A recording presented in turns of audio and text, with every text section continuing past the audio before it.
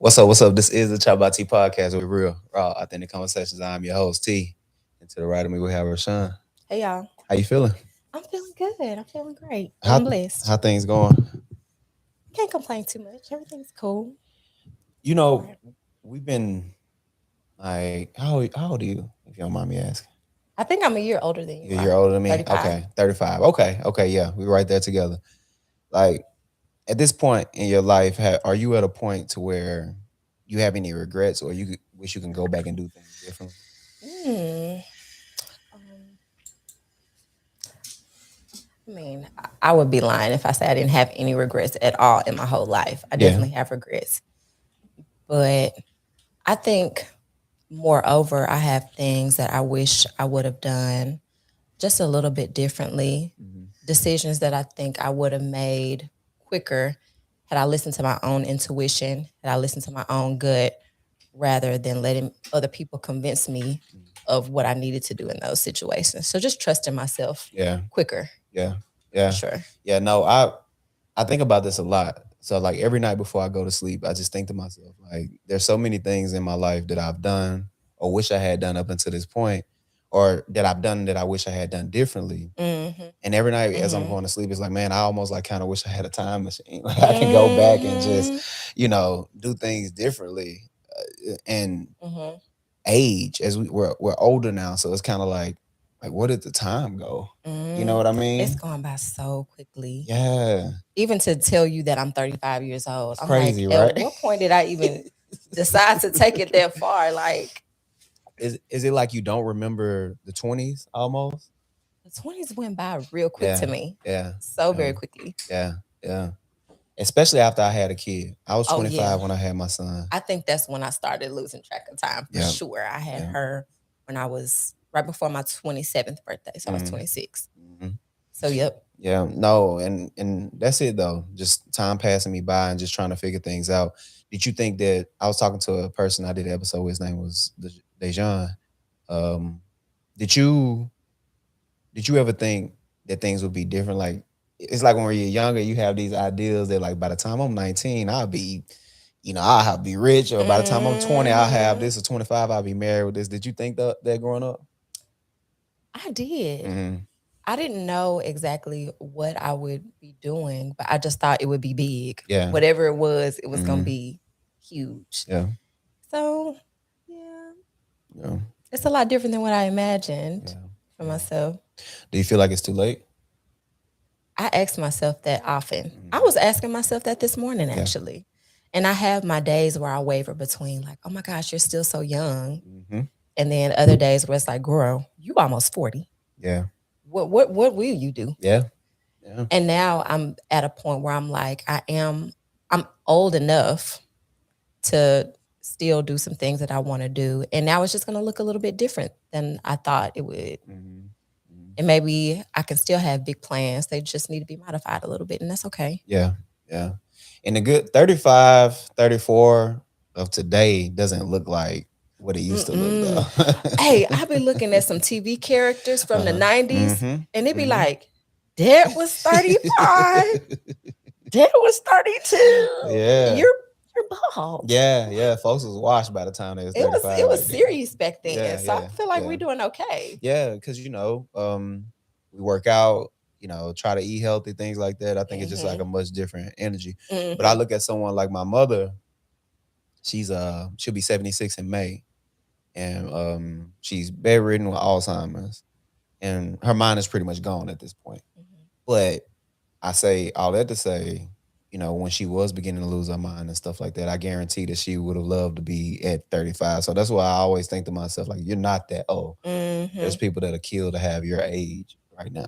Mm-hmm. So you do have a lot of time. And pretty much we got another 35 years to live, good health, moving around and all of that. Mm-hmm. I found this woman on Instagram. I don't even remember her name, and I wish that I did. I reposted her to my story. This is probably a few months ago. But she was talking about how many times she had started over Yeah. and changed directions and decided to do something else and failed and Mhm. moved somewhere else and started again. And I think she may have been in like her 50s or 60s at the point that she had made the post. Yeah. But I can't even count how many times she started over at life. Sometimes started over from zero. Yeah. Worked in different industries, Hmm. and I don't know, it was just really eye opening. And she was such a beautiful woman, and Yeah. she looked like she was well off and she was accomplished. So if I had seen her walking down the street, I would have never guessed that she went through as much as she did. Yeah. But it was also a testament to like how much life you can live if you give yourself a chance to, For sure. For sure. and you don't stop trying. Yeah. Yeah. That's my thing too. I try to never stop learning. Like I'm Hmm. going back to get my I went back and got my MBA. I'm getting my doctorate now. I know that's right. And it's like it just never stop learning. I always try to grow and do better and be better in my Hmm. own right. Hmm. And challenge myself and push myself. I think life is kind of it's too short to, allow yourself to fall into a space of complacency.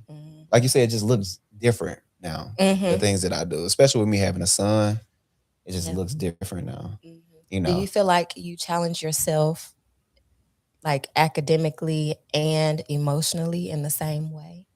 you know what? I don't think I don't. I definitely don't challenge myself emotionally. I think life does that enough for me Uh huh. personally. Uh huh.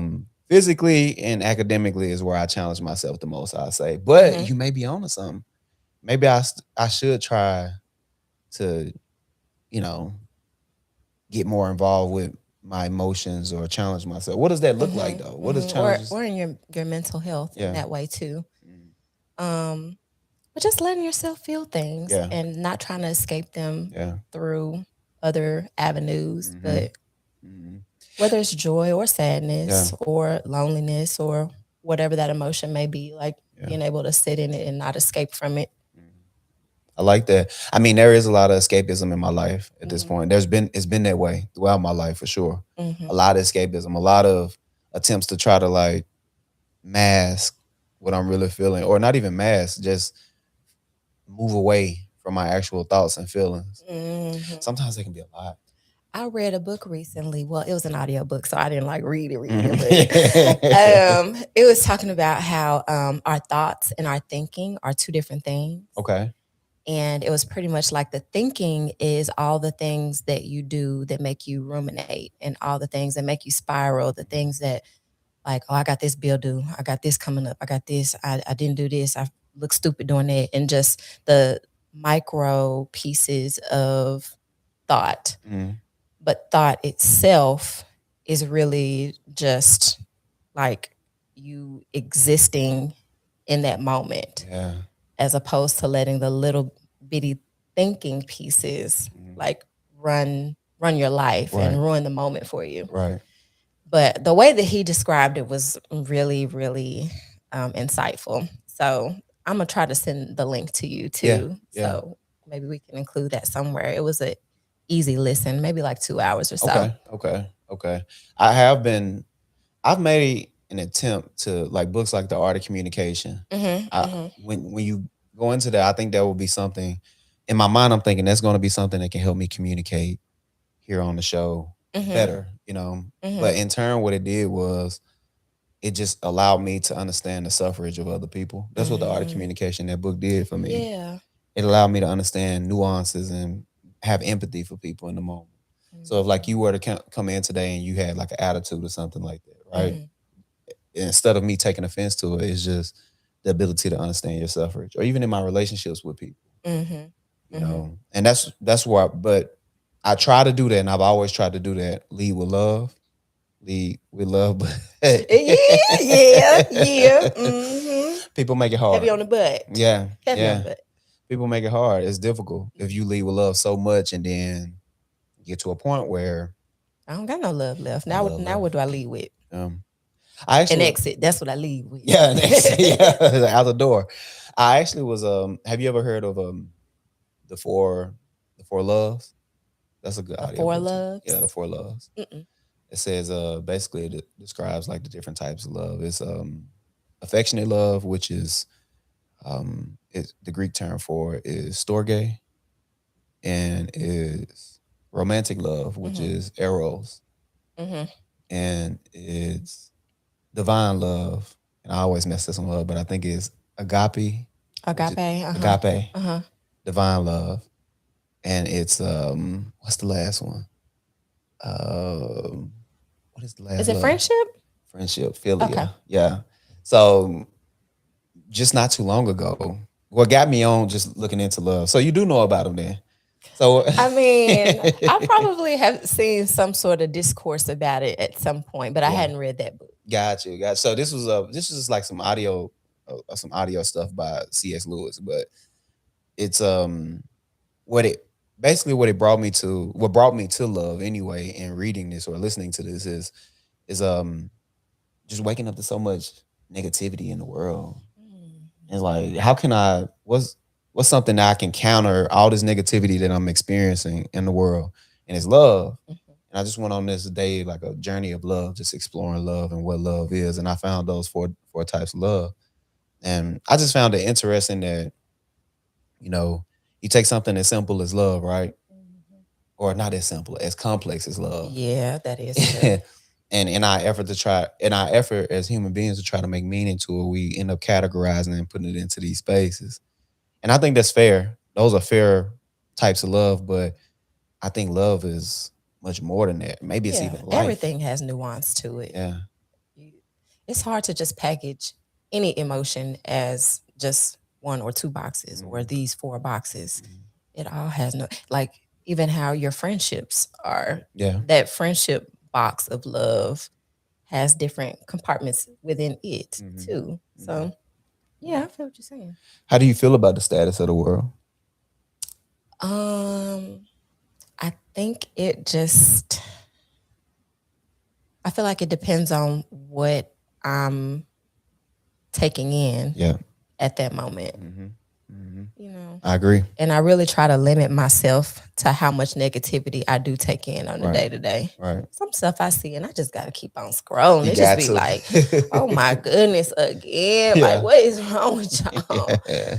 And it's a fine line too between overconsumption and just being completely naive to what's going Hmm. on in the world. So I'd be like, I don't want to be completely closed off to world events, but also this is very depressing. It's a lot. It's a lot going on. It's a lot going on. Are you afraid for your baby girl and her I'm future? not. Mhm. Come on now. That's Come on now. Yeah. Come on now. Tell them again. I'm not. I mean, I I worry about the world itself. I Mm, do. But I have a lot of confidence in the God that I serve, and I also have a lot of confidence in the relationship that we have and our mhm, communication that we mhm. have, and the things that I'm putting into her Come on mind and now. into her spirit Yep. about how to navigate through a world like Yep. this. Yep. So I'm very confident. I'm excited to see her Mhm, mhm. develop and Yep. who Yep. she becomes. And That's why I always say, it's like, I ain't worried about it. Like, it's my son. nah, that my baby. Yeah, my She that boy, grow. decent. Yeah. She very much that grow. On her Yeah. worst day, she that grow. Yeah, yeah, for Yeah. sure, for sure, for sure. Nah, and I think okay, I love that because how did you gain that confidence as a parent like that? Hmm, that's a very good question. Hmm. Um, I think the more the more connected I get into my spirituality and building a relationship with God, and we spend a lot of time together Yeah, too, me being a single parent. yeah, And so I just, I don't know, maybe it's just the amount of time that we've spent together over the years yeah, and the complicated conversations that we have with one another, and me just noticing that she isn't afraid to ask me questions yeah, about certain things hmm, or to be honest, yeah, yeah, and know that even if you did something wrong, you can still tell me the truth yeah, and we'll unpack it from there. yeah, So just little nuggets throughout the day and over the years. yeah, Yeah. yeah.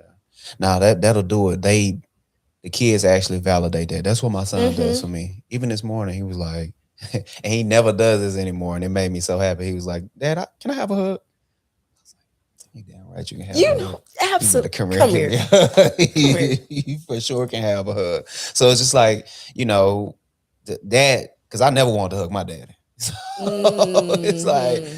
that kind of is like my Oh, I validation. feel that. I Yeah. feel that. And you know what? Maybe that's the answer to your question. How did I build that confidence, Mhm. or even acknowledging that that confidence was there? Because I didn't really know it was there until you asked me the question. Yeah. But when I was her age, I mean, me and my mom never had a like a bad or poor relationship, Mhm. but I also never really thought about coming to her about certain thoughts that I had or Yeah. certain questions that I had. Mhm. They were just always reserved for my friendships Yeah. or for older kids that I thought knew more than I did. Yeah. Yeah. But Yeah. it was never like, I'm finna ask my mama because y'all don't know what y'all talking about. Mhm. And mama, they said this. Is this right? Because I don't know if that's right. Mhm. Like never really got to a point where I felt that comfortable. Yeah. Like Yeah. you the mama, I'm the kid. Yeah. Yeah. So maybe that's what it is too. Yeah. Yeah. It's so different. They raise us so different than how, you know, how we raise ours now. Mm-hmm. Cause I think, that was a level, which me and my mom, we was cool, like Mm-hmm. always. That's why I'm comfortable like taking care of her now. Like mine, we was like overly cool. We was really kind of like friends sometimes. Yeah, Like, yeah, yeah. but it still was this level of like you run things. Uh-huh. And, Uh-huh. I think now is I just always lead with love with my baby. And I think I'm most proud of myself for that. Yeah. But sometimes I battle with him, like, am I making him soft? Yeah, you yeah, yeah, yeah. know, Yeah. I battle with that. Um, so you you born and raised in Memphis, right? Mm-hmm. Yeah. So coming out of that area, that is a much different environment to grow up in. So you have to Mm-hmm. kind of, you know, that's why I Yeah. say our mamas, because I feel like it's probably that same type of dynamic. Women that I grew up around or with were like more aggressive, Mm-hmm. and more kind of, I don't want to say like men, but that's the only way I could put it, like men. And my mommy wasn't like really aggressive or Mm, like she didn't yell or curse at me mm. or any of us or anything like that. She didn't give you can play with me like this. Yeah, You know what I'm yeah, for saying? sure, for And sure. maybe at some point I could have asked her Mm, certain questions that I had or mm, come with certain concerns. But I do like vividly remember I was in the fourth grade. No, I was in the seventh grade because I was in middle school. And I asked a question about something, and it was like something around boys. And whatever I asked her, sent her over the edge, baby. I don't even think I got an answer. I got a whole speech mhm. just about boys. And from there on out, I no, I take it back. It might not have been seventh grade, but it was somewhere within those like fifth, sixth, seventh grade years. Cause I remember the house that I was living in, and I remember the room we were in when we had the conversation. But it was just something about the weight that I left with Yeah. after trying to have that conversation. I Mhm. think subconsciously I was like, yeah, I ain't doing Yeah, I ain't doing that. that. I Yeah. ain't doing that. No. Yeah. Yeah. That's me too though. Like And maybe I should have tried again, or yeah. maybe I don't know. Hmm. I don't know. I have to Who knows? I have to check myself a lot because it's different. The roles are switched. His mother is like more like a she's like more of like the stern one. Hmm. Like the one that he don't That's me. the one he's scared of. Like, man, I Yeah. ain't finna. You can tell her. I'm not telling her. Yeah. Oh no, he forgets like his biggest thing because he kind of like me. He has a mindset like me. Is like a million things go through his mind. So Hmm. sometimes he forget a lot of stuff, and that's me. I can be looking Hmm. for a watch and it's on my wrist, and I'm like, "Where's my watch?" Yep. So that's me. Yep. And he's exactly like that. So he'll forget his jacket at school all the time, and she gets so upset about that. Yeah. So every time when I'm picking Because you him didn't up, even buy that yeah, yeah, for you to lose it. You don't care. You don't care about freezing your little arms off. yeah. Okay, fine. So I had to take the blame for it. It's like, oh, it's because of me. Because she says, no, it's not. It's not because of you. It's him, and he just in the backseat, like, oh, Hmm. I'm staying with you tonight. He kind Hmm. of like had that. So I don't Hmm. know. I don't know. I think no. How do you feel like about when you look? Do you see a lot of dads and stuff stepping up? I feel like I see a lot of dads stepping up and more often than not now. I do feel like it's a bit different. Mm, I feel like I see more of it. yeah. I do. I do. I try to do my best to hold men around me like accountable and stuff like that when it come to that type of stuff. I just feel like Yeah. I enjoy seeing us do more now. Like when I see in Chicago, like the fathers' Mhm. breakfasts and stuff like that. Like I just, Mhm. I adore stuff like that. Which I know, it's not like that all across the board, but I do, you know, I try to lean more into that. At this point Mhm. I'm at in my life, I cannot deal with a man who doesn't, That's what I'm pour talking into about. his kid Repeat though. that one more time. Put your mouth on the microphone and say at, it at again. this point in my life, I Yeah. cannot deal with a man who doesn't pour into his That's kid. respectable right there. Yeah, now you gotta be that way though. Because it's Mhm. you see the outcome. My Yeah. my biggest fear is creating a me in him. Because he's so much like me. Like early on. I'm Mhm. really blessed that I was able to get to the place that I'm at now. Like Mhm. it was God. I really do feel that way. Yeah. Because any other route, it's funny. We was just doing an episode, and I was just telling Cub about that before you came. This episode that I just did is like sometimes one of like my core nightmares is me waking up in prison. Mm. Like that's one of my core nightmares for me, and it's so crazy. And my mom did the best she could, but I just wish Yeah. that I had the guidance of a father there sometimes. That is true. That is true. Um, And I don't think like when you're younger and your dad isn't around, it's like you realize it, you notice it, but you don't really know the impact yeah, that it has on you until you get older. It's like, oh, that's why I don't be doing it. And that's why I do yeah, this. yeah. That's why this makes me uncomfortable. And yeah. Creatively, where are you in your life now? I have no creativity None at all. in my life right now. Yeah. No. I was just talking to one of my best friends about that this morning, and I was like, I'm not using any of my talents right now. And if I can feel it, Mm-hmm. Mm-hmm. I feel like I'm not being of service to the kingdom. I'm not being of service to my community. I'm not being of service to the people around me. And it feels weird. Yeah. Yeah. So, I mean, I'm going to be working on that, probably journaling about it and trying to figure out a way how I can switch that up sooner than Mhm, later. mhm. What does that look like now? What would they look like for you? Um, well, there is un proyecto that I talked to her about this morning. I won't talk about it right here because I don't want to jinx myself Mhm, because I be doing it too. I mm, get to talking about something I'm about to do, and then within a month, it's nothing. mhm, So I've got one project that I've got in mind. mhm. So hopefully I can bring that into fruition. Creating content, I don't know if I'm going to really get back into the swing of it or not. I do want to at some point get a relationship with an agency, get an agency for me and my baby Mhm. so we can cast maybe like some commercials or Yeah, like some yeah. small little assignments around Mhm, Nashville mhm, and work our way up from there because she has an interest in film mhm, herself. mhm. So Okay, that would be really exciting. okay, okay. What's the turn off about content creation? What is it that turns you off about that? Um, well, I think because at one point I was on it so hard and I Mhm, didn't really see much. I didn't really get much out of it, mhm, even though I was posting regularly. I was paying attention to my engagement. I was commenting back to people. I was sharing stuff. mhm. And it really just didn't get me anywhere. Yeah, So there was that. And then I've also noticed that even when I post things that are just fun to me, because I, I don't know if I read it somewhere or I heard it on a podcast, but it was talking about how like creatives need to create. Like mhm. it's almost like oxygen. And when you don't do it, you almost feel like you're dying Yeah, inside. yeah, And so that content piece, it was more than just creating reels and trying to get money. It was an expression of my own creativity. yeah. And I, for the most part, used it for that reason. At least when I first got started, it was just because that's what I like to do. That's what brought me joy, Yeah, expressing my creativity. But um, I don't know, the trolls and the money and yeah. the engagement and all that stuff really takes the fun out of it. Mhm. I don't know.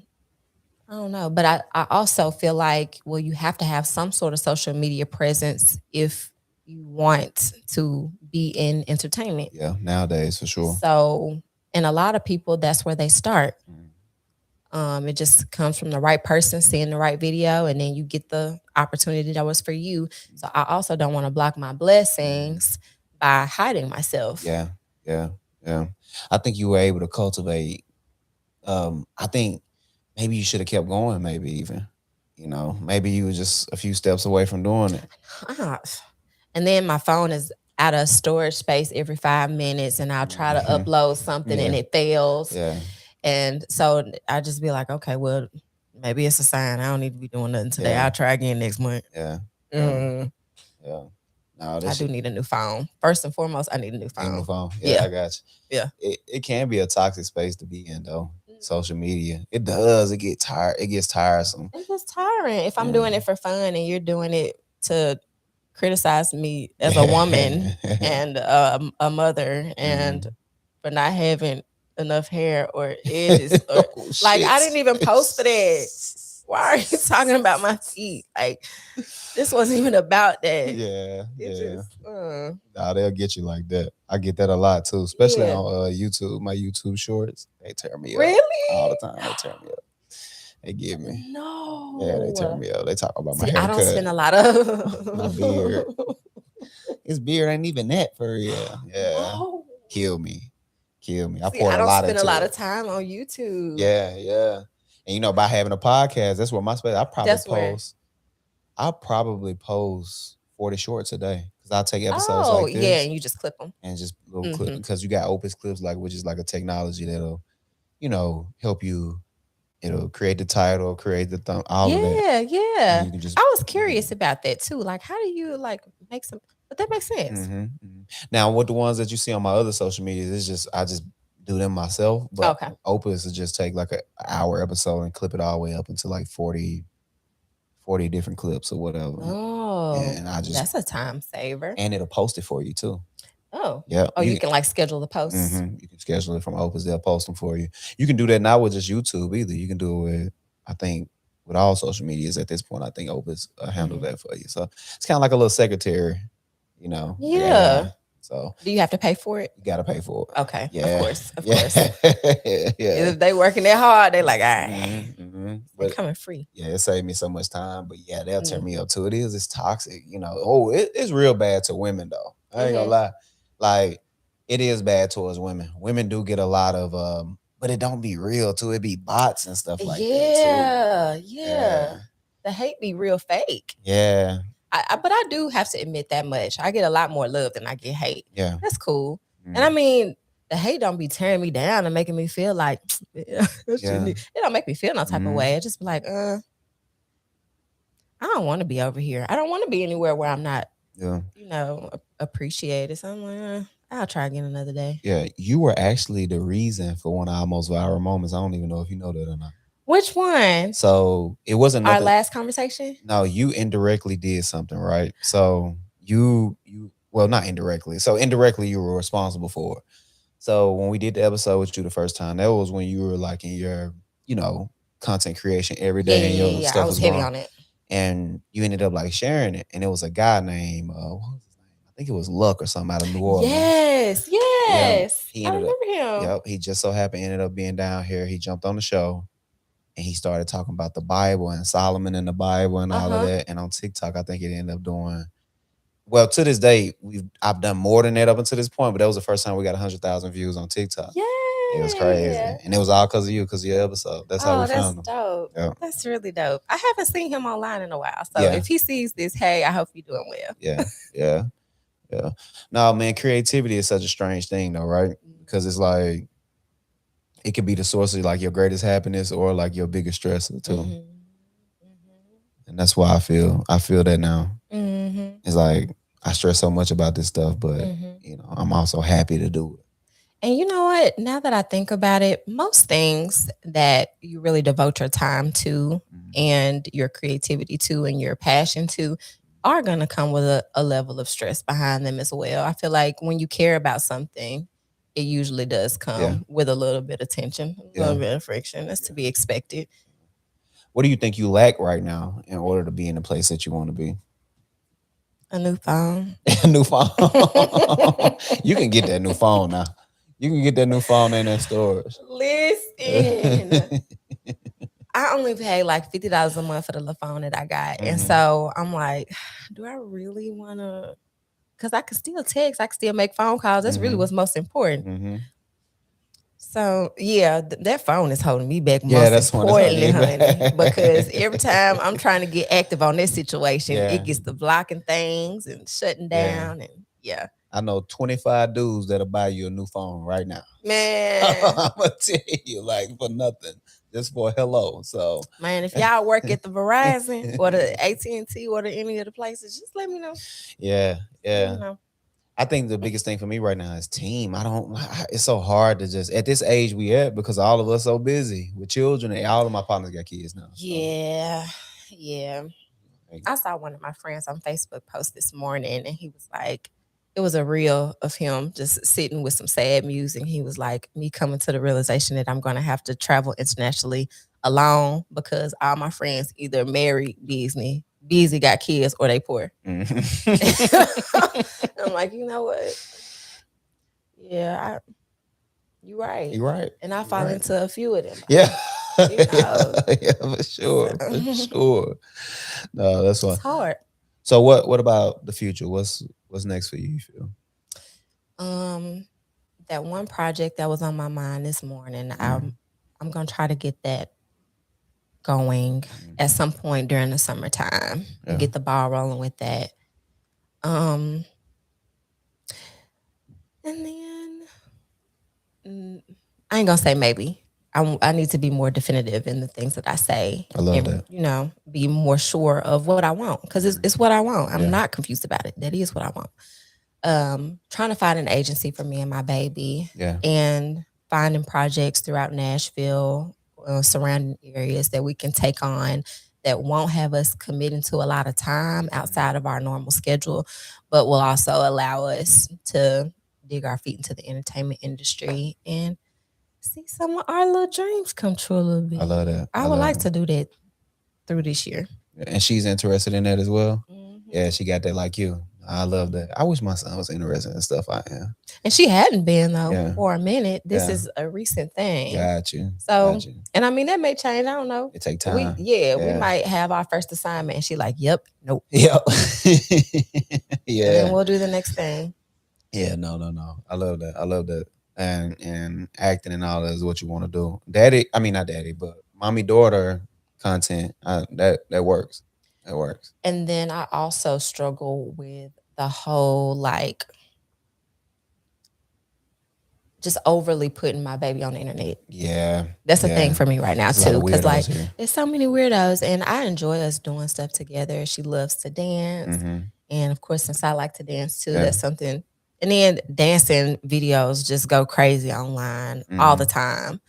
So we enjoy it, but then I also feel like I can't make that our whole like niche Yeah.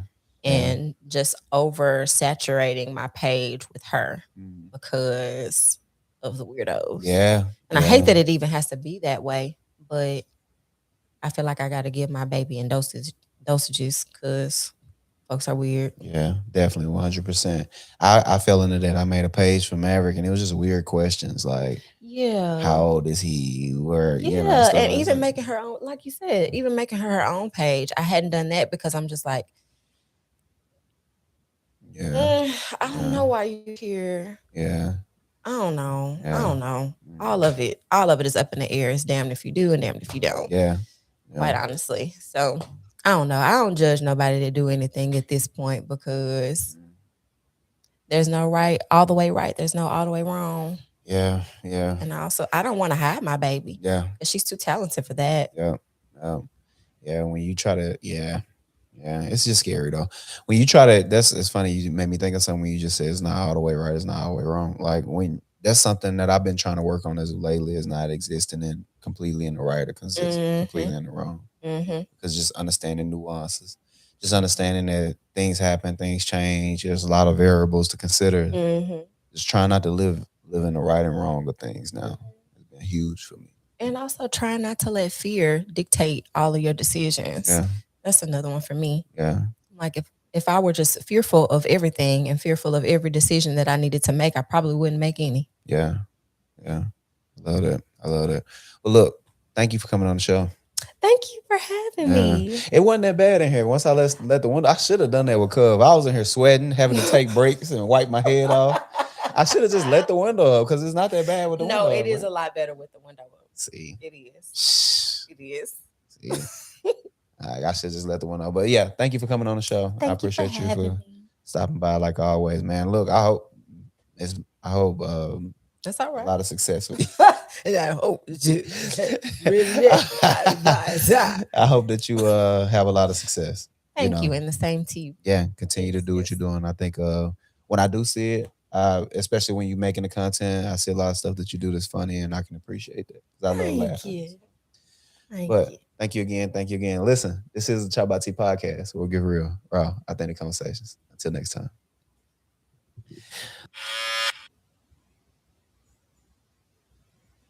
Hey, what's up? What's up? This is the ChoppedByT podcast where we get real, raw, authentic conversations. I'm your host T, and to the right of me, man, we got Look. How you feeling, brother? What up? I think is it the first time you ever called me that? Probably on the show. It Yeah, is. I All right. imagine so. What up? Yeah. I'm Luck. Yeah, ain't no wrong with it. That's your rap name or something, ain't it? Man, no, I got the name for my birthday, man. Ah, okay. Mhm. Man, I want to get right into it. So, as of late, I want to ask you something. This is something that I actually been thinking on. I know it may seem like I got this pre-planned, but I don't. This just hit my mind. Okay. So we're aging now, right? How old are you now? About 31. 31. Okay, so I got you by 2 years. I'm 33. Mhm. We aging right now, and as you growing in your age right now, is there any level of resentment for your past, or not resentment, but like as a 31-year-old man, do you Oh look back man. and feel like you should have done something different? Oh man. That's okay. Not my favorite color, nothing. You just all right. Say fucking shove it in. Let me see. Do I feel like I should have done anything different? Mm, Man, I talk about this sometimes with certain people. I feel like God had a path for me and I'm exactly where I should have been, even though like sometimes I don't even like it. yeah. You know what I'm saying? Yeah. It don't feel good all the time. Man, how did you know this, bro? I just had a conversation with my wife about this yesterday. Mhm. Like, I thought I was gonna be a millionaire by 19. Come on now. You know what I'm saying? I thought I was gonna be a Supreme millionaire. Bro, confidence. I was never supposed to go to college. I was never supposed to none of Mhm, this, bro. Like mhm. I was 6 years old. Yeah. I knew I was gonna dominate the world. Yeah. And then I mean, just life kind of, Yeah. you know, happened to me a bunch of times and I'm here. Yeah. Is there anything you wish you can take back though? Mm, Nah. nah, Yeah. I don't think I'll take anything. Yeah, every night before I go to sleep, I do a few things, right? I do a self-reflection. I do, just times to think back on when I do my self-reflections, it's like, what could I have done better? What could I, all these different things, right? Mhm. But also, one of my favorite things to help me go to sleep is kind of like my version of count sheep. I like to, I like to imagine what my life would have been if I had took a different turn in some type of area. Sometimes it's good, sometimes it's bad, right? That's your counting sheep. Yeah, that's my version of count. And it Okay. usually helps like soothe me a little bit my anxiety and it helps Okay. me go to sleep, right? Okay. And that's just something that's been reoccurring to me. Like, what if I had enough, went this path or did this thing? Okay. And I don't necessarily regret anything, but okay, if I can take it all back, one thing that I would change is immediately live up to my fullest potential as opposed to Mm, stalling myself. And even Okay. with me stalling myself, I accomplished a lot, right? right. But I feel like there was more I could have gave to it. You know what I mean? I Absolutely. could have put in the universe right off the bat, but I didn't. Okay. And it's So when did you start letting yourself down? like, so I think let myself down. Yeah, you say you could have lived up to your full So- potential. You didn't. When did So- I stop letting myself down? No, when did you start that? Like, Shit. at what point did you start not living up to your full potential? I'll say immediately. Cause even as a kid, yeah, like from fucking a child. Cause even in my high school days, I think about things like how I was kind of like naturally athletic and stuff like that, Okay. Yeah, I heard about you. Like I was just naturally athletic. I was naturally, all of this shit. And I For sure. just didn't try a lot. Okay. I could have been more. I definitely got offered some schools and stuff like that, but it's like my mind didn't match my mind didn't match my input didn't my output didn't match what I had already in my mind.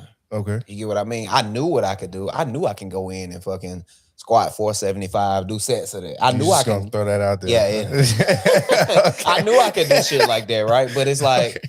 you know, sometimes it didn't manifest, and it's like, oh, senior year, I decided to do a little more, you know, give Yeah. a little more to it. But it's like, Mhm. fuck it, Right. you know, starting businesses, organizing and mobilizing, just things like that. I think from the very start, even Pee Wee League, I could have been giving it more. But it's like, you know how when your aunties or whatever, your uncles or whatever tell you do your little dance when you're younger?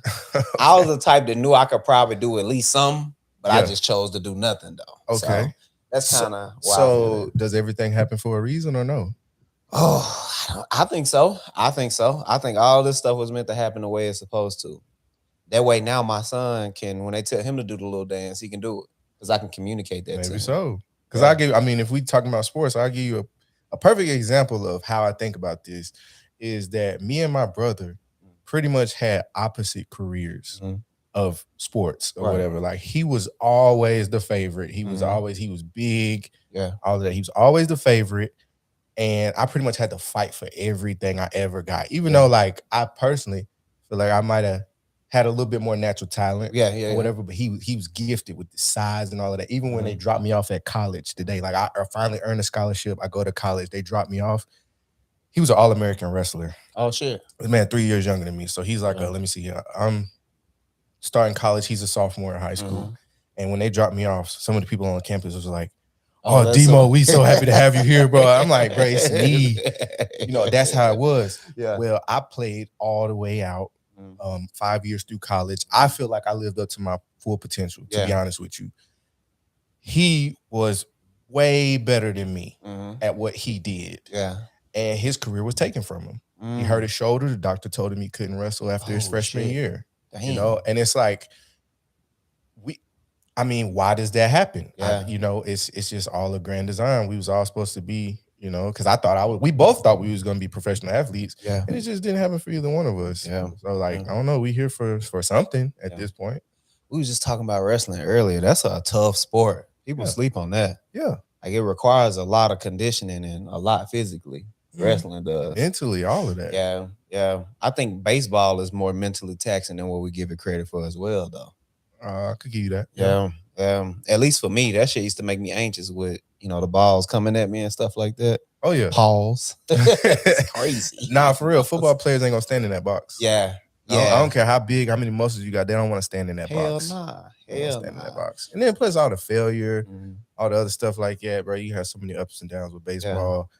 You know, basketball, I feel like, you know, you miss a shot, you can come back down, you get another shot like Yeah. in like 20 more seconds. You Yeah. feel me? But I mean, I don't know. You played in college, you played football and baseball, right? No, I didn't play football. Okay, I played gave you baseball in football. college. Yeah, I knew you played baseball. Yeah. I don't know why I gave you football as well, though. I appreciate it. Yeah, yeah. I mean, you got a football player bill. I can see that for you, though. Yeah. Like for sure. You never played in school? No, I played 1 year. Yeah, I played like, 1 year of football. I hated it, bro. I hated it. I was really good, but I hated it. Yeah. Y'all love for music because you brought up your brother Demo. He definitely do music and everything, right? Absolutely. Is that He's doing a something- shout out to my brother Demo. Yeah, shout out. He actually nice though. He Yeah, nice. for sure. Yeah. He is definitely, he has seen some success in that. He's doing really well. And I mean, he's my favorite rapper. Yeah. Have y'all? Is that something in the family? The music? My mom, I was talking to somebody else. Shout out Randy from Southville. Mm.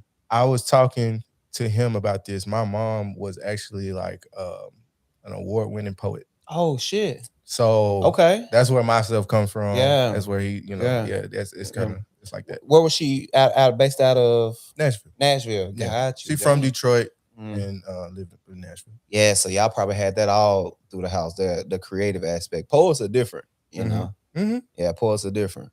I tried my hand at poetry a lot throughout my life. My first book was all poetry, actually. Yeah, I read it. Yeah. So you married now, man. You got a new son. I do. How was that? I heard him yelling in the phone the other day. Yes. It's crazy because it's my third child, Mhm. but first boy. Yeah. And I mean, I love my daughters, of course, so much. But then, like, you look at a little boy that's just because your son look exactly like Yeah, you too. yeah. He looks exactly like Yeah, me, amazing. and Yeah. it just freaked me out Yeah, sometimes, yep, And yep. it also made me like live my life differently Mhm. because that's somebody you talk about letting yourself down. Yeah. But then I look at him and I'm like, Oh, I man. got to show him Mhm, life. I mean, he's mhm. gonna learn it all from me almost. Yeah, And so it definitely makes me feel like I gotta like step up my standards yeah, because like I don't know, my daughters are gonna look at me for an example of a husband right. and a man and all that. But like he's like, nah, daddy, this is how I need to be. Yeah, You yeah, know what I mean? And yeah. so it's like it's another level.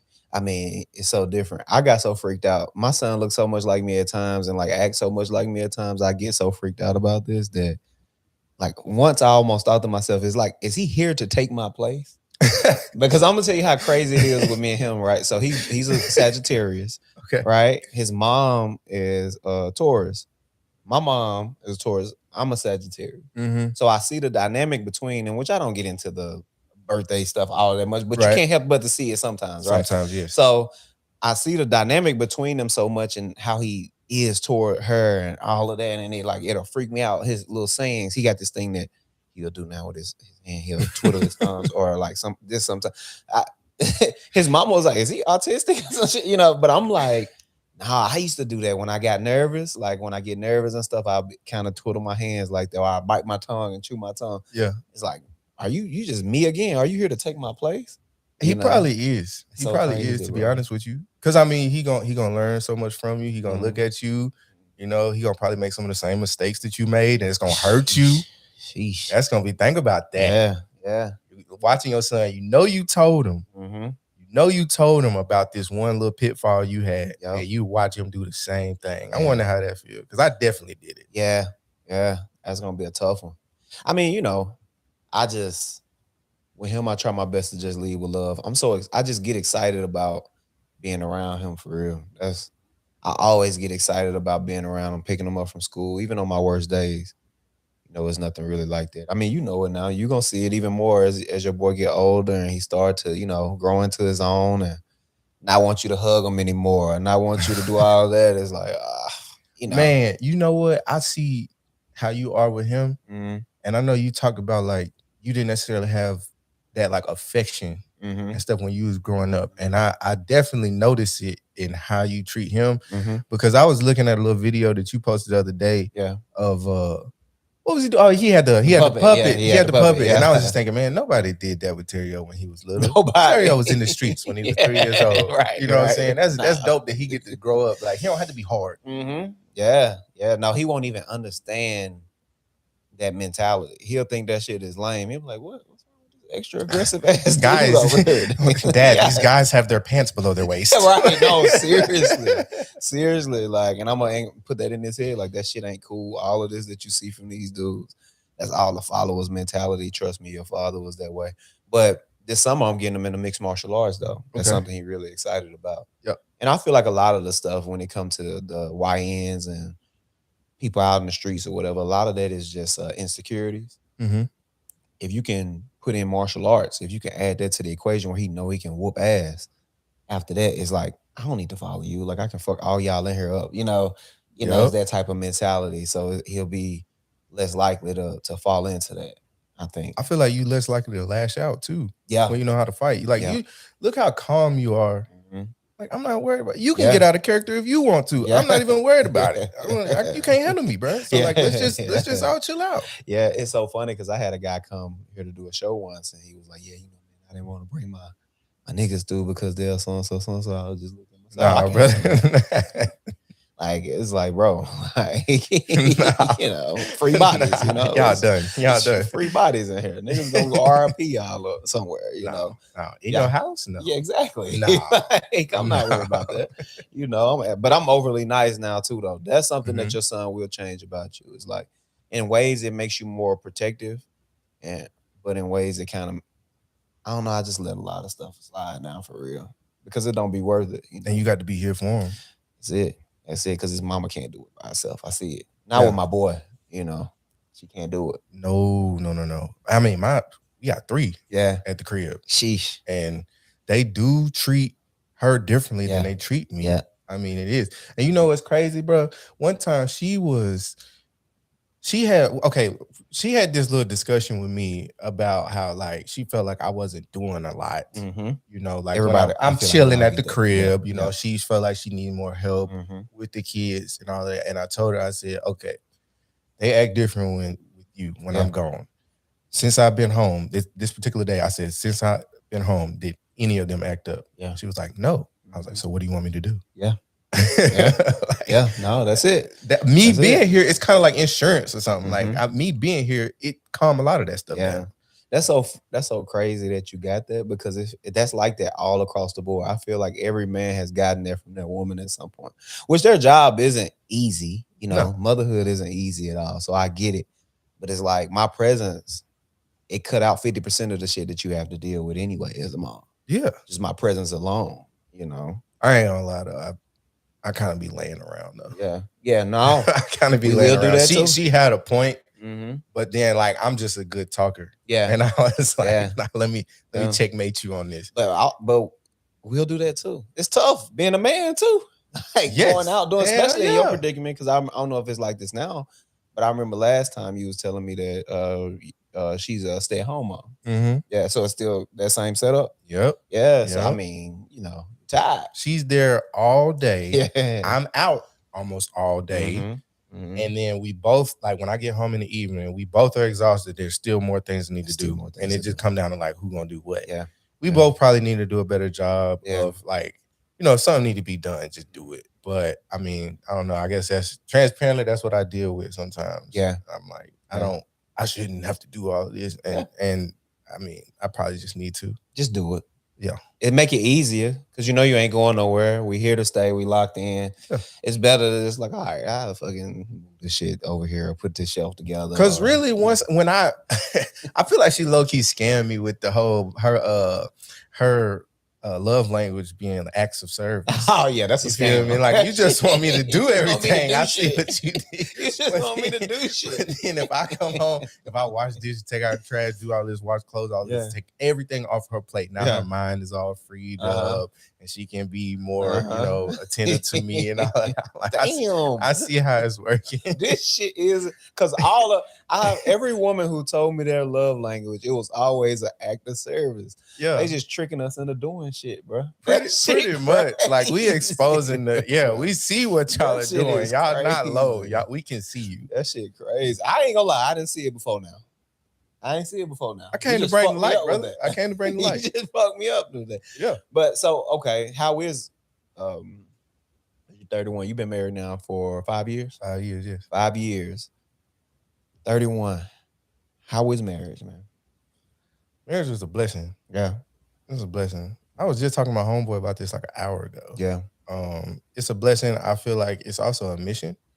Come on now. Yeah. Yeah. Love It that. is. Cause like, I mean, you're not gonna be happy like all the time. Yeah. And I don't really even like talking about like happiness because I feel like that's like a temporary emotion or whatever. Yeah. And we might be great on Tuesday and get into it Wednesday. You feel me? So I mean, I look at it as like this was my promise, a covenant, Mhm. Technically. And I'm here for life. And whatever you need, like I'm dedicated to you, and Yeah. hopefully she is the same way always with me. And I mean, we take the good with the bad. We've been through ups and downs. Like it has not been. I'm one of the people that's very transparent that this is not like sunshine and roses. Yeah. Like we got into it yesterday. Yeah. Come You on. know now. what I'm saying? But Yeah. that's my girl though. Yeah. So I'm gonna be Yeah. here.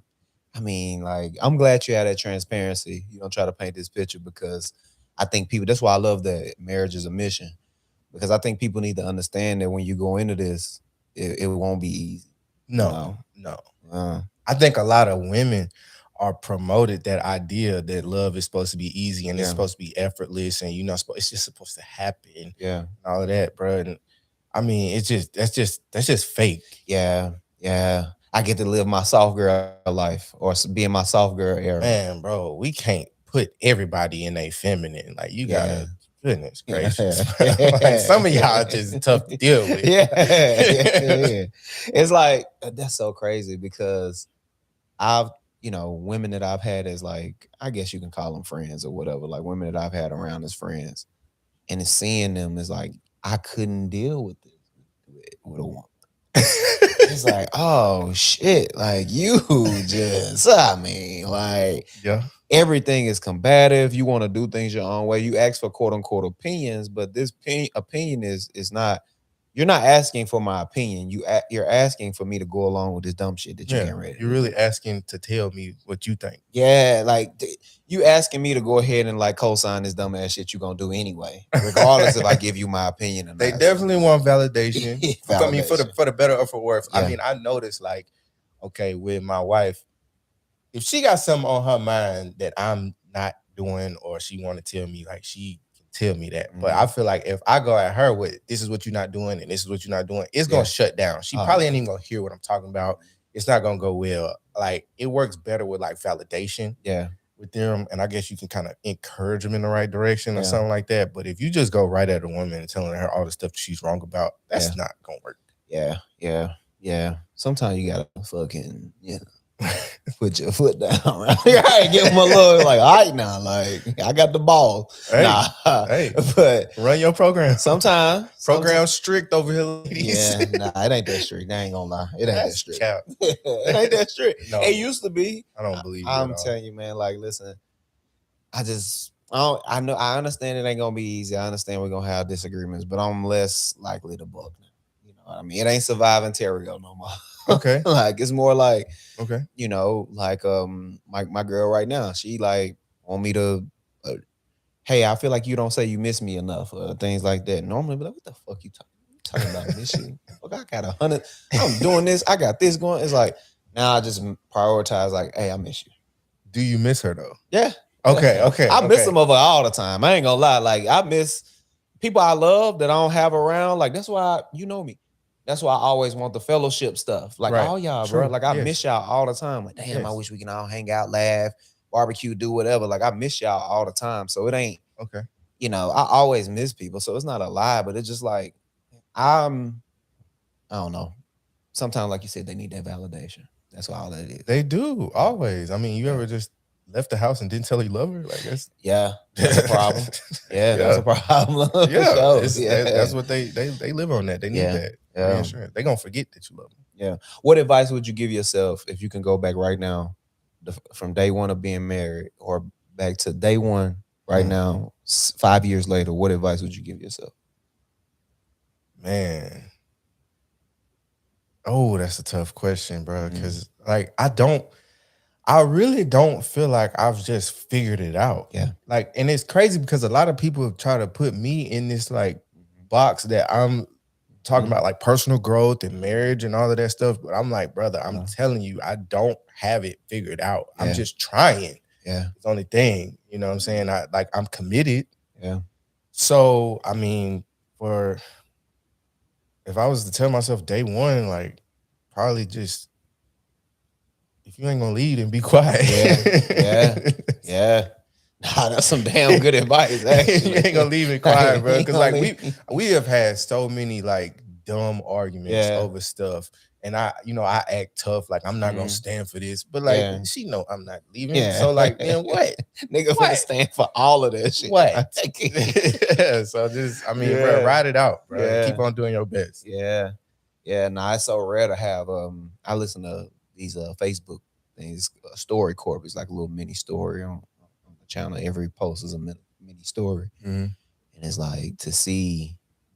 I mean, I guess it's a blessing to have someone to grow with, because all this shit gonna go away, man. You gonna be a grandfather. I'm gonna be a grandfather. We just gonna be out.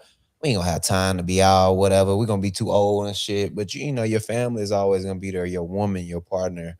If you're a woman, your man always gonna be there. You know what I mean? So it's like it's a beautiful thing to have that. I don't mind it. But I will say that I'm completely prepared to live the rest of my life alone as well, though, if need be, in certain situations. Man, here you go, dude. Because I just won't stand for shit. Here you go.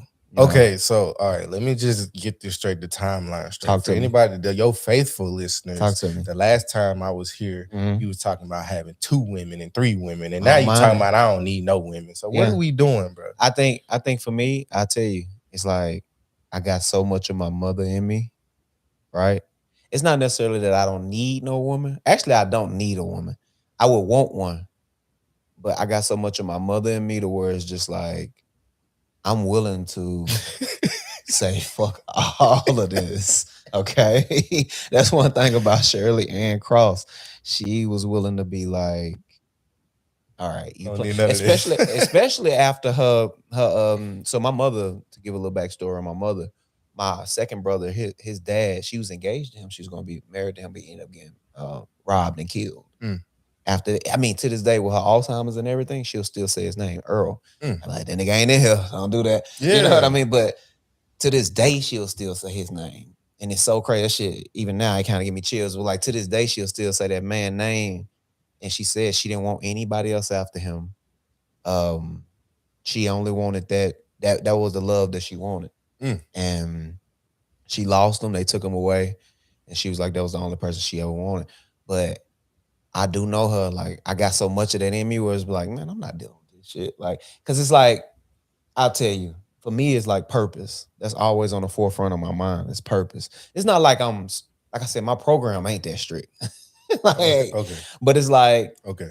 if we on the seventh time, used to be the first time, but we on the seventh time this week of me trying to overly explain myself and you getting in the way of these 1,000 calories that I'm about to burn a day. This real strict because I'm preparing right now to do an ultra marathon. Like I'm running 5Ks every day. Okay. So it's like if you getting in the way of that, if you getting in the way to my demonstration with my son or getting stuff together for my mother, and I'm having to take this time to overly argue with you about shit, or even like try to get this better understanding. We on the seventh time. It's like, all right. Okay. It's like, all right. So You know, that's not strict to you? that's not a strict program. Seven? I mean, I was just listening to how you talking about like I'm trying to burn 1,000 calories right now and all of that, and it just Oh seemed like yeah. you really focus on what Mhm. Onterio need to do. Yeah. You know what I'm Yeah. saying? Yeah. But no, forget that. I got a question for you Okay, talk to me. about the love. You said the one that she wanted. All that. Have you had that? Are you in that? What like? Do you feel like you had the one girl that you'll never feel no other way or that way about no other girl? No, I don't feel like I've had that. I'll tell you, the first girl that I ever consider myself to consider marrying was the mother of my child. Um, I was willing to say, fuck everything for her Mhm. at one point. But that's just the power of childbirth too, man. Like when I seen that baby come out of her and I seen how she just stepped into motherhood, that done something to me. Like, Absolutely. so that was the one person that at that time that I consider, marrying. But I never had it's no woman that's like, oh, this is my only love. I can never love anybody else. Like I said, I got a girl now, and it's not the mother of my child. So, Okay. you know, like I've moved on. It's just I think I get where you was going earlier too. Like there's not a lot of time to pour into her. Is that kind of along the lines where you're going to? It's for me, it's kind of easier because she doesn't live here. She has a career that allows her to, well, not allows, but that is demanding for her to be, all around the country or whatever. Okay. So the time we do get to spend is, I mean, that's perfect. For me to be able to do that with her is perfect. Is she like a top performer, like you, like a real driven, like a high achieving person? I think in her own right. Yep. I'll say Mhm. so, but not like me. Nobody's like, I'm crazy. I believe it. Nobody's like Yes. me. Like, No, you know, you know who else is like you? who is that? Me. Yeah. Oh, yeah. No, I get that. Yeah. No, for sure. This is For why I'm sure. asking these Yeah. questions. Yeah. Like, nobody is, I'm the type of dude that's like, you know me. I mean, because like you said, that's you. So, like, yeah, no, I don't think I like that. Mine's But, super easy going. mhm, Like and it's crazy because like athletically, yeah. she was a beast. Yeah. She was a beast. And Mhm, but by the time I met her, that was mm, over. yeah. And I couldn't even tell. Like you would never actually know that if she's the most easygoing Mm, person, not a competitive bone in her body. And I'm like, how yeah. did you get these accolades, Yeah. that you got? Like, where is it at? Because me, it's just Yeah. like it's coming out of me, Yeah. pause, like Yeah. all the time. Yeah. So I can't turn that off. Mhm. And she's like, I mean, you know, it's okay. Everybody loves everybody. Yeah, nah, fuck that. Exactly. I'm competing with motherfuckers that don't even know I'm competing with them right now. I'm competing Yeah. with motherfuckers that don't even exist. This niggas in my Made head. it up. Yeah, for sure. He said, what about my mama? Yeah, nah, for sure though. And that's the part though. Yeah, no. I see a lot of it in my son too. It's so funny. But yeah, I mean, yeah, I don't know. This love thing is tricky. I get it. I mean, the shit ain't even perfect with me and mine. Like, we've had arguments. Shit, like you said yesterday. But it's like That's real. I don't never want to. I don't never want to. I think we was having an argument. I just basically was like, yeah, you know, like it's like I care about you. I think you know what my biggest problem is. My biggest problem, or one of my biggest problems, not my biggest problem, but one of my biggest problems when it comes to relationships is I think that I'm looking for somebody to be all in, completely 100% with for me. Okay. And I think I'll explain to you. To have somebody who's 100% head over heels all in for you, I don't think that's too much to ask for when you're asking me to live the rest of my life with you. Right. And that's what I need in a relationship, I think. And that's hard to come by because, you know, or at least it's been hard for me to come by because it's like everybody has their own thing that they're doing now. Women don't just sit in the house anymore. Okay. You know, and it's not even from a professional career standpoint. It's like if I have an opinion that may be controversial, I don't need you to quote unquote make it your priority to check me about that. You know what I mean? It's different if I'm doing something in our real lives, but so you want to like right or wrong, I'm with you. I'm with you. That's it. The same way the same way you ride for your homegirl when she done fuck 3 dudes in one night. You ain't even see her. The same way you ride for your homegirl when she done fuck 3, and you know, like, this bitch nasty. I don't know why she done that. And you may tell her she nasty. The same way we ride for our homie, we ride for each other. Because I'm gonna tell you now, if your wife ever called me, you heard of that, and you other know, I'm a lie. I'm a lie through my fucking teeth. Even if it's, I'll say it, like, you know this, I'm a lie through my fucking teeth. Like, she gonna get you though. She gonna get you because like you gonna say something that it ain't even gonna be It close. don't sound bro. right. It's like, nah, he don't be doing that. You know the key to this shit though? Keep it simple. You gotta keep it simple. You can't overdo it. You can't be like, yeah, he was just around the corner with me. Blah, blah, blah. It's just, have you seen that? No. Haven't. That's perfect. That's perfect right there. I bet we got it locked in. Yeah, we got it locked in. Like I'm a lot. So I need that same level of like loyalty for me that you just like, you know, the police come, I don't care, he didn't do it. I'll take it to trial and say he didn't do it. Okay. You know, not blind stupidity, but just all in. Krishan Rock. Nah, not Krishan. That's what you want. Nah, Tony Yayo. Okay. Come on now. You know Tony Yayo? Yeah. Tony Yayo. How he is about 50, I need that from my woman. From me, sure. That level of loyalty from me. Okay. Glad you said that. Do we look for our women to be our homeboy sometimes? I think in certain ways it might be beneficial for my woman to have some of the same characteristics as my homeboy. I love hanging with my niggas. They try to make this shit gay, whatever they trying to do. I love hanging with my homies. Bro. I ain't gonna lie. I was going there. I was going there. Like, cause like, okay, you do like little inside jokes that you got, or like you watch sports or you did anything, like you know how let me see, Muhammad Ali knocked this one nigga out. So you point at her like this, you know what I'm saying? You say my name. Yeah. So I'm like, she ain't gonna know what you're talking about. Yeah. But somebody else, I would know what you was talking about. Yeah. And then now you gonna look at her like, man, why you ain't kissing? Like, or something like that. She ain't see all that. I get so frustrated, bro, because my wife, she ain't seen like it's certain movies or whatever. Like me and my brother, obviously we grew up together, right? But I don't care what I'm talking about. If I hear like a line from a song, it could be like a Chameleonaire song. Yeah, I'm saying that because it just happened. Yeah, bro. And like somebody swerved on the street or whatever, and I said I ain't even spill my drink, and he knew exactly what I'm talking about, and like nobody else would know that. Yeah, but and then like I feel like I'm guilty of looking for that in my wife. Yeah, you know, sometimes when like she has a totally different set of like things that she brings me joy Mm-hmm. for or whatever. Like we got our own connection. Yeah. I don't Yeah. need to, look for another like male friend in my wife. Mm-hmm. But then, yeah, like you said, bro, Certain it parts. is There's a super few. cool. Yeah, Yeah, it few. is. Like, I ain't gonna lie. is. Me and the mother of my child stayed together as long as we did, and I fought for that because there's so many. We can just hell, and people will say this and because I know my girl gonna listen to this, and this will be said out of my mouth, and people be like, you should be with her, right? So let me go Okay. ahead and make this disclaimer before I even say that. Is like there are other attributes to a relationship that make a person want to be with them. But there's one specific thing about me and the mother of my child, no bullshit.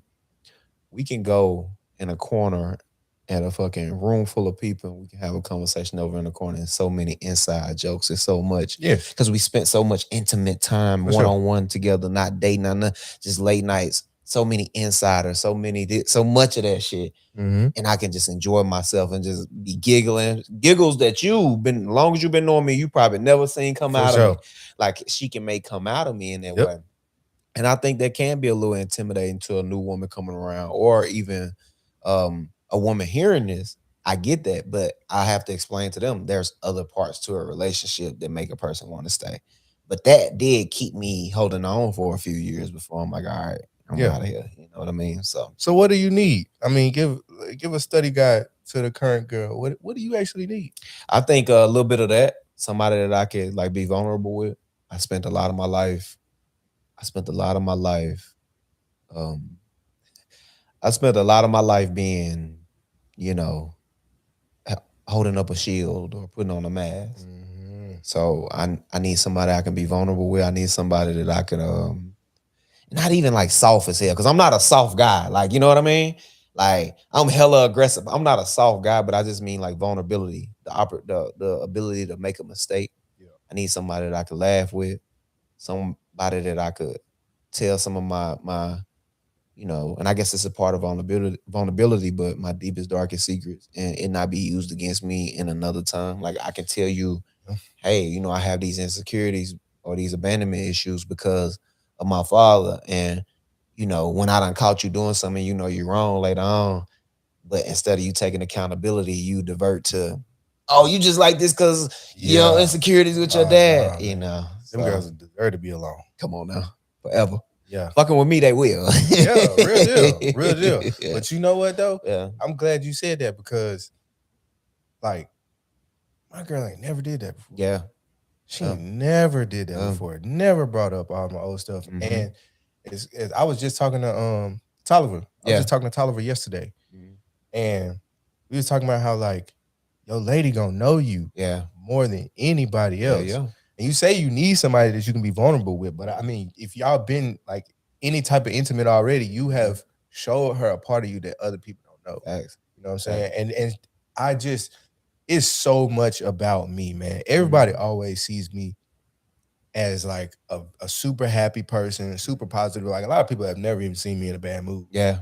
But she sees it all the time because, bro, life, I mean, it's not a mask for me. I'm honestly how I am in front of you. That's really who I am. But I get tired. Yeah. You know what I'm saying? I go home. I'm hurting sometimes. There's other things that I never like.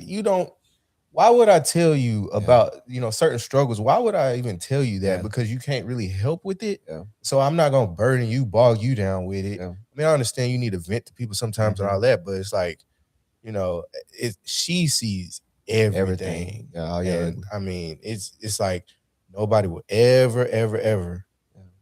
I mean, she could burn me down, bro. If she could expose some stuff. She could. She could burn me down if she want, but she wouldn't do that. She never have. Yeah. And so I really do appreciate that part of it because we got some things that we really working on. Yeah. But I always tell her that how much I appreciate her because she still ain't never left me. Yeah. Yeah. And I remember like it was.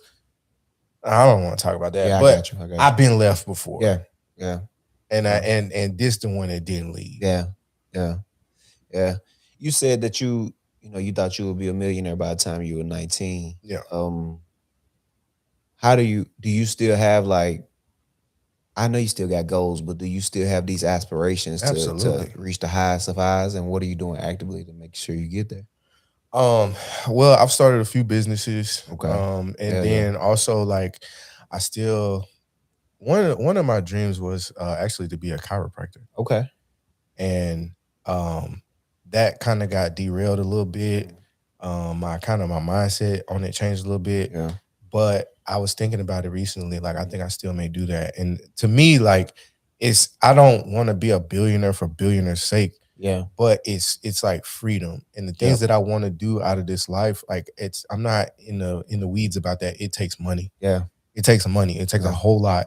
And then even in the Bible, it said, I come that you will have life and life more abundantly. Yeah. So I didn't come here Okay. to just get by. I Yeah. didn't come here to be okay, average, none of that. I'm really a powerful person and I came to achieve everything that I'm supposed Yeah. Yeah. to. Now it didn't happen because my plan was not the plan that mattered. Of course, God has a design. So I thought one thing, and that wasn't what my life was actually supposed to look like. But I still had that vision Yeah. of all of that. I want to take care of my family. I want to Yeah. do things for people. I want to give a whole bunch. I just have dreams of some things that like a lot of people just will not want to do or be able to do or anything. Yeah. But I still believe I definitely can. Yeah. Yeah. Yeah. No, man, that's the hardest thing at our age is to stay motivated.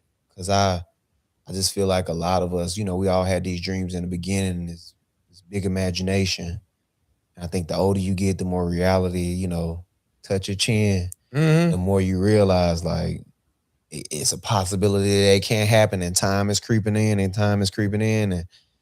But I just encourage people our age, older, whatever, younger than us, don't lose your imagination. Cause this dude's right here 25 feeling like they 45 in the mind. I was Social that dude. media, bro. Yep. Social media has Yep. killed that because you Yep. got the 19-year-old millionaire Mhm. on social media, Mhm. and all of that is fake It's anyway. fake. It's Fucking fake. fake. They don't look like that. They don't have that money. I mean, all of that. The Yeah. chain Yeah. is not real. Yeah. They doing. I mean, I saw this one dude, the dude that was on the Pop the Balloon show. Yeah. Or whatever. Mhm. And like every Instagram video that he got, I love watching it. Yeah, yeah. But like every video is like, I woke up, I made some money. We'll probably make another 420,000 a day. And that's just not That's real, not bro. real. You can't Yeah, do that. yeah. Like it's not gonna happen. Yeah. But so many people think even in the gym, I Yeah. go work out. Mhm. And then I see like I know of a 19-year-old who's on steroids right now. Right now. Yeah. Because he thought that he wasn't Mhm. he needs to hit better numbers in the gym. I'm like, are you an athlete? No. Are you a bodybuilder? No. Why you even, you know what I'm saying? You sacrificing your health at this point. You don't have kids yet. Yeah. All of that. But people they think they're not where they're supposed to be because there's somebody that's faking online. Facts. That's why I don't be faking. That's why I tell people like that I told you me and my wife got into it yesterday because I'm not about to sit here and act perfect for you because there's too many people that's already doing that. Yeah. Yeah. I'm not gonna be one. Man, that you're not wrong. You're not wrong at all. Even I seen a guy he posted because I'm heavy in the I just told you I'm heavy in the gym. I got the gym downstairs. I got the whole like little setup. Even you talking about 475 pounds. Yeah. Man, watch out. Listen, right now, that's me at 1920. You know how ridiculous that sound though? Yeah. Yeah. I believe you, but I'm saying like that's the crazy part because now that you're 33 and not able to do that, it mess with you. I could probably do that now. I ain't gonna lie. Right now I'm doing. Hey, it's out the mud. We got Tony Allen. Listen, I'm gonna tell you right now, as of today, I'm at 3 sets of 12, 300 pounds. 3 sets of 12, 300 pounds. Okay. Yeah, as of today, I bet I could throw at least 4 or 5. At least I can throw that up. I bet. Okay, do your thing, man. Yeah, no, like, but this guy, but that's genetics though. Shout out to my mama, shout out to my dad. Right, you know what I okay. mean? Your mama was a power lifter now. My mama she to this day is extremely strong. I'm gonna tell you something. Just sidetrack. If my mother, no bullshit, if her mind hadn't left her with the Alzheimer's, she would be able to do push-ups and sit-ups right now. I feel her strength when I'm changing and when I'm doing stuff. Giving her back. Still strong as shit. It's still difficult to move her. Like, and it manifested through my brothers. All of my brothers are strong like that. You know what I mean?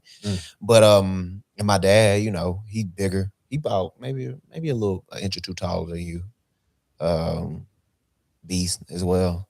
But regardless, though, I seen a guy. He posted. He was like, "This is reality right here." He just posted his regular body, but what y'all are seeing is these dudes like TRT and all these Hmm. testosterones and all this other shit. That's what y'all see on social media when y'all see these shredded dudes. But this is reality. And he just had like a normal body. I was like, "Thank you," and I follow him because it's like about time a normal fucking body because everybody can't look nobody Yeah. damn near unless you dehydrate Yeah, they yourself and don't all look that. like that all the Yeah, time. yeah, The girls, they don't look like that yeah, all the yeah, time. yeah, You know, they believe they can have a six pack and a yeah. big juicy ass and all that. And It's crazy. that's not gonna happen. It's not gonna Yeah, happen. That girl don't actually look like that either. yeah. What about the bitch with the wide shoulders? Nah, I'm just Hey, she'll never get that. hey, Yeah. that's bro. She'll never get that. Yeah, you ain't lying. No, but seriously though, like you're right. Comparison is so much of that. I find myself falling into it often. You know, Who you compare yourself to? oh, I mean, it can be random Joe Blow on social media that I pass by who podcast doing numbers, and I just can't understand why it's doing that. Man, I do that too. Yeah, yeah, And it's not hating. yeah. It's not hating, but For me, it's hate. I hate that.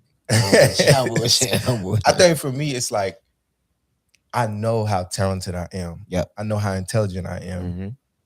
I know the vision that I have. I know how Mhm. ambitious I am. I know how hard I work. Yeah, And so I do find myself sometimes wondering, like, what in the world is pushing this person over the top yeah, that I haven't figured out yet? yeah, Because they're not better than me. yeah, And that messes with me because I'm really happy for that person. yep, yep. But I'm like, man, why is it not me right now? Yeah, and I see, with what you do, I guess you can. What would you call it? Motivational speaking?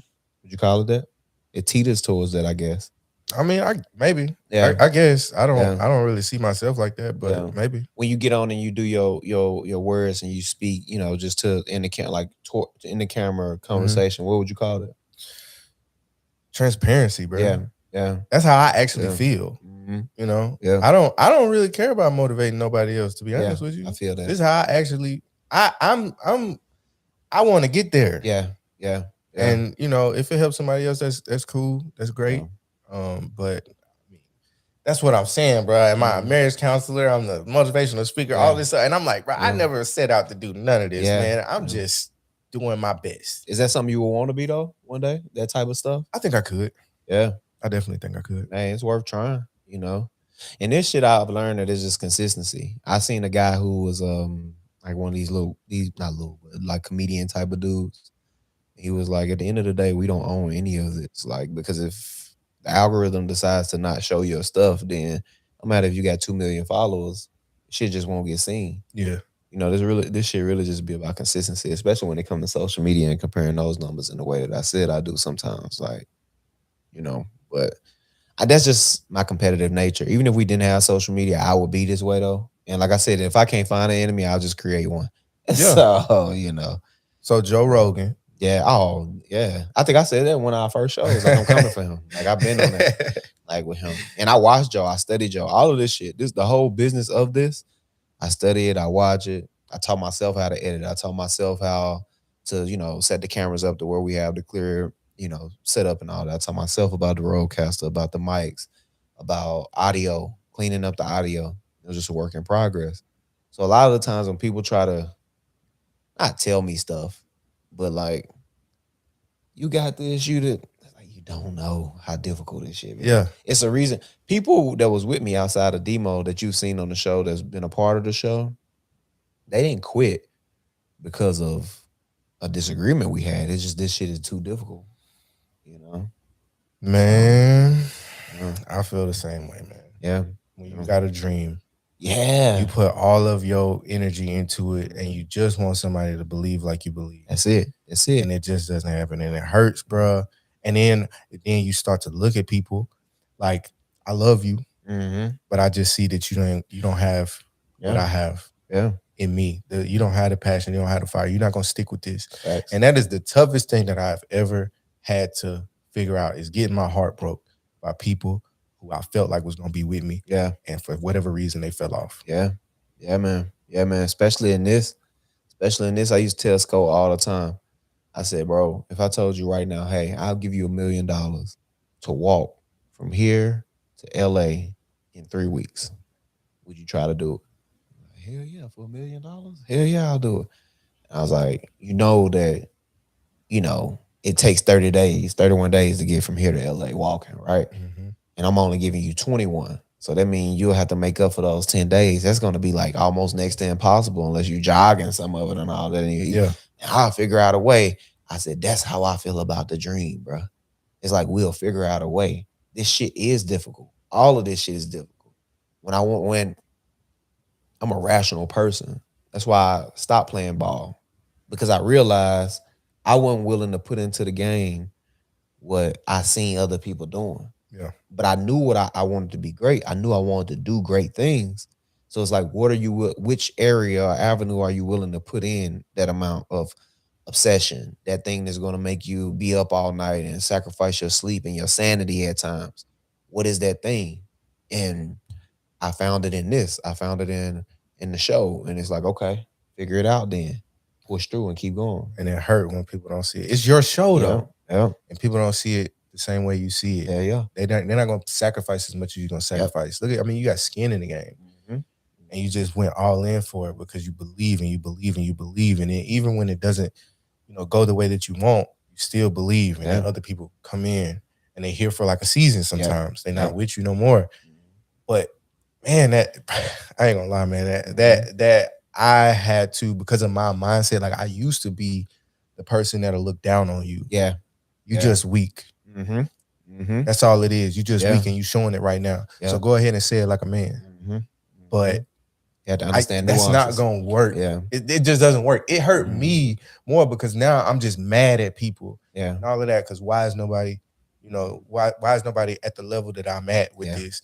Yeah. And I got a lot more empathy, I Yeah. guess. Yeah. I think, well, okay, we talked about, said I was gonna be a millionaire by 19, right? Mhm. Okay, and it didn't happen. I think all of these experiences though, Yeah. of the failures and all of that, caused me to be able to feel people Yeah. more and have more. Like, if you tell, because it used to be, I thought of everything as excuses. Mm-hmm. Mm-hmm. It's just excuses, bro. Yeah. So what, bro? Yeah. You got two eyes, man. You don't Yeah. need both of them. Yep. You know what I'm saying? Just put an eye patch on, let's go. Yeah, you had to realize though. And it's not realistic. Yeah. Getting married, having children. You ever wanted your kid to walk Yeah. and they don't want to walk? Come on now. Like, Yeah. it's not gonna happen. Yeah. So, And potty training too. You gonna see with that boy. Them boys. Oh, yours may be different, but them boys hard to potty train. for real. Shh. I got a lot of regrets in the way my You put it style on the of wall, potty training. didn't you? No, it's just I would do stuff like me and his mom. It turned into like, we just made that whole experience, and I even hate saying this, but we just made that whole experience, I guess, toxic for him. Potty training, like, no bullshit. Sort of guy. It's like when you introduce like belts and stuff like that, or we didn't ever. Maybe not In the whooping. pot, boy. Yeah, when you yelling and all that shit, it just turned that shit into a I whole. can't do it. Like, yeah, he nervous now and all of this shit. Oh man, now he can't even pee. Even now, it's like, because I empathize with my baby so much. Even now, just looking at his face in my head, like, I just like yuck, man, like, that's like a nasty situation, because it's like, wow, what's the the meme or whatever it is a video is like, your therapist telling you to tell you your trauma, and you just show them a picture of your parents. Yeah. It's like, damn, like, I just added to it. So do you feel like you got beat up into, like, by life, into like growth? Okay, I'll just say it for me. Mhm. I feel like my personal growth, Yeah. and all of my lessons and stuff is Mhm. because I'm hard-headed and I got beat up by Yeah. life, dude. Yeah. Like, I mean, relationships that didn't work out, and Mhm. things that failed, and disappointments, and stuff that I said that I was Yeah. gonna do and it didn't happen, and then that happening again and again because I'm so tough. I'll say it again. Yeah. I'm still gonna do it, and it didn't happen. And all of this stuff, basically, I feel like life, and God just punished me to the point of softening me and making me a better person. Teach you. Yeah. I'm so, that what you just said, that is so much ingrained in me. to the point to where I'm in fear that I'm providing too soft of a life for my child at times, right? To where I'm like, he has to make some of these same mistakes because I'm so glad I made these mistakes. Yeah. But I battle with this, right? Because on the other end, it's like no, you learn from him so he didn't have to. But it's like it ain't nothing like going through. You know what I mean? Yeah. You I'm can't a, make it just too, you can't make the whole life easy for him. But then yeah, at the same time, like, dang, he don't want to eat Vienna sausages and all of that. You know what I'm yeah, saying? He yeah, don't want to know what it's like to have the lights cut off and all of yeah, that. But like, yeah, but we gonna have to have some type of yeah, adversity for him. yeah. Maybe through working out. I think that'll be a good one. That's like the one that I'm working on now. Like, hey, come on, get your ass out here and do some push ups or something like that. You know, some sit ups or something until you can't. Like, just turn into that for him. Because I really have, for me, it's only three non-negotiables for me and him. It's respect your mother, no matter what you may hear me. If you may, I may slip and say something, and if I do, check me. I give him Mm, that. I give him that. Check me because he had before. Even now, in his young age, his old age of okay. 7 years old, Okay. it's like don't say that about my mom. Like Yeah. respect your mother. Read. That's non-negotiable. We read, as many books as we can. Okay. He got a bookshelf right in his room in there Love it. that I, pull books from. Read and exercise. Those are my three non-negotiables. Respect, read, exercise. Okay. So, So do you feel like your fitness, how can I say it? I I got some very inflammatory thoughts on that. uh huh, I ain't gonna lie. And because fitness is very high on my, but I feel like, man, a fit person lives a whole different life yeah, than somebody who's out of shape. And they don't mm, know because they're out of shape. They don't mm, even understand that it's a picture of your mind. In my yeah, opinion, your body is a picture of your mind. yeah, So I can look at a person and tell a whole lot about their habits and mm, everything else. yeah, You know what I'm saying? yeah. And so fitness is definitely. Oh man, I mean, listen, I'm You didn't have to just tell me you lazy. I can look at you and tell you lazy. come on You know now, what I'm yeah. saying? Like, Like I don't know that shit is. I know it's cliche to say, but that fitness is a medicine almost for me. That shit is so needed, and it's been that way for me since I was a kid. it's a real medicine, Yeah, actually. like for me, since I was a kid, my mother, I didn't have to come in when the street lights came on. I had to come in when mom would tell me go out there and run, do as much as you can run that shit off because I ain't finna deal with it in the house. You know what I mean? Like even now I have to do that exact same thing in my adult age. I have to go out and burn off this energy and challenge myself. It'll be times when I'm working out, no bullshit, that I'll just like start like bawling, crying. I don't even know why. Like it ain't Man, that because happened to yeah. me. Crying in the gym is a whole different level, bro. Yeah, bro. Yeah, bro. So I mean, for me, it's like it's just necessary. You know, Yeah. that's kind of where I stand with that shit. But man, I'm glad you came on the show today. It's always a great conversation with you, Yeah, bro. appreciate you, brother. Yeah, it's always a great conversation with you. It's always a good time to have you on, man. I think maybe I think you should get more consistent being in front of the camera though, talking, on your phones, doing your talks and all of that. Yeah, I I will. think that's something that could get you to a place or wherever you're trying to go, be it in business or whatever. Like standing in front of the camera, getting consistent, planning, thinking out your thoughts. You maybe getting a little bit more organized in the way you deliver it and all of that. Hmm. When I say organized, I mean just a schedule of, and then that shit it may not even be fun to you after you start doing that shit when you I turn into thought a about it job. before. I mean, I had the opportunity to like make money, Mm-hmm. off social media before. Oh yeah, Yeah, but yeah, I mean, dope. it's because I feel like not everybody has like the personality Mm-hmm. for it. Some people Mm-hmm. are boring, and that's Yeah, okay. facts. And I definitely feel like I could get engagement and Yeah, stuff, but I don't. Sometimes I'm just like, whatever. yeah, Or then facts. sometimes I'm like, man, who want to listen to me? Yeah, you would think, right? Until you get the messages like, man, you ain't putting nothing out this week. What the fuck happened, True, bro? true. Like, yeah, yeah. No, because you got a lot, man. You got a lot that a motherfucker could aspire to. Even with just the fact that you're a family man, figuring it out and your vulnerability and your openness. So, yeah, I would like to see more of it. For sure. Want to know how to do it wrong? Hit me up. Come on now, come on now. But yeah, man, I appreciate you. I appreciate you. Thank you for coming on the show, man. Appreciate you, brother, Yes, man. sir. Yes, sir. Listen, this is the ChoppedByT podcast where we get real, raw, authentic conversations. Until next time.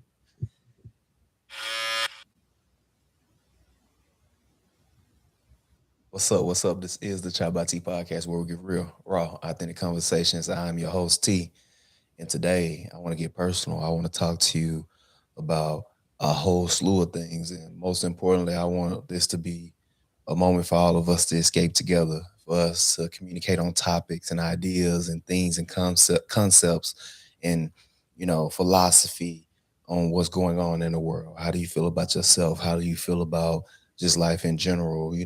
I want this to be our personal time where me and you communicate with each other. And if you've been watching this show up until this point, you know that a lot of my shows consist of me having an interview style format where I sit down and I talk to people. But today I just want to get more personal with my audience. And I want to talk more with you all on my feelings on things. And I have this thing, right, where I write in my phone notes just ideas and concepts as they come to me, whether I'm driving, whether I'm in the shower. I consistently write down these things and these ideas and these concepts, and they often come to me. So today, I want to share a few of those with you. And the first one is purpose. For so long, I thought about what my purpose is. I spent all of my teenage years, or no, even before that, I spent. The first question they always ask you is, "What do you want to be when you grow up?" Or "What do you want to do when you grow up?" And I feel like that alone is one of the most important questions to ask a kid, and put that memory, put that idea in their head. So as they grow older, that's something that's always there to give them at least a direction in which to go. But even before my teenage years, I always thought to myself, what is my purpose? What am I here for? What do I want to do? And a moment of transparency, there will be times when that idea, when that question would be posed, it would create anxiety in my life and within myself. I always knew at the core of who I am and what I am, I'm a servant. So in knowing that my purpose is to be of service in some sort of way to my people, to the people of the world, I then could at least take that and move forward with concepts and ideas on how do I want to make my impact on the world. Purpose is such a unique thing to consider because in most religious texts and all organized forms of religion are just the idea, concepts of who we are as a people in the world. If you sit back, then you will understand that a lot of these themes and ideas center around togetherness, and we are all one, and we are all of the same being and same energy, a quilt or a beam or of light and energy simultaneously interacting with one another. When you can wrap your head around that idea of who we are, or when you wrap your head around that idea of who or what we are and that concept, then you realize sometimes, and it can be maddening, I know that, but that your purpose means nothing, or who you are or what you want to be means nothing. You are but a speck or a beam of light in the biggest form of light that is us as a whole.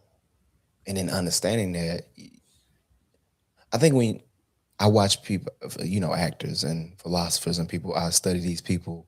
I read Marcus Aurelius, his writings, and I even watched, like, to me, some of the most profound people in modern society are comedians. I think we'll look back on people like Dave Chappelle, Jim Carrey, whoever, just throw a comedian. We'll look back on those people and we'll say some of these people were some of the most profound thinkers of our time, and um, really they constructed, not constructed. What am I thinking? Really, they were the orators of all what life is and what we are experiencing in modern times, from a political standpoint all the way to just a social standpoint. These people created things and concepts in order to entertain you and make you laugh around what's going on in these times. So before I get too off track, when I think when I think about um, my purpose and where I land. Uh, I I think about a person like Jim Carrey when I seen him going on his spiritual journey of enlightenment and understanding where we are. I feel like he realized in the moment that, oh, this life of mine, this existence, it means nothing. I think that can do one of two. Understanding that in the grand scheme of things, from the conceptualization of the earth, if you believe in Big Bang or creation of God, whatever, that God created, whatever you believe in, from the conceptualization of earth, or even not even just the earth itself, we could just start from modern man as we know to now. Our existence is but a speck in time. 80 years is nothing. 100 years from now, we they won't even know our names. So when considering what is my purpose, who am I, what am I, what should I be doing, while simultaneously understanding that this existence is just a blink of an eye in the grand scheme of things, it can start to become depressing, falling into that trap. You know, something that I have, and it's made. I have this vainness about myself that I, well, I'll say this: if no one else believes in me, I'll believe in me. That's I've always been my biggest supporter, and some people, oh, it's narcissist. Oh, he's this. Oh, is this like? There was no one else to support. Who else was going to support me more than I support myself? Who else will love me more than I love myself? And that's a practice of mine that I'm thankful early on that my mama gave to me. And she gave it to me by telling me stuff like, oh, you handsome, look at you, you special, you're smart, always pouring into me. And I find myself doing that to my son all the time. So, in considering my purpose, is always this. I just always ponder, what should I be doing? How should I be doing? And as of late, and if it's forever changing, but as of late, I feel like my purpose is still to be of service, but more specifically to be of service to the people willing to accept what I have to say, as well as, being the best father I can to my son. Um, I want to talk about imagination. Um, I am 33 years old. I just turned 33 December 2nd. Last year in 2025, I turned 33 years old. And something that I'm figuring out is that as I get older, people the people around me, my friends, my loved ones that are in my age group, we're slowly but surely losing our imagination. That thing in us that made us feel like, oh, I can be an astronaut, or oh, I can be the president, or I can be a basketball player. That spark, that feeling in us that made us feel that we could be that. I see the people around me slowly losing themselves, and I look into their eyes and I see uh, that spark that and these are people I've known 20 plus years. That spark that I once seen is slowly fading away once they're settling into this life of parenting, of responsibilities, of bills. And I just want to grab them by the shoulder sometime and shake them and let them know that you should never stop dreaming. You should never lose your imagination. You should always be looking for the next thing, because once you lose that imagination, that youthfulness that comes with imagination, then your existence, your life in turn becomes a a snowball of grief and anger and resentment and bitterness. And I just want to encourage everybody listening right now: never lose your imagination. Never lose that thing in you that made you feel like you could operate at the highest of highs, and no matter what, even if you were only 5 feet, and you knew, even if your dad was 5'2" and your mom was 5 foot, even 5 feet, even you knew that that uh, hey, somewhere I'm going to grow 7 more inches and go to the NBA. That thing that had made you have hoop dreams, that made you want to be in the NFL. Don't lose that about yourself. Just rechannel that energy into something else, some sort of way. You know, don't give up. And I hate to sound like I'm preaching at somebody or trying to be motivational, but there's always things to do.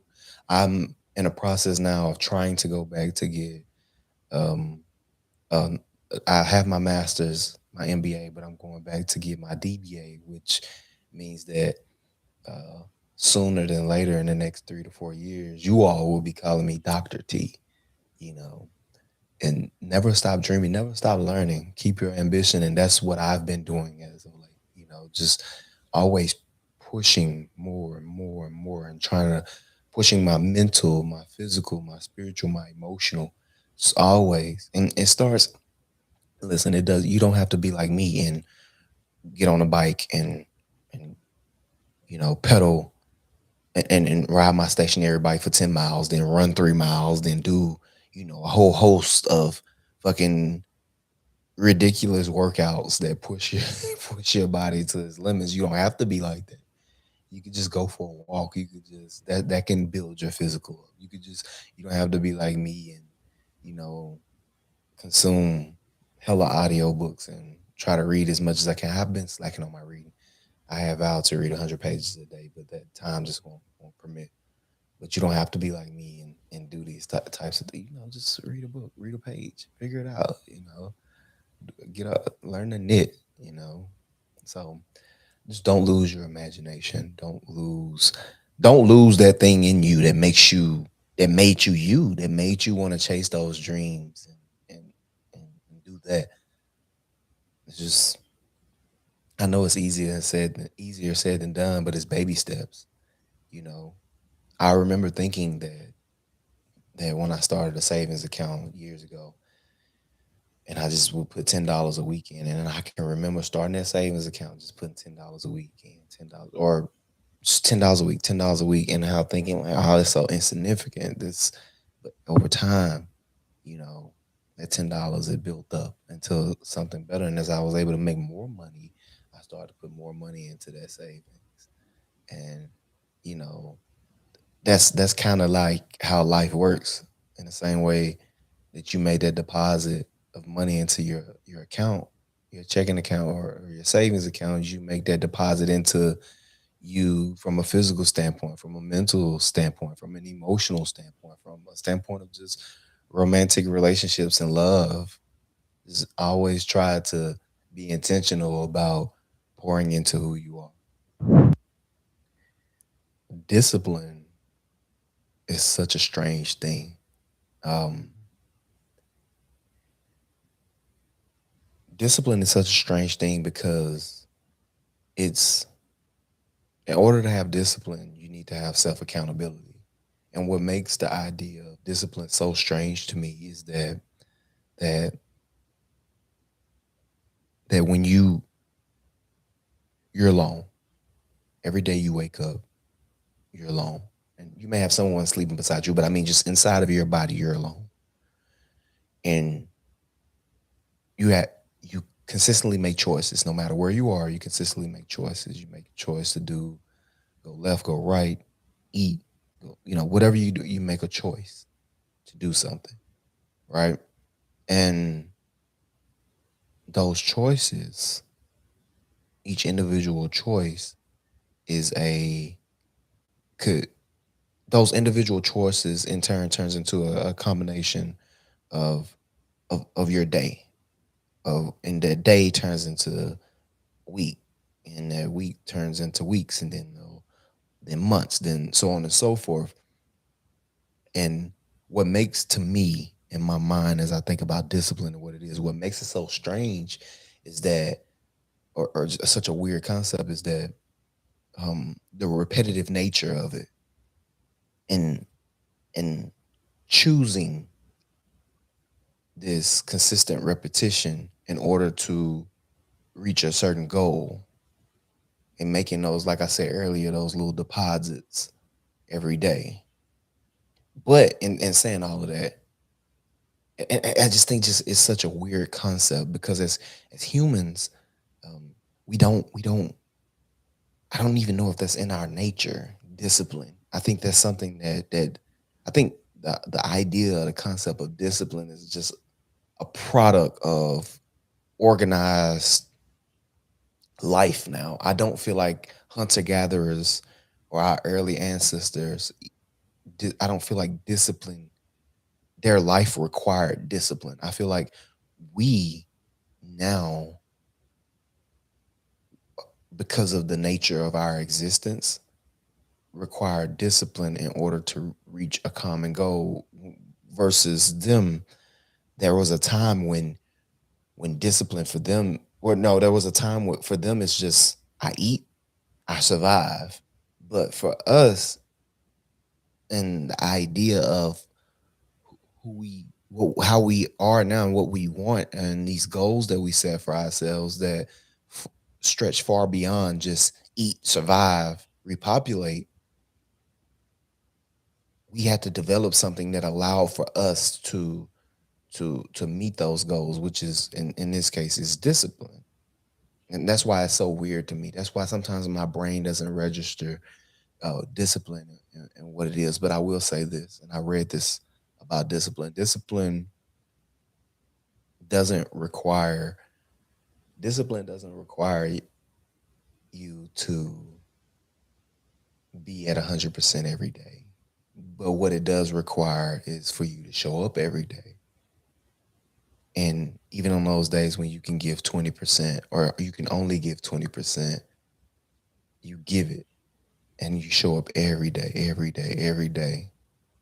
And I love that concept and that idea of what discipline is, and it's allowed me in my life up until this point to succeed at a high level in certain areas of my life. So I can definitely appreciate discipline and what it is. And I you know, I've been struggling with what divine alignment means for me, or just alignment in general, but specifically divine alignment. And that goes into the conversation I had about purpose, but my divine alignment. Am I preparing myself right now in this physical plane of existence that I live in? Am I preparing myself right now to receive the blessings that God has for me? Am I preparing myself mentally, physically, emotionally, and spiritually? And if I don't prepare myself, will those blessings in turn become lessons, which still become blessings in the first place? It's I've just trying to align with who I want to be or who I need to be. That is the goal, right? Making an attempt to be the version of myself that I knew I always wanted to be and operate at the highest levels. I think that's most important. I think that in my journey of trying to find alignment, um, I've in turn also in my journey of trying to find alignment, I've also been enlightened. And all days aren't good days, but I do find myself looking like I'm the kid. I understand. I don't like cats, but I understand cats. See, I don't. Okay, so let me tell you, there was this cat that where I grew up. Growing up, I would see this cat, and there would be times when I would just see this cat like out in the middle of the field, just kind of just staring at the grass, just looking into the grass, always. I'm like, what is he looking for? It was just, you know, middle of the day, rain, sleet, snow. This cat would just be in the field looking at the grass, and I don't like cats, but that cat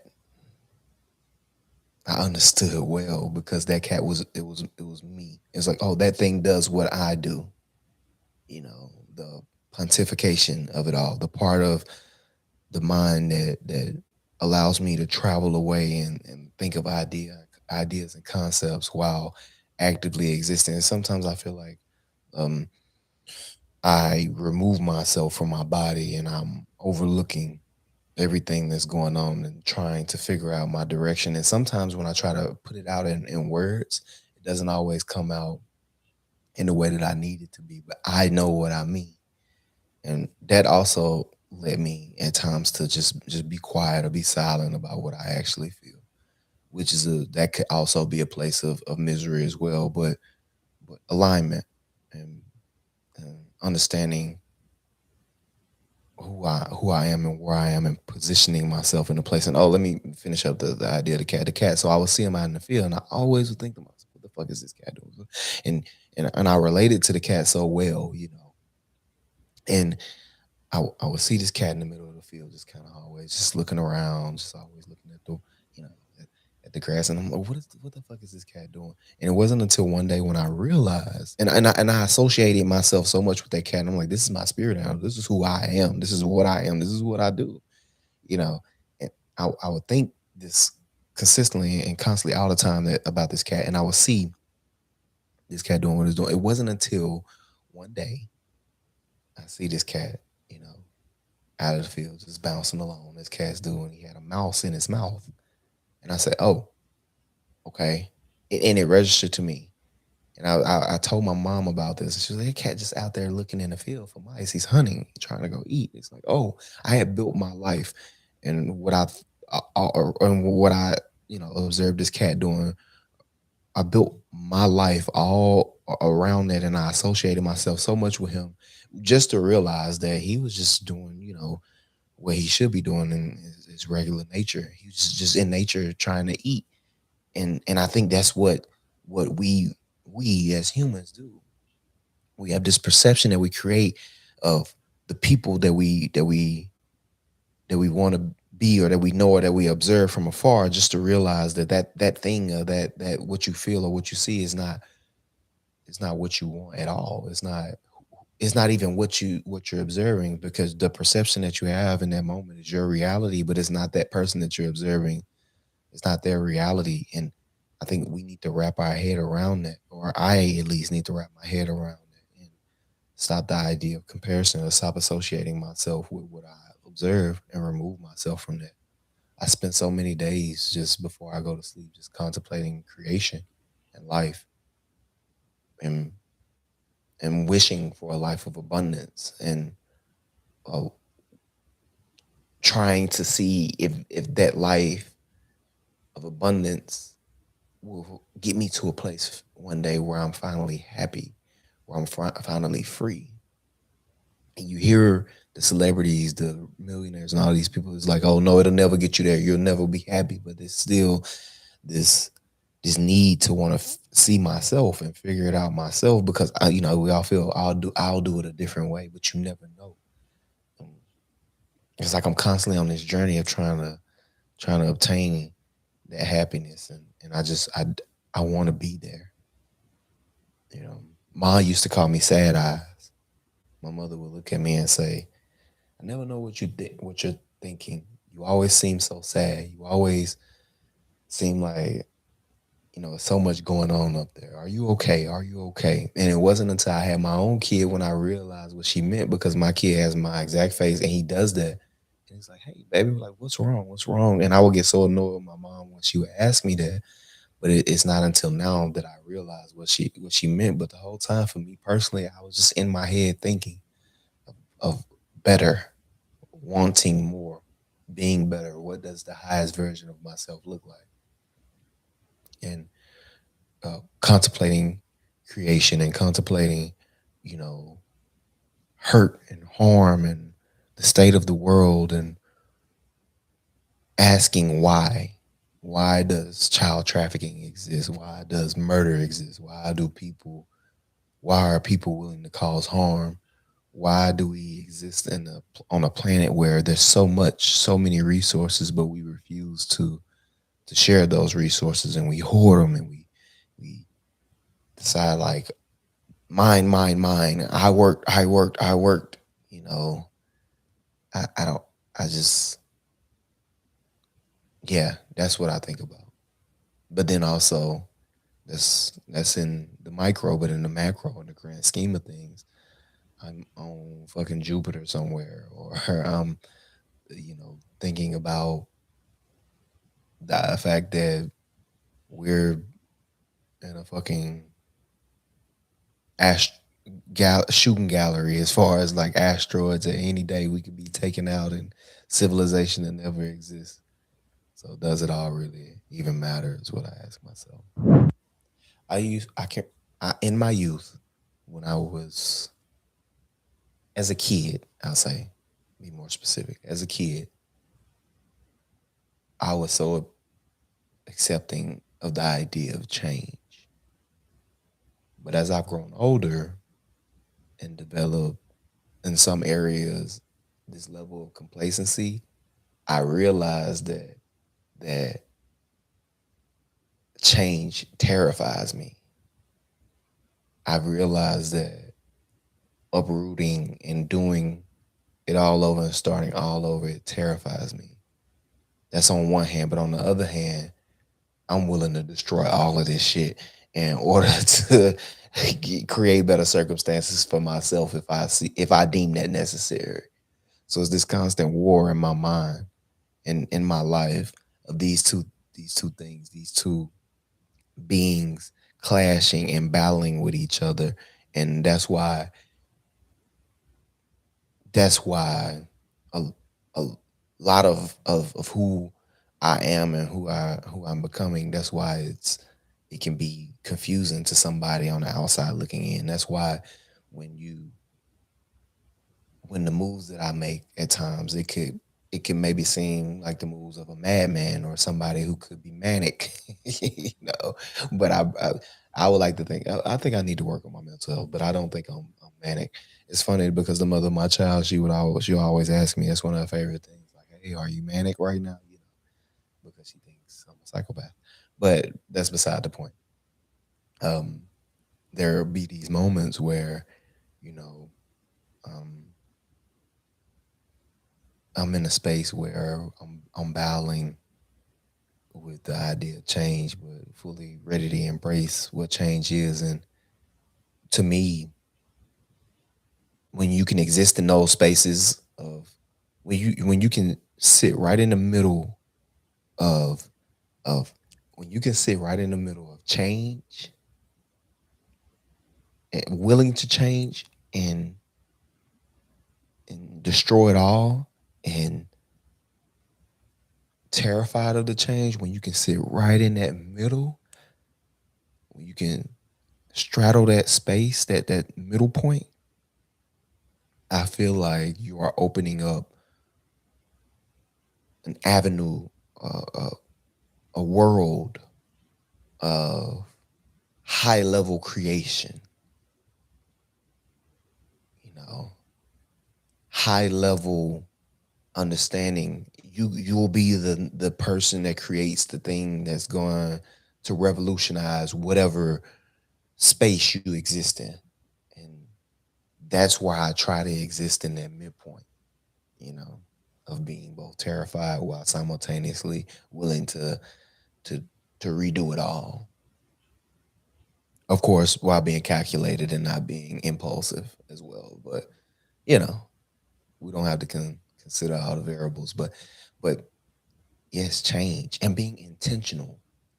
Intentionality is so important. Making the decision to be intentional about what you do and how you do it, whether it's in romantic relationships, whether it's in mental health or whatever, just being intentional, taking the time to to taking the time in a world where everything is so instant and so popcorn, microwave popcorn, just taking the time to just let it simmer and let it that meal slowly cook and that idea slowly cook into, you know, this dish that will provide substance and nourish you and please you and make you happy, or this idea that will grow into something great and big. I think that's one of the a lost art, something that we've lost in the now, I think that's something that we've lost, just intentionality, being intentional. And I try my best to be intentional. I try to practice, mindfulness. Mindfulness, not be a glutton in the moment, whether it's a glutton to food or you know what, just not be a glutton in the moment, and understand that, hey, uh, there's a short distance between who I want to be, or what I want to be, and um, as far as the highest level of myself and the worst version of myself. There's a very fine line between those things, and a very short distance between those things. And just a few corrective measures, or a few mistakes could lead to me being at rock bottom, or me being the highest version of myself, and just understanding that, you know. And that's how I've been feeling as of late. I want to I want to end the show by uh talking about faith. I want to talk about faith. I want to talk about um, faith, and how over and over and over my faith has saved my life. Um, these past few years for me have been nothing. I mean, my whole entire life has been challenging, but these past few years have been some of the most challenging moments in my life. And without faith, without faith in God, without faith in myself, and faith in that all these things are happening for a reason, I don't know if I could have made it.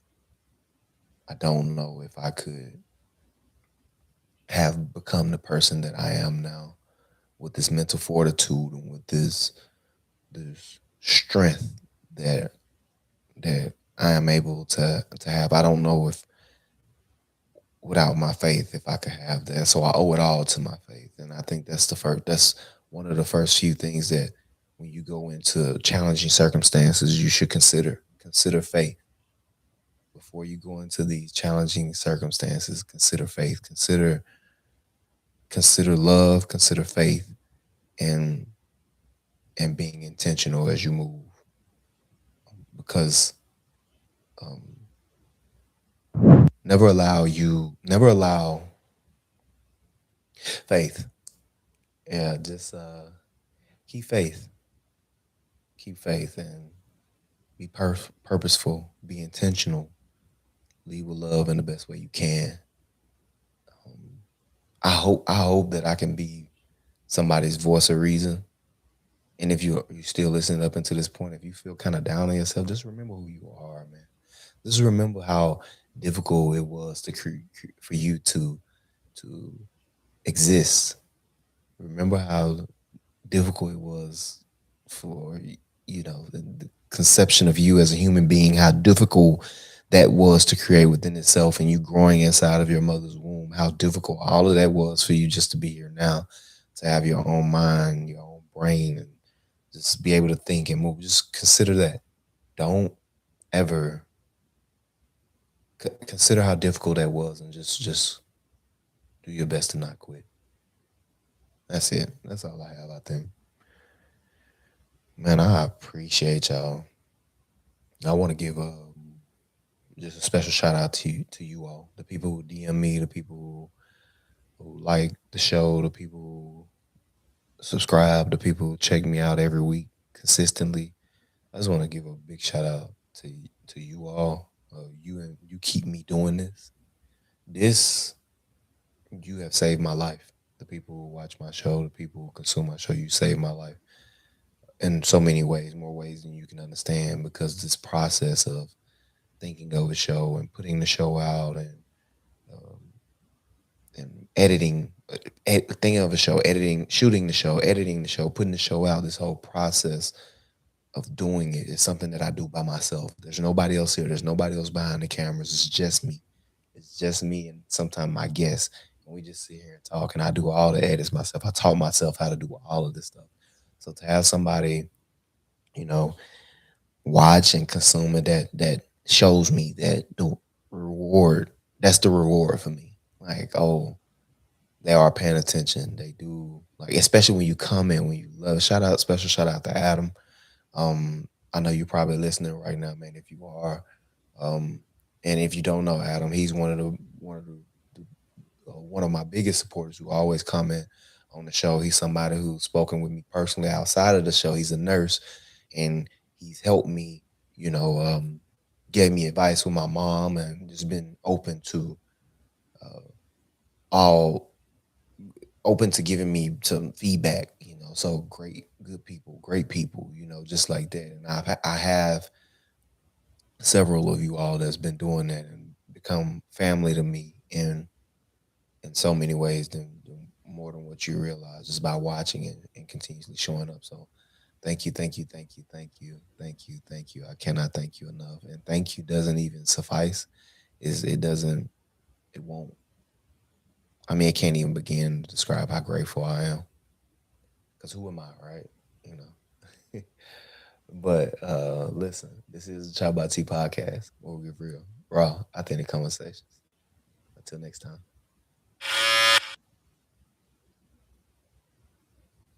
Conversation between me and him, so that, or not a day, almost a day. It's been 12 hours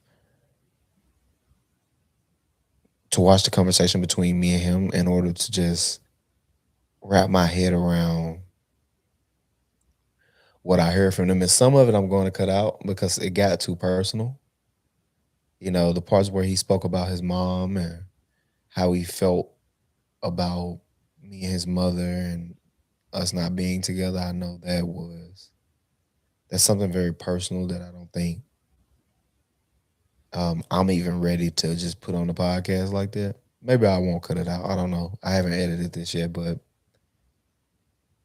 as he grows and he's able to articulate that at a higher level, I'll be sure to reintroduce those thoughts as he gets older.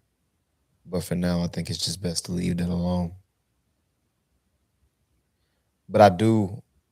Today is the day that I vow to never allow myself to feel inadequate, to never push myself away from my highest self for the sake of insecurities. That is what I vow to do, and I vow to approach all of the challenges in my life as necessary experiences that ultimately were put in front of me in order to create a better path as opposed to block me from my true path.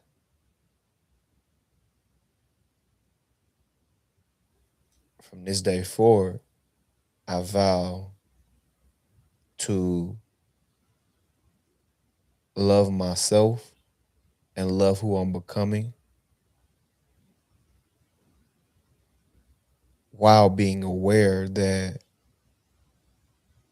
it's not anyone else's responsibility to love who I became or who I'm becoming, and being aware that when it's all said and done, the true testament of a man is how much love he leaves behind, or how much love he carries with him as he proceeds in life, as opposed to the negative opinions about him or the bullshit that may control him. I just I remember when I was a kid, I would sit on my porch growing up, and I would imagine myself being a superhero. and I would think about all the different powers that I would want. And one of the powers that I always wanted more than any of those is the ability to fly, to just fly away and be by myself in my own space and be in control of where I go and where I move and break away from the limitations that I felt like life had placed on me with every single piece of information that I got, because that's what happened. As I gained information, I realized that a lot of these things are set up to hold me down or hold me back or hold us down or hold us back. And in knowing that and in learning that as I moved, I had on that increased my desire to just want to fly away. And I had to rationalize, or I had to be rational and logical and understand that I'm not going anywhere. There's no flying away. I'm here to stay. And with that understanding, I had to become hardened, tough, and resilient. Those qualities ultimately became the wings that I needed to fly, metaphorically, of course. And now here I stand, a much better person than what I used to be in a lot of ways. I don't have it all figured out. I don't, but I'm trying to not necessarily figure it all out, but to at least figure myself out. But at the end of the day, this shit is about experiences. So let's experience together. You and I, me and you, us. Let's experience this life together. Let's experience love together. Whether it be on this show, whether it be through the comments, whether it be through text messages, if you got my number, emails, whatever, let's experience these things together. Life can be so fruitful if you allow it. You have to allow your life to be fruitful by way of planting the seed and letting it grow and becoming the tree that bears fruit, not just for you and sustenance for you, but for everyone else around you. And I feel like that is also the true testament of a man. And that's what I'm trying to do. I'm trying to create this tree that will give sustenance to all the people around me.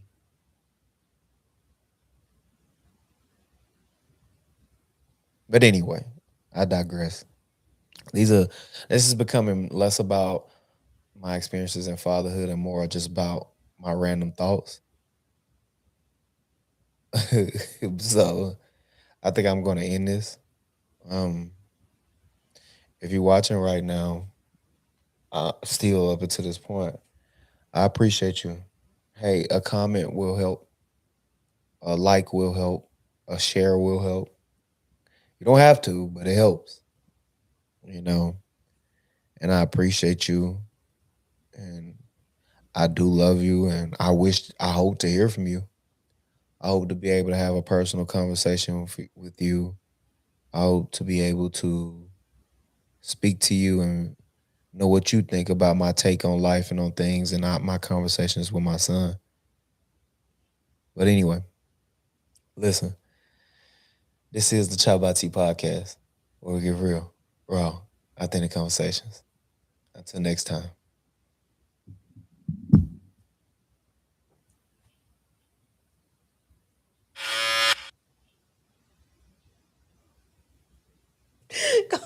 Shit, because I'm a professional, talking about my shirt, little. All right. What's up? What's up? This is the ChoppedByT podcast where we get real, raw, authentic conversations. I'm your host, T. And to the right of me, we have the beautiful, the talented, the amazing Chanel. How are you? I'm good. How are you? I am doing well. I cannot complain at all. I've known you for a long time. Yeah. Yeah. Yeah. Since we were like 18, right? Something like that. Or maybe you were 17 when we first met. I was 18 Yeah. when I went to school. Yeah. You since I've met you, you've always had this maturity, I guess I would say, about yourself, for lack of a better way to put it. Okay. Where do you think that stems from? I'm an oldest girl, Mm. so My mom is the oldest girl. I'm the yeah, kid of an oldest girl. yeah. So I feel like that matures you a little bit faster. Mhm. Kind of just had to take on that role of helping my mom a little early. Yeah. Was that tough? It wasn't. It wasn't. My mom was like, of course, very present, but she went to school when I was younger, and I do remember, just having to be there and just help take care of my little brother while she was at school, worked late, longer hours and stuff like that. Yeah. So And it was just that's you. where I'm sorry, go ahead. in the house it was me and my little brother. Just you and your little brother in the house? Mhm. Okay. Okay. Okay. So you are like, the true big sister. So, okay, growing up, well, me when we first met each other in school, I can remember we stayed in the same dorm room. Mhm. A lot of people don't. So going back then, a lot of people don't understand how crazy MT was in 2011. Like, can you vouch for that? Yeah, Like, we would have parties on Thursday. That's when the parties would start. The pre-games would start on Wednesday, every single and a lot day. of us didn't make it. Yeah, A lot of that us didn't is make it. true. A lot of people didn't make it past first semester. I think I asked you this before. Have you? Do you see any of our classmates? No? Like I mean, like from the freshman year. I keep up with a few people on social media. Yeah, it's like, where are they? Like, did Yeah, they die? You know, maybe some of them died, some probably. of them did actually. Yeah, Some of them actually did. but where Yes, are rest in they peace. though? Because it's like, where were they? Actually, where were they sophomore year? Because I didn't see a lot of them motherfuckers after that. Yeah, Like, coming to school. Are you the first? You said your mom went to school. Did she graduate? yeah. Okay, so you're not the first time college student. Mm-mm. What did your mom go to school for? Business. Business. Yeah, Okay, okay, yeah. that's dope. So you kind of growing up in the home, you had like this structure or whatever in the home. You had your mom, you had your dad, Mhm. you had this structure in the home. Because I want to get back to that, because there is something to a person that can come to college, even though I guess you did kind of wild out a little bit, maybe. Yeah, no. Yeah. But there is something to a person coming to school and being able to keep themselves composed and not do too much.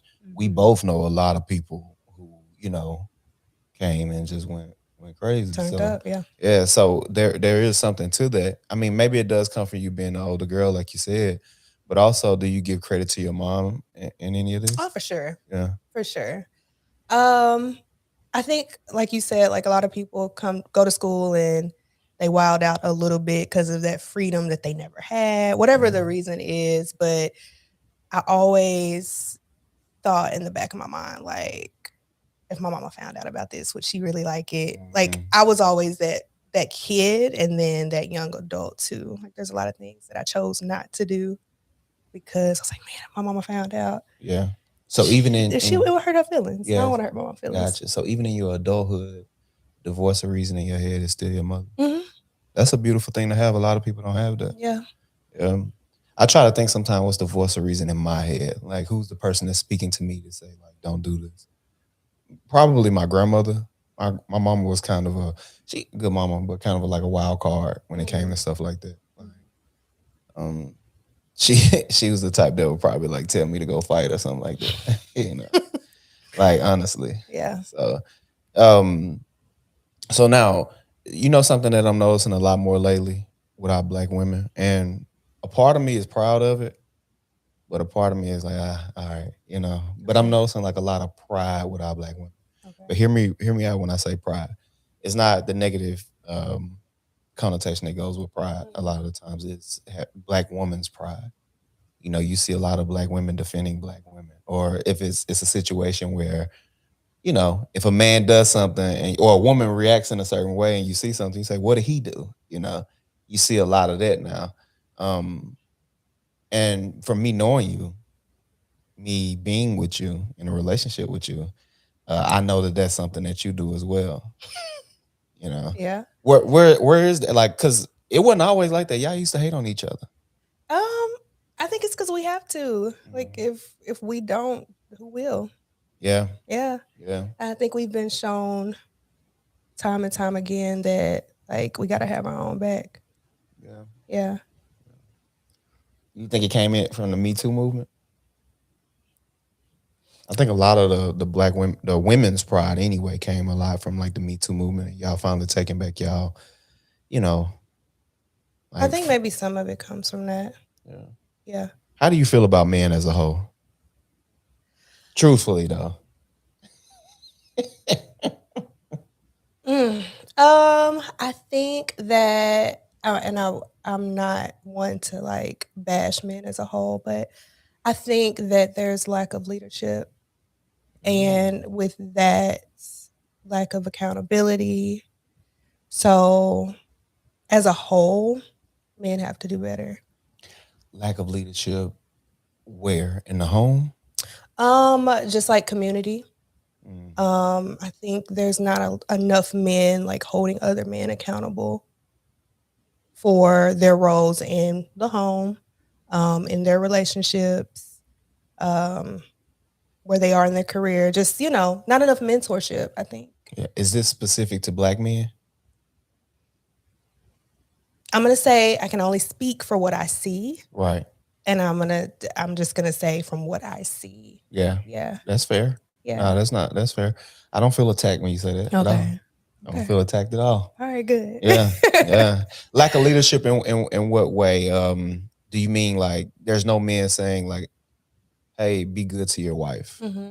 You know, Hmm. in that way? Kind of in that way. I don't know if there's enough examples, like enough really, really good examples. Um, because okay, like I can say the school that I went, the high school that I went to, a lot of my peers, a lot of my white peers, they went to college, Yeah.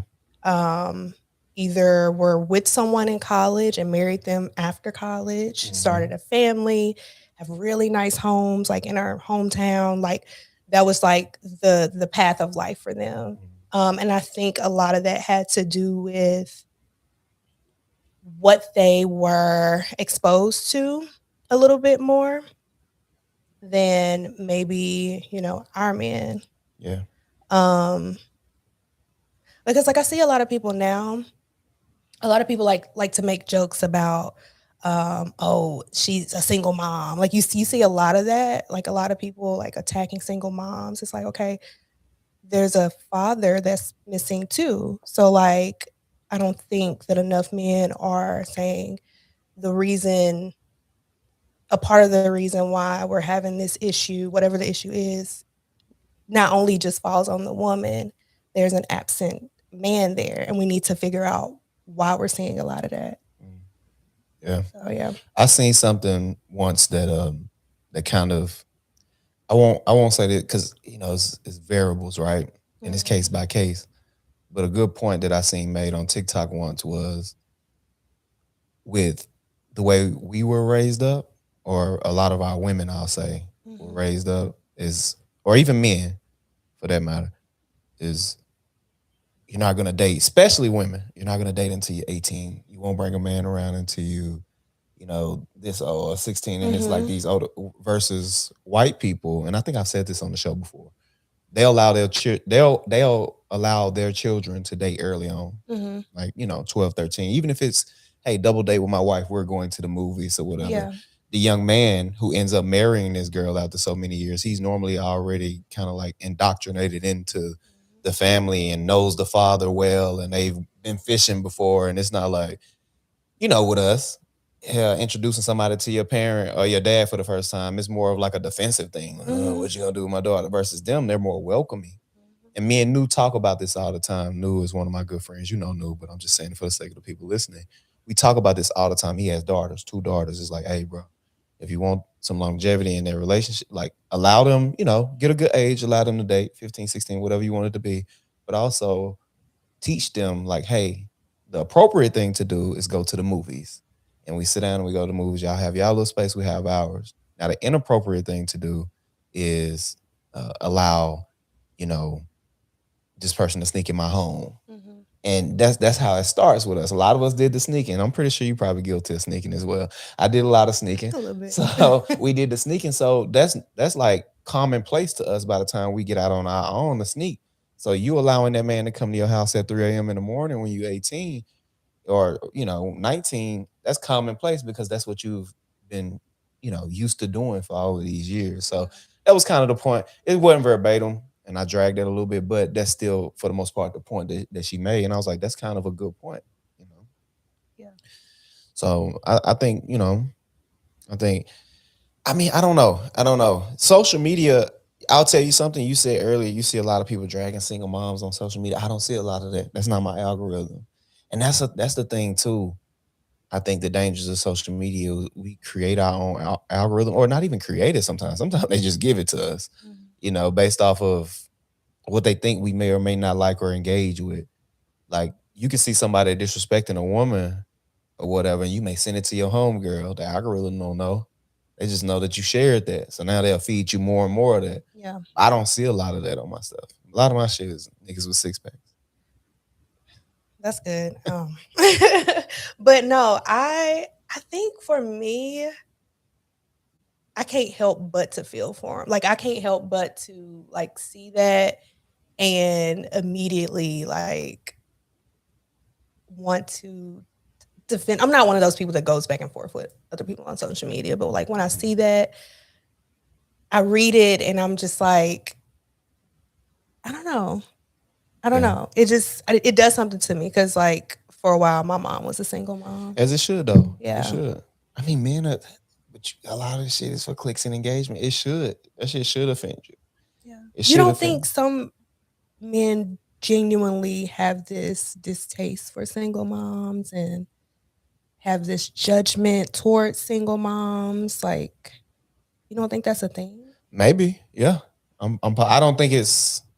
I don't think it's majority of men though. I do think it's a thing, but just like I think that and you, I don't know if you don't like it when I do this, but just as I think that there are people who are serial killers. Mhm. You always say, "Ah, you that ain't a comparison. Why you making this comparison? They don't match up." But it's just like it's true.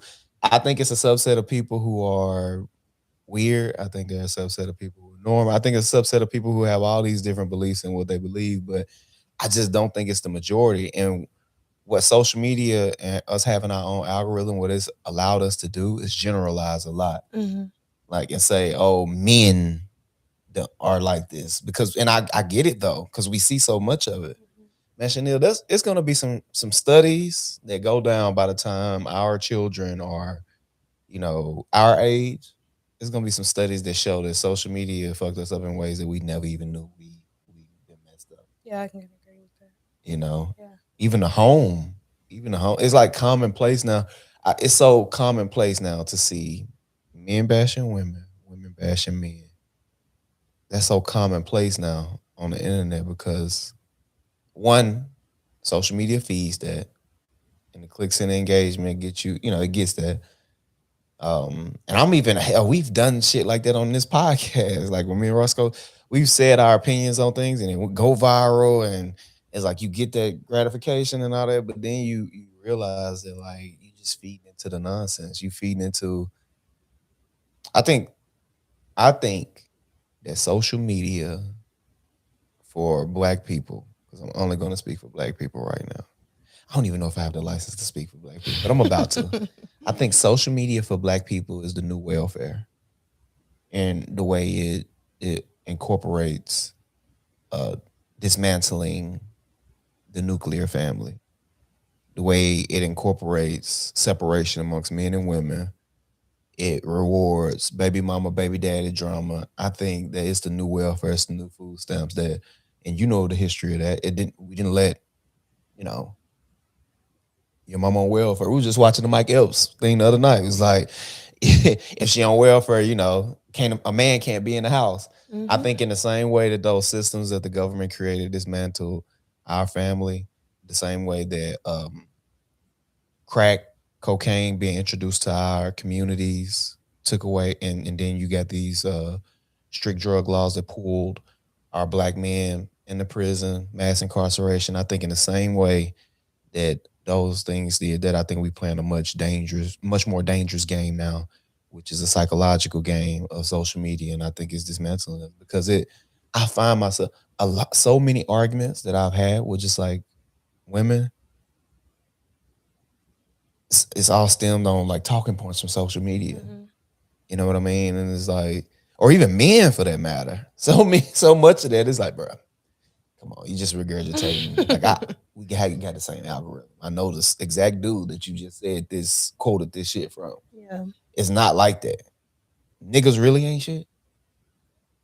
You know what I mean? Like niggas really ain't shit though. Look at you, No, majority. I'm not. I'm listening to you. No. I agree with that, but like, I think with that though, like it comes from somewhere though. Yeah. Like it has to come from somewhere because like I feel like you couldn't feed that messaging to other races because they already got that solid foundation. Yeah. You know, kind of going back to like what I said, like my peers, my white peers, like they are 10 years into their families at this Yeah. point. Yeah. Um, so I don't know. It's there's a root behind it Okay, well for sure. let's make a separate argument. I'm not listen, and I'm not. I don't disagree with you. I do feel. I think I just made some points of where a lot of this shit came from. We are damaged as a people. We Mhm. are damaged as a race. We are damaged. I think that there are things like the mass incarceration, introducing crack cocaine to the neighborhoods, welfare and what the government did, incentivizing women to not have the man in the home.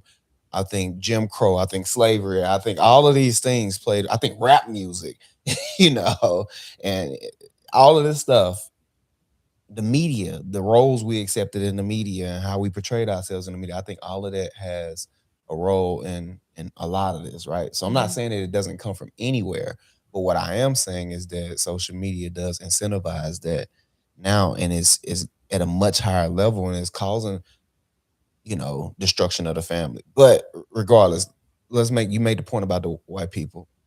They may not have that, right? And honestly, I'll make the argument that they do actually have a lot of dismantling of that in their homes. Mhm. Because the white people you speaking about are probably like more middle class white people. But Mhm. let's not forget, like the majority of white people, which is lower middle class, lower class, the rednecks, if you will, where we are. So there's that. But let's make the same argument, but a different thing as opposed to us. White people have allowed media to make them have preconceived notions about black people. So when you say it does come from somewhere, I get what you're saying, but I just want to punctuate the power of the media is what I'm saying, and how strong and how it can sway opinions of things. Just to kind of follow up on my point of, I think that a lot of this social media banter and all of that, and then the algorithm reward that comes from, you know, a lot of the division amongst us come from social media. In the same way that media, what was the quote by Malcolm X? I can't remember, but he who controls the media controls the masses or something. Maybe that was Malcolm X. Maybe that was. But regardless, like I do think that media has always allowed for the manipulation of the masses, or it's just a different thing for white people. It made white people think that we were dangerous criminals, you know. When in actuality, I like anime. You know what I mean? I am Yeah, a dangerous criminal, probably too, though. Some capacity, I think so. maybe at some point in my life. Yeah, I don't know though. I don't know. These conversations are difficult to have. That's why I say it'll be studies in the future that will shape and change the way we think about any of this. Like seriously, it'll be things in the future that makes us look and say like, oh wow. But my mama the king of single mamas. Shit, I'm defending single mamas. Yeah. She a single mama 5 times over. Yeah. Like I'm defending single mamas all day. Mhm. That's why I feel like that shit goofy. But you know, you gotta think too. Like you see fucking. Do you know who Sneeko is, or what's the? You see these, or what's the guy name? He's a big one, like the motivational guy, the bald headed guy, Tate, Andrew Tate. I know you know him. Like I don't think they are like representatives for like the men. If I had to, who do you see as a representative for women? Like who was like, okay, I'm comfortable for her speaking for all women? I don't think I have anybody like that. Yeah. I don't have anybody like that. Or speaking for you specifically then. For me, Yeah, like I would let her say what I feel on a public platform and speak for me if need be. I still don't think I have anybody like Yeah. that. Nobody's experience is like mine, Mhm. exactly like mine. So Yeah. I don't have anybody like that. Yeah. I always when I think about this, is like if I didn't have a voice, who would I feel comfortable giving my my voice to? Even, and that's not to say that I automatically agree with them, let's Hmm. say, but it that I agree with them on everything, but I do from afar trust them enough to speak on behalf of me. And of course, it's my friends. There's a few friends that I have like that, but as far as quote unquote celebrity or the famous person goes, I would say um my I would feel comfortable speaking for me like Minister Louis Farrakhan, somebody like him, somebody like of our a newer generation, like a Charlemagne or something like that. Like I would feel comfortable with them type of people speaking for me because I don't feel like they have malice intent, you know. But yeah, no, I get in these deep thought exercises. Have you ever thought about the first you? The first me. Yeah, the first person who felt the way you felt, believed in things, and aligned their life aligned with your life in a way. Like the very first you, the very first Terrio who was structured like me, built like me, thought like me. I always have this thing like with prototypes. I feel like everybody has a specific prototype, and it's just variations of that. Like you have the hustler, or you have the womanizer, you have the whatever. Hmm. Like it's different versions. It's a type prototype with different versions that fall under that. I always felt that. Have you ever thought about the first you and what No, they I've would have never thought been? about that. Yeah, Yeah. yeah. I always think about the first me and what did he do and what could he have done different. And I do these because I have very bad anxiety, so I do these thought exercises sometimes. I told you about a few of them. I told you about how I will think about like if I had three wishes or if I can go back in time and had a time machine, things like that.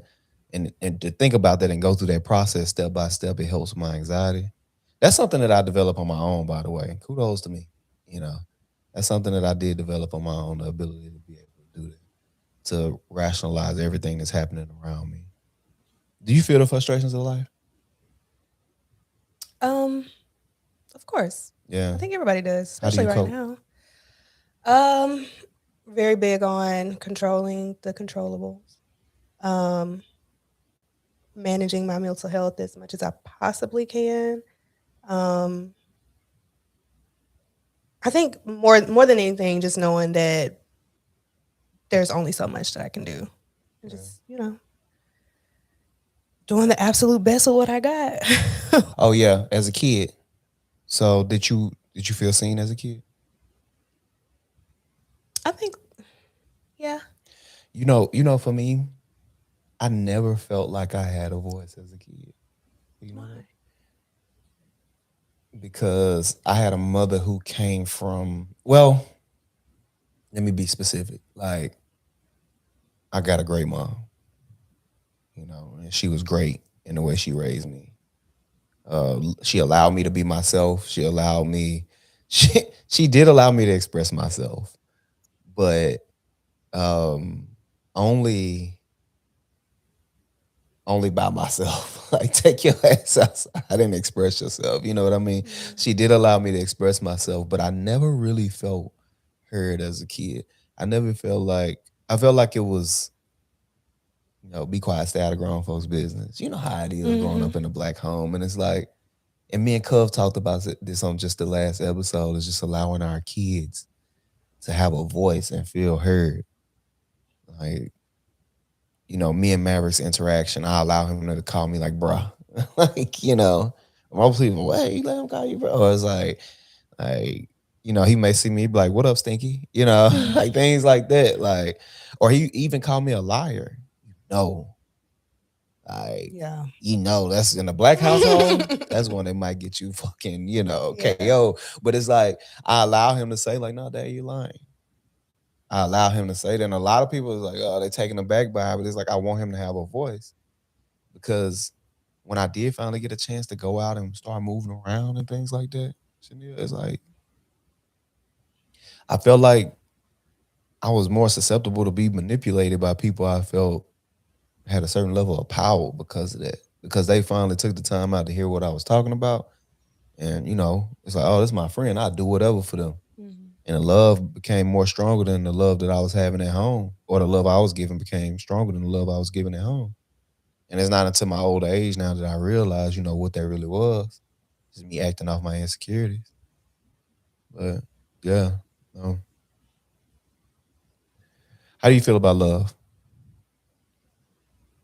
I love love. Yeah. Yeah. Why? Um, I don't know. I think that it's that piece that I think everybody needs. Mhm. Um, Even people that don't want to admit it. It's that piece that like picks you up on your lowest days. Mhm. Like everybody needs that because there's so many of those. Um, Someone that can complete that other piece of you that might be missing. You know what I'm saying? Mhm. Yeah. Yeah. Do you think in today's time it's more beneficial to be more self reliant, more like beneficial to your mental health? I think it's important to, yes, but I feel like the reason being is because people can disappoint. Mhm. People cannot live up to your expectations, so you kind of have to be ready for that. Push come to shove, you got to be able to move on. Yeah. Yeah. You told me something once. You said that nobody moving forward can really hurt you because you decide what makes you hurt. Mhm. 100%. Yeah. Where did that come from? Um, it's just the idea that you give people as much power as they have. Um, so me knowing that if I allow if someone does hurt me, I take responsibility for how much power I gave them to be able to do that. Like, ah, you should have been ready for that. You should have at least in the back of your mind, like been prepared for Yeah. something like that to happen, whatever it is. Yeah. So I don't know. I'm just a very self accountable person. Mhm. So And you control your own reactions as well. So mhm, it's like if you choose to react by feeling bad, sometimes this shit is like a knee jerk reaction though. Sometimes you love so much, and when you get hurt, it's like almost. I don't even think we fully understand the concept of love yet. mhm, I feel like we need to evolve and develop more as humans to even understand the concept of love because I've seen love. I get what you're saying, and I agree with you. You do whatever you allow, and whatever you allow to happen is eventually what happens in regards to somebody hurting you or whatever. But I've watched people hear things like, "Oh, his girl just cheated" or whatever, and physically get sick and like throw up, you know. And it's like, did he allow that? Because it was instant. Like, oh, don't tell me like it's like really in that way. And it's like, wow. Or people like, like physically get sick. I'm not talking about get depressed or whatever. I'm talking about like I see him, he got a cold the next day. It's like, what's up with this nigga? Like, mhm. everything. So I've seen that, you know. But I think it's because that person like allowed themselves to believe that this person would never. Yeah. So that reaction comes from the sheer disbelief. You know what I'm saying? So like I can't see myself saying what a person would never do. Mm. So do you go into relationships, friendships, whatever? Do you go into it believing that there's a possibility that person could disappoint you? Hmm.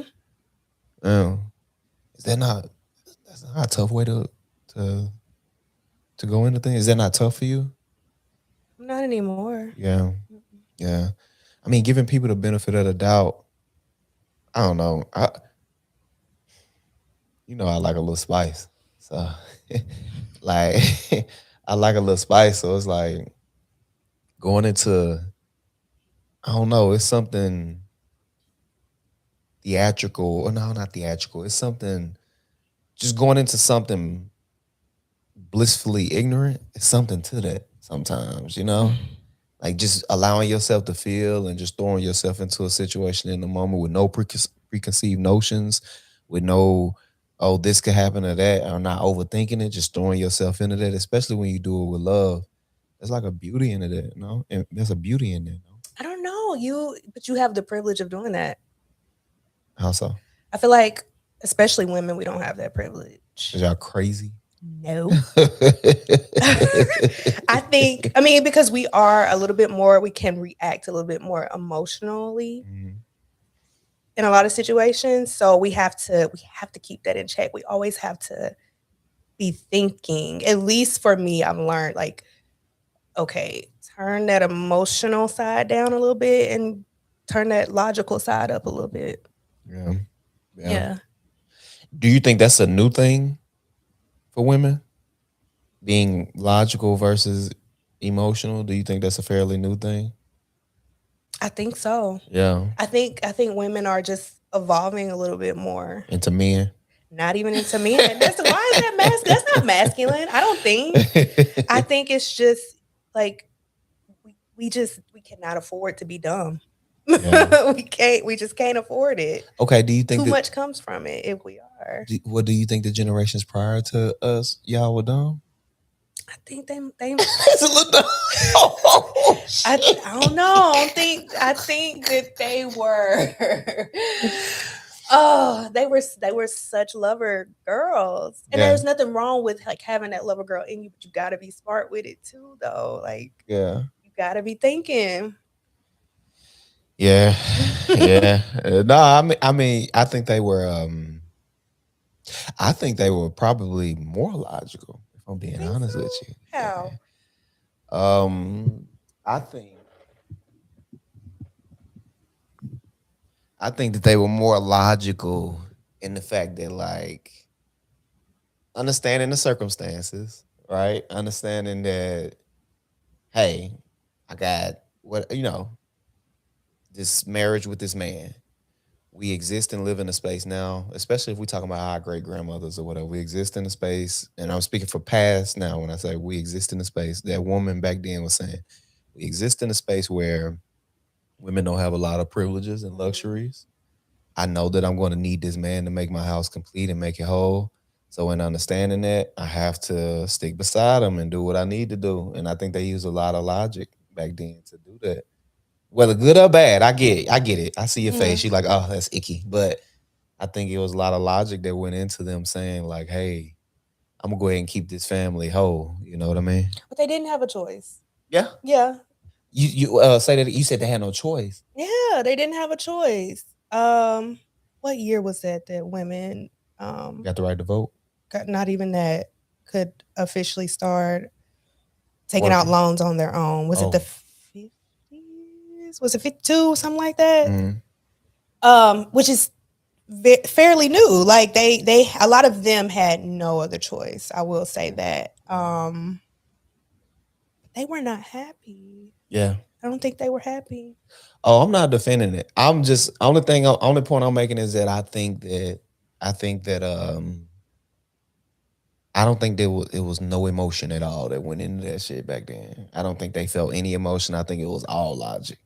If anything, I It's like think more so a survival thing. survival, but from a logical standpoint, it's like I think it's which I think that everything I agree with everything you said, but the only thing I would flip around is that I feel like women are more emotional as opposed to logical now because y'all have the privilege of being that way now. You don't have to think in a logical mindset of like, oh, I have to keep this man here because of this, or you don't have to think like, oh, I need to keep this family whole because of this. You can say, fuck that family, go get you another job, move to out of a different country, and you know, you can. It's so y'all have options now. So Mhm. I think y'all get a chance to be, more emotional and in touch with your emotions. And now the stakes are higher now too. A man can't just tell you shut the fuck up. Correct. He can't just tell you that no more. It was a time when it was down there illegal to beat your wife for real. Mhm. But a man can't just beat you now. A man can't, it's protections now, which is a good thing. I feel like we've made a lot of progress. I feel like we've made a lot of progress in a lot of ways. Humanity has. Mhm. I know it's rough. And I normally don't even talk about current events and stuff like that because I don't like dating my shows, making them dated. But stuff like what's going on in Minnesota and all of that right now with ICE and people getting killed for protesting and stuff like that. I think all of that is horrible, but all things considered, I think we're still moving in a better direction in a lot of ways. Not in every way, but in a lot of ways, I think we're still moving in a better direction. Because, like I said, just 70 years ago, it was legal. Not even 70, like 50 years ago, it was legal to hit your wife, damn near. Domestic violence wasn't a thing. Mhm. So in a lot of ways, we got better. I think black people, we have a lot more opportunities, and at least we have the information. Mhm. What would you, if you can go back to your younger self, what would you tell your younger self, and how would you do things differently? I think I would tell myself, my younger self, you can do it. Because I think most of my life I have definitely struggled with imposter syndrome. Um, so I always had this why me mentality. Like, yeah, that can happen for her, him, but that's something like that won't happen for me. So I think I would tell my younger self that yeah, you can. Like, Mhm. anything that you want to set your mind to, you can definitely do that. And I Yeah, know it sounds generic, but I don't know. It's just something that I've struggled with so much. yeah. You're practicing to become a flight attendant right now, or not a flight attendant. I'm sorry, a pilot right now. Hmm. You're practicing to become a pilot, and I know you shared with me that there's some imposter syndrome there. Oh, for sure. Um, For sure. in what way? Um, Being a woman, being black. Um, It's not a lot of black people in the it's program. not a lot of black people in the cockpit, period, but black women for sure. Um, so if you would have told me at 14, 15, this is something you would be pursuing, I would have never believed it. Mhm. Starting out, I would never believe that. Um, Also going to MTSU, like had I known then what I know now, like I would have really encouraged myself to be a part of the aerospace program at MTSU because it's one of the best in the country. Yeah, But I don't think I would have believed that I could do that. yeah, So it's just pushing past that doubt that I think I've always had. yeah, And I'm just now coming out of that. yeah. Like at 32, I'm just now starting to believe these are some things that I can accomplish. Yeah, that's so crazy because I experienced, and you know this, I experienced imposter syndrome, um, like a lot. It's like your country ass. How can you? Who are you to think that you can go back to school? Who are you to think that you can get a corporate job or do this or do that? Who are you to think that you can do that? And I always go through that based off where I'm from. But a lot of times for me is I have to remind myself like, no, the reason you can do it is because of where you're from Mhm. and what you had to go through and what you experienced growing up, in rural Bolivar, Tennessee. That's where your strength lies, you know. And that's when I realized that I can do it. You told me something earlier that when you went to your appointment, um, that there was a girl that was 22, and she said that she felt like she was behind, and we both Mhm. kind of like giggled at that.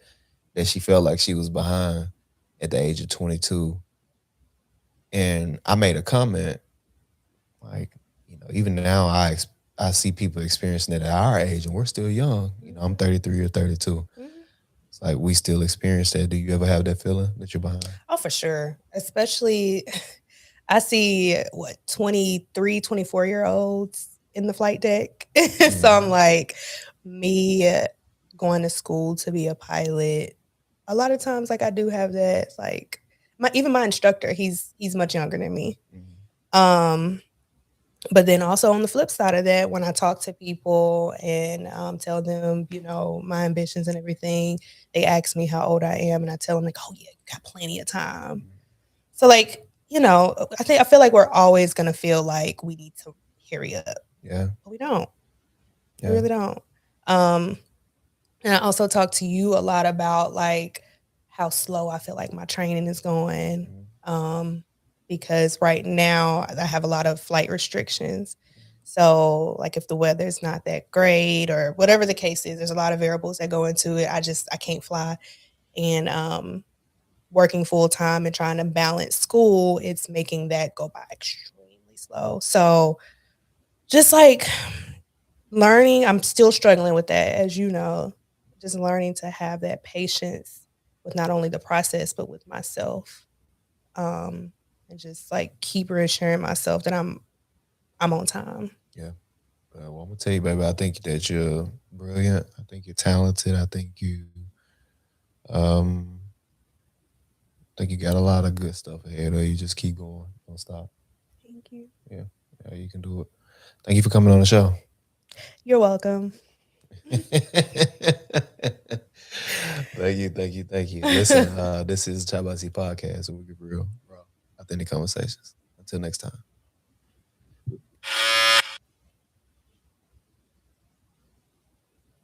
What's up? What's up? This is ChoppedByT podcast, where we get real, raw, authentic conversations. I'm your host, T. And to the right of me, we got my brother, my friend, my partner. We got James in the building. What it do? What it do, man? How you Also feeling? known as Cub, man. Yeah, I gave him your government. Yeah. But no, I'm doing Shit. good, bro. I'm doing good. Can't complain.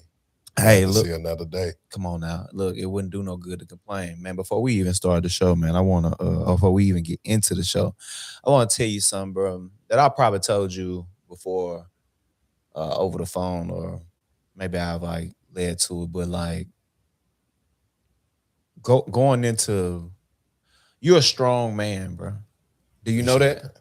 Yeah, well, I Do you feel it. feel it? Yeah, I Yeah, feel it. I nigga, I feel it. know. Hell yeah, For sure. nigga. Shit. Yeah. You're a strong man, bro. I've watched you in the past, what, 5 years? We'll say 5 to 7 years. I've watched you deal with the death of your mother, your stepfather, your younger brother, and now recently your best friend, Yeah. along with just like little people here and there. I've watched you deal with that shit. And I Yeah. won't say gracefully, but I watched you deal with the death of these people that was close to you. I watched you deal with it and still continue to be a good father, still continue to show up for your kids, still continue to show up for your friends like myself and be there for us. Even when I know things was hard for you, I watch you do that. And bro, I just want to tell you, I don't know if anybody else have, but I want to tell you on camera in front of the people, in front of the world, that I'm proud of you. Hey, I appreciate that, bro. That Yep. mean a lot to me for real. Yep. On Yep. everything. Nigga need to hear that. Yeah. Um, man, I want to get into um manhood. I want to get into talking about uh what it is to be a man and how we expect it when being leaders of the family. Like the expectations of us is to be strong, but strong in a different way. Like strong as in like silent and not being able to speak and say what you really feel or what's going on. Yeah. So I'm gonna start with, with first being a man, like it's not easy. Being a man of a family too, it's Yeah. not easy. And you married. Yeah, and I'm married. Like it's Yeah. not easy because you got different personalities you got to put up with throughout the day. You Yeah. feel me? Yeah. So, I got 3 boys, 1 girl. Sheesh. So, it's a lot going on in my household, and each one of them got their own personality Yeah. that you got to deal with. Yep. Yeah. And also seeing them grow, you want them to not, see, how can I say this? You don't want them to experience some of the things like I did or you had to did go growing through. up. Facts. So first I start by like, okay, like say if they fall and hurt themselves or something like that. I'm gonna just start with something that simple. Yeah. Well, I used to be so quick to try to run and pick them up, but then at the same time, I didn't want to make them soft neither, because I want them to know, hey, when you fall in life, you're going to have to get back up, brush it off, and keep it going. Facts. But far as my little baby girl, we She found different. out, yeah, she different. Like, well, shit different with her. Yeah, I mean. yeah, for sure. Yeah. We found out that she was she's autistic. Mm-hmm. So it's different with her. Like, she fall down and hurt herself. Sometimes she might cry. Sometimes you might like, ooh, I know that hurt. Yeah. She might not say nothing. Yeah. But the little small mess up and bump the wall, she might, an episode might, start. Yeah. But with her too, though, I still want her to, be, I ain't gonna say normal as possible, but I want her to be able to, express her feelings. Yeah. And that goes back into like manhood, like being like the man of the house, or however other people may see it or call it. Yeah. It's like it's just like you gotta understand that, like, each kid is gonna be different, and they're gonna work ways, do things in different ways. But at the same time, you gotta also realize, like, you gotta let them kids express themselves. Yeah. Like, I don't want them brung up like me, as like I felt like it didn't matter. You feel me? Like, my emotions don't matter, my feelings don't matter. Given these set of rules, this what I gotta follow by. Nothing else said or questioned about it. Yeah. Well, now I'm learning, like, that kind of, I feel like it wasn't okay to be. It handicapped you a little bit. Yeah. Yeah, because it's like, now I got kids to raise now, and I never was taught, respect yourself. Or if I hurt my son feeling and he tell me, hey, daddy, you hurt my feeling. And I'm like, you feel me? Now I got to take a step back. Like, man, I really hurt your feeling far coming up. You tell your mama or my stepdaddy, you hurt my feelings. Well, you got no feelings. Yeah, Shut up. Put your feelings in your pocket. It don't matter. Yeah. Bro. You know how it is. And it just goes, like, to show you, like, well, was that the right way to go about it? I'm not saying I had just such bad parents, but it's like, I think things would be different if they would have listened to us coming up, instead of just, hey, this the way it is, and I don't care how you feel about it. Facts. That shit make it in turn.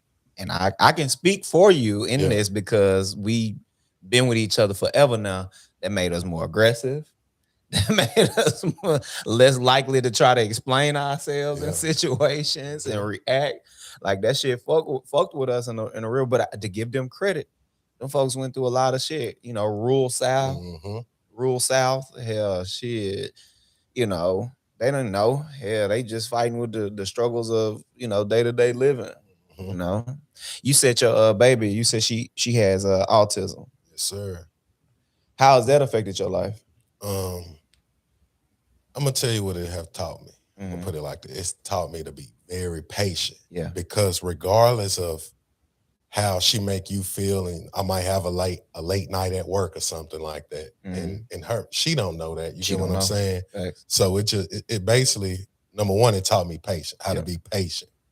I ain't gonna say like I'm the best. I'm still learning because I'm still new to this. Right. The three other boys, they, like, they didn't have that problem. Because I don't want to say normal, because I still feel like my daughter is normal. It's normal, to her degree. You get what I'm saying? So it's just like I never had to deal with that, like, all the extra yelling and the meltdowns. I'm gonna call them meltdowns. The meltdowns over simple things, like she hate to be told no. Yeah. So me now, I'm trying to find other ways to say no without saying no, because I don't want the breakdown. Even though it might come, but like no, I know for sure. But it has taught everyone in my household, to be patient. Especially with me, because not only that she has that disability, she also my only daughter too. So it's like, man, I love her to death. Like, like sometimes, I do get worked up. Sometimes I'm not gonna lie, be like, man, this is hard. I don't see how people do it. And like, man, like, I ain't gonna say I feel like giving up, but sometimes I just be like, man, it's tough. It's hard. It's tough, because it's something I've never dealt with. Like, and I done dealt with a lot of situations in my life, hard ones. But this right here is a challenge. You know what I'm saying? But I know I'm gonna get through it, because I pray, I pray on it. And I know as she get older, she will learn more, because the therapy and stuff we got her in now is, number one, is helping her, talk more, communicate more with us, so we can actually know what's wrong with her. Yeah. Because at first we didn't know. We just thought she had a a crying problem. Just Yeah. thought she was always not happy. And what's crazy is, even though she might throw a fit, she might cry for damn near 30 minutes straight, right? Mhm. But 5 minutes, like, you know, after them 30 minutes, it might go and she'll be perfectly fine. You'll Yeah. be like, Like, what you the just hell? did all of this. You Yeah. didn't, you know, they had this meltdown Mhm. and threw a temper tantrum, and now you back normal. Yeah. Hi, Dad. Yeah. What you doing, Dad? Yeah. I want to go outside, Dad. I want to Asshole. eat, Dad. Yeah. Yeah, calling me. Yeah. And that's her favorite thing right now. Like, She called me a boy yesterday. I don't care what it is. she love calling you an asshole. And I don't know where she get that from. But yeah, she don't agree with you if she not yelling. The I asshole respect it. definitely I coming. respect it. I She respect it. my bad, brother. Yeah, I wouldn't expect that one. But yeah, But- she definitely will call you an asshole when it Yeah. ain't going her way. Yeah. Like, if she say she want outside and you say no, if the Asshole. meltdown not coming, the asshole definitely. Yeah. You got to pick. Yeah, I respect that though. I be letting Maverick get off sometimes. Yeah. I'm like, get off, bro. Go ahead. I know I'm pissing you off, bro.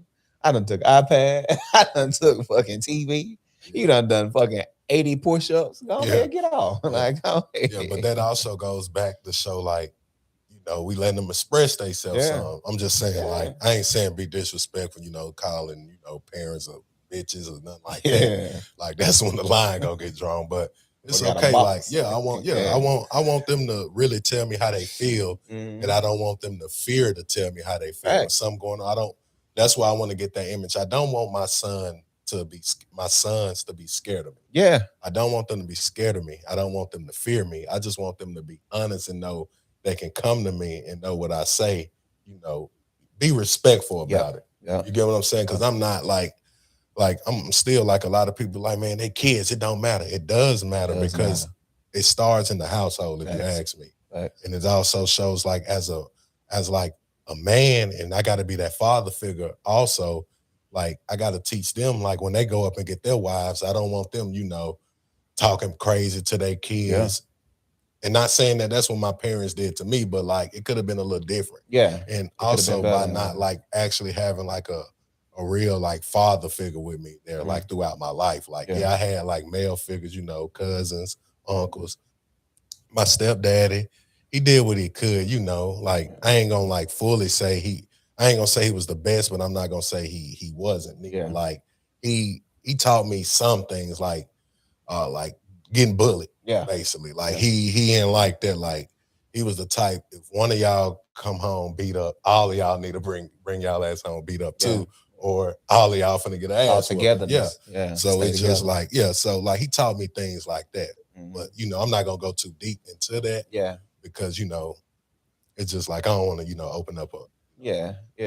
But yeah, I'm not gonna go too deep in that. But like, he did teach me those things, but he also taught me what not to do too. Like, you know, treat all kids the same, whether they yours or not. Like, you treat them all the same. You can't love the mom and not love the kids. You feel me? That's for sure. And I learned, like, he taught me little things like that without teaching me. But I still like, damn, I always want to, you know, damn, why my daddy ain't here? You know, questions like that. Yeah. So that's what I don't want. Like, that's my number one thing in life. I don't want my son to be like, well, my dad wasn't here. Yeah. Yeah. So yeah, that shit make it all worth it. That shit make it all worth it, bro. You grew up your first few years of your life in Mississippi, right? Yeah. Well, I grew up. We was moving around a lot. So I was born in Mississippi. By the age of 1, maybe, we moved to Chicago. Oh, okay. I never knew that. Yeah, we moved to Chicago, and that's when my mom ended up getting pregnant with my second brother. And he was born, like, actually both of my brothers were born in Chicago though. Okay. Like, they moved us up there, and then after I want to say, like, we stayed in Chicago from around about 90. I was born in 91. My little brother was born in 92. So from 92 to 95. Yeah. That's when my baby brother who passed away was born in 95. And after that, Roro. So he, R.I.P. to Roro too, y'all. Like, I love my brother to death. But he was born in 95. So I was in Chicago between 92 in 95. Okay. So we moved back to Mississippi around like 95, 96. And I stayed in Mississippi from 96 all the way up until like 2000. Yeah, like right. Oh, okay, 2000. So then, okay. So this what happened. So after we moved back to Mississippi, so I started Head Start and I would still remember the Head Start, kindergarten, first, second, third grade, all in Mississippi. Yeah. And what was crazy is when I went to fourth grade, I moved to Antioch. Okay. Nashville, however, you know. And basically Nashville. Yeah. So I moved there in fourth grade. And it was a lot different because I never had like a white teacher. I never had a white folks. Yeah, like it was different. So I'm like, and I see little kids going up playful, and I can see like you can walk through this white person yard and it don't be a problem. No threats or nothing like that. You grew up in Mississippi. Yeah, see where I'm from, we got a neighborhood that's we call it the white folks town. And it was in our town, it was in our same city. But no lie, if the streets lights on, don't walk through that neighborhood. That's just how we like we weren't going, like we weren't messing around over there. White folks would do something to you. Yeah. So I got up here in fourth grade. So I spent fourth grade, all of my fourth grade. In fifth grade, I got the middle school, and then we ended up moving to Memphis.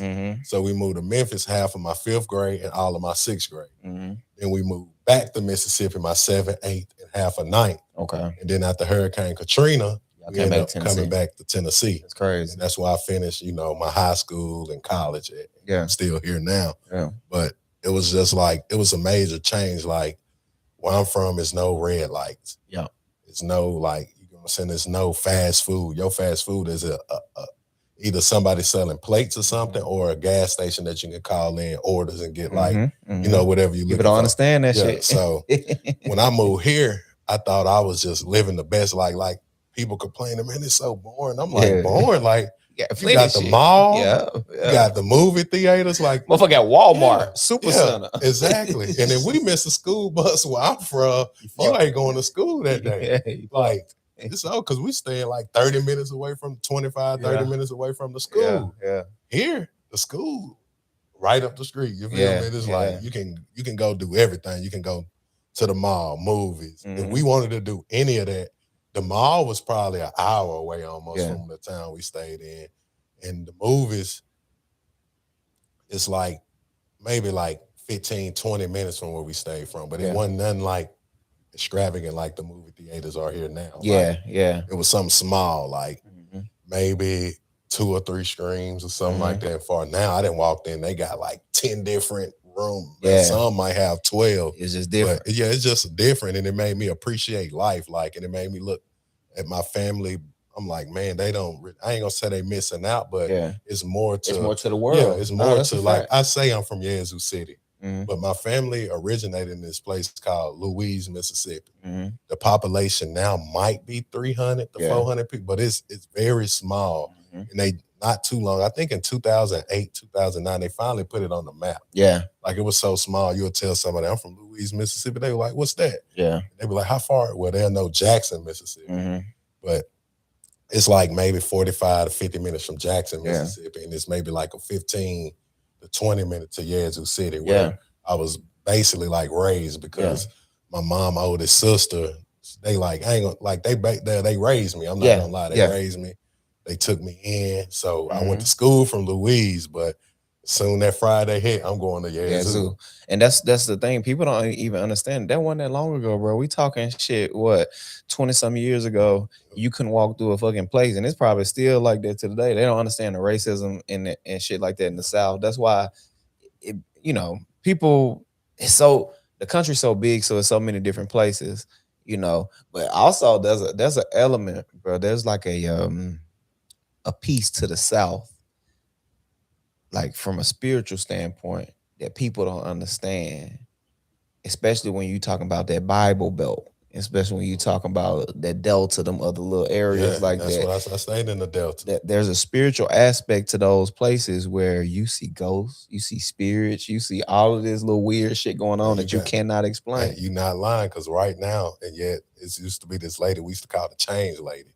Our people, like, it's like, you go in the bathroom, I forgot what it is, but we call her the change lady, but we used to call her Mary Well for some reason. You go in they used to say you go in the bathroom, cut out the light, say the name so many times, she come out and get you. Yeah. Like, Yeah. and no lie, but she was like, she burnt down half of Yazoo City, like before they for real had a change around her grave and stuff. And Yeah. they said if you step across it, such and stuff happened. But like Yeah. I never did it, but I done heard a lot of stories about how don't play with that. Like, Don't play with it. Yeah. like this shit giving me chills now, kind of thinking about it. And another thing also down there is we did not like we stayed in the same town and the white people sent their kids to all white. Like you weren't finna find a black person in their school. Like I don't know if it wasn't allowed, but we talking about in the late 90s though. Yeah. You get what I'm saying? Like early 2000. Like for some reason they did not send their kids to our school. Yeah. When we stayed walking distance from each other almost, and it was just like crazy. And like I ain't gonna lie, I was raised in like, you know, I was first we was in like they call them shotgun houses. Yeah. Like they say that because you can see through the front door. You can shoot a shotgun through the front door and then it go out the back door straight yeah. through. Yeah. So I know shotgun we stayed houses. in a little small house like that. Then you know, like my parents and them did the best they could, but it's like sometimes I don't know if it was their priorities or something was messed up or something like that, but they did the best they could, and I appreciate what they did for me. And it's also part of who it made me today. But like we stayed with our it'll be my step grandmother, but I call her my grandmama because like that's like she basically kind of raised me too. And like I always used to stay with somebody, and that's one thing I wanted different from my kids. And as a man, to bring it back, you know, I didn't want that for my kids. Like, we got to stay with granny and the whole family there. You get what I'm saying? Like, we live in 20 deep in a 2-bedroom. Like, come on, like it's crazy. Yeah, it's crazy. And that's one thing I just wanted my kids to be grateful for the life that me and my wife is giving them. Because, like, man, being from where daddy from, man, daddy didn't get a bed until he went to college. You feel me? Like, it was just a lot. But would I go back and change things? No, because it made me the man I am today. Yeah, define who you are. But look, let me ask you. So the change lady, I want you to expand on that story a little bit more. So what's the story with the change lady? Like and you said this out of Yazoo. Yeah, she was like this evil witch lady who she did like voodoo or some shit. Some along those lines, and she used to like just go around. Like something happened in Yazoo where she got pissed and damn burnt half of Yazoo down. She ended up dying. Do you know the full story behind that? Not really, because I ain't gonna lie, I ain't with that ghost and that paranormal activity stuff. So my cousin used to try to tell me. Once he gets so far, I'm like, man, I don't want to hear it. But supposedly, like when she died or whatever, to keep her contained, they put a chain like around her grave. A chain? Yeah, a real chain, like a So there was the chain lady or the change lady? The chain lady. Yeah. Chain, you know, I'm country. So yeah. No, I got you. Me too. Shit, I'm country too. The chain is like a chain. Like a chain. And they like if you go step across it or if it's broken, she out roaming, ready to terrorize them. Or if you want her to come back, you go in the bathroom and be like, you know, say her name 3-4 times and she'll appear in the mirror and all of that. This is a white lady? White lady. Yeah. And it's like crazy though, bro. Like I never did it though. Like even though I was tempted because I'm a strong believer in the God too. So I'm like, man, but I also wasn't trying to find out at the same time because man, it used to like have me terrorized and hear people say they did it and seen her in the mirror. I didn't want to find out. Like I'm the type like, well, I'll take your word on that. It's something I don't want to deal with. But yeah, she was like a wicked person.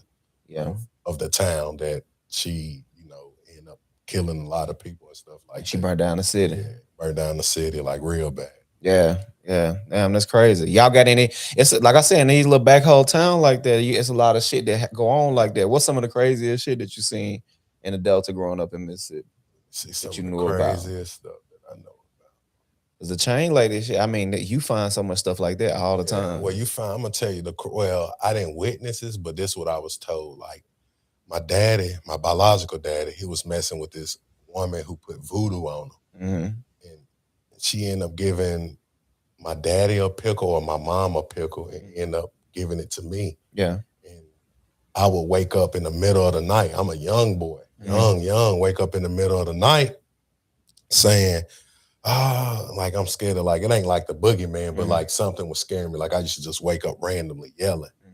And then, so as I got older, like, okay, let me go back some. I was wondering why I was having that type of stuff on my mind, like being scary. But like, it's not like my daddy I never spent the night over his house or any of that. But when I got older, he told me the story of the lady putting voodoo on him, which made me think, like, it kind of like got passed down to me. Something he did gave it to me, because I used to have these crazy nightmares, and to the point where I used to say like a child's prayer. I know parts of it was like, I pray the Lord my souls to keep if I should die before I wake. Like it went like Pray that. the Lord my soul to take. Yeah. So I went to my aunt, like my mama, older sister who raised me, and she taught me the Lord's Prayer. The Our Father which art in heaven, hallowed be thy name, and hallowed be thy name. My bad. And that right there, and like just praying, kind of like stop those, like, I don't know those what you call them. night terrors. Because So break down the story to me. Hold on, let's start from the beginning. Okay. So there's a situation where this lady is putting voodoo on your dad. Yeah. And she done it through giving him a pickle. Yeah, she did something with a pickle, and my daddy, my bad, gave the pickle to my mom. And she was, why? I don't know, bro. I don't know why he gave that shit to her, bro. But the lady was known doing voodoo. Yeah. And I want to say her name was like Boo Boo or something they called her, but yeah, she was like a voodoo-ish. Yeah, and it's in Yazoo, right? This in the Delta in Mississippi. Well, yeah, this in the Delta. Yeah, this in the Delta, bro. And my daddy ain't the only one that got hit with the voodoo neither. Yeah. But let me stay on topic. So so it was something dealing with a pickle, and my mom ate it and then ended up giving birth to me. And then years go on, and out of nowhere, I'm having these nightmares talking about Boo Boo. Yeah. Boo Boo trying to get me, Boo Boo this. I'm in the middle of I'm asleep. I just wake up yelling, like terrified, and my mom and them just getting tired of that. Yeah. So they told my aunt about it, her oldest sister about it, and she was like, well, we're going to switch up your prayer because you might get growing out of the kids prayer. Yeah. So by me saying that Boo Boo stuff, and then I end up telling my daddy about it, and then he ended up giving me the backstory. He was like, man, that damn, I ain't gonna say exactly what he said. We were like, that motherfucker basically probably passed that shit down to you or whatever. Yeah. And like he was messed up about it, like for a while, he say. Like I don't know how you get voodoo off of you or any of that, but yeah, that was a story I was through the Lord's Prayer, you got it off of you. Yeah, like I promise I did. Like I used to pray. I still pray the Lord's Prayer like every night, because like I believe in the Most High, man. For real, like. And I do little readings of the Bible and stuff. I try to read like a verse or two a day, just to keep myself uplifted, because I didn't rely on the Bible and the prayer and stuff like almost like my whole life, and it had got me through a lot of dark places too, also. So I never stopped. No. No, I've seen it though. I've seen a lot of little different situations like that. My aunt and them, it's so many things. So you just listen to your aunts and stuff. Sometimes you hear these little situations about what happened growing up. So for me, my aunt, she had gave me she was just, this is shit a few months ago. We just sitting around talking. I don't think they knew how this kind of fucked me up a little bit, because I kept my composure. But she was like, yeah, we had a cat growing up. It was like one of my aunts' cat. I think my aunt Lisa, we had a cat.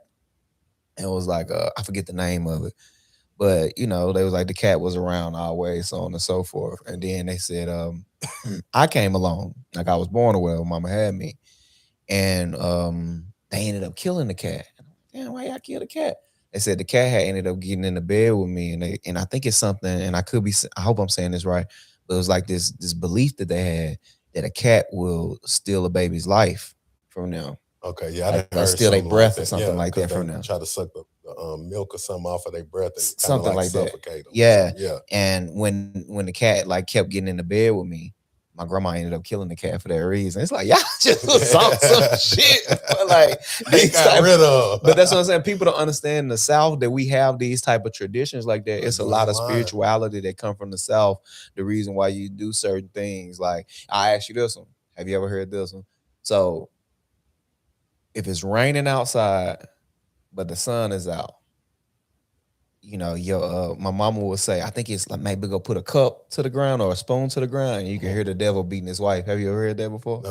No, I heard of something like that Yeah. before. Yeah, I ain't Yeah. gonna lie. I heard that when somebody died and you don't you know how they put them in the back of the hearse? Mhm. I heard if you don't supposed to take them down like past their house or they'll Yeah. hunt that house the Yeah. less Yeah. as long as it up. Like Yeah. we heard stuff like Yeah. that. Yeah. Like you don't, and then you don't bring them across the water because they'll find their way and Yeah. just weird stuff like that. Mhm. And let me see what else. Something else. You can try if you're trying to get away from a spirit. You can travel over the water to get away from the spirit because they can't cross water. Yeah, things like that in the South. like People that. don't. Yeah, they really still they believe that though, Yeah. for real. Like, Yeah. like they will not take you past your house if you're in the back of that hearse. They will not. Yeah. And then they say, like say if you having like say they told us that if it pour down raining on your funeral day, you going to hell. Going to hell. Yeah, they used to tell us stuff like that. Yeah. And man, my loved ones, I'm like, man, please don't let it rain today. Please don't. But then as I got older, they say, well, if the day they die it rain, they going to hell. Like, it was just like they just kept adding stuff on to it. Yeah. But it's like, is it true? I don't know. But like they really believe in that. Like a lot of people also like Money, Mississippi, where the Emmett Till incident happened. That maybe is like 15 or 20 minutes away from where we actually where you grew up. Yeah. Okay. Damn, I didn't know that. Yeah, that's in the Mississippi Delta too. Okay. I knew it was in the Delta. I didn't know you stayed that close to it. Florida County or something. I forgot the actual county. But yeah, it's not that far from where they did that to him at. That's like in a whole like we got this we got an extra like social study in Mississippi that is called Mississippi Study. And for like a whole 2-3 weeks, we just dedicate that to Emmett Till. We watch videos, do tests, and learn about it. And how, how his mama, it was supposed to have been a closed casket. But she opened it She up. opened it, and that's before they started bombing like that too. So it was just raw, like you get what I'm saying? His body was real mangled and messed up. Bad. And they did do him bad. And it's just like, that's the way it was down south. Like, they try to raise you to where like you don't question that white man. You get what I'm saying? Like whatever that white man say, don't mess with white women. Like just keep it black. You get what I'm saying? Now, like I'm glad like the world, some places are still like that. They still look down upon you. You marry out of race or have kids out of race, like mixed kids, like they will look down upon you. I done seen a family disown their daughter because she fell in love with a black man. Yeah. They don't want no parts into it. Yeah. You know what I'm saying? Yeah. It's like that in Kentucky. I can speak on that too because my brother who died got 2 kids by a white woman. And her family don't want nothing to do with them kids. They call them little nigger babies. Like that's what they call them. And this 2026. Like, yes. Like the oldest, my nephew, I think he's 11 now. And my niece is 10. And like they didn't want no parts with them in Kentucky. And it's not next state over from here. And it's like they still like that though. They disowned her. But when she did come around, she couldn't bring them. Like she could bring her, her all white kids. But them two, it's a no-go. And I feel like that's messed up because I love them. I don't care what color they are. Like I don't see nobody like I see past color. You get what I'm saying? And when I first got here, it was a little different. I'm like, dang, this white person really being nice to me. On the bus together and stuff like that. But it shocked me and let me know not everywhere is like where I'm from though. And that's another thing that where I'm like I done got used to, but like my kids won't know nothing about that for real. Like, they say they might have an incident where a white kid in the class might say the N word, but it's like nothing major like what you went through. So it's just like, and they can get along. Like white parents and black parents invite you into their child birthday party. That ain't happening. Hell nah. Not when we growing up. Nah, that's not happening. Like they, nah, that ain't happening. Like they even want you to be friends with them. Like you get what I'm saying? But I always like I never took that. Like I used to think like, man, white people hate us so much. You get what I'm saying? Like I used to feel like why they hate. I ain't done nothing to them. You get what I'm saying? And it's like you hate me because only reason why you hate me because I'm black. Yeah. What if you was blind and didn't know what color I was? Would you still feel the same way? Yeah. Like it just that's the way I went and like look at stuff, and it's just like I give everybody a chance. I don't care what color they are. You get what I'm saying? Yeah. But back south, like where I'm from, you got to be careful though. Like you got to be careful. Like don't try to talk to they women because you don't want that. But now, like yeah, we can fight back and all of that. But still, like you don't want that.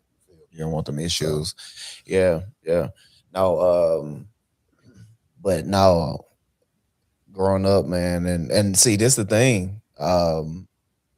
Tennessee is the way Tennessee is broken up. I tell people this all the time because I'm from Tennessee, born and raised. The way Tennessee is broken up is Middle East and West, right? And to me, those three different sectors, I say Tennessee is like four different states. You got Middle Tennessee, East Tennessee, and you got West Tennessee. You got West Tennessee, and you also got Memphis because Memphis is like its own thing. Mhm. But I guess West Tennessee is kind of more like Memphis. But regardless, though, like growing up like that, you didn't. We still had like sundown towns and stuff near us where you don't. It was a town called like Pocahontas. Like black people don't go there or whatever at a certain time. But anyway, so growing up, okay, you come to here, you get into school and everything like that, and you start trying to develop a way for yourself and make a way for yourself and start figuring things out. What do you think coming through post high school, going into college and everything? What was one of the more transformative moments in your life? Something that changed shit forever for you? I'm gonna be completely honest. Out. All right. I'm trying to say I'm gonna put this. So my first 2 years in college, my first year, first of all, I wasn't gonna go to college. I'm gonna start there. Like I graduated, and then my homeboy, his name Roland, I call him Rolo. He hit me up like, bro, you going to college? I'm like, you? He was like, yeah. He was like, where you? I was like, where you going? That's what I asked him. He said MTSU. He was like, where you going? I wanted to like fit in, didn't want to, didn't want nobody to think, oh, this nigga finna just go and work at McDonald's or something like that. Like I want to better my life. So, I matched this energy. I was just like, shit, I'm going to MTSU too. Yeah. Lying, bro. Like I ain't even done the application back. My ACT score wasn't really where it needed to be at. But I told my cousin, but I still had like a 3.2 GPA. So you did pretty good in school. Yeah. Because like I said, earlier, we was living deep. So I used to love going to school because it kind of like a lot of people look back and when they finally found out who I was, they would be like, man, I would have never known that you lived that way. Because like we stuck together. Like my mama was a twin. So it's 10 kids out of all of them. So you got to think 10 kids. Then we got our cousins. Then my mama got her husband. My aunt got her husband. Like it was deep in the house. So I used to love going to school because it just be like, I'm glad we had a roof over our head, but it was just something to look forward to the next day. Yeah, so, being able to get away from all the chaos. Yeah. So I'm doing good in school. So then I graduate. Then that's when me and my friend Roland had that conversation. Then I go to my cousin who also, she went to MTSU. So I'm like, what I got to do to go to college? She was like, boy, you want to go to college? Yeah. I'm like, yeah, I want to go. She was like, well, we're going to get your transcript from high school. We're going to send in your ACT scores. We're going to wait to see as you get accepted. So she felt that I didn't fill it out. She filled all of that out for me. She was like, boy, look at God, you got accepted. So then she was like, well, at the time I didn't have a car, didn't have a driver license, barely could drive. So she was like, you're going to have to stay on campus because ain't nobody going to take you to and from. Yeah. So then I'm like, dang. So I'm like, okay, I'll stay on campus. I didn't know that you had to pay a deposit for a dorm. Yeah. And it was like $350 or something. So the crazy part is like a week before that money was due, one of my homeboys take me to a dice game. I ended up hitting for like about $400-$500 or whatever. Yeah, so you had the bread. Yeah, so I went to tell my cousin. She was like, boy, where you get this money from? I lied to her. I'm like, shit, I worked a little overtime because I worked at Taco Bell. And so I ended up paying that and getting accepted to MTSU. But then my first 2 years in college, I still was living like I was basically still had them same ways. Yeah. And it wasn't until I had a homeboy named Marcus. And he used to want to do, like we used to do, like my first 2 years, I met Gavin my freshman year. R.I.P. to him. That's my best friend that passed away in December. I met Gavin. I met Marcus. I met Juan. Who else did I meet around that time? But basically all of us wasn't there to do no work, basically. We was there to party, get high, drunk, do dumb stuff. And then Gavin ended up going back to like Antioch or whatever, so he left Murfreesboro. And Marcus ended up pledging Sigma or whatever. And then he didn't want to go get drunk, walk through campus smoking, doing dumb stuff like that. And I'm asking like, bro, what you doing? He tell me he finna go to the library to study hall. Yeah. I'm like, study hall? I'm like, man, come on, bro. Like, we've been kicking it for 2 years now. He didn't want to do none of that no more, though. Yeah. So I'm like, dang. So I see him going to the library and stuff. I'm like, damn, his grades going up. Damn. So I'm like, man, what? Like, I knew what a Sigma was because I got an uncle that's a Sigma. But I'm like, man, I'm never going to Pledge do none of that. Yeah.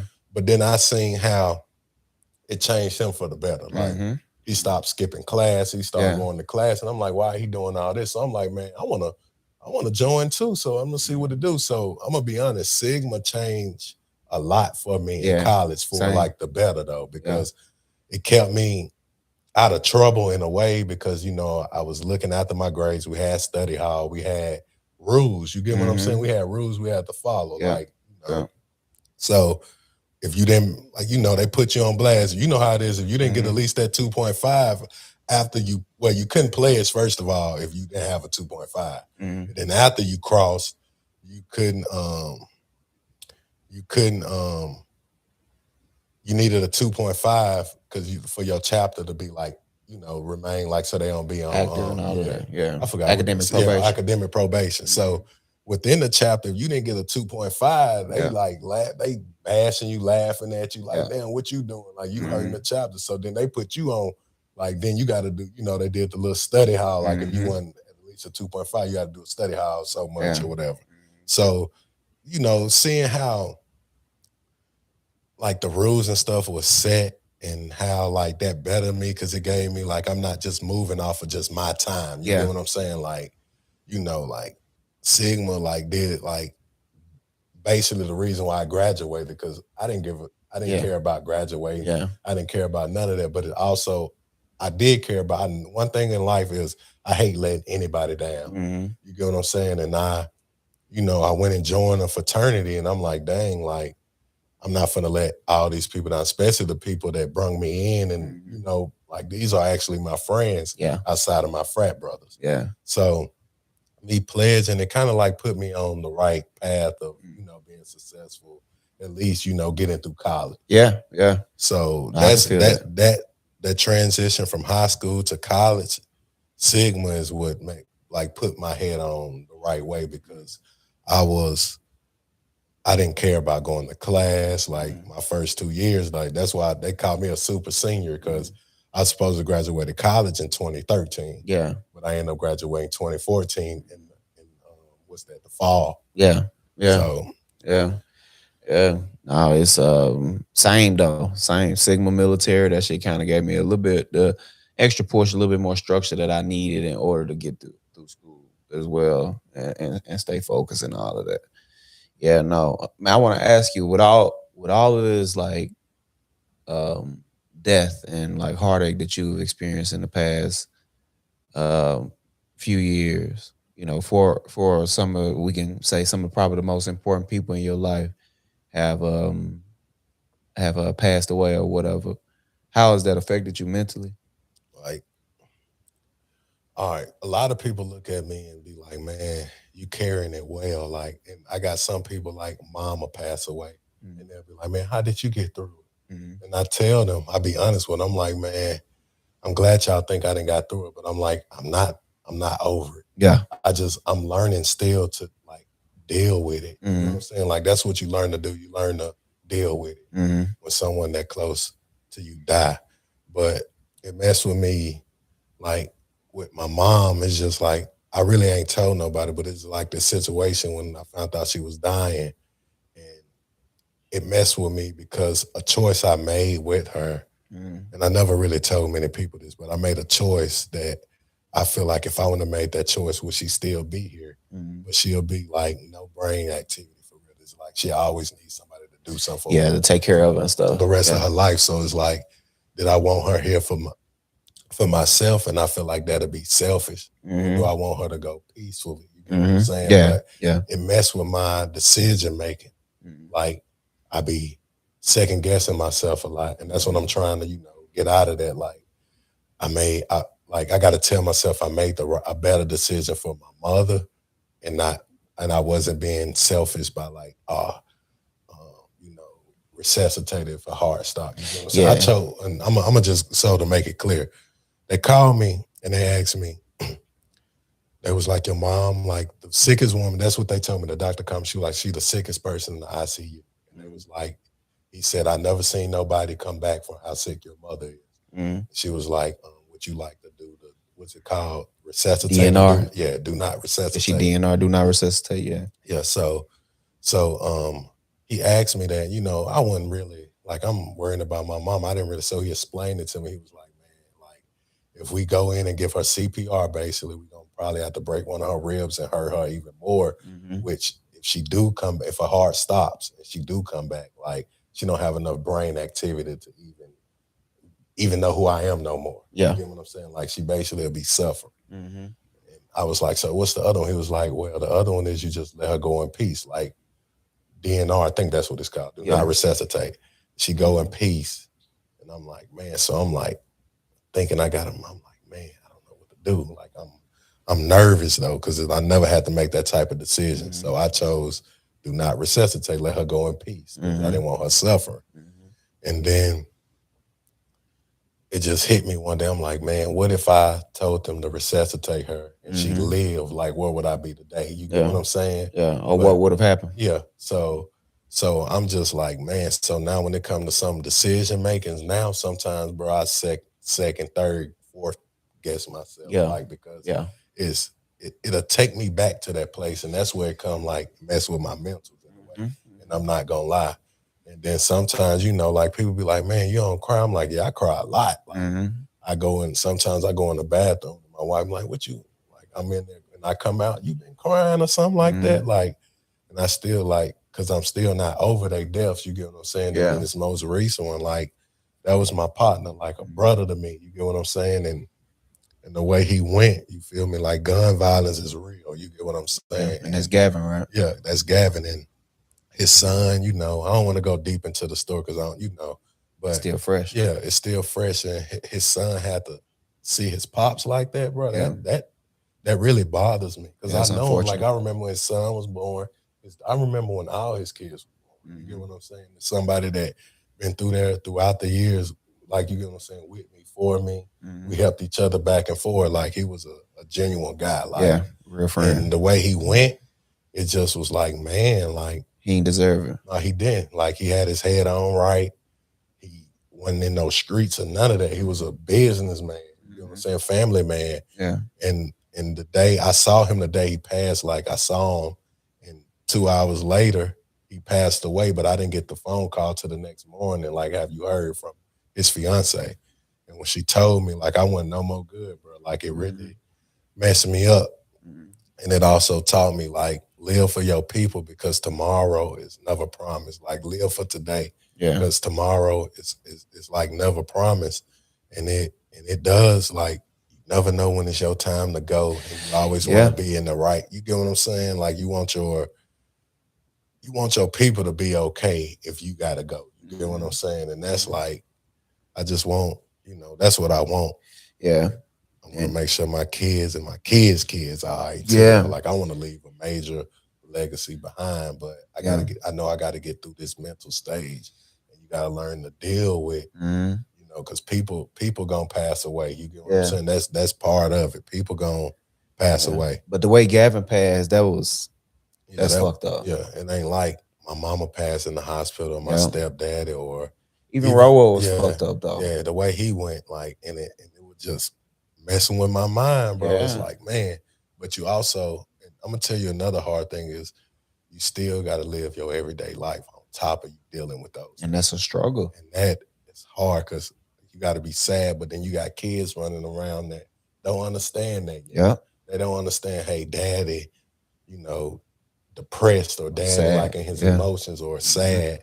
And it's just like you can't you can't look past them because you still got to deal with your everyday life too. Yeah. And that's the hardest part. Yeah. Yeah, man. But it's so much out here that make you want to just give up. It's so much that's going on to make you just be like, I just need a day. I just want to sit down and just, be to myself. It's so much that go on that make you want to do that, but you can't. You can't. You gotta still live for these kids. And I get it with your mom, like the DNR stuff. Like this shit, I'm so twisted up now, bro. I'm so fucking twisted up now with this stuff that I experienced with my mama, bro. Um, it's so much with me that in my head is like, I was already a little off anyway, but my head's just so fucked up now with so many things. It'd be hard for me. I'll be in the middle of like some of the greatest, supposed to be the greatest moments ever, and it's just like, I'm so fucked up now, and I'm so distorted now that I can't even feel like the pleasures of life to an extent. Exactly. And I'm glad you said that. Yeah. That's exactly like I can talk, but it's hard for me to sometimes express myself, especially when I I have think like you a do lot good on my expressing mind. yourself though. And it's just like what you said is like sometimes it'll be like a great moment and then I just be zoned out and my wife be like, you okay? And in my head, yeah, I'm okay. Like I'm it's like an automatic answer, "Yeah, I'm okay." Yeah. Because my brain ain't processing it how other people are viewing me at that moment. If that makes sense. And it's because like what you said, it's just like it could be like a great moment or something like that, but you so caught in your head or you're not over something completely and you don't even realize you're not over it because everybody be like, man, like she passed, like I didn't have, man, it's been 4 years, man. And it's like, yeah, it's easy for you to say because you ain't in my shoes. And I know that ain't enough deal, time. Yeah, you deal, I know. And I only can imagine how you feel. You get what I'm saying? Like I only can imagine how you feel and going through it, you going through what you going through with your mother. And it's like people need to understand and appreciate you too, because like how you gave me my flowers while I'm here type stuff. It's like people need to understand where you coming from too, and realize too, like, hey, check on T sometimes too, because you never know what bruh going through, and he going through a lot. Because I guarantee there's no one else out here for real that can do what you doing, and at your age too, though. Like you're not old at all. Like you chose to take care of your mother rather than, run the streets or be, partying or doing this and that. Like you could be doing a million other things, but you chose to take care of your mother. You feel me? And it's like, man, like I tilt my hat to that, bro. Cause like that's some real stuff. But during the process, what your mother been diagnosed with, it's like, I know that I can't say I know, but I know sometimes it gotta mess with your mental. Cause like, man, my mom might not even know who I am today. Oh yeah, no, she don't know who I am no more. Mama ain't knowing who I was in probably 5 years. See, and I can believe that because I done told you I done called her talking to her, and at the end of the conversation, she thinking I'm you. Me. I'm like, man. And that was early on. This would have been before our kids were born when you was talking to Mom probably. Yeah, but I never known that was going. I didn't know until you said, you was like, yeah, bro, Mama got dementia. I'm like, what? And I'm thinking that's what probably made her think I'm you. Like we'll be on the phone for 15 minutes. And minute 13, she thinking I'm you. Yep. See, we didn't even know then though. We didn't even know. So during those moments, because you talking about, because we done known each other now for so damn long. You talking about probably this would have been 9 years ago we talking about now. 9, maybe even 10 years ago, you on the phone talking to mama, checking in, all of that. And she thinking you me. She's experiencing earlier parts of that shit, even early on, man. But that DNR stuff, man, I know exactly what you're going through because that's something that they tell me you have to make the decision on if your mama live or not. And that's a hard decision for a son to have to make on if she's because your mother is sick or something going on with her, and that's a very hard decision for us to have to make, especially like somebody like me, you're the oldest, but like I'm the youngest. So it's like, I have to be the end all Yeah. be all to determine on if my mama live to see tomorrow or not. That's Yes, hard for sir. any child to have to experience, man. So I know exactly what you, but you know, I feel like I feel like you probably made the right decision. You don't want her to suffer, bro. Yeah. Sitting, that's rough watching my mom be in the bed like just there. Like you didn't want her to do that, but I feel like you made the right decision, and I feel like shit. Nobody's perfect, but I feel like even after you picked up the mantle very well to keep your family going and stuff like that. You at least try to be. You've done stuff like trying to make the effort to get your little cousin a job. Which like you said, your mother's a twin. So down there, like your first cousins for the Like my twins, they like siblings. your siblings for Yeah. real. Like, Yeah. and your mama identical twin too. So Mhm. like it's down there, they like your siblings. You picked up the mantle to try to help them out. You speak with you just been there and been around and all of that. And man, I know Roro, your mom, I know they would be proud of you for sure. Especially how you deal with his kids and stuff like that. I know he'll be grateful for that, if nothing else. Yeah. And then like that's why I like tell my little brother, the one that's still alive, who actually got my brother kids now. Mhm. I tell him how much like I appreciate it and God gonna Yeah. bless you for doing this type of stuff. Yeah. Because like you didn't have to do it, but Yeah, you nah. chose to. And how many babies he got? He got three of his Three own. of his own. Yeah. Yeah. And then he got my niece and nephew, Yeah. Roro kids. And then another thing, like you told me, that's the same thing. My older cousin, like his name Davis, but we call him Michi. Michi, yeah. You met him at Yeah, my I met wedding. Michi. Yeah. And then my wife tell me the same thing. Like, hey, like when you look at it, they just put it like this. They told me to like just sit back and look at it. Would you rather for her to sit and suffer and be here just because you want her here? Yeah. That's She can't selfish. do nothing. Yeah, that's Yeah. what they told me. They Yeah. was like, that's selfish. Or you really made the best call because Yeah. like no more suffering, no more pain. Yeah. No one wants their parents or no one to have to live through that. Mm-mm. Like, yeah, I want her here, but she can't even pick up the spoon and feed herself or Yeah. wipe her own ass. Like Yeah. just simple stuff like that. My mama would have never be able to do that again. And that's what made me kinda okay, Yeah. but I'm not okay because It's at the that same thought. time, it's that thought like her life was put in my hands. Yep. And I'm like, I'm not God. Yep. Yep. Yep. That's it. I mean, you hit it right on the head. But and this probably sound crazy, if I could, knowing what I know now, what I've had to experience now for perhaps almost been 3 years. It'll be 3 years in June that I've had my mama now.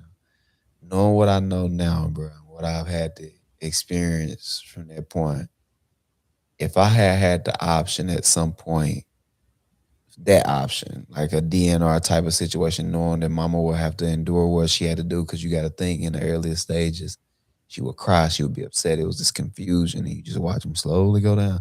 You see her missing the plate with her fork now. She forgetting how to eat. You see her tiptoeing, she forgetting how to walk. And gradually you just see her in the bed, just not saying nothing, just mumbling and stuff like that. If I knew then, and I had the option, like, hey, your mom is about to get ready to go through this immense amount of suffering. Do you want to let her go now in peace? If I had that opportunity, knowing what I know now, I would have took that opportunity, because it's been.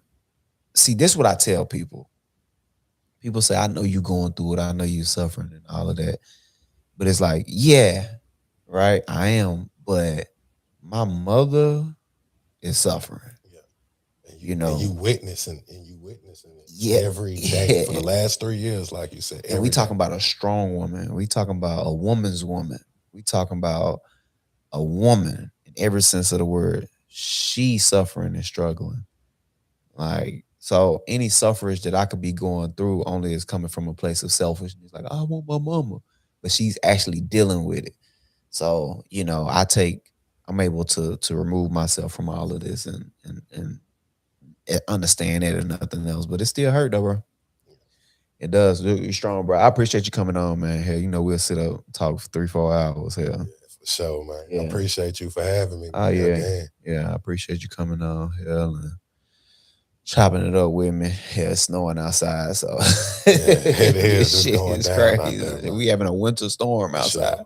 sure. And if it's one thing before we go, though, I want to Mm. tell everybody, love your people while they here. Come on now. Real talk. Love them while they here, brother. Like they didn't, like you can still love from a distance, but Facts. love them while they here. Yep. Because I'm telling you, it's a strong feeling. And I'm telling you, it's like when they gone, you will feel like none of that really matters no more. None of because the you can't bullshit. do it while they here. Like I can't tell my, like I wrapped it in a song and we can cut it off. I said that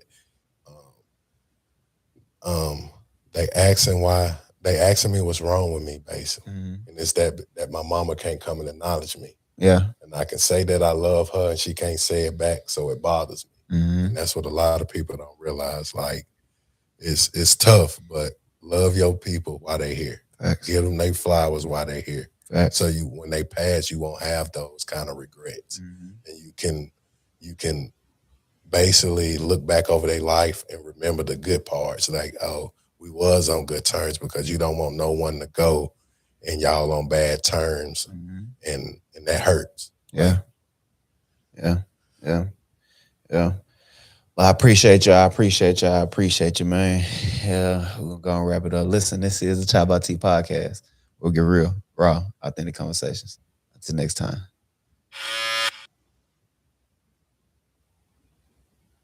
What's up? What's up? This is the ChoppedByT podcast where we get real, raw, authentic conversations. I'm your host, T. And to the right of me, we have Thomas. How you feeling, brother? Hey, I'm feeling good. I'm glad to be here. Thank you for inviting me. Oh yeah, of course, of course, of course, of course. You've been on a journey. I've always, so for the people watching, you are my frat brother. You came through Out of Mute, Yeah. my chapter, our chapter, and I watch your journey, bro. And I've been seeing you. I've seen you, you know, start on this journey of it seems to be two parts: enlightenment and understanding of yourself, Yeah. right? And I could be wrong. You can correct me if I'm wrong. You can chime in at any moment. But it seemed to be on these two separate journeys. And when I asked you to come on the show, the first thing that popped in my mind was alignment, right? And that's something that I feel like everybody that I speak with, everybody that come from our chapter, everybody, all of our friends, mutual friends, friends of my own, alignment has been the theme of everybody's life, trying to get on track and be aligned in their spirit, you know, internally and externally. Is that something that for you? Yeah, that's definitely something that's been a major focus on me, is alignment. Yeah. And development. Yeah. Yeah. You told me something, man, that it made me think of myself, actually. Cause how old are you now? 25. 25. Okay. Oh, you got so much fucking time. But you don't feel like you got a lot of time. Nah, not at all. I don't have enough time. You know what's crazy? So I got 8 years on you. Right? Yeah.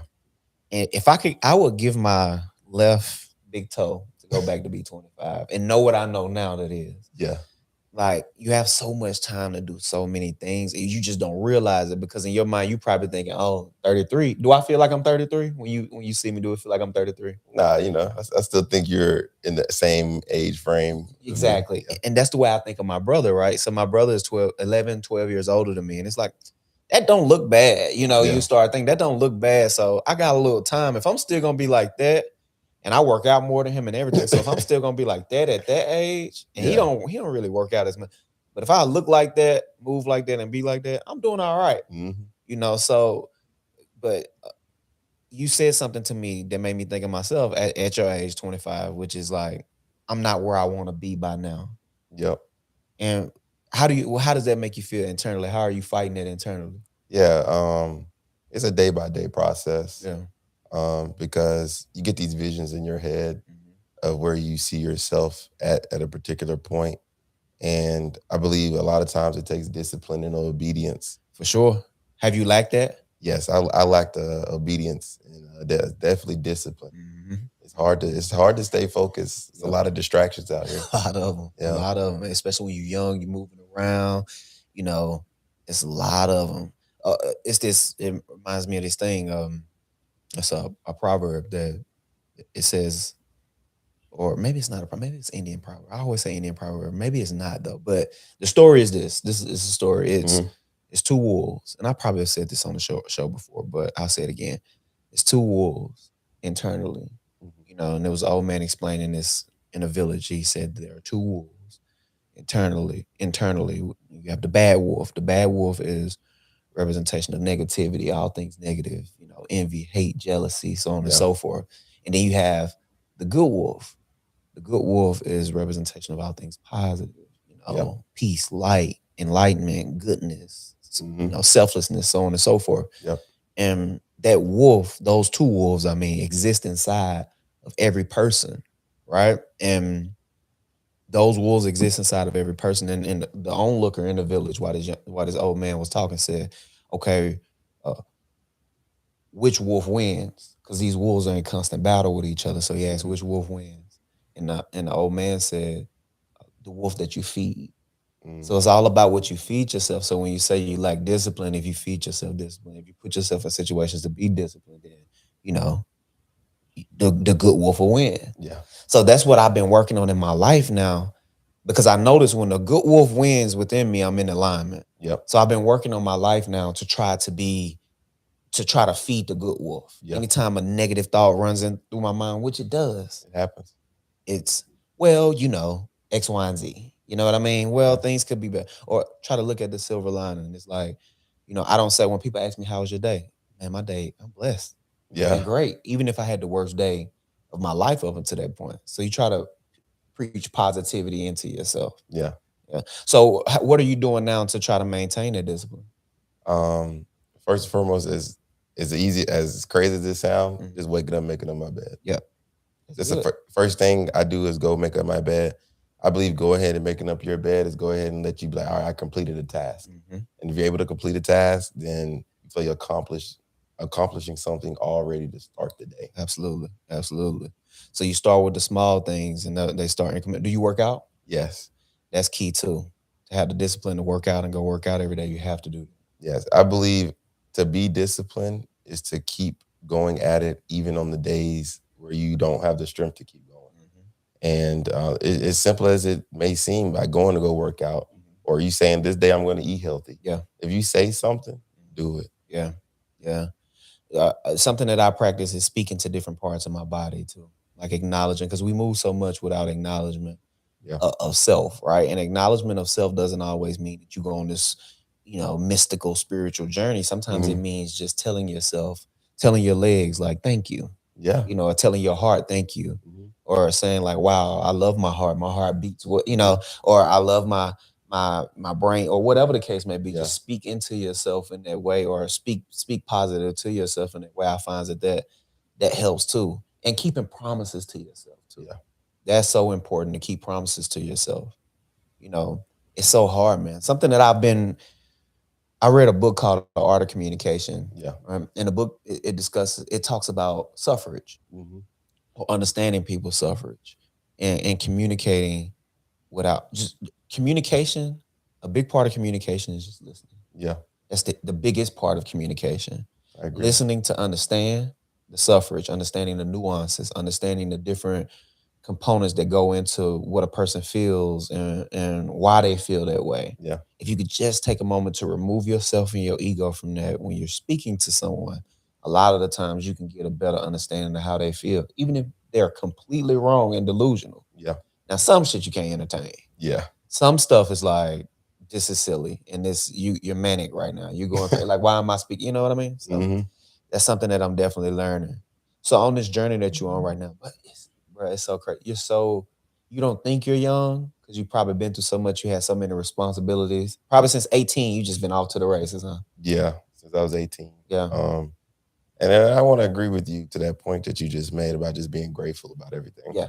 I think in this hour in my life right now, that's my number one priority, is being grateful for having a vehicle, being grateful for the house that God provides for me, being grateful for the clothes on my back.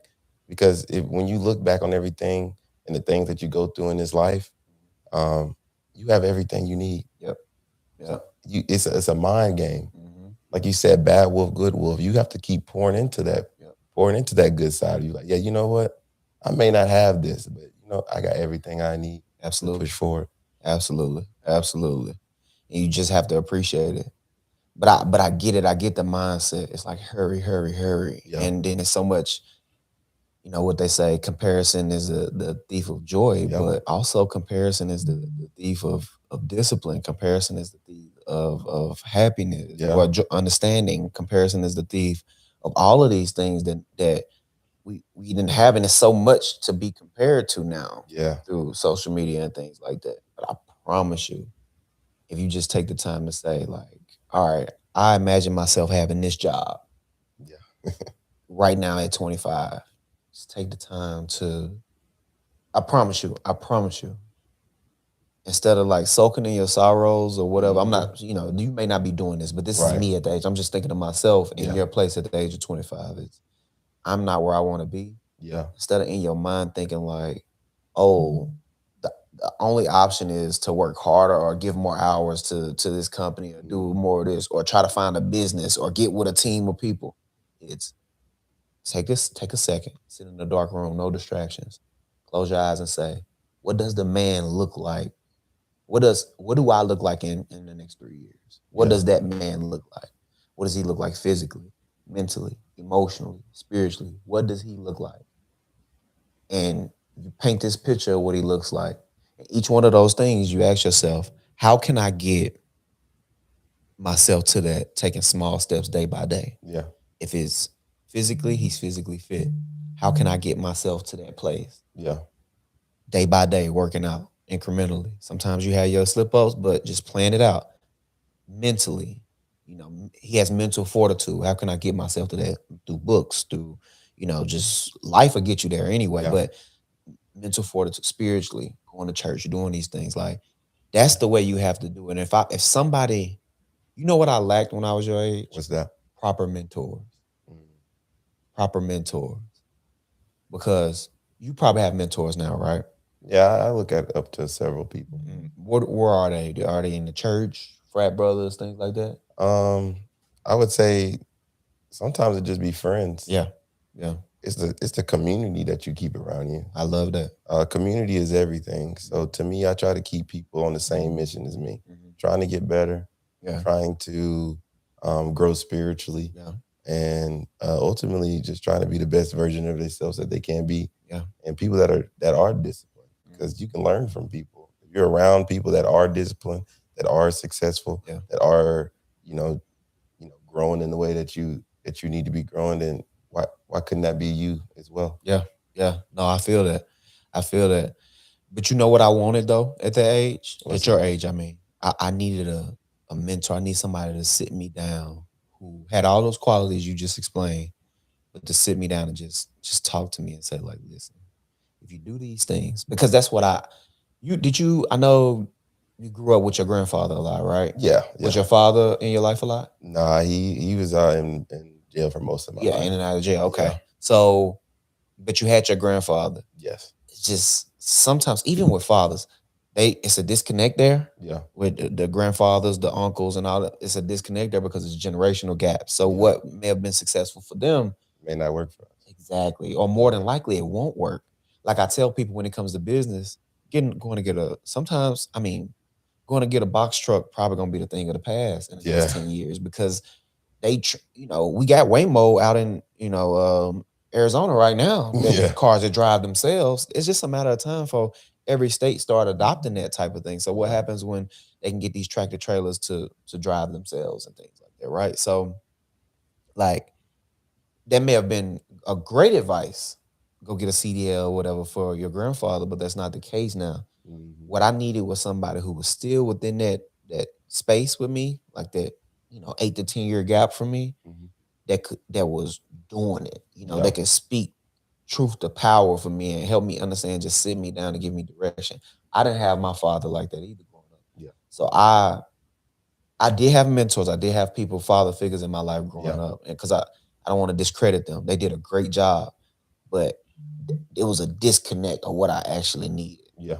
I tell my son all the time, bro, you blessed to have me. And that's not even an ego. Yeah. It's like, seriously. Like, bro, I can show you so many things because I've seen so many facets of life. Yeah.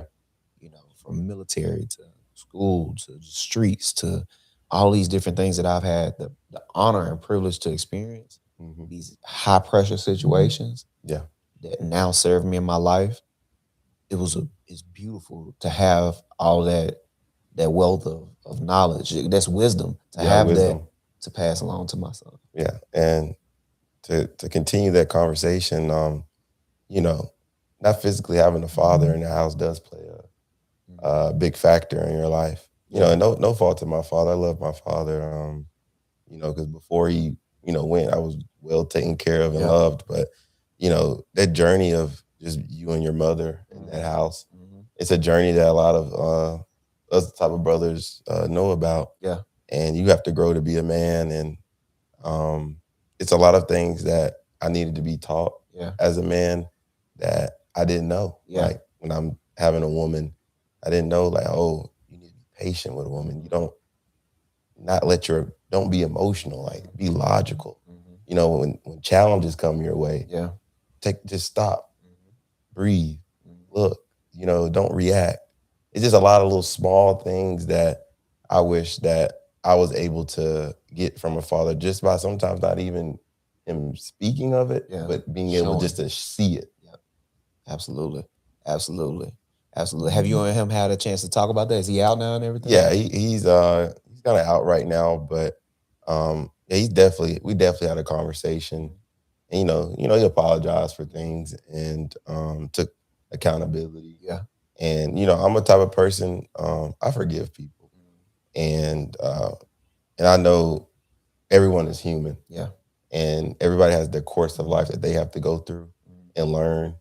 And I can never put fault for anybody for trying to live. Yeah. Yeah. Yeah. Or living their life the way they lived it, Yeah. even though, and going back to what you said, sometimes, and women, as great as they are, Hmm.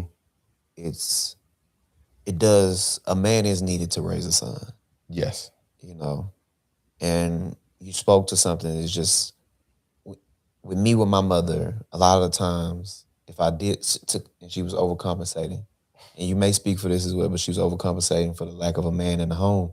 Yeah. A lot of the times when it came to quote unquote things that a man should do, she, so when we look at masculine energy, we see masculine energy as like aggressive and tough or Yeah. whatever, right? Hmm. And that may be true, but I'm not trying to debate on whether it is or is Right. not. But that's what my mother seen masculine. She only could see examples of masculine energy because she had mostly feminine energy. Yeah. So for her, the example she seen in masculine energy was aggression and intimidation and all of that. Yep. So in turn, to try to compensate, so I could have that same energy Yeah. of what she's seen as a man, she would like give me these type of things, or don't cry, or don't do this, or Hmm. don't do that, and in order to make me quote unquote tough. Right. So, fast forward, that affects you in a way because that's not what it is. I Nope. know now that for me, for my son, a representation of masculine energy for him is it's just show of things. It's showing when we wrestling that I'm strong, Yeah. that this is what a man is, that I go work out, that I take care of my mother and took accountability for that. Yeah. You know, I take care of him and I hug him, I embrace him. I tell him that you're handsome, that you're worth it, you're Yeah. worthy, all of these things. Hmm. Like that's because that's what I needed and that's what I lack. But all credit to the single moms doing it Yeah. though. And I give credit to my mother. You really don't know the things that your mother went through Yeah. and how strong they had to be raising a young black man By themselves too. by themselves, right? And I totally agree that my mom to raise me, she was hard on me. Oh no, you can't go here. Scary, bro. Or she might talk a little aggressive with me, get a little rough with me. Yeah. But I appreciate that because now as I've grown into a man now, I can look back. You know what? My mom was just trying to make me into a man. It was done out of love. Done out of love. Yeah. And like you said, like later on in life, it is some things you kind of have to fix on that because I believe being a man is way more than just the masculinity and the aggression. Mhm. It's being able to feel your feelings, Yeah. being able to understand your feelings, Yep. and also be able to show them. As a man, it's okay to have feelings. It's okay to cry. Yeah. It's okay to, break down and show them like, hey man, I'm not. It's okay to say I'm not okay. Yeah. I always got to be strong. Mhm. Yeah. The way I sum it up is being a man is logic. Yeah. Pure logic. And also understanding that what a I'll say it. Women don't approach them with. You have to be logical in the moment. Yes. Logical enough to say, like, I understand this situation and the nuances of this situation. Yeah. But don't expect that don't expect that to come back to you. Right. Don't expect that logic to come back to you from them. Mm-hmm. And you being logical completely all the way through. Not to say that a woman can't be logical, Yeah. but when it's like love involved or conversations involved, something that invokes emotion, Right. sometimes you have to understand it like, hey, this situation may not be logical at all. Yeah. Right. I seen this post from this girl that in the beginning of the post, she said, I hate a dude that's like, how did she put it? I hate a dude that's like, unfortunately, I have a girlfriend. And when speaking with someone like, Right. you know how to say, unfortunately, I have a Unfortunately, girlfriend. yeah. I hate that. And later in the same podcast, as she was speaking, Mm-hmm. she said, and I'll put this clip in here too, but later in the podcast, she said, it was a guy that wrote a poem to her that wrote in, because you know some podcast people can write in and stuff. They'll do like the voice message. Well, he wrote like a poem and he said it like the voice message. Yeah. And she said, well, I love that you took the time on that. I'm grateful for that, blah, blah, blah. But unfortunately, I have a boyfriend. And the nigga that was like, unfortunately. And he was like, and she's like, oh my God, you know, so I just found that hilarious. So it's no logic in that. It's like, it's no, you know, sometimes that happen. And that one may have been what they call a Freudian slip. Yeah. But still, regardless though, like you have to approach a woman sometimes with just like, with logic, but not expecting logic to come back to you, but also just understand where she's coming from too. Yeah. You know, and I love that for us in our generation that it's not just like fuck women anymore. No. I love that because you know that was the temperature. It was. You know, 90s, early 2000s, bitches ain't shit, all of this. Like I love that that's not even reflective in the music anymore. No, for the most really. part. Yeah. You know, unless it's just something more for the most toxic shit in the music. Now the rap music is coming from the women themselves. Women now, yeah. The men kind of like in love, you know, and all of that for the most part. Yeah, you know. But it took. I do appreciate my mother for all the things she was able to give me. Yeah. You know, as far as that goes. So let me ask you, man. So on your journey right now, what are you doing right now to make the necessary changes in order for you to get to where you want to be? Yeah. You're a content creator. Yes. You didn't mention that. You're a content creator. Professionally, that's what you do. You create content, you take pictures, you know, what is your thing? It's pictures, it's all thing content. What is Yeah, so I'm a little bit of everything. Yeah. Videographer, photographer. I just started that business. And then as well as do content on the side. Yeah. I do. And that's just me being positive influence because I make content because I want to be a positive influence in the world and show people that no matter what you go through in this life, you can get to different levels in this life, right? Because God is who strengthens me. Amen. Yeah. Because God is in me. And I want to continue pushing that out. I feel like that's important for younger brothers to know that it's so many different ways you can go about this life, and this is how I'm doing it. Yeah, and your content has a more positive tone. That's good, man. We lack that so much. We like you know what? I've seen these people that was talking about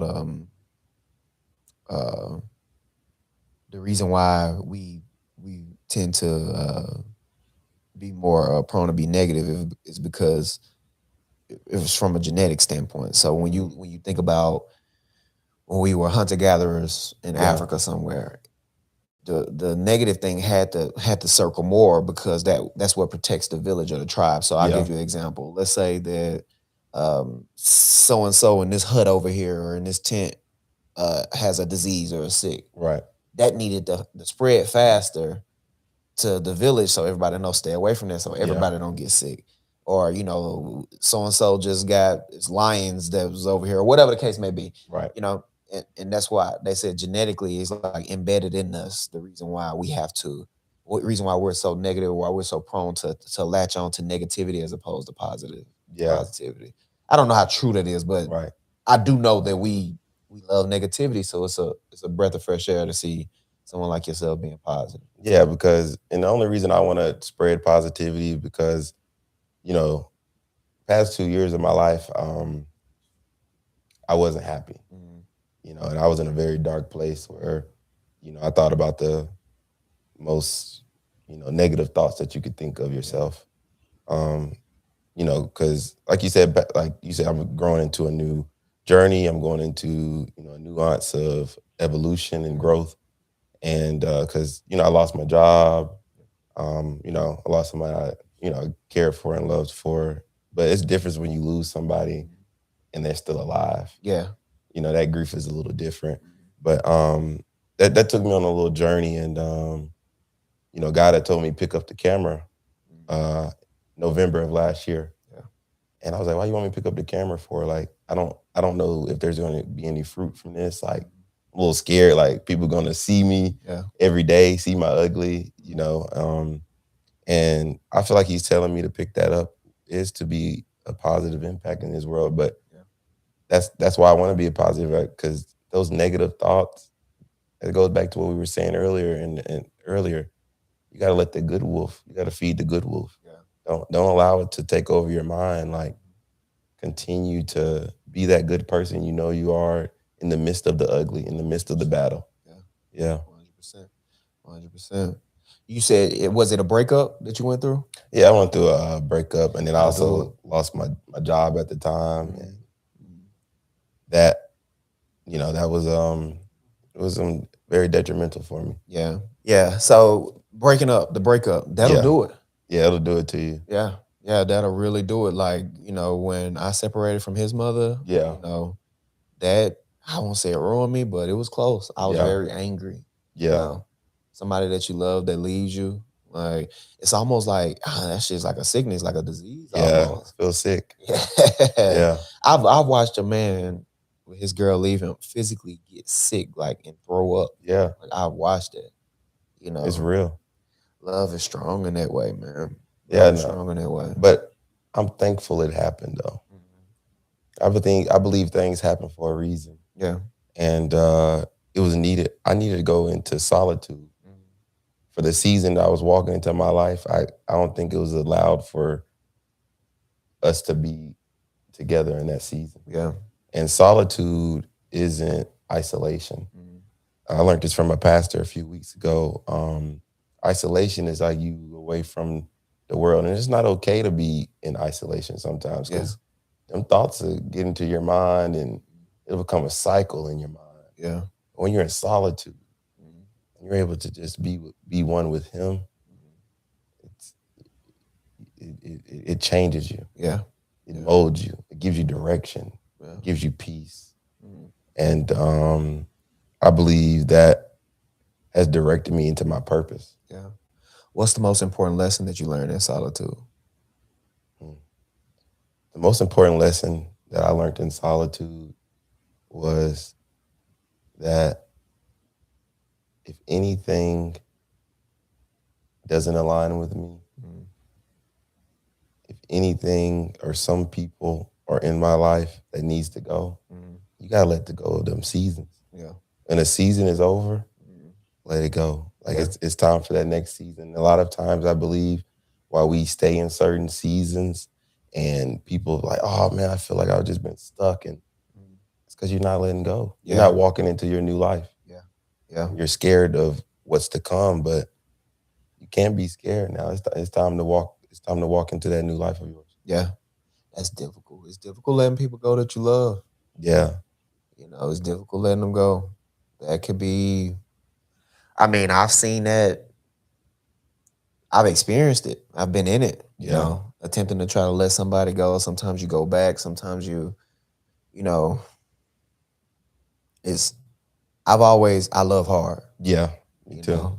I love real hard. So when it comes to letting somebody go, sometimes it's very difficult for me. It took me years to let, especially women, somebody who you share something as intimate as sex with. Yeah. Because sex can sometimes just be like a throwaway thing for men. But as you get older and you start to, like, nah, these soul ties are real. These things are real.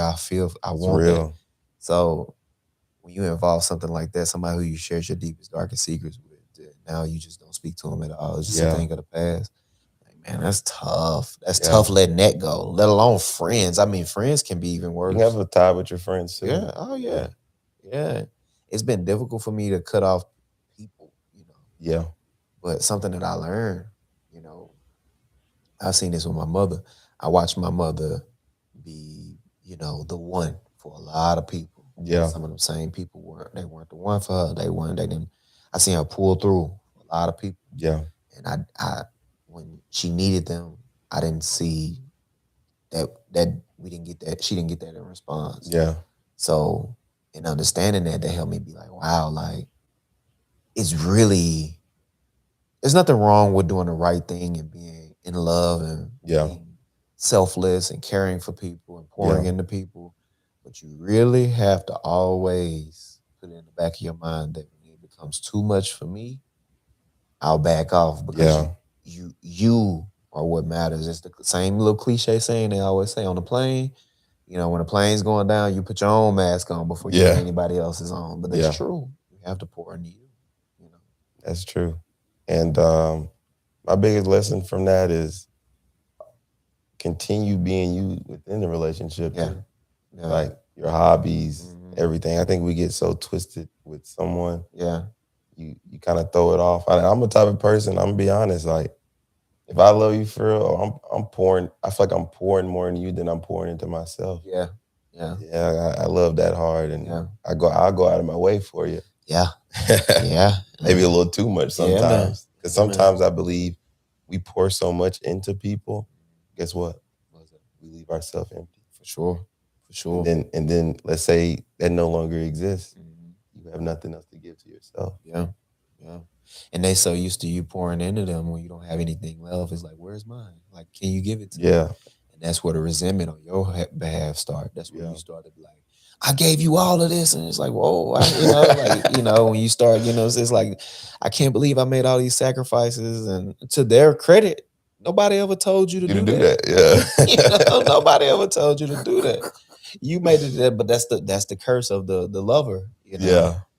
Love really is a strong drug in that way. It's strong. It's just, love is, I done been Yeah. outside my boombox plenty of times. Yeah. Professing my love. As tough as I like to act sometimes, Yeah. the right one to get you there. For Yeah. sure. Do you think, are you in a relationship now? No, I'm single now. Yeah. Do you foresee yourself getting back into that? Yeah, sometime this year I'm open to dating now. Last year I did a practice of I get confused if it's supposed to be celibacy or what's the other word? Abstinence. Abstinence. I don't know which word I'm supposed to use, but I practiced that for like the whole year or whatever and just like kind of stayed away from women. Yeah. I just wanted really to work on myself. Yeah. I didn't want any distractions or anything in that nature. And now I'm getting to the point to where it's okay, I took some time for myself. I'm open to dating and trying to do it the right way this time. Yeah. Do you so because we do this a lot, right? I'll go first. Like for me, something that I did wrong in my prior relationships from the one that I have now is that I just wasn't ready. I had came from a place of survival. Yeah. So for me coming from a place of survival, it's, hey, if I make sure you don't have to pay the bills in the house, that's an expression of my love. Yeah. If I make sure that you're not suffering in that, that's an expression. Because to me, if I just had that growing up, if we just didn't have to struggle financially, we're good. We're good. Yeah. So I'm coming from a place of survival, but understanding now that I should have poured more into that relationship by way of like love. That was a mistake I made, but also to give myself grace, I was learning. Yeah, we're learning. And I say now when I get to beat myself up about that, like, hey, you should have been a little bit more patient with me. Maybe you shouldn't. Maybe that's the wrong way. It's not you should have, but you could have been more patient with me. Yeah. If you really love me as much as I love you, you could have been more patient with me, and you could have stood back and said, okay, he's at least doing this. Let's build on those. Yeah. So that's what I learned. So what do what is one of the things that you regret that you feel like you done wrong for? I think, go, and this is off of childhood, my mom being hard on me and stuff like that. I feel like I was overbearing. Yeah, I was overbearing because, I was trying to get the love from her that sometimes I wanted from my mother. Yeah. And maybe sometimes she was loving me in the right way, but it's like I wanted more. Yeah. Yeah. And I also learned that it's a way to communicate too good. And I feel like I communicated too well to the point to where I wasn't even listening. Yeah. So those are a couple of things that I feel like I could have done better more, is just being able to listen and then confirming with how she feels and acting on it. Yeah. You can be a good, no, don't get me wrong, I feel like you can be a good boyfriend, you can be a good husband. But if you're not listening and doing the little things, that'll make a woman feel like you're not doing nothing at all. At all. Facts. He could be paying every bill, she's straight, all of that, purses, all of this, but if you're not listening, it's like, I'm ready to go. She'll leave. She'll go get a bomb. Listen, we don't talk about this enough. The curse of a good mother. Yep. The curse of a good mother. Like, because my mother has Alzheimer's now, right? And she's bedridden. Sorry to hear that. Yeah, it's tough. It's been tough. I appreciate that too. But it's been tough. So I had this mother who was so great, right? Who was so good. And she was like everything that I needed and that I wanted. Yeah. And when I say the curse of a good mother is when I went out into the world dating and things like that, I wanted that. Yeah. Because that's what the representation of a woman was supposed to be for me. And realizing that, hey, you got to take a step back. You can't be looking for, this woman carried you in her womb. Of course, somebody who you just met and been dating for a year can't measure up to that. Nah, not at all. So that's that love, finding that love, that shit. Like, just, I understand addicts. When addicts say, my first hit of like crack or whatever. Yeah. I understand that because I've been chasing that type of love for a good majority of my adulthood now. Yeah. Your mother's love is one of a kind. Oh, man. It's one of a kind. And, one thing I love about my mother was she was real. She kept it real. Yeah. She kept it straight, real, and always had a hot plate every day. Yeah. I had some hot food every day. Every day. And in this new generation, you be good to get you a pack of noodles. Maybe I asked for too much for one woman to cook or something, but that's why I learned how to cook. Yeah. So because I want to be, and this goes back on the several conversations we had about like the father in the house, and then goes back to my mother. Yeah. I just want to be the best husband, the best father that you could ever imagine, because I didn't receive that. Yeah. Same. I want to be able to make sure my wife's life is easier. I want to make sure that my kids' life is easier. They have this diagram of a football field where you start off in life. Yeah. And me, be honest, I feel like I started off on the back end. Yeah. You can't score no touchdown if you're all the way back here. It's harder. Yeah. You got to go through so many more yards to get there. But when I have my family, when I have my wife, when I have my kids, I want to start us off right there at the 1 yard line. All we got to do is push it and push you in there. Yeah, facts. Yeah. I feel that. But something that I've seen, right? Yeah. Or something that's bothered me in, the past few relationships that I've been in is me saying, like, hey, I'm the man of this house. Yeah. Like, especially, if we're living together, whatever, I'm the man of this house. I'm not even of this house. Hey, I am a man, the man in this relationship. Yeah. And what I've seen, and you can tell me if this is the case for you, but what I've seen is a lot of the times saying that I am the man or I am the man in this relationship is taken as offensive to the woman. Yeah. And I don't know if it's because of these negative connotations that's been put on manhood, that masculinity is representation of toxicity or whatever the case may be. But when I say like, hey, I'm the man. Yeah. Like, I am a man, I am the Yeah. man in this relationship, it's Yeah. almost taken as if they take offense to it. Right. Have you experienced that? I think it's how we go about it. Yeah. And Yeah. also the type of woman she is. Yeah. I believe if a woman really loves you and cares for you, Mm. she'll allow you to lead. Yeah. And but also on the flip side of that, Mm. as man, we sometimes we be like, I'm the man, and Yeah. you got, do as I say. Yeah. But you can't be that way though. Oh yeah. Yeah. And Not today. not today's world. It's a mentality Yeah. change. Yeah. Because every man that felt like, yeah, man, I'm the man. You know what I'm saying? Like I say, we going left. But I think with being a great man, it's like, you know what? I believe we need to go left. Let me listen to you. Take it into consideration. But I know you'll value me more if I make the decision. Yeah. Yeah. Yeah. No, you're not wrong. But I'm gonna tell you, I think too that for me, when I say I am it's like no words don't matter. It's actions, right? Yeah, actions, yeah. I feel like if I've given you no reason up until this point, no reason, no thought or idea to think that I'm coming from you from a toxic standpoint. Right. But then when I'm being not necessarily being challenged, but when I'm making my proclamation of my manhood or my place in this relationship, who I am and what my place is in this relationship, I've given you no reason up until this point to think otherwise. Right. I shouldn't be maybe I shouldn't be challenged. Okay. Maybe not. I shouldn't be, no, that's the wrong word. Not I shouldn't be challenged. I shouldn't be received with this, oh, you think you the man? Like it shouldn't be that. It should be, okay.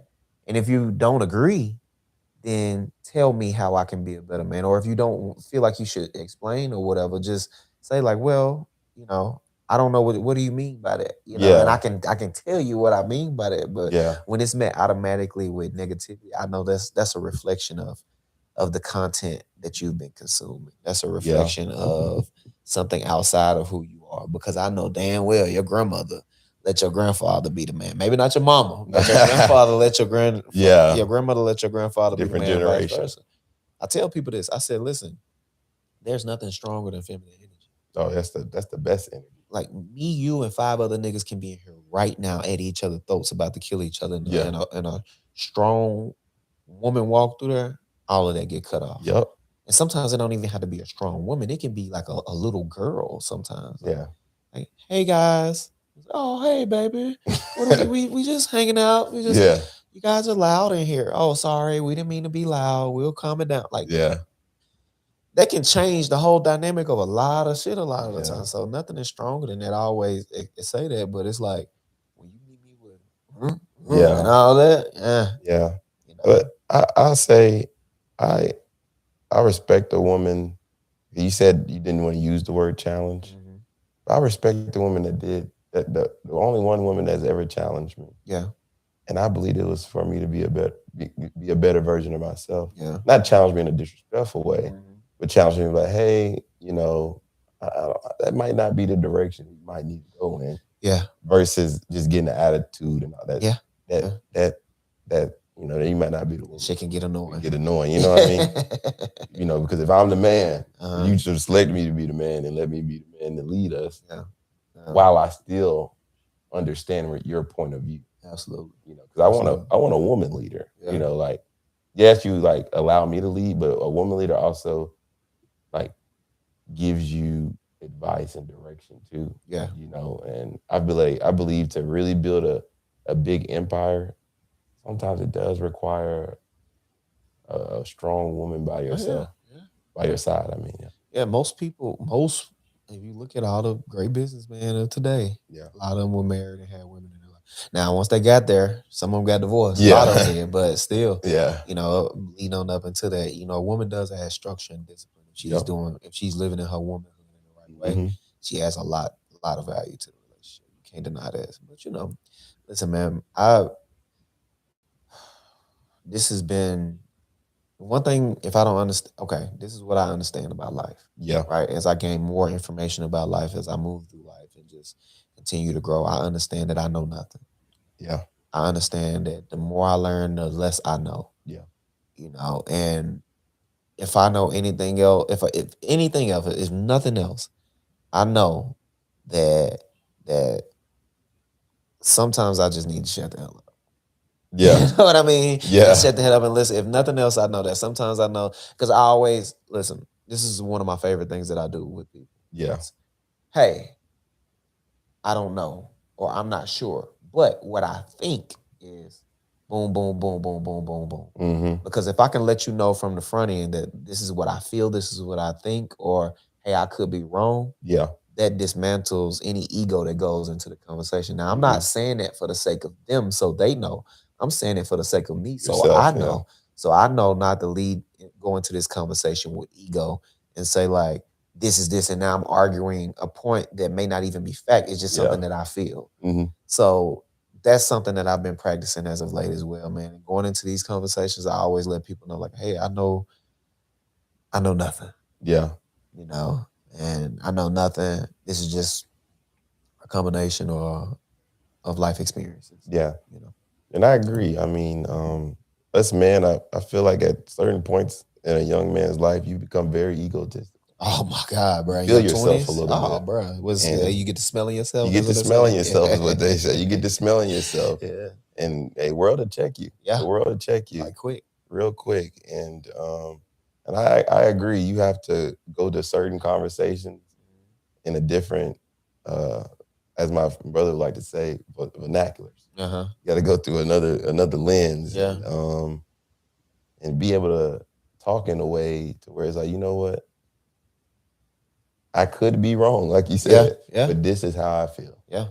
Yeah. Yeah, Yeah. Language is important. Language is important. yeah, Listen, man, I know that you will have a lot of success in what you're doing. Something that if I can leave you with this, because we're finna get ready to wrap this up. If I can leave you with any words, it's just like understand.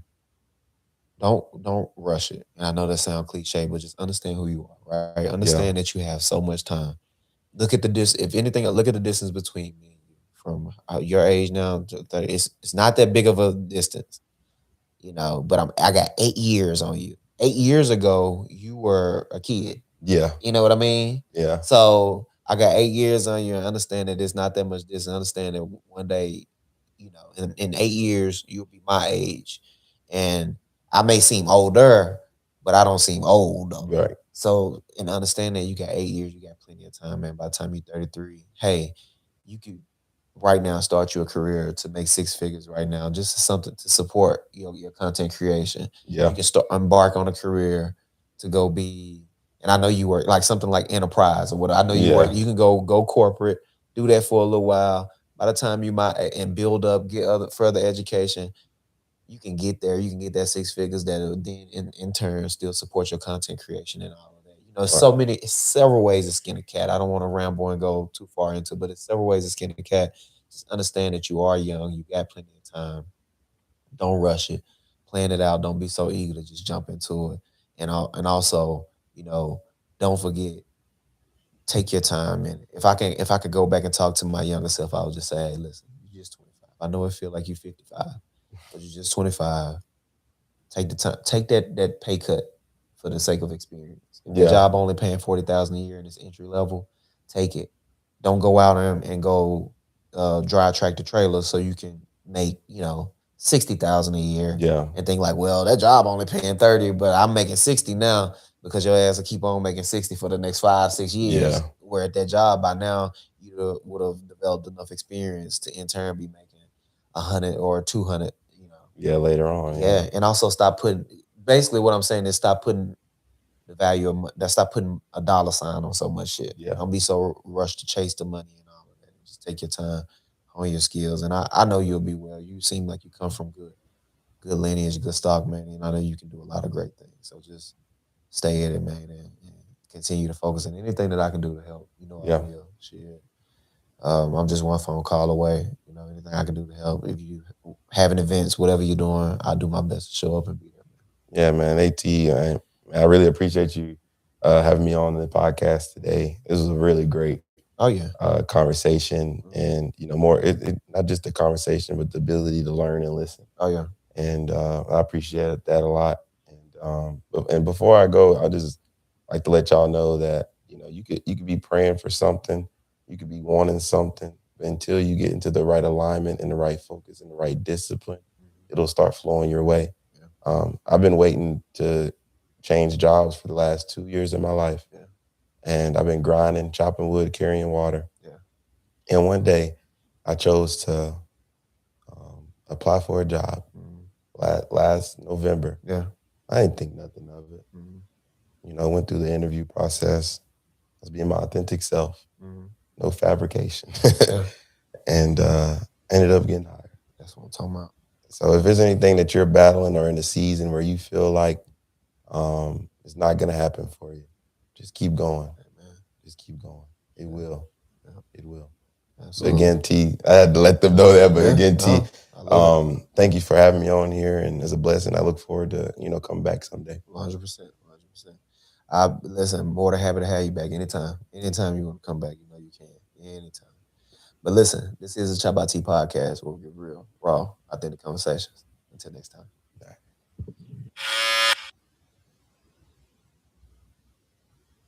Do you want to join the Illuminati and stuff? I got those DMs. You used to get them DMs. That's what it was. Yeah. I used to respond back to him like, "What's up? What we talking about? What we got to do? What do we got to do? Let me know." Like, no, I don't know. I just feel like I'm not. It's not this.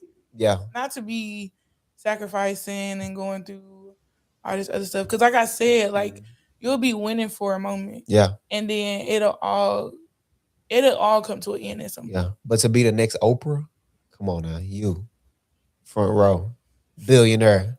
It's him trying to convince me, y'all. It's like, what is happening? I don't want to be alone in this. No, find somebody else. I don't want those issues. No. Oh shit. Because we don't know what Oprah doing behind closed doors. Man, that shit just probably some crazy shit, I bet. Exactly.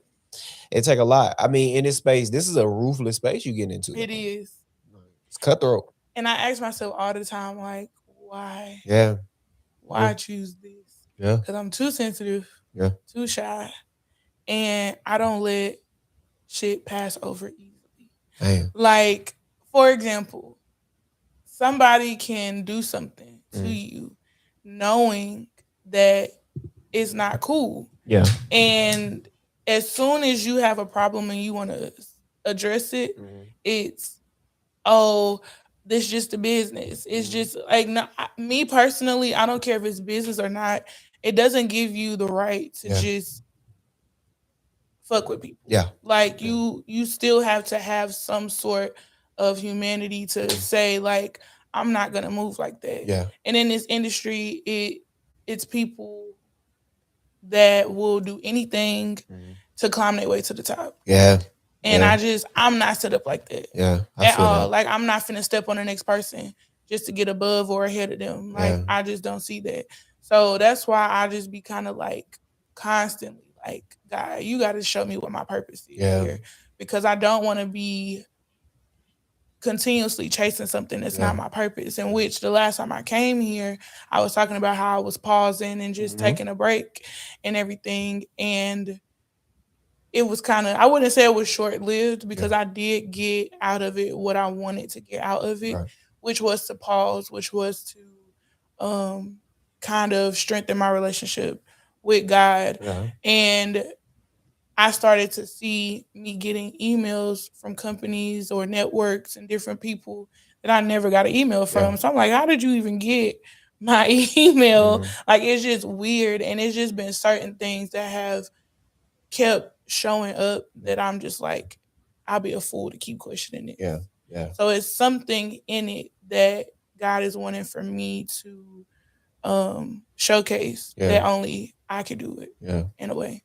I feel it. If you think about, which we don't know anybody personally, well, you probably know a few people personally, but is there anybody that took the route that you're trying to take that got to a high level? Because surely it's always going to be a bunch. You got to be like cutthroat to some extent. Yeah. Maybe. I don't know. I'm not sure. Know. I think I think that for me, having boundaries in place is about the only cutthroat I'm gonna get. Yeah. If you cross my boundary, then now I'm finna have to get cutthroat. Yeah. But it's not finna be me just being cutthroat because oh, I done this, or I done interviewed this person, or I'm trying to get this opportunity. Yeah. I couldn't do it. I feel that. Like, and it's crazy because I was just having this conversation with somebody, and I was just like, folks must really want me to be in my villain era. Yeah. Because why is every time I'm over here minding my business, not really bothering nobody, Yeah. somebody got to try to mess with me? Yeah. I don't understand that. But in terms of what I'm doing, I'm that type of person. It's like my eyes is on my own paper. I got you. Like, I'm not looking to see what this person got going on, what that person got going on. Like, obviously you see things on social media, Yeah. and people are making moves and stuff like that. But in terms of what I do, I would not say, me personally, y'all probably gonna check me in the comments and be like, oh no, this person. I don't care. I'm gonna say it. I feel like I'm the only person that does what I do. Yeah. Because I do so much. Yeah. And that is why I've learned to just embrace it and just stand in it fully. Yeah. Because a lot of people tell me, oh, you need to niche down. Oh, you need to pick a lane. Oh, you need to figure it out. Yeah. And to those people, I'm just like, figure out what you got going on. Yeah. Let me figure out what I got going on. Because at the end of the day, it's all gonna make sense. Yeah. Because you're following like your own path. Right. Yeah. No, I get it. Exactly.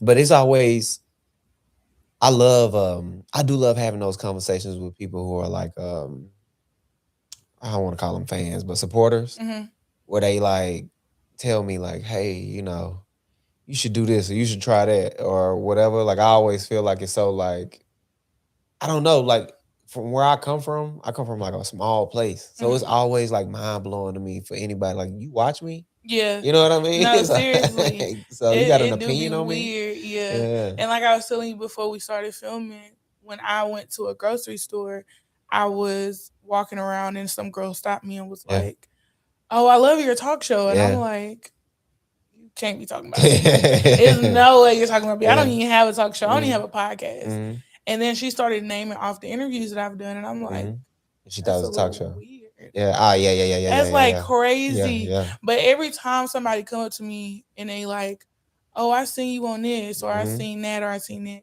it still feels like surreal to me. Yeah. Hell yeah.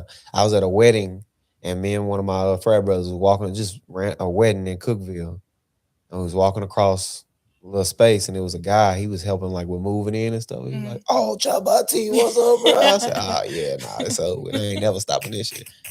And I love that because normally in the moments where I want to quit or stop, I'll get something like that. Yeah. I'll get a message that say keep going. Yeah. Like, I'm watching you or something. So I love those moments. Yeah. I don't know though. I mean, listen, I don't see what's wrong with being in your villain era. I'm naturally a villain though. I ain't gonna lie. So she finna come out. I think she is gonna make her grand entrance because I have. I'm gonna say this. I'm glad that in the season that I did take off, that God put people into my life. Yeah. So I have friends and family, and now, a partner that supports literally everything I do. I love that. And so we've had conversations where he's like, you need to stop overthinking everything and be more confident that you the one, not the two. Yeah. And I feel like that for so long I've tried to dim myself or not do too much because I didn't want to step on somebody's toes. Yeah.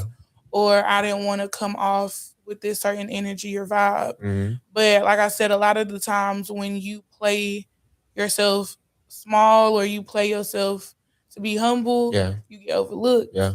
And if people think, okay, I can play with her over here, I can do this over here. Yeah.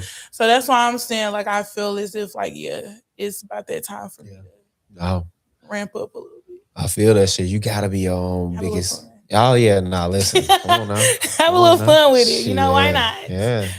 Hell, I say it all the time. I was just telling this girl last night, like, I'm a sex symbol. She was like, you always say. I said, who the fuck else gonna say it? Nobody else say it. You don't say it. Somebody gotta say this shit. And I'm gonna be the one to say it. Like, I'm gonna be the one. Like, I'm gonna say shit. I've been picking myself up, coaching myself up since I was a child, telling me I was that nigga, like, for real. So, I always try to practice positive self-talk. Yeah. But somebody got to do it.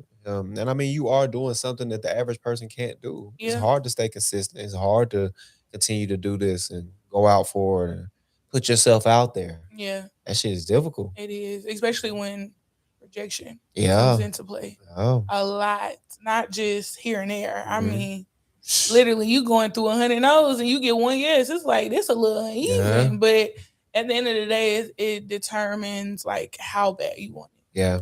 Yeah. So you got your new talk show coming up. Like, what's the name of it? The audacity of niche. The Audacity of Niche. Like, I'm excited. I mean, I'm excited for you. I'm excited for you. You know, like, what? Give me what is it going to be about? What is it going to be like? So, if I had to describe this show for anybody that's watching, Mm. this is a one of a kind hybrid talk show. Come on now. You can think of Wendy Williams. You Mhm. can think of not Jennifer Lopez, Hey, Jennifer maybe, Hudson. maybe though. Jennifer Lopez, Yeah, maybe. man. If y'all do that, cut me a check. Yeah, All of these different talk shows, though, you could think of those, but mine's is not gonna be like that at yeah, all. This talk show is for the creatives, the people that are dreamers, people that have gotten the door closed in their face so many times, been told no so many times, and you just decided, you know what? This is what I want to do. This is my purpose. And it's telling me something is beating on me, saying that it needs to be done. yeah, So, regardless if I have a big production team, regardless if I have a big backing or the budget, I'm going to figure out a way to do it. yeah, And so, for this proof of concept season one, that's what you're gonna get. yeah. Everything is pretty much either written, produced, concept is done by me, Yeah. directed by me. I do have a very, very small team, which I'm very grateful for those people that have believed in me to help me push this concept into reality, with a videographer. Um, I said a small team, and that's literally That's it. Yeah, me, the videographer, like I said, my partner, my friends, my family. But in terms of, oh, I can't forget my stylist. Um, those are literally the people that I've had conversations with recently. That's yeah, like, I've had a dream, or I see it for you, mhm, and so everybody don't see it, yeah, and I had to learn how to see it for myself yeah, first. And I'm excited that this is going to be, I think, the biggest thing on YouTube, yeah, yeah, if not the thing on YouTube that you need to subscribe and tune into. yeah. So, premieres October the 30th on my YouTube channel, Naturally Niche, and you'll get segments that includes lifestyle, Yeah, culture, music, interviews, travel. Like, it's all yeah. in this show, So in a sense, you'll be like the voice for the creators. pretty much. Come on now. And he said it, not me. Yeah, yeah, So yeah. y'all see this clip, just want to let y'all know he said it, not me. Yeah, yeah. Shit. Hey, listen. If I can, I definitely would love to come on. Definitely. Yeah. Absolutely. And I don't know, are you available on the 16th? 16. I mean, I can figure it out. Okay. Yeah. Let's Is that a figure it out. weekend?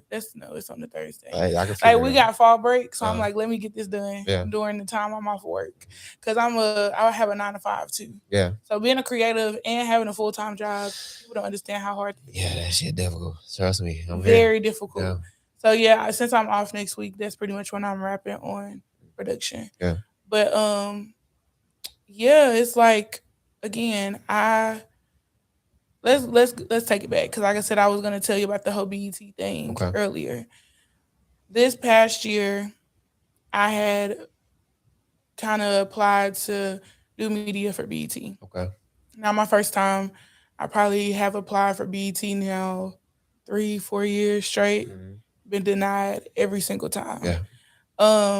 I have gone to BET though for like a seat filler. Mhm. So you go in, they change you around for Yeah. the set just to make it look full and Mhm. be like a whole production. Yeah. So I've done that. And with all of the other things that I've done, my resume pretty much speaks for itself. Yeah. So when I got denied again, I was like, I'm not understanding what it is about BET Mhm. that I can never get in the door. Yeah. And so I was just like, you know what? I'm done applying, being rejected, Mhm. and waiting for something to miraculously happen. Right. We finna do it anyway. Yeah. So I made a Twitch account. I started producing like this whole show, this whole vibe of like this what you could have got if I was on the carpet. And I think I called it the audacity to stream anyway. Yeah. BT 2025 edition type Mm. of thing. And I had different guests on. So we pretty much talked about performances, people being awarded. We kind of reacted to Twitter and what the people were saying Yeah. with Twitter and stuff like that. That's And it hard. did really, really well. Yeah, that sound hard. I even did like this panel with other personalities that have gotten also overlooked in those spaces to where it's like we're overqualified for Yeah. something and we continuously are fighting this battle of not being enough for Yeah. these networks and for these people. Yeah. And that I had technical difficulties. It was crazy because it was on Twitch. Mm. So I was doing everything like on the computer, like with the graphics and all that type of stuff. But it did really well. And from there, I just kept trying to the streaming world. Yeah. People were telling me you should get into streaming and do something that's more consistent. So I pretty much tapped into that.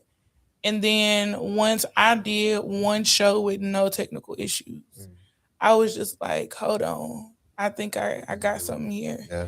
And that's when the concept of the audacity of niche Yeah. started to blossom. Yeah. It started on Twitch.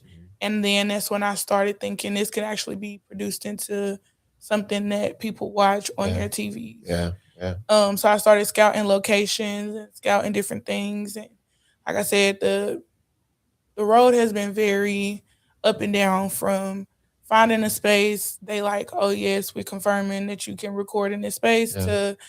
to never mind, Yeah. can't record in this space to just having a whole lot of different limitations.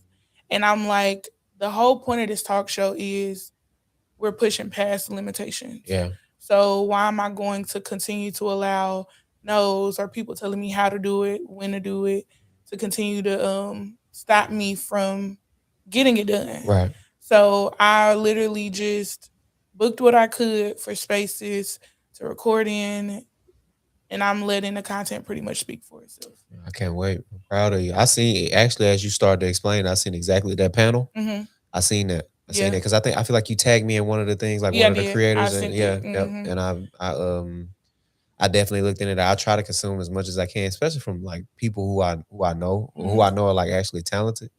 You wanted to when I say things like you should do like Wendy or something, Mhm. or I can see you doing that's like a ode to you. Like that's Yeah. like a compliment in For my because sure. this is like content that I I watch Wendy Williams. That's funny.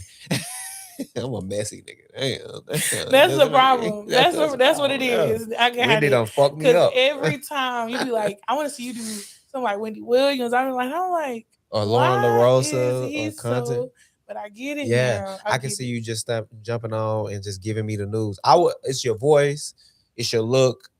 I wouldn't mind getting the latest news of what's Mhm. going on from you because it's so funny how this shit work. I don't know how deep you are in the Breakfast Club thing, but like they have segments or whatever. So, what is it? Front page news. Mhm. It was Morgan doing the front page news at first. Okay. I don't think it's Mimi doing it now, but Morgan was doing the front page news on the Mhm. Breakfast Club. And whenever somebody would come in her place, like I don't want to watch this. Yeah. Like even though the news would be the same, it would be delivered in the same fashion. It's just Mhm.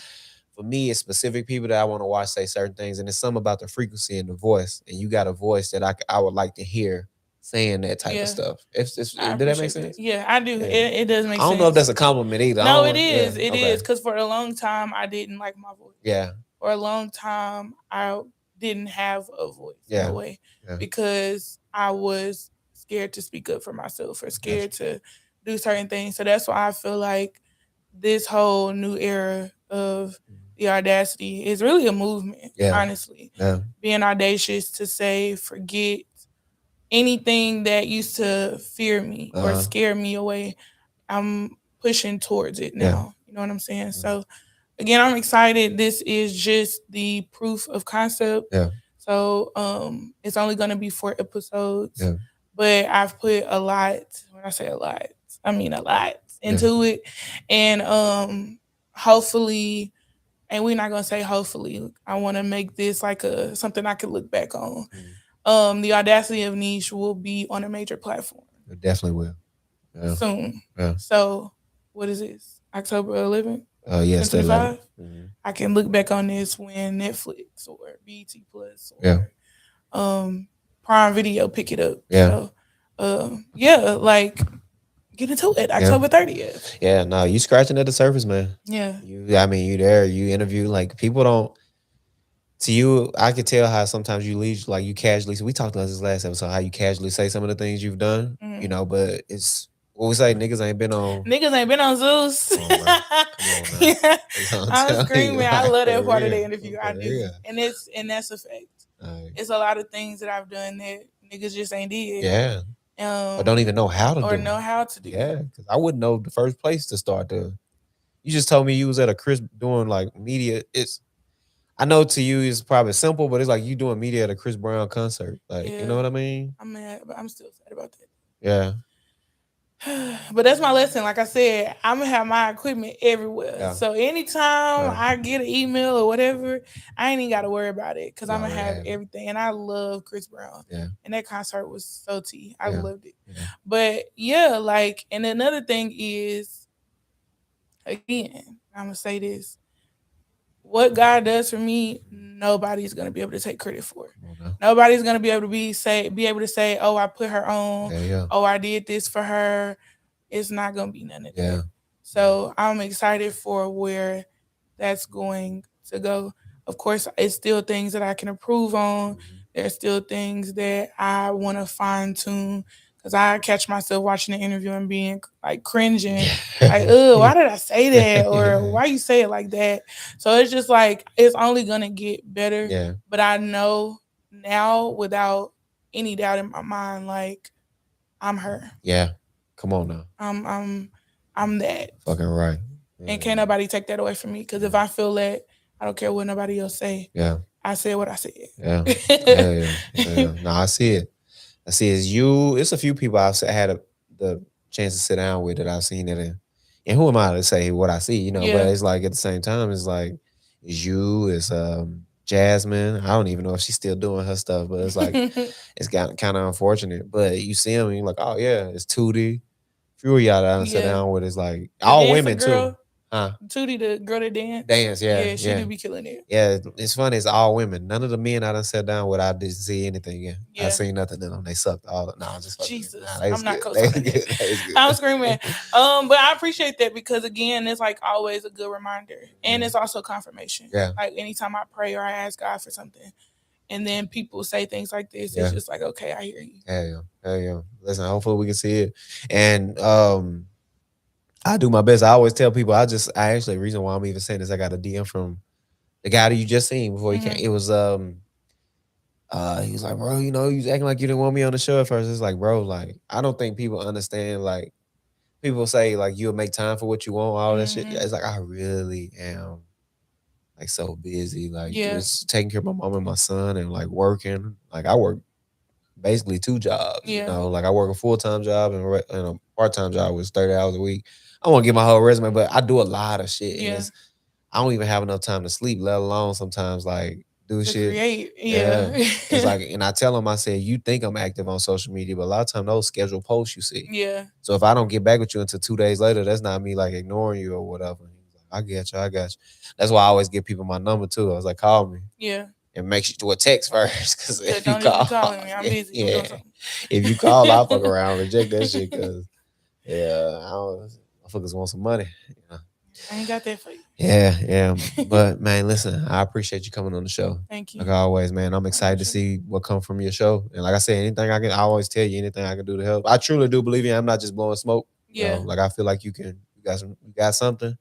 I don't know where it's gonna go. I keep telling you to be Wendy Williams. I don't know if that's what you need to be. Yeah, I don't know. Maybe somebody call Wendy Williams. I want you to be messy. Let's get the show back on there on the air, but just have me as the voice on there. I don't know. The thing is, I just want you to be messy. I think that's what we missing. Like a lot. Just he said, I just want you to be messy. Like unashamed, not ashamed, straight messy shit. I don't care if none of y'all like me. I'm ready to be messy. Like, but you got Charlamagne. He ain't like that no more though, for real. Yeah, He kind of is, Yeah. though. He has his little jabs. Yeah, but it's like, when did he spare nobody? Yeah, she didn't care who you You was. know, if you Charlamagne not gonna say that about Tiana Taylor or somebody he like, Jess Hilaire. He not gonna say that about people he fuck with. You know, he'll say it about something random, but that's what we missing. That I don't give a damn. Diddy gay. The Nile is the river.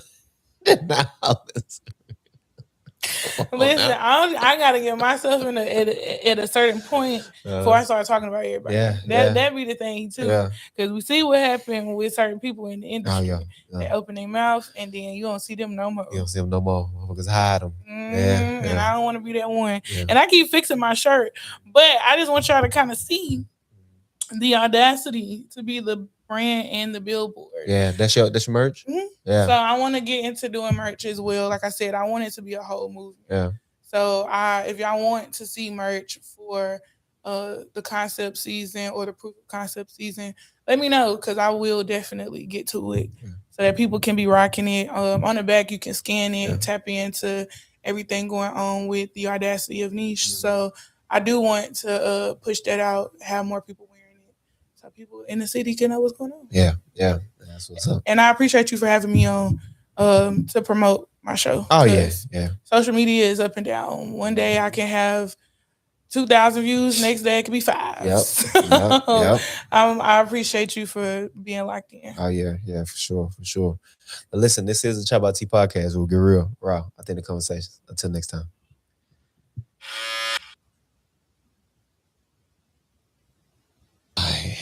What's up? This is the ChoppedByT podcast. We'll get real, raw, authentic conversations. I'm your host, T. And to the right of me, we got Casanova Jones. How you feeling, brother? I'm good, bro. How you doing? I cannot complain. Where a hat? Actually, hold on. Put that toxic mode on.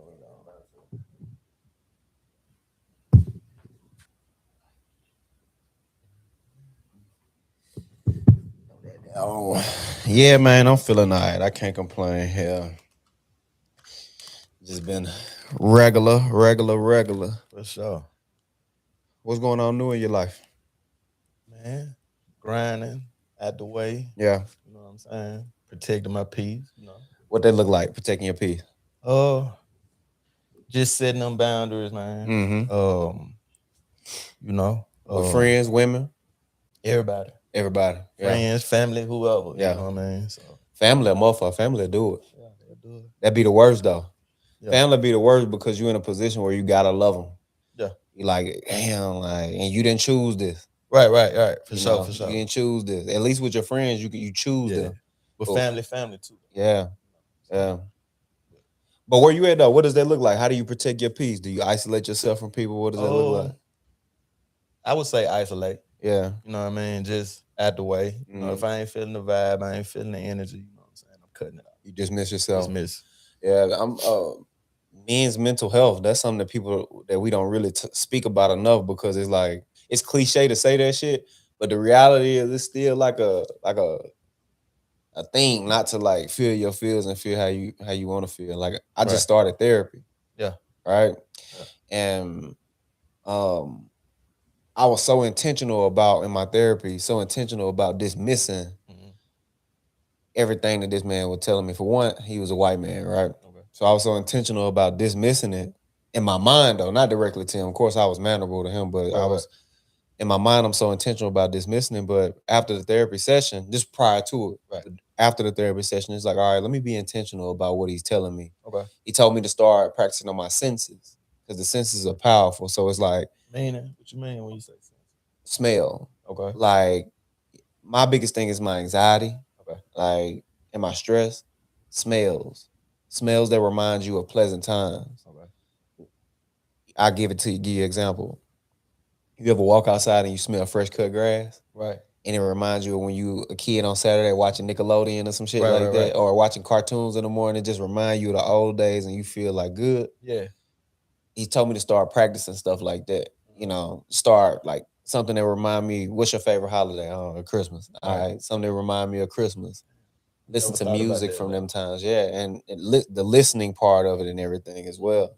That's been one way that I try to cope with my stress. But again, practicing protecting your peace. Why now? Out of all the times in the past that you decide I want to protect my peace?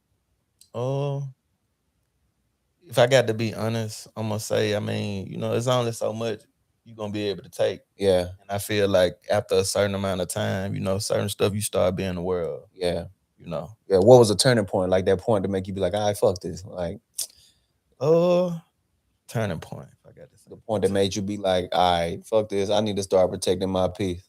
Oh, I can't. Only thing I really can say is like getting to a point where like motherfuckers just doing too much. Yeah, And then it get to a point where like shit, I ain't got to even deal with this shit. yeah, That's how it kind of started for me. yeah, You know what I'm saying? So I know like therapy for me, like I said, like if I isolate myself or setting them boundaries, you know what I'm saying, it worked for me. yeah, You know what I'm saying? yeah. Just to kind of I say keep that energy in check or just getting that balance back. You know what I'm saying? Because sometimes motherfuckers throw your ass out balance. Yeah, I had to do therapy though. I don't think it was the military. I say I'm retarded, so Dang. I had to do therapy at this point. But like overall though, It was like with the mandated. therapy though, like what you thinking about it? Like I mean, it's I mean, would you cool. recommend it though? It depends on who you are. See me, Yeah. like I'm gonna be honest with you, bro. Like I'm powerful though. Yeah. I mean it like in every sense of the word. Like Right. for me, a lot of the times, I always kick myself in the ass because I always knew better anyway. Like a lot of the shit, I'm the type of dude that they used to call me like old man or whatever. Right.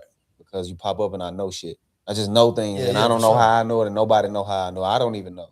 So Be like that.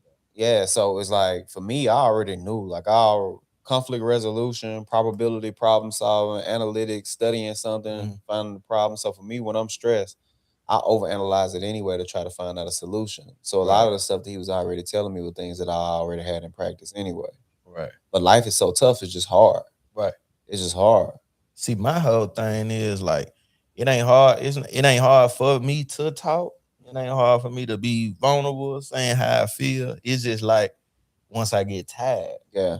You know what I mean? That's when it can be like too much for me. Yeah. You know what I'm saying? Yeah. Like I don't mind like speaking how I feel or how my day was or what I was stressed about. It's more so on like when I get tired of talking about this shit, Yeah. like if ain't shit going on to change it, far as like people who around, family, friend, whatever, girl, whatever, like I'm through. So you want action. It's like, Yeah, all right, cool. We done it's talk all about action. it. It's all action for me. It Yeah. ain't hard for me to like tap into like how I'm feeling. Has it ever been a time where you like, all right, shit, we've been talking and ain't shit happening? What? How do you even respond from there? You just shut down? I wouldn't say shut down. Yeah. I say like when I cut ties, or you know what I'm saying, I get isolated. Like people are already pretty much like no. Yeah. You know what I'm saying? Like, cause I'm gonna put my 100% effort into some shit anyway. So I'm gonna say something off top. I ain't gonna hesitate. Like I'm gonna say it. Like if I feel it today, I'm gonna say it. Like, but after a while, like, nah, it's over with. Man, I want to ask you something, like, cause and this been in the news and everything with like these artists and like rappers and stuff like that. Because the culture, right? Our culture. When we say the culture, we're talking about black culture. Right. I don't know. You a Kendrick Lamar fan? I like the old Kendrick. Okay. Like, this newer stuff, like, It's of course, cool. like I'm a hip hop head, so he lyrical. Like he got songs for days. Yeah. Great albums, but like I'm more so like the old shit. Yeah. So one of my favorite joints from favorite songs from Kendrick is I think it was the Heart Part, maybe it's the Heart Part 6. I think Heart Part 5 actually. Okay. With the one where he was imitating Nipsey and all them other people on the video. Yeah. I think it's the 5, Heart Part 5. But basically, he, painted a story or a picture of like what the culture is. He nigga in prison, 23-hour lockdown, get out of prison and get his brain blowed out. That's the culture. Nigga just paint all these different perspective of like that we call quote unquote culture, which is really trauma though.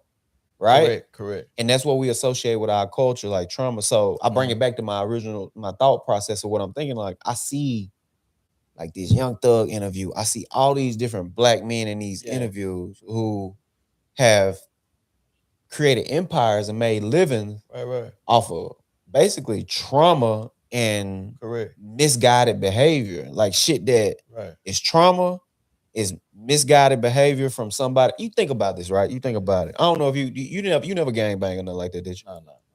Okay. You think about somebody like, I don't fucking know, bro. Like we could take, I don't want to isolate any specific gang because I don't want to offend nobody. But let's just say any of these gangs, most of them were started by what is GD Vice Lord Blood, Crip, whatever, Black Disciple, whatever. All these gangs were started by like 14-year-olds who was illiterate for the most part. For the most part. Like 14, 15-year-olds who couldn't read, who couldn't write, and didn't learn that shit until they got incarcerated.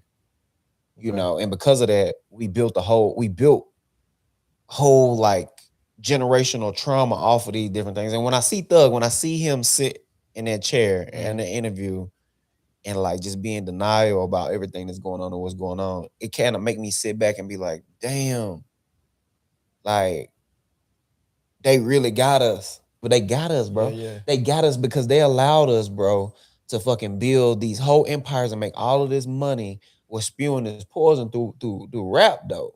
Yeah. And don't get me wrong, I bob my head to this shit. I love this shit, though. I love some gangster shit. Yeah, for sure, you know, but it's like, damn, like this shit so embedded and it's like, bro, you rewarding a child for doing bad shit at this point, right? Okay. And the child create a lot of success off of the shit. Right. You reward him. He created so much success off of it. Like he get praise from it all the way through. And because of that, he make money from it. You know, and then from there, he spread it out to all his friends on the block and they think that's the right way to go. And it's like, that's what we live in over and over and over and over again. I just want to get back to a point to where like our music and what we do. It was a time when like. But it's the narrative. It's going to be the narrative though, I think. Talk to me. What you mean by the narrative? By the narrative, because a lot of time people get influenced. They're gonna most of the time they're gonna get influenced by what they see. Yeah, or like what's around them. You see what I'm saying? Now, unless you know what I'm saying, you gonna just do you and be in your own lane, not to get in. I'm just saying, get influenced by those type of things. But for the most part, that's what's going on. I know that shit influenced me a lot of time. When I was going to go do bullshit, like I ain't gonna lie. Yeah. Like Boosie, niggas like that. That was the theme song. That was the theme song of my life. It's like I say, it's just all about what you influenced by. Like me personally, you see what I'm saying? I was influenced by like A-Ball. I mean, that's even worse though. I mean, I'm just saying, like them niggas. You know, me too, nigga. Shit, you know I listen to them. UGK, bro. A-Ball, MJG. Hold on. A-Ball, MJG. Okay. It. Pimping and horn, right? That pimping shit. These niggas were telling me smack bitches, whoop bitches. Yeah. I love A-Ball MJG. My favorite song by them is America. Where they had El Hakeem to pull it out of the M. You probably don't know. It's a goddamn shame when a grown ass man complain about the pain that he have to maintain, but all he got to do is use his brain. It's a goddamn shame. Like I love that nigga. I DM'd him one day, told him I fuck with him. Sure. But see, I came up influenced by like, you know, I had uncles and shit who pimping and doing whatever. Like, now they ain't telling me to go slap no motherfucker. You know what I'm saying? It was more so like they was giving me the principles and the morals on far as just like stand for something. You know what I'm saying? Don't just be letting no motherfucker run over you. Yeah. So at an early age, I knew that. So it was like the pimping shit. Nigga just love that shit. Like, you know, but that shit trauma though. That shit trauma, bro. Yeah, like, it is. And that shit, I know a lot of niggas don't want to hear that shit borderline sex trafficking too. It is. Like, and you can start delving into some dark places because I knew niggas who were pimping bitches, pimping women on side. I knew niggas who were pimping women back home. These women 16. Nah, so that's a kid. For sure. Yeah, that shit can get dark too, bro. That's a part of our trauma. That shit so fucked up. What do you think the change is for our community? I think it started with the music because music is vibration though. Oh. I mean, I think music can be a key, but at the same time, like I said, man, the narrative, I'm saying more so on like, as far as like a motherfucker, like killing a motherfucker on the track. You see what I'm saying? Like, I ain't really too fun, you know, nigga ain't too fond of that, but I'm just saying, like, you know what I'm saying? Like, it got to get back to the fun shit. Yeah. You know what I'm saying? Yeah. You know, niggas, but I rather a nigga, but this just me though. I rather a nigga, and when I say this, I don't mean to put no bitch on. I mean, excuse my language. I don't mean to put no broad on Lamar and pimper. I'm saying like be on some player shit, get Yeah. some money. You know Yeah. what I'm saying? Like Yeah. that to me, I feel like that got to get cool again. Yeah. You know what I'm Yeah. saying? For everything to change. Yeah. Yeah. I'd rather you go get some money Yeah. than to go pick up a Draco and go kill a nigga. Yeah. You know what I'm saying? Trauma sells though. Trauma do For sell. sure. Like trauma sell. Nah, I mean, come on for killing the hell out of people in raps now. Yeah. I mean, but I see that though, and I don't know. I think I empathize with the brothers too, though. I empathize with them because I just know they lost. Like a Young Thug, when I see him, I just know he lost. Yeah. You know, he at the end of the day, you see him asking Big Bang, like, tell me what to do. I don't know what to do. This is a grown man who done created an empire, millions of dollars he done generated for people around him, right?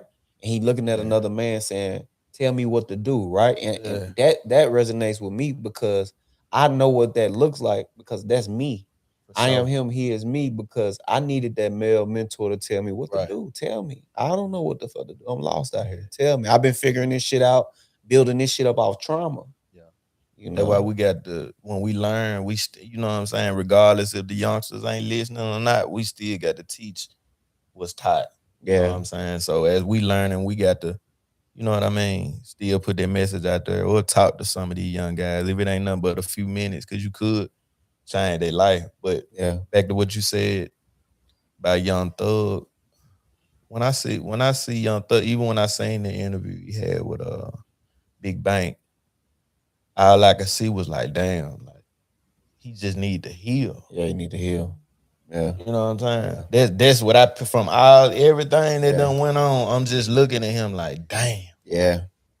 You know, that trauma done went to the top degree. That's why I like all this shit going on. Yeah. You know what I'm saying? Yeah. So, and he just stuck. Like, I need to, who I need. You know what I'm saying? Yeah. With the million. Yeah. But he just need to heal. Yeah. Yeah. You get what I'm saying? And, you know, I had a person tell me with one of my OG, even some of my folks in my family, like, and I didn't used to know what they was talking about, but we need to study more self-preservation. Yeah. Well, take some time with yourself. Well, that's the only way you're gonna find that clarity. Well, a lot of times that would it be. Yeah. Trauma ain't nothing but, you know, mind just fogged up with shit you think right, but it ain't right. Yeah. Till you get by yourself. Yeah. Till you get out the way. Or you get isolated. Yeah. And you like, dang. Yeah. I was crazy as hell when I was doing woo blah blah blah. Oh. Mind fogged up. Yeah. My baby mama told me something wrong with me. I said, nah, you right. You right. It's a lot of shit that as a kid I seen I shouldn't have seen. Yeah. A lot of shit. Shouldn't have seen. I shouldn't have seen. I shouldn't have. Shouldn't have been around it. But you know what's so crazy? It ain't nobody I can talk to about that. Because if I try to explain that shit to my brothers, they older. So I got much older brothers. Yeah. Like, you know, the brother is close to me, 12 years older than me. So if I try to explain that shit to him, he already been living in it so much, he don't see that shit is wrong though. He like, no. Like, bro, that ain't no trauma. Like, it ain't like you came in the house and it's like everybody be affected different. Yeah. And there's a collective for like black folk, like, yeah. Your cousin, what's wrong with you? Yeah. You know what I'm saying? So how were you as a kid? I mean, I say overall, I was no bad kid. Yeah. Like, I wouldn't trade my childhood for nothing. You know, you had them situations that go on. I'm saying a lot of different shit, but you know, back to what I said as far as like this self-preservation. Once you get to understand it, get what I'm saying? I was a sensitive kid, like emotional and passionate. Like I had a lot of that shit in me, and that shit manifested into like aggression and anger. Right. And because I didn't have like an outlet. I didn't have an outlet, and a lot of the times it created like building blocks when I understood. I can remember being 7. I'll never forget this shit. Yeah. Me, Sko, one of my partners, Sko, one of my partners, Sean Bills. Rest in peace. We were sitting in class, and them niggas was like quoting like shit from Friday, right? The movie Friday. Right. And I was like, man, that some bullshit. Black people don't really act like that for real. That ain't how this shit go in the hood. That ain't how shit going on. Like I can remember I'm young as hell. And saying that, like I stood on that good times. I'm like, that ain't how shit is in the project. Like they make this shit look so bubbly and all of that shit. Like that ain't how this shit really go. This shit really dangerous. This shit really fucked up. People poor. People like stab each other in the back for nothing. That ain't how this shit go. Is the dad coming home and all that shit how you see on these shows. It's not like that. And I can remember internalizing that, understanding that already as a kid. And I always understood. So I can understand. They say I was a sensitive kid, quote unquote sensitive, but I also understood when I was being played with or when shit was like one right. Yeah. And a lot of time that manifested in just aggression. Like I used to get so angry. Yeah. Like when I got older and able, I was so fucking angry. It didn't even matter, you know. Yeah. Until you start doing this self-preservation. You know what changed it though? What did? I was retarded cleaning up until I had a son, bro. I ain't gonna lie. It's just I was like productive retarded though. You know what I'm saying? Like I was just productive.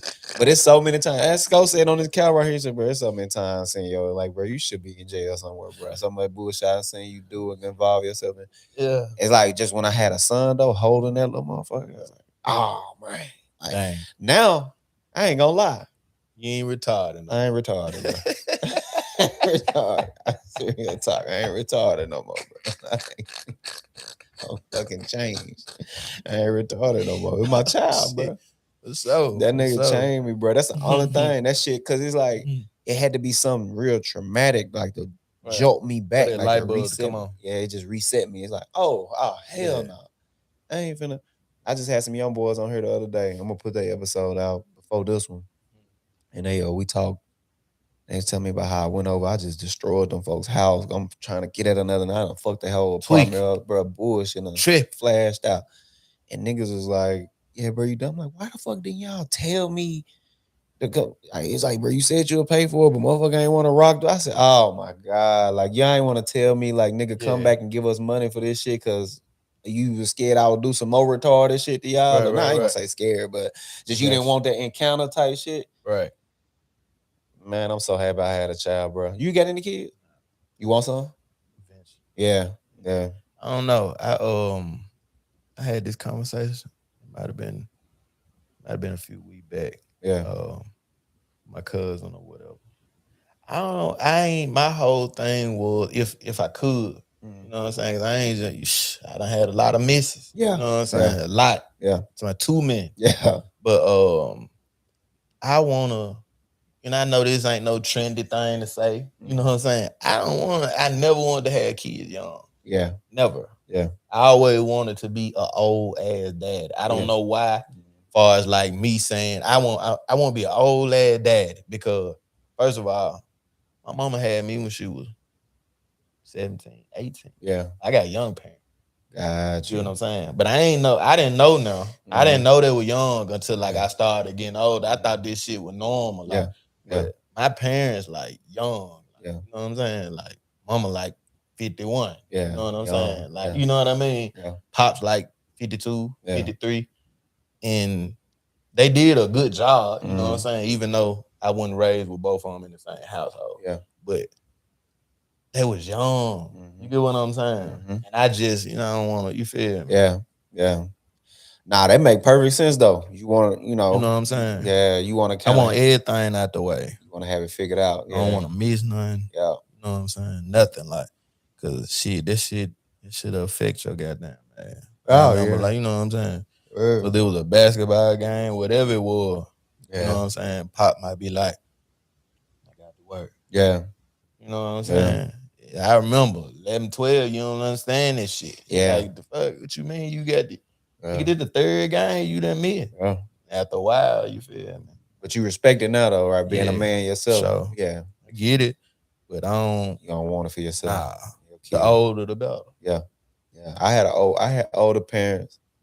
Shit, my mama was 42 when she had me. Yeah. So I had older parents. I tell you, it's pitfalls of that too though. Cause they just not able, bro. She wasn't able to keep up with me out too much sometimes. Yeah. You know, but she as far as like that wisdom shit. Yeah, for sure. Best thing I could have ever had. But see, that's how I want to be. Yeah. Cause I feel like, of course, like when I get older, I'm gonna be older, but I don't feel like, you know, I don't think I'm gonna be just like sitting around. I Yeah, think I'm yeah, gonna yeah. still be like moving around and doing certain stuff, but I just want to be older. Yeah, yeah, yeah, But if I had one today, like I feel like I'd be like a great father. Though. yeah. I'm gonna be on point, but it's like I'm just. This shit, man. This shit is fatherhood is something crazy. I mean, it's difficult, but shit is rewarding. You just getting to watch them grow and shit. You'll see. You Yeah. know, the time will come. You in a relationship? Nah, man. Yeah, Bachelor, man. you're a bachelor. That's the best way to be. I am Yeah, too, for bro. sure. I ain't gonna lie. That's the best way to be. Hey, but it's that temptation. I damn near turned this house into a whole house. This shit almost got Yeah, crazy. so be But like that. once you get older, you also internalize. You get self control. Structure. I got a lot of self control now. It's structure now. Yeah, ain't no need in having all these different You got to women have the in dough there. swinging like that. Yeah, yeah. It don't serve you, especially when Nah, you want to do hell something. nah. You know, when you got something you want to do. Let me ask you, bro. I ain't gonna lie. My birthday coming up in December, bro, and I wanna I wanna put out an EP, bro. Put out EP. Yeah, What you bro. waiting on? Yeah, bro. I ain't got the equipment. Do you got your own studio built in? Nah, Yeah. nah. Damn, you ain't got the I got in-house some. studio? I got some equipment.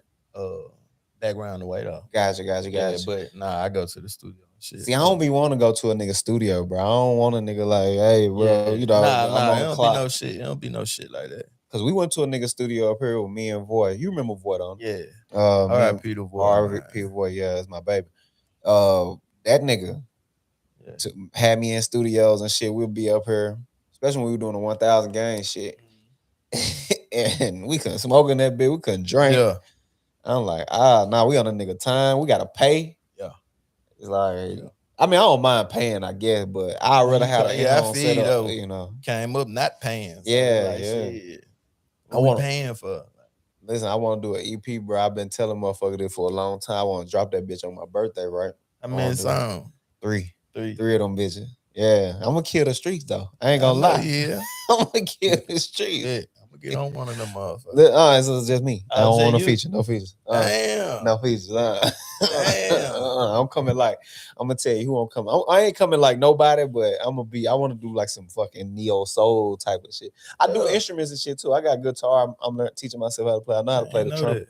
Yeah, I've been hell, I started playing trumpet in middle school, and I've been playing ever since. But I be teaching myself guitar and all that. I always pick up. You serious about it though, or you just like kind of fucking with it, or I ain't got the time to be serious about it because you know I take care of my mama and shit. Right, like, for sure. But shit, every time I get a little opportunity, I'm picking that motherfucker up. And, how you liking it though? Like you fucking with it? Man, I love instruments. Like I love playing, especially guitar. Especially, really, I like brass instruments and stuff too, like horn instruments, like a trumpet and shit. I love what you can really do with them, especially you got the right trumpet, saxophone. You do that live instrumentation over beats and shit too, though. Yeah. But it ain't nothing like learning the notes and shit like that too. You know what I mean? Like just looking at the you putting it together and it's all making sense. I think learning how to read music does something to your brain, like almost like learning a new language, almost in a sense. But I did though. I want to put out and it's 3. So it's when you say neo soul, like is you talking like far like you gonna be? Yeah, I'm on that bitch singing. Yeah, I'm on that bitch. Man, you bullshit.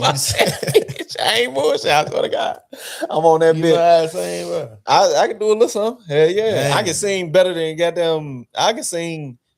I put it like this. You can put me there with Drake. Can you sing though? For real? Yeah, I can sing. Hell yeah, I can sing. Yeah. Well, I can't be on your EP. Ain't no use of me asking you to. Nah, they don't work like that. What's that shit called? What Beyonce and them kind of like made bigger? Was it doo-wop? I know what you talking about. Where they sing rap? That shit. Can you do that though? I can do that shit. We can talk. I can do that shit. Would you get on the song though? Bro, I'm telling you, I'm trying to make an EP for my birthday. 3 songs. Somebody want my song. Bro, I ain't gonna lie. Would you do it? I ain't gonna fuck your shit up like that. You got a good thing going. Yeah, damn it, you gonna get on there. I don't know how to rap, bro. I don't know how to sing, right? You got a good thing. That's why you want to do your own. That's why I want to do my own shit. That shit might be trash. I get on another nigga's shit. I'm gonna fuck his shit up. Now I'm out here silly and shit. What's up? I ain't gonna lie. It used to be hard with war rapping. Sometimes you play some of that shit to me. Yeah. It'd be hard to tell a nigga that ain't it, but he be so convinced. And I know me, I'm the same Yeah. way. I be convinced, like this shit heat, nigga. Boy, Nigga. passionate though. Yeah. Passionate. Yeah. He'll make you, even if like you wasn't feeling something, he'll make you feel that shit. I do remember that shit. That motherfucker make you feel some shit. Come on. I got a son right now, goddamn it. He was on that bitch. I got a son on my email right now. He was on that motherfucker.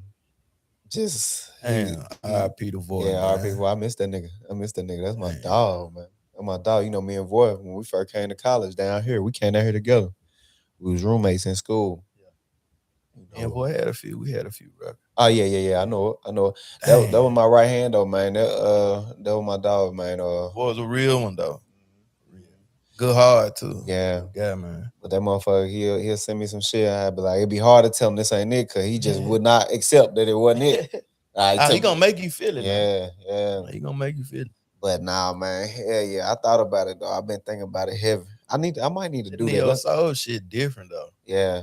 I might want to do like some fucking. I don't know, bro. I don't know. You just trying shit. I might just try shit. Yeah, I am just trying shit. That's why I won't fuck your shit up, bro. I get on your song. I'm gonna fuck it up. Why don't you get some studio equipment like for like to record? That investment though. But I'm saying that shit ain't. Well, I'll show you some shit. I'll show you some shit. That shit get expensive though, right? It's at least a few thousand though, right? I mean, for what you trying to do, it ain't gonna.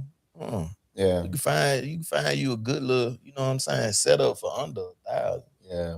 I mean, you already got, computers and shit like that. You just need a mic, you know what I'm saying, speakers, and, you know what I'm saying, good program, you be straight. Damn, bro. Hey, I might get that shit set up, do that shit for my birthday, and shoot a vlog of me making that motherfucker. Dead serious about this Neo Soul shit, I can tell you. Oh, yeah, I'm dead serious. It might not be Neo Soul. It might be some new shit. It might be some different shit where I'm on that bitch harmonizing, but doing a little rap a little bit. Like, yeah, it might be some Drake shit. Nah, not so. Well, maybe the way it's structured, but not so subject matter type shit. Oh, okay. Not so subject matter. So what type of shit you gonna be talking about? I really want to do the trifecta of my life. Like, it's like, for me, I just don't know the titling for it, but for me, it's like, what kind of metaphor can I put for it? So the beginning of who I was is like, the best way I can explain the word that comes in my head in the beginning. So I'm 30, I'll be 33, right? Okay.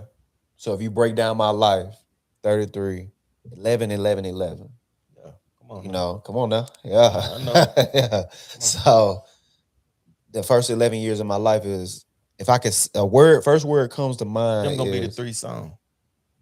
Yeah, the first word and the first song that comes to my mind is like vulnerability. It's like helpless, almost in a sense. Yeah. You innocent. You a baby still. Exactly. You just, pure even. Pure. Yeah. Then from that is the word that come to mind is like trauma. Yeah, troubled. I was gonna say trouble, but trauma is good too. Trauma. And then the third part is like evolution. That's back to that self-preservation. Yeah. You just get back how we were before we. You might need to produce that bitch, bro. I'm really killing it right now. I ain't gonna lie. You might need to produce that motherfucker now. Come on now. I'll tell you now. Shit.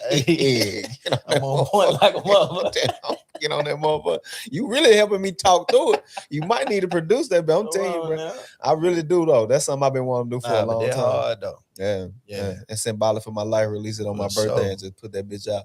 Yeah. Not for the fame, and it's just like, bro, rapping is cool, bro. Yeah. Like, I know I talk a lot of shit about the rappers, like I don't be wanting them on the show, but that shit is cool. Like, music is cool, though. You love, bro. I know. Music is cool. Like, I fuck with music. It's therapeutic. Yeah. Like the whole creation process of it too. Yeah, for sure. Yeah. That'd be the best part. Yeah. Because think about it. I don't know what your process is. You can tell me, but like, let's say you riding down the road and you just be all of a sudden, if you actively know how to create versus a person like myself, I don't know how to create music. I create things. Like, I do poetry. I write books. This is one of my books. I got like 3 or 4 books out. I write books, things like that. When I get inspired, I have to write it down, put it in the book, or put it on the podcast. But you, on the other hand, you can add other elements to it. Right. You can think about it, concept, add a beat over it. I tell you like this for me. It's out of hand now. Yeah. To the point that, like, I ain't wrote in 5 years. Yeah. You just people say this shit. Oh man, I ain't wrote in 5 years. What you like punching in? Punching in, freestyling. But it's like like if I think about something, you know what I'm saying? I can't remember everything. Yeah. I don't have to jot it down. It'd be too much. Yeah. But if you had beats playing in this motherfucker will record, and I go all day. Just go and go. And I don't know where this shit be coming. Yeah. You know what I'm saying? Yeah. Man, I love storytelling rap. Like I like some shit that not make you think like some Eminem shit where you like, what the fuck is he talking? Where it's like, hold on, you still 6-7 bars behind trying to analyze that shit. I don't like that. I'm gonna tell you my favorite song is by like one of my favorite songs anyway. It's by Kevin Gates. It's two. One by Kevin Gates. It's called Remember Me. I know which one you're talking about. And it's a song by Kendrick Lamar called For All the Time. Yeah. Because it's the framework. It set a Like framework to tell a story. I like conscious music, but I also like some shit. I like the feel, bro. I like some shit that pull. But Remember Me, if for the people who watching who don't know the song, they can go check it out. It's by Kevin Gates. Yeah. It's basically where he's talking about him loving a girl, like early love, and he talked about experiencing different things with her, like the death of somebody in his family, the death of one of his friends, and like how he'll still ride past like her house sometimes when he back home and get a chance to see like her home and the memories of flood in, and he'll remember it and make him feel away, and like how it all ended and how it was fucked up. It's just like a beautifully written story about love, romance, right? Then you got the Father Time, of course. That shit is more like to paint a story of like the father-son dynamic and the trauma that go along with that. That's something that I resonate with on both sides, from being the father and being the son. So I just like shit that speak to me in that way. You know what I'm saying? But I don't really care for country. I like that gangster shit though. I ain't gonna lie. So like that shit. I like shit like I don't know. I always been like a big fan of Pimp. Like, yeah. MC, you know what I'm saying? I don't know if it's because he's a legend. Animated or what it is, but it's just how he put shit together. Yeah, fly nigga. Yeah, real fly nigga. I like that shit. Like yeah, nigga, I get my nails manicured type of nigga. Like like you know, just a real fly nigga. I like a fly nigga too. That's why I said I grew up on 8 Ball and MJ. My brother named 8 Ball. Yeah, they call him 8 Ball because he was a black fat nigga. So you know, so they called my brother 8 Ball. 8 Ball MJG. That was shit. First music I ever listened to. The earliest rap I ever listened to. So I grew up on that shit. Pimp C, UGK, all of them niggas. It's just them niggas. It's like some music, but then it's like some music. Like for me, music is always like how I'm feeling at that time. Yeah. You know what I'm saying? I feel exactly what you're coming from. And sometimes I can goddamn listen at Future 2-3 months because I'm feeling the type of way about something. You know what I'm saying? Yeah. Then I can go listen at Tupac. For 2 months because I'm feeling the type of way. I feel that. You know what I'm saying? I feel that. What's your goals, man? What you trying to do in life? Man, overall, be successful as possible. What that look like, success? Success for me, being able to wake up every day, doing what I want to do, when I want to do it, how I want to do it, however I want to do it. Yeah. When I want to do it. Yeah. I just want, I don't know if that might be the perfect word, but I don't know. I just want to be free, bro. You just want freedom. Yeah. Like that is the perfect word. Yeah, just to do shit. Like if I say, let's go to Atlanta 5 days. Yeah.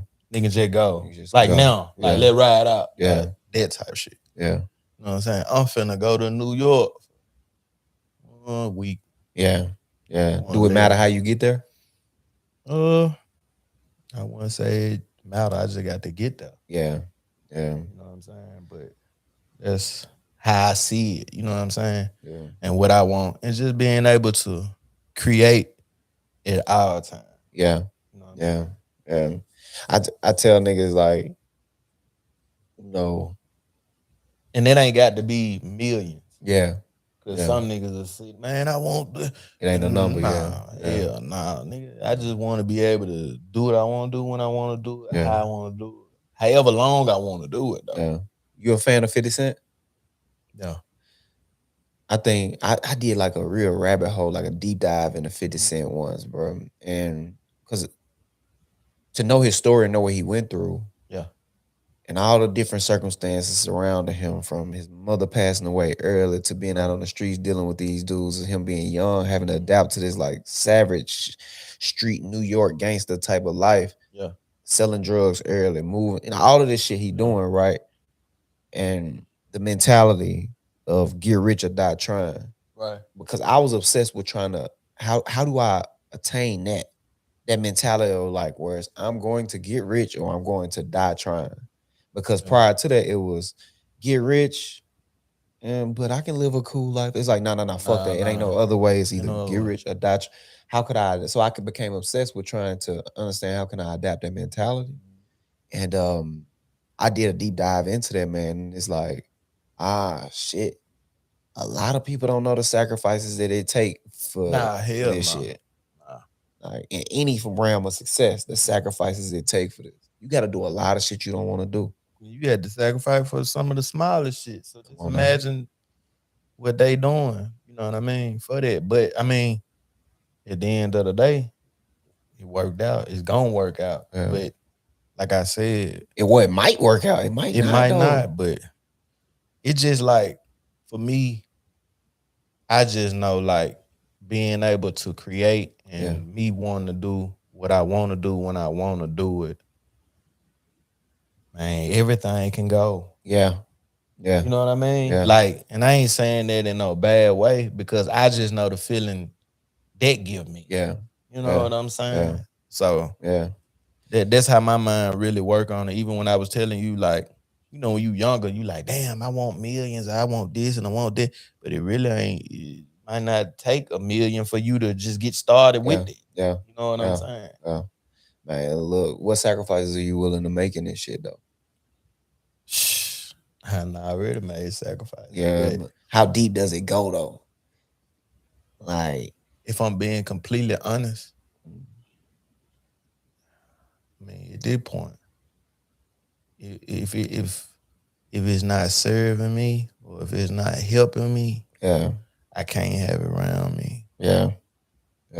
Back to when we was talking about, like, even when I'm cutting off shit, and I don't, you know, I just had to learn, like, they might not want what I want. You willing to cut your own mama off about this shit? I don't know about mama.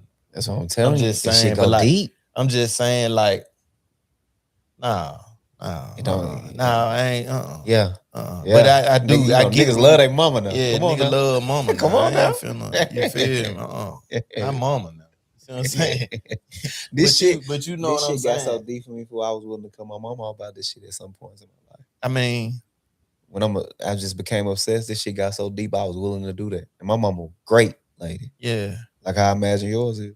Yeah. I'm not saying that's right or wrong either though. No, I get what you saying. You just saying like what you willing to do. Yeah. Like, you know what I'm saying? For this shit. Mm-hmm.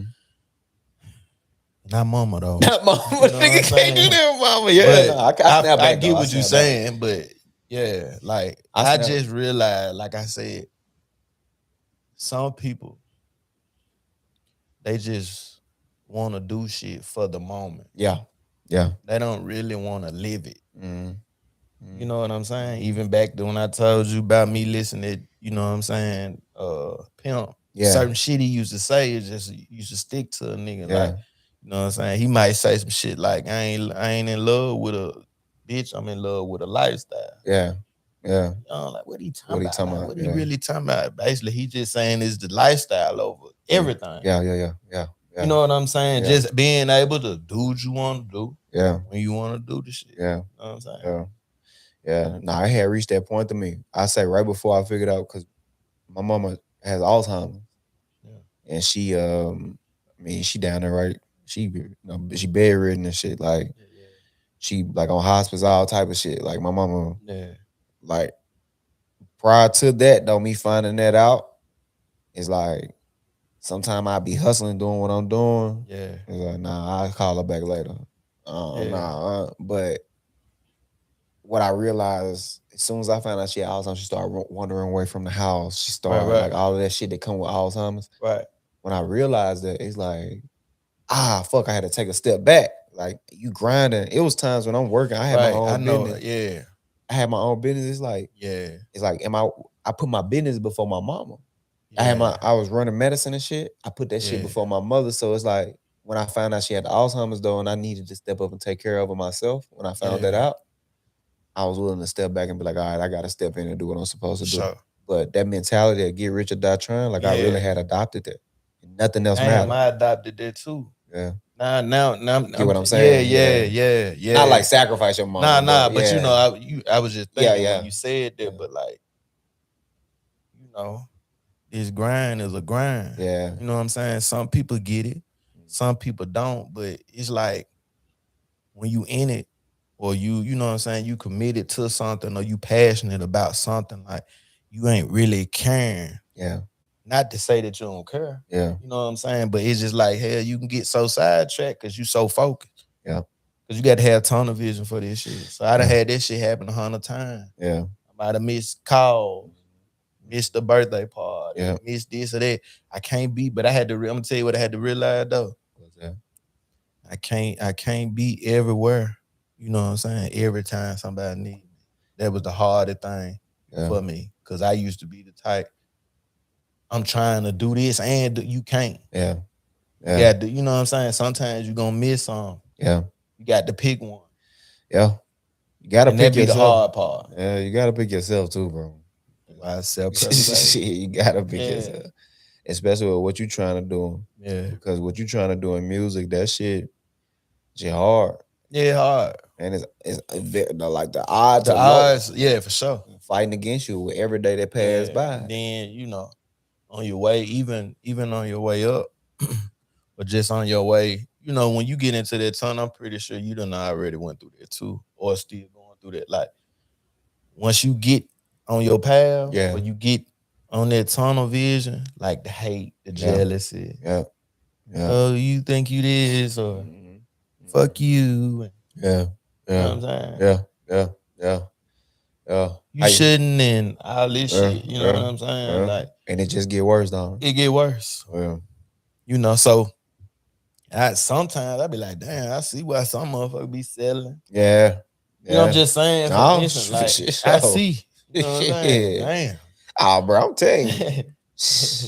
Show me. Ain't nowhere in the hell you gonna be able to do this shit. Oh, bro, I'm telling motherfuckers, like, I don't give a damn. Like, y'all niggas, bro. I'll be tripping about the smallest shit. I be like, damn. Come on now. Motherfucker just sent me crazy shit. I'm like, nah, I ain't even on yet. Yeah. Motherfucker sent me some shit. Making threats out. I don't even know this motherfucker. I don't know if it's a bot, real person. I don't know who it is. Oh, yeah. But I've been dealing with this shit so long, you know, whoever you is, you know, I don't really give a fuck. But stay where you at, you know what I'm saying? Yeah, for sure. For sure. But, you know. Yeah. Nah, that shit gonna work out for you, man. You just gotta keep on hustling and shit, though. Hey, you know this already, though. Yeah, you done made some strides in the music. So I love to create, bro. Ain't no better feeling. I might get up with you on that EP, bro. Yeah. I'm having a big ass party. I'm having like the party of the century. Really? Yeah, it's gonna be crazy. Man. It's gonna be crazy. I might make niggas listen to my EP all night. I just thought of something though. I'm gonna let you when we get our camera though about that. Okay. When you say you having a party? It's gonna be December 6th. It's gonna be my birthday. My birthday December 2nd, but the party gonna be December 6th. Where you having it at? It's gonna be at a spot in Nashville. I don't want, you know, it's gonna be at a spot in Nashville though. And it's a cooler spot. Yeah. Cool ass, straight ass spot. I already paid for it and everything. Bitch. Yeah, real player. That bitch so player. Niggas gonna be wearing, you know, that's what I was just suits, all type of shit. Yeah. Cigars, all this shit. Yeah, all of that. It's gonna be. I'm there, bro. We're gonna have an after party too here. I'm gonna have bitches with their titties out serving us drinks. I'm here. I'm here. I'm in demo. I feel like my therapist. I'm invited though, right? Yeah. Oh, for sure. Yeah. I feel like my therapist be watching my podcast, probably. Because he told me some shit. If he watching this, he dead the fuck wrong for watching my shit and not telling me. So you said, of course he watching it. Yeah, I just wanted to say that in case he watching. Yeah. Like, nigga, I'm gonna change therapist if I find out you been watching my show and ain't told me about it. You gonna change the therapist for? Because he don't need to be watching my shit and ain't told me about it. Damn, this nigga here turn. I just had to let him know. Cause I feel like he be watching my shit. Yeah, you don't like that shit. He said some shit the other day where I guess he was trying to get me. I don't like that sneaky shit. Like, you supposed to be my therapist, supposed to be transparency. Right. So if he watching this and I find out he doing it, I'm changing my therapy. Because you supposed to tell me. It could have been cool if he just tell me. You know. He might be trying to figure out something to He might talk be. to you about. Yeah, he might be, but he fucked up. He said some shit like, how you know that? You might be shit. I don't know. I asked him, how you know that shit? Like, it ain't might be doing super good. It could be maybe. something you can be, you feel me? Yeah, maybe. He just gotta tell me with none of this shit. Yeah. You like, nigga, just let me know you watching me. Just nigga. let me know you watching me. Don't be doing no sneaky shit, you know. Like, let me know you went and check my shit out. Yeah. But anyway, man, I appreciate you coming on the show, bro. For sure, bro. You always got a seat here. Let me know when you're coming out with new projects, when you got stuff going on, whatever you got going on, you can come on and put it on the show. I appreciate you having me on here too, man. Oh yeah, definitely, man. Definitely. Hell, long time coming, man.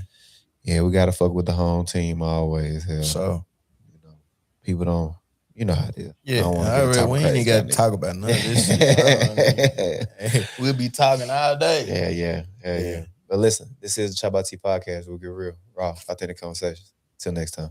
So.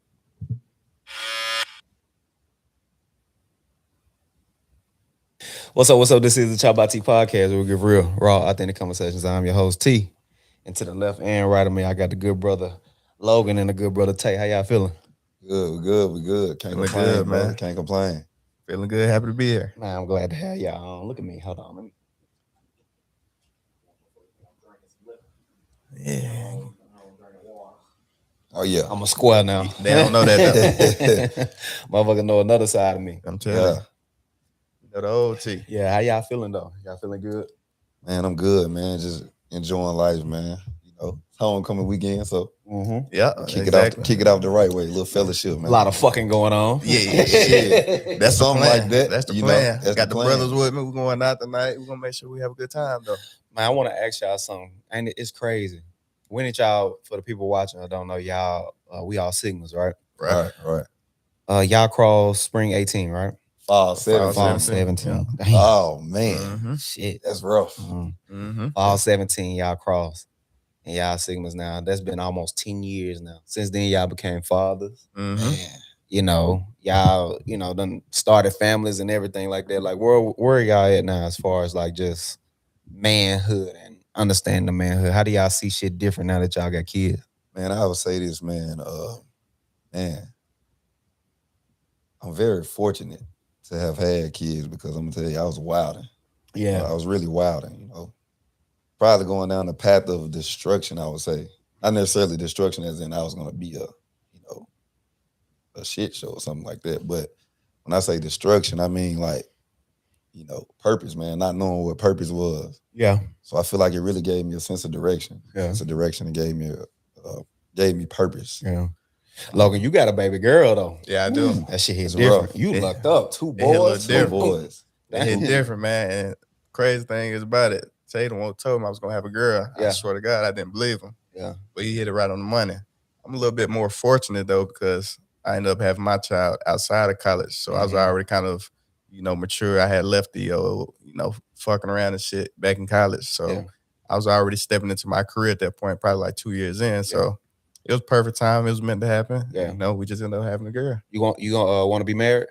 Yeah, that's what we're trying to figure out now. I'm trying to see, she just moved down with me probably like 3 months ago. I'm trying to figure out how to work this new dynamic of this relationship with the newborn. And depending on how this next year go, I might end up marrying her. Man, it's hard when you bring a child into this shit though. Bruh. Yeah. This shit get difficult with your significant other. Definitely. Man, I'm talking about new relationship, bring a child, and then we living together. It's all three, all in one at the same time. So we dealing with a lot, but we trying to learn each other in the process, trying to be parents, and then trying to build on our relationship. So we working through it though. My baby, the reason why I ain't with his mama now. Yeah. That's crazy. That's crazy. And you probably can say the same thing too. It turns into it gives a little bit of chaos, man. Yeah, bro. I ain't wanted chaos. Man, it changed the whole relationship. Yeah. Bro, that's why we have problems and work through now. Cause I look at it as how I met her.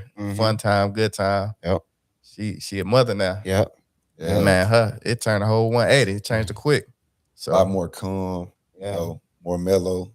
Nothing happened to you, really. Nothing happened to us. Nothing happened to me. I stayed the Bodies same. don't change. I stayed the same person. And that's really what caused the issue, because they want you to change and expect you to change because they changed and went through something. But I'm like, It's just something I had to learn with and deal with.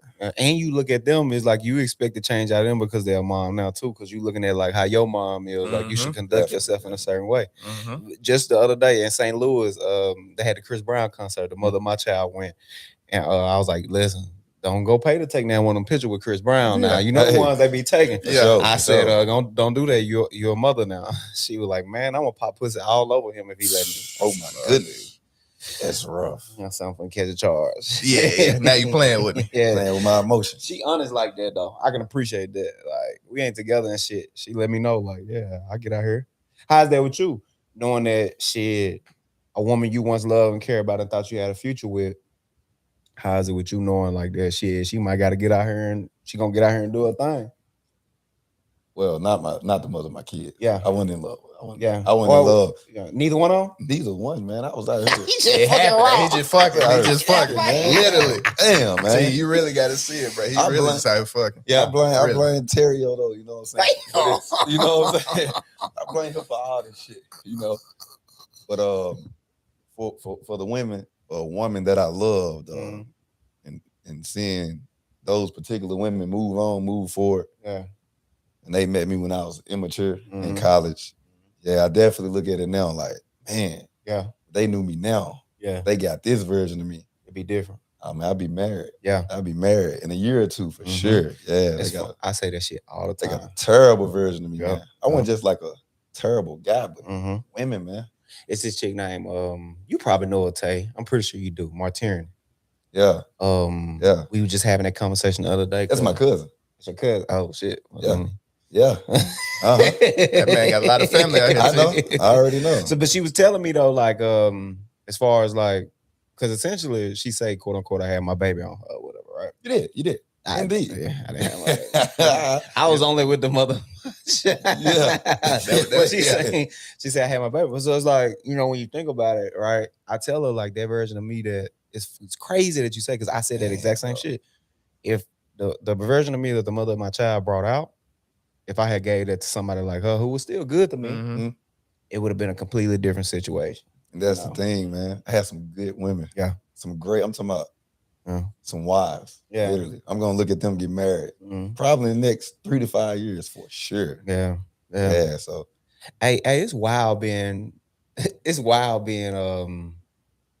Sigmas, bro. It is. Joining frat like that. Man, crazy. That shit wild, bro. I'm going to tell you something so crazy though.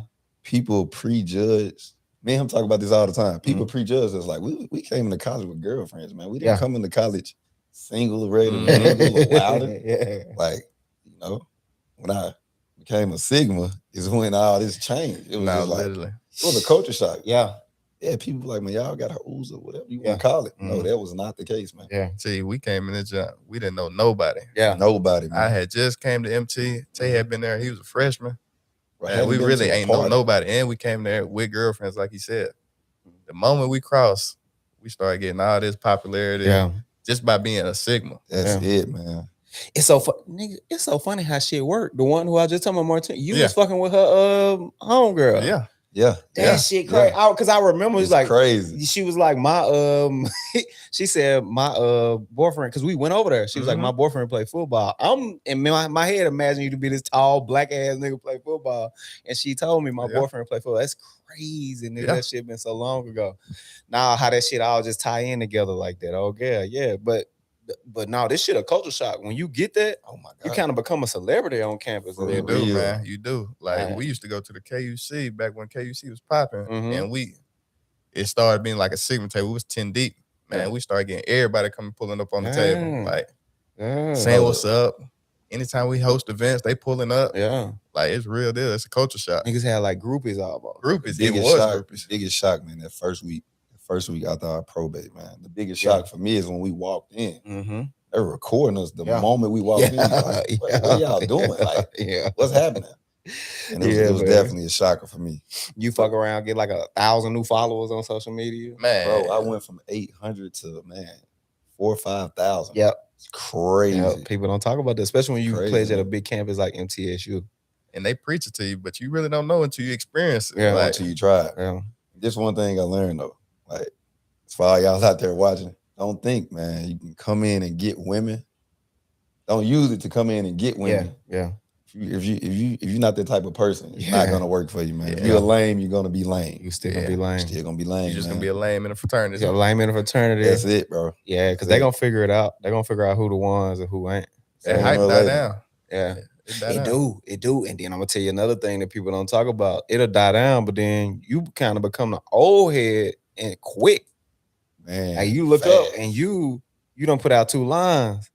It's like, damn, like they talking about the new line and they like, who are you? Like, motherfucker, Nah, I've been real here. talk. Man, I was just here 2 years ago. Like Yeah. literally, once you put out a new line, I swear people shift to that new line, and that's the new thing. Yeah. You just got to be ready to accept that, and then you do become the old head. Yeah, Uh, man. That was my first experience of groupie. Yeah.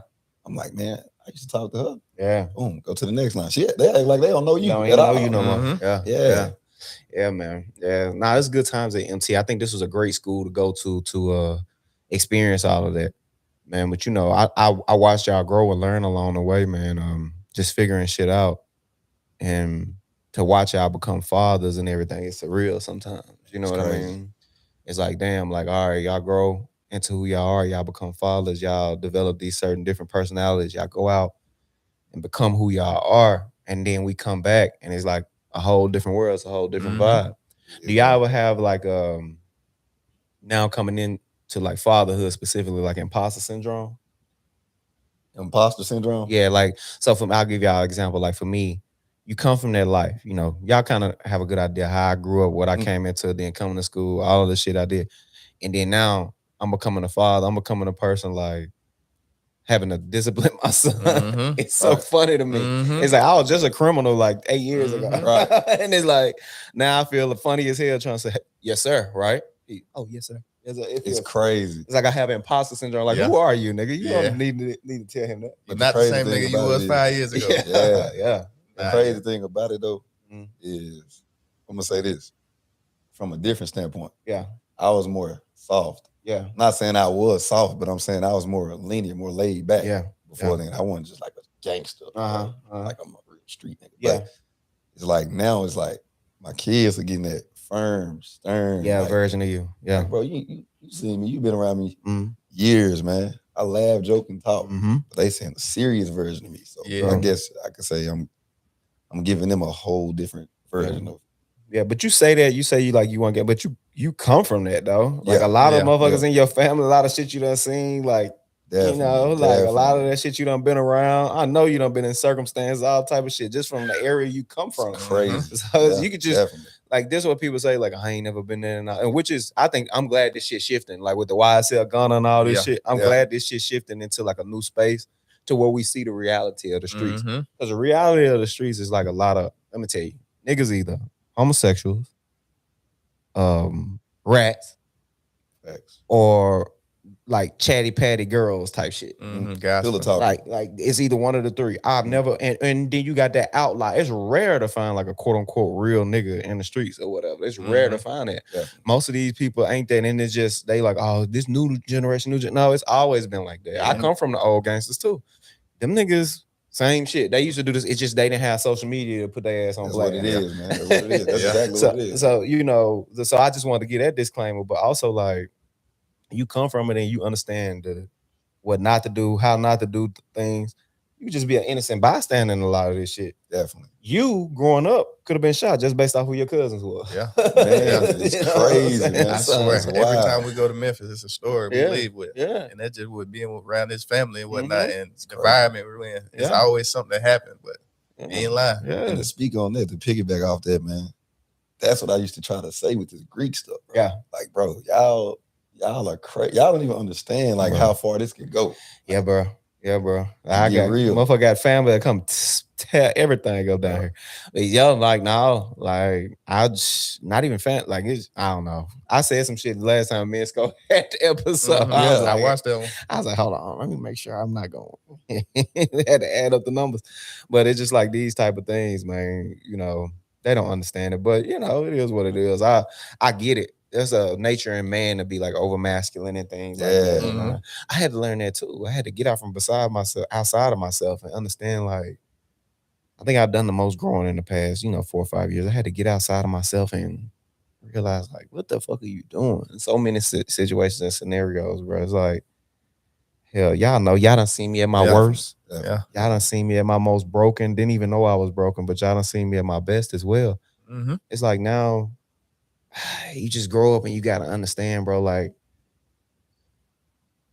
don't lead with ego. Yeah. I watched this Dame Dash situation. Like, I don't know if y'all seen the Crazy. It's like, me and my dad was talking about that one. You see a grown man leading with ego. Mhm. There's so much ego, just leading with ego. And because of that, you're gonna be broke forever. Yeah. The dynamic of money, man. That's what money do. Yeah. Money, fame, power. Money Demanding. feel like you got power. Yeah. When you know that you're in a situation where you can probably like hurt somebody or whatever, when you know that you're capable of doing that or you can do that and you take advantage of it. Or when you're in a situation where you have a POA, like a position of authority over an individual, and you decide to exploit that. No, that's problematic. Mm-hmm. That's the same shit that made our ancestors become enslaved. You know, that's the same mentality that allow us to like, you know, just kill each other. Yeah. Having the power with somebody, Senseless acts. it can drive somebody crazy. Yeah.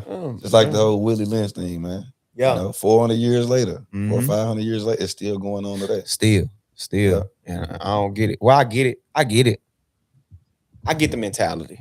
You know, I get the mentality. I understand it. I understand the crabs in the barrel mentality. But I understand that because I get nuances, right? I get it.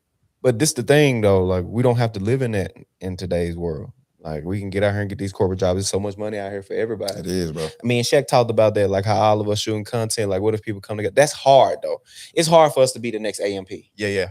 And that's really what made me prompt that message when I sent it and texted to you. I was like, bro, I watched that episode and I was like, damn, we really all got people doing something. Yeah. And as far as like the social media world, and I'm glad Shaq started to dive into it as well because we do come together, man. We ain't even gotta. It could be once a month. Well, we really just get in the same room and put out some content. It's gonna hit because we got so many stories and stuff to just like tell these people. Yeah, I think people don't understand either.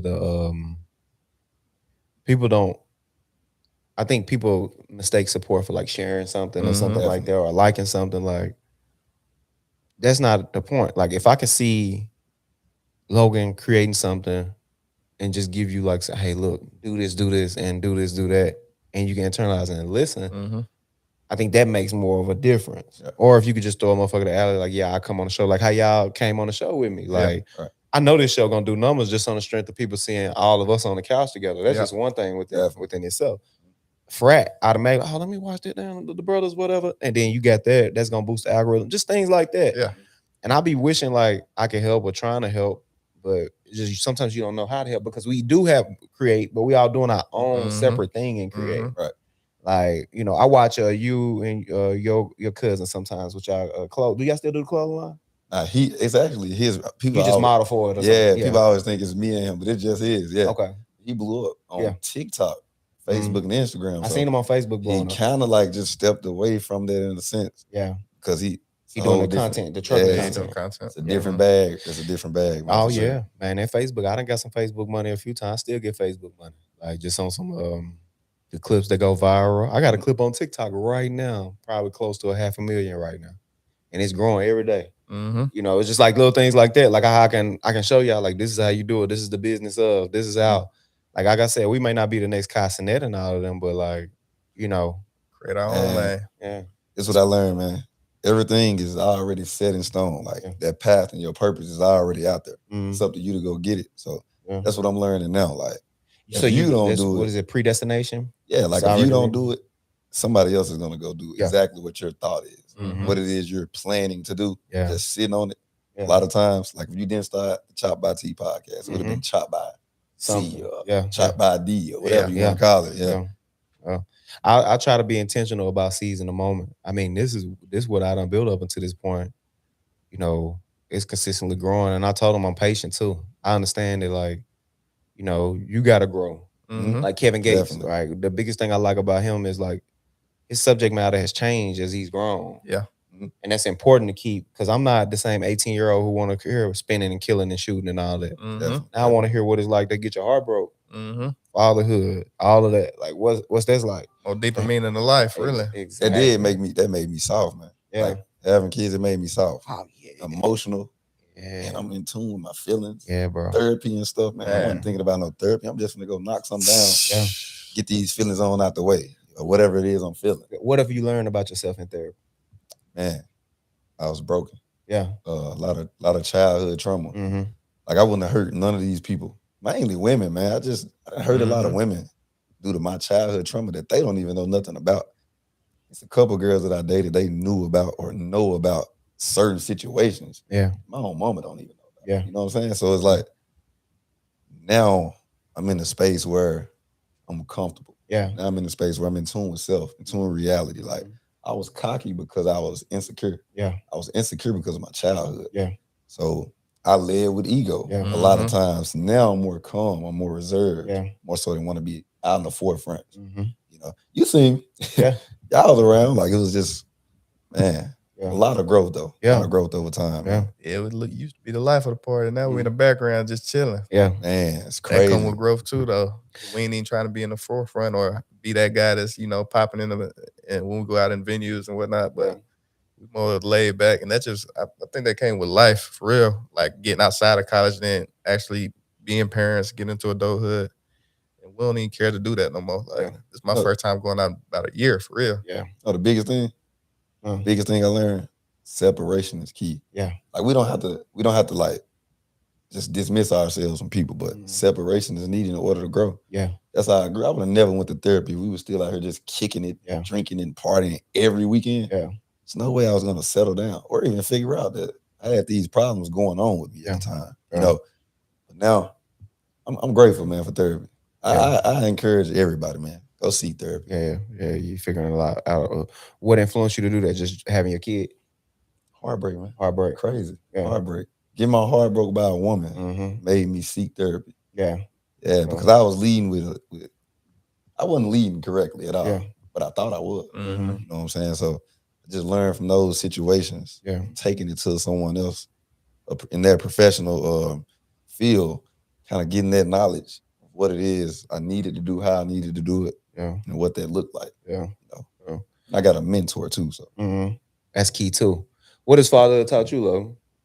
Man, father opened my eyes, really. Yeah. Like, in my head, I always knew I was going to be a parent. I just didn't know when. And then for it to happen really unexpectedly, like, getting a new situation, been talking to a girl maybe like 5 months, boom, pregnant. Yeah. So I had to jump into now becoming a parent. And since I've been a parent, it just really just opened my eyes to see that time don't wait on nobody for real. Yeah. Like I'm with her every day. Yeah. Man. I'm seeing her grow. She about to be 7 months next week. Yeah. So it's like, man, time don't wait. So I just want to be a good representation of, being a good father, make sure I'm there for her. Yeah. And really just have my priorities straight for real. Yeah. You got all the tools. You 100% got all the tools. I think it was perfect for you to be a girl dad too. Yeah. Yeah. Like I think you got the right temperament to deal with like all those emotions and stuff like that. That's crazy, bro, because my older brother, just like me, like we both laid back, chill. He got 2 girls. I fucked around and had another girl. Like, I swear to God, we can't produce nothing but girls. And my dad had all boys. Now we can't do nothing but girls. But I think it do come back. And me and Tay be talking about this all the time. Like, I'm chill, laid back, so I can handle what come with a girl. I don't never get, overstimulated or jump the gun or too angry or nothing like that. And, I just take what come with it. And I do want a boy one day, but I'm enjoy this girl moment right now. Yeah. She is beauty in that girl dad, situation. It's beauty in that shit. Hell, I want one day, man. Yeah. Definitely want a daughter. Yeah. I feel like it really come back to the laid back niggas. Me, Shaq, Chris. Yeah. Motherfucker. Like all these niggas just having girls, bro. Laid back, man. That's what I need to do. I think this is my next go round. Like my next, life. I think that in this new life that I'm living, this new version of me where I'm a lot more calmer and peaceful, I think a girl will come to me. You know why I think I got boys? My grandfather, man. Yeah. He passed away. I believe my boys came to kind of like replace that, fill that void, that hole that I had, that emptiness. So I got blessed with 2 boys behind that, man. So that's another thing I'm grateful really for. Could we? Because both my grandmas had died probably like 2-3 years ago. So they died within like the same year. Yeah. So really, she came at the perfect time to fill both of them boys. Yeah. They say children will do that though. They come in place of like people who pass in the family. It's so funny. I'm gonna tell y'all something that's so crazy about my family, bro. This shit's so weird. Me and my aunt was just talking about this on the phone the other day. Right. September, October. That's when that's though in that frame. That's when most people in my family like are born, right? Mhm. But we've been noticing something as of late. That's when Mhm. most people in the family die too. Mhm. It's crazy. Like, Crazy. I'm Mine like, that's June, weird. July, August, September. Everybody got that in their family. That's Yeah. crazy, bro. Yeah. That's crazy to me. But you know, these things in life, they teach you lessons. Like you learn these lessons along life, and you growing into like becoming being an adult, and you learn like, yeah, like the things I did as a kid, Mhm. they don't serve who I am now. Definitely. You know, Things I and did 5 years ago don't even serve don't you, even right? serve a purpose that y'all bringing up. Yeah. Man. You know what I learned though? What's that? If someone brings up what you did 5 years ago, Mhm. they're stuck. Yeah. They're stuck in that 5 year ago Mhm. notion. Like as far as their growth, Mm-hmm. that shows me a person's growth. You're Yeah. still bringing up something from 5 years ago. Yeah. You haven't grown not one bit. Yeah. Especially as friends, Mhm. we have to take the time to understand a new version of the person that we're dealing with now. Because I know for crazy. sure the person that I am, even last year, I'm not. Like I went through so much. Like I was so angry with, like, you know, God, why did you do this to my mom? Mhm. I was just so fucking angry. But now it's like I found like a level of like calm and peace and bliss. And now I'm just overly focused on being the better version of myself every day and enjoying life. Man, you know what's crazy to you? Like if you really don't check in with your people, like me and Tay talk frequently. I've come around like one of my closest homeboys. Like if you really don't check in with your people, you won't see their growth until you link up with them the next time. And then that's when you got to relearn that person. So he might not be the same person you knew 2-3 years ago. That's a fact. If you ain't never just checked in periodically over time to see, you know, what they're going through in life. Really? So I be trying to, you know, make it a priority to check in with people I talk to on a daily basis. Yeah. That way I ain't losing contact or it ain't feeling weird. Like I gotta, you know, figure out the new you when I do see you. Yeah. Let me tell you though, my bad. No, go ahead. The craziest level of growth is Logan, man. Yeah. Like I tell him this though. It's like, bro, I'm so proud of you, bro. Yeah. Like in a sense of just like you walked into fatherhood and did what I didn't do. Yeah. You know what I'm saying? Like you took on that role, man. You Yeah. with your kid every day. Yeah. Going to work, handling business every day. Yeah. Like on a daily basis, bro.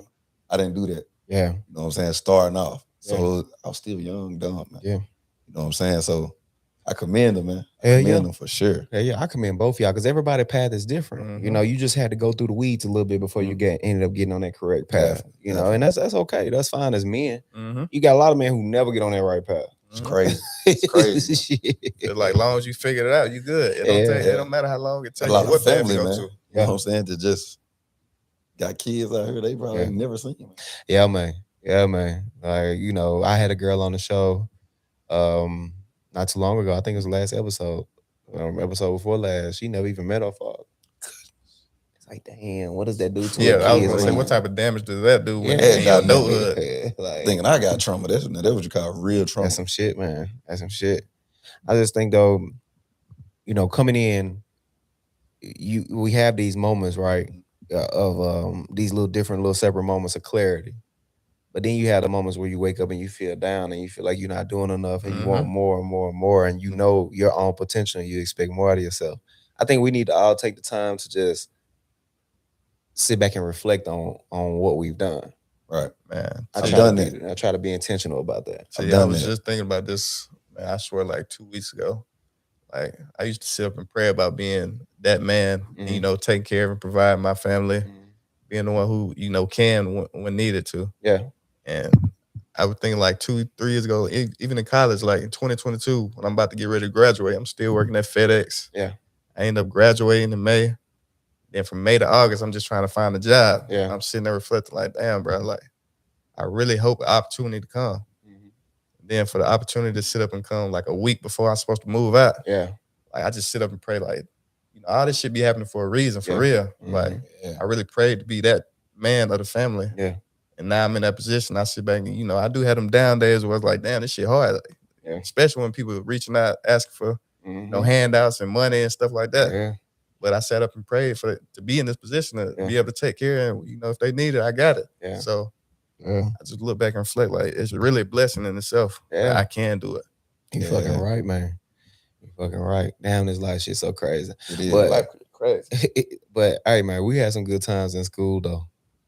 Some damn good time. Hey, boy. Ooh, I swear. See, we bring that shit back to 310, man. Yeah. 310. 310 one. 310 PG.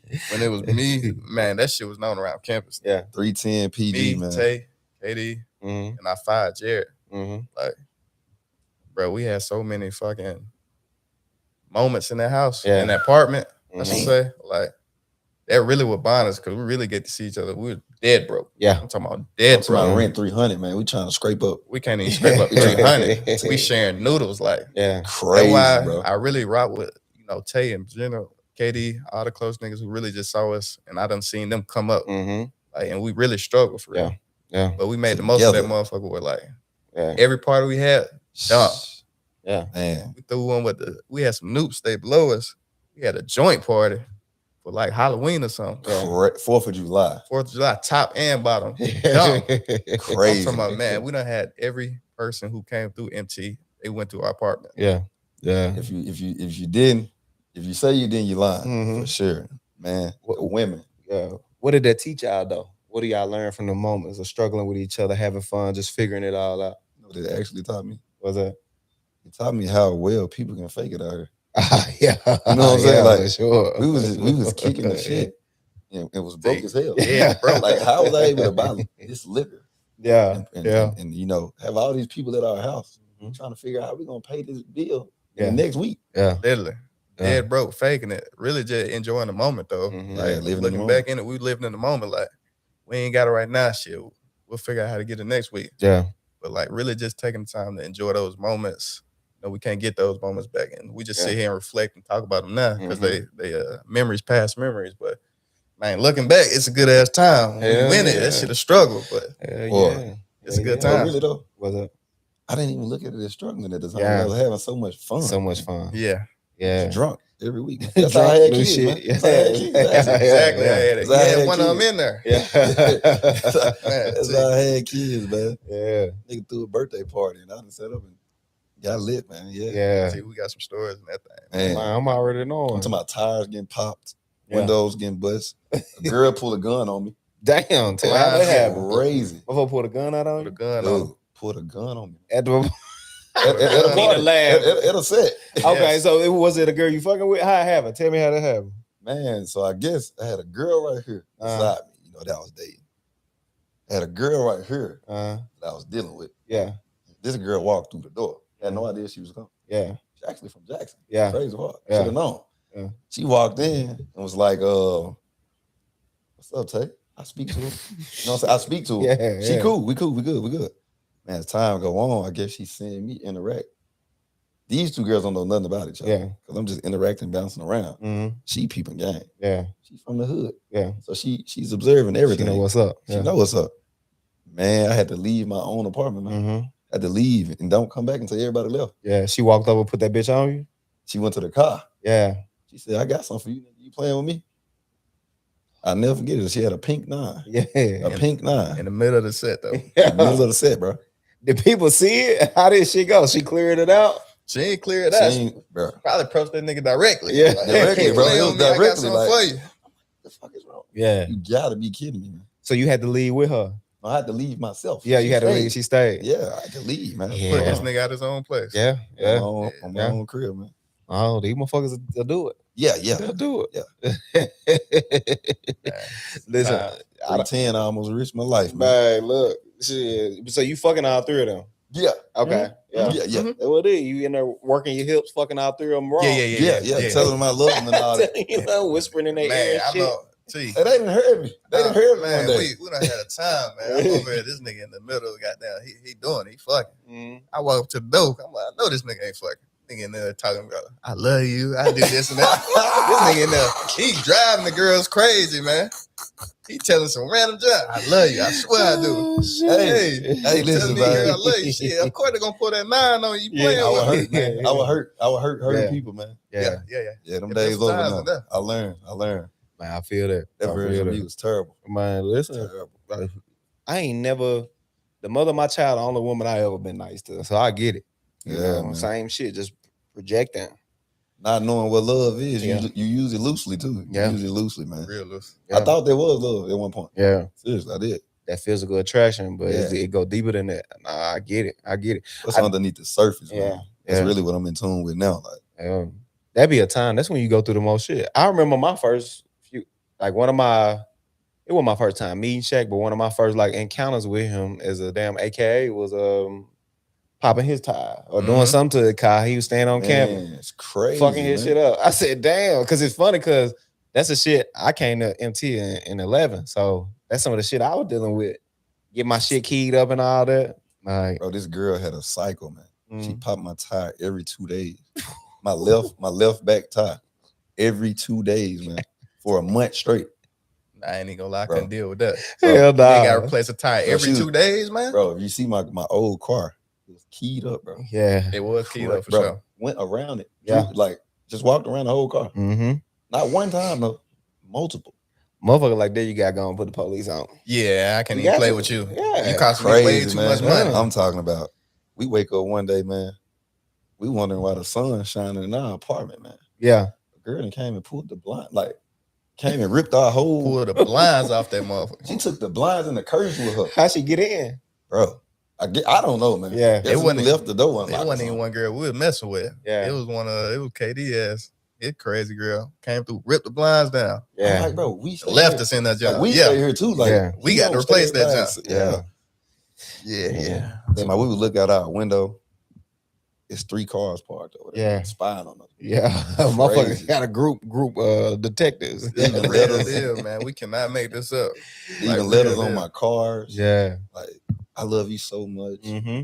What is going on? Leaving flowers, all type of stuff. It was crazy. Man. Yeah. I done had a few Crazy of that. time. Literally, I Crazy had time. motherfucker leaving bricks on the car. Like I'm just letting you know what could happen. I had a Charger too. That when y'all knew me when I had a Charger. Yeah. That when I had first got that motherfucker too. She left a brick on, just letting you know what could happen. She keyed that motherfucker up. She keyed that bitch up I bad. don't know why they go for the property, man. Don't damage the property. tell you Like, something bitch, crazy. talk Hit bad me. to me. Yeah, talk bad to me or something. Don't do that to my car. I think you threw a party, man. Uh-huh. He did. He threw a couple of them. Yeah, I threw it. Yeah. And we left. A girl wanted Logan so bad, man. She left with his keys. Yeah. I swear to Took God, she his did. keys. That was at your old spot. At the house. At the house. Yeah, At the house. Crazy, Yeah. bro. She left with my keys in her pocket. Yeah. I'm calling her like, where you at? You got my keys. She's like, shit, my bad. She Come knew get them. she had the keys, Yeah, man. The come get whole them. Pull up on me, time. come get them. Yeah. I'm like, bro, this girl crazy. Yeah. Yeah. You gotta be careful, man. Got to, bro. Yeah. Got to. You out here and shit, you just be out here reckless, fucking motherfuckers, raw, bullshit. I'm blessed to have kids and nothing else, bro. Yeah, come on That's now. what I'm gonna say. Come on now. Come on now. I was doing numbers, bro. She is up. No, I ain't gonna put the number out there, but I was Yeah. doing some serious numbers. Yeah. People don't talk about that. You hit a point to where it's like you got a different girl for every day of the week. Yet you just like, who I'm gonna fuck today? Yes, Bro. bro. You And know? the shit really get annoying. Crazy. Yeah. I'm talking about, bro. I was out get in annoying. Western Kentucky, Yeah. Alabama A&M, Yeah. Chat, UTK, Yeah. We was all or over you Tennessee. name it. Yeah. The whole Tennessee and the surrounding areas. Because what you do is you develop these groups, these group messages and stuff with these different lines and Yeah. shit. Say it's like, oh, y'all the AKs out of fucking wherever, who knows where, and we gonna link up and we have a party. Y'all come down here and hang with us. I knew it was crazy when we went to Atlanta Greek picnic. Man, bro. Yeah. I thought we getting women here was something. Yeah. Bro. And get crazy. It's thousands of Yeah. people out there, man. Yeah. Of women ready. Yeah. Like women, it's more women than men. Yeah. At any given time, it's gonna Yeah. be more women. Yeah. And it was just they ready, man. They ready. Come and get you. Yeah, what's one of the? I know you said you had a gun pulled out on you, but what's one of the craziest stories y'all done had as a group? In there, with motherfuckers playing. I know y'all done had Man. some that's probably been like, That's my craziest moment. yeah, with the gun. Pulling the gun on me. Yeah, That gotta be my dang. craziest Yeah. moment. Crazy Yeah. moment as far as like a group, like Yeah. our group. Yeah. Man, let me think. We done had too many damn moments, bro. I know y'all done been in that Yeah. motherfucker. We done had some moments with some lines, with our lines. Yeah. Bro. I can't even think of a Yeah. specific moment right Yeah. now at this moment, but Where old Jared at now? I don't even see him no more. I think he like a professor at MT now, man. Yeah, that's what's Mhm. up. Yeah. he a That's real what's up. family man now. And Real I hats family out to him. Yeah. 'Cause he really doing it. Like, Yeah. Yeah. I think he 2 kids in now, Yeah. Yeah. I see him with the kids. married and everything. He doing it. Definitely, Yeah. bro. I salute him. Yeah. He's always a guy, man. You just don't fuck with. Though. Yeah. For real. Yeah. He was a one of them behemoths, from them places. Them niggas be doing that knife game and shit. Real talk. Yeah, they be on that. Yeah. Oh, How's your body in a hole or something? Yeah, I know. Never be found type shit. Like, that's why I be telling niggas, it be gangsters everywhere. You can't really, you go to some of these countries, these places and shit. Thinking they just for attraction. Yeah. Hell no, they will hide you out here, man. Yeah, I think it's shit sweet. Yeah, man. I almost got to fight with some Qs at the picnic one time. Yeah. That's probably one of the craziest moment. Yeah. A nigga that wasn't even from our chapter. Yeah. Then started some shit. Yeah. Yeah. And we got to sit up and deal with the aftermath. That was probably the craziest moment. It happens. One of everybody. Yeah. Shit. I don't even think that was the craziest moment. It wasn't even crazy. It was just unexpected. Like, damn. It really about to go down. Yeah, well, no, that was shit. That shit happens, man. We I know we done had hella moments with other frats and stuff like that. Man. We the probably crazy one we had with the Alphas when 16. when we fucked them up. We fucked them kept up us bad. from coming out early, man. Yeah, we fucked them up bad. This was when I graduated. Yeah, this would have been 16. Mm-hmm. Fucked them up bad. We sent a few of them to the hospital. All right, but they deserve that shit. I think I had an issue yesterday with one. For real? Yeah. Tried to get at one of the young guys. I said, hey, bro, I ain't even know no Greek stuff, bro. Yeah. We ain't even have that today, man. It be silly. They always gonna be tough at school functions. Yeah. Like, come on, man. But it was one I never seen. I don't know. Mm-hmm. Like 09 or something. Yeah, it's like, are we gangbanging or what? Like, yeah, man. We had a school function, man. You chilling, bro. Yeah, chill out, bro. Yeah. Now, another crazy moment was one you brought up with Roscoe. Roscoe and Steph, yeah. Yeah, I said his name. I didn't mean to say his name, but fucking I said it, Steph. Yeah. Oh, that's the craziest moment we all had together at our apartment. Yeah. Yeah. You never paid us for that hole you put in my wall. Man, a hole in your wall? Put a hole in the wall. Swear to God. I swear to God. Swear to God. Oh my God. I'm gonna pay y'all for it, man. Got fined for that. Yeah. Damn, bro. Why y'all? This nigga put a hole in the wall too. He can't even say nothing. I did. Damn, bro. I put a hole in y'all wall. You did. Bro? Yeah. You did. Bro, I apologize. Nigga said, I pay y'all, bro. Don't worry about it. I ain't pay y'all. I ain't pay us nothing. How much I had to pay for that? I don't even remember, man. Tell me, I'm gonna pay y'all for that because ain't no goddamn way I put a hole in y'all wall. I ain't pay. I should have paid y'all. I tell you what. Yeah. Don't let him out the door. Scrambled, man. Yeah. He was bobbing and weaving out the door, man. Yeah. Easy. Yeah. I got a lot of. Well, I ain't gonna say I got a lot of respect for him, but like, because I don't still to this day. But I do have a lot of love for him. But I get it. I was a fucking issue, bro. And I ain't gonna say you was an issue. I'm gonna say this. This is what it was. You had a lot of guys around that was not from the streets. Yeah. And it's hard to kind of put you in a mix with people that's not from the streets and understand. Yeah. Like this militant type of life. How this shit go. Yeah. Like, how this shit go. Niggas not gangsters. They probably never been in a fight or never seen a fight. Yeah, that was tough. Seen a gun. That was tough. It's just man, bro. Damn, I can't believe I put a hole in y'all. Yeah. I should have fucking, bro. Y'all niggas, right in that wall. I'm gonna tell y'all something. What's that? I'm finna feel bad about this for a while. I'm gonna pay y'all hell no. Because that's how I am now, bro. It's like, but that's how I am now, bro. I be feeling bad about shit forever. Like I'm finna be feeling bad about that. I'm gonna pay y'all for this. Now you good. Yeah, you good. I think that motherfucker was right in the laundry room. If I'm not mistaken, in the laundry room. Put a hole in the laundry room. They didn't try to hold this nigga. So soon as T left, I said, "Damn, we got a big ass hole in the wall." Yeah, damn. Ain't no point in saying nothing to him. Nah, it's over with. Y'all should have said something to me though. I put a fucking hole in y'all wall. That was irresponsible. But that was when I had just had my son.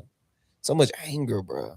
Like I just used to get so fucking angry. It's just like so silly shit. Just get angry and be silly. Letting it out. But that's that trauma, man. That's a lot of trauma, bro. That's a lot of trauma. I hated feeling like I was being played with too. Especially by somebody like bro. Like to me, bro was like, he a man. Yeah. But it's like, bro, like, you know what it is when a person see you in a certain light, they overcompensate for who you are. It's like, oh, ICT is like this super tough guy. And then you try to overcompensate in your language and how you speaking. And it's like, for me, I'm like, bro, that ain't what I'm on right now. And I'm trying to explain that, but nobody wanted to hear that. Mm-hmm. Now, it's been time when I've completely been the villain in that situation, but that one specifically, it's just like, damn, bro, like, why you always go straight? We here, but you go straight here with me because you trying to overcompensate for some reason. Take it to 10 real quick. It's like, bro, all right. The masculinity, man. Insecurities within your masculinity. Yeah. A lot of people possess that. Like, yeah, and that's me. That's what I was. Like, it's like, bro, like, oh, we finna get ignorant. Like, let's be ignorant as fuck. Like, that's what I was. Just an insecure young man. Or a boy almost even. But it's like, I'm fighting it. I've been in school now. I'm having a kid now. I'm trying to do better.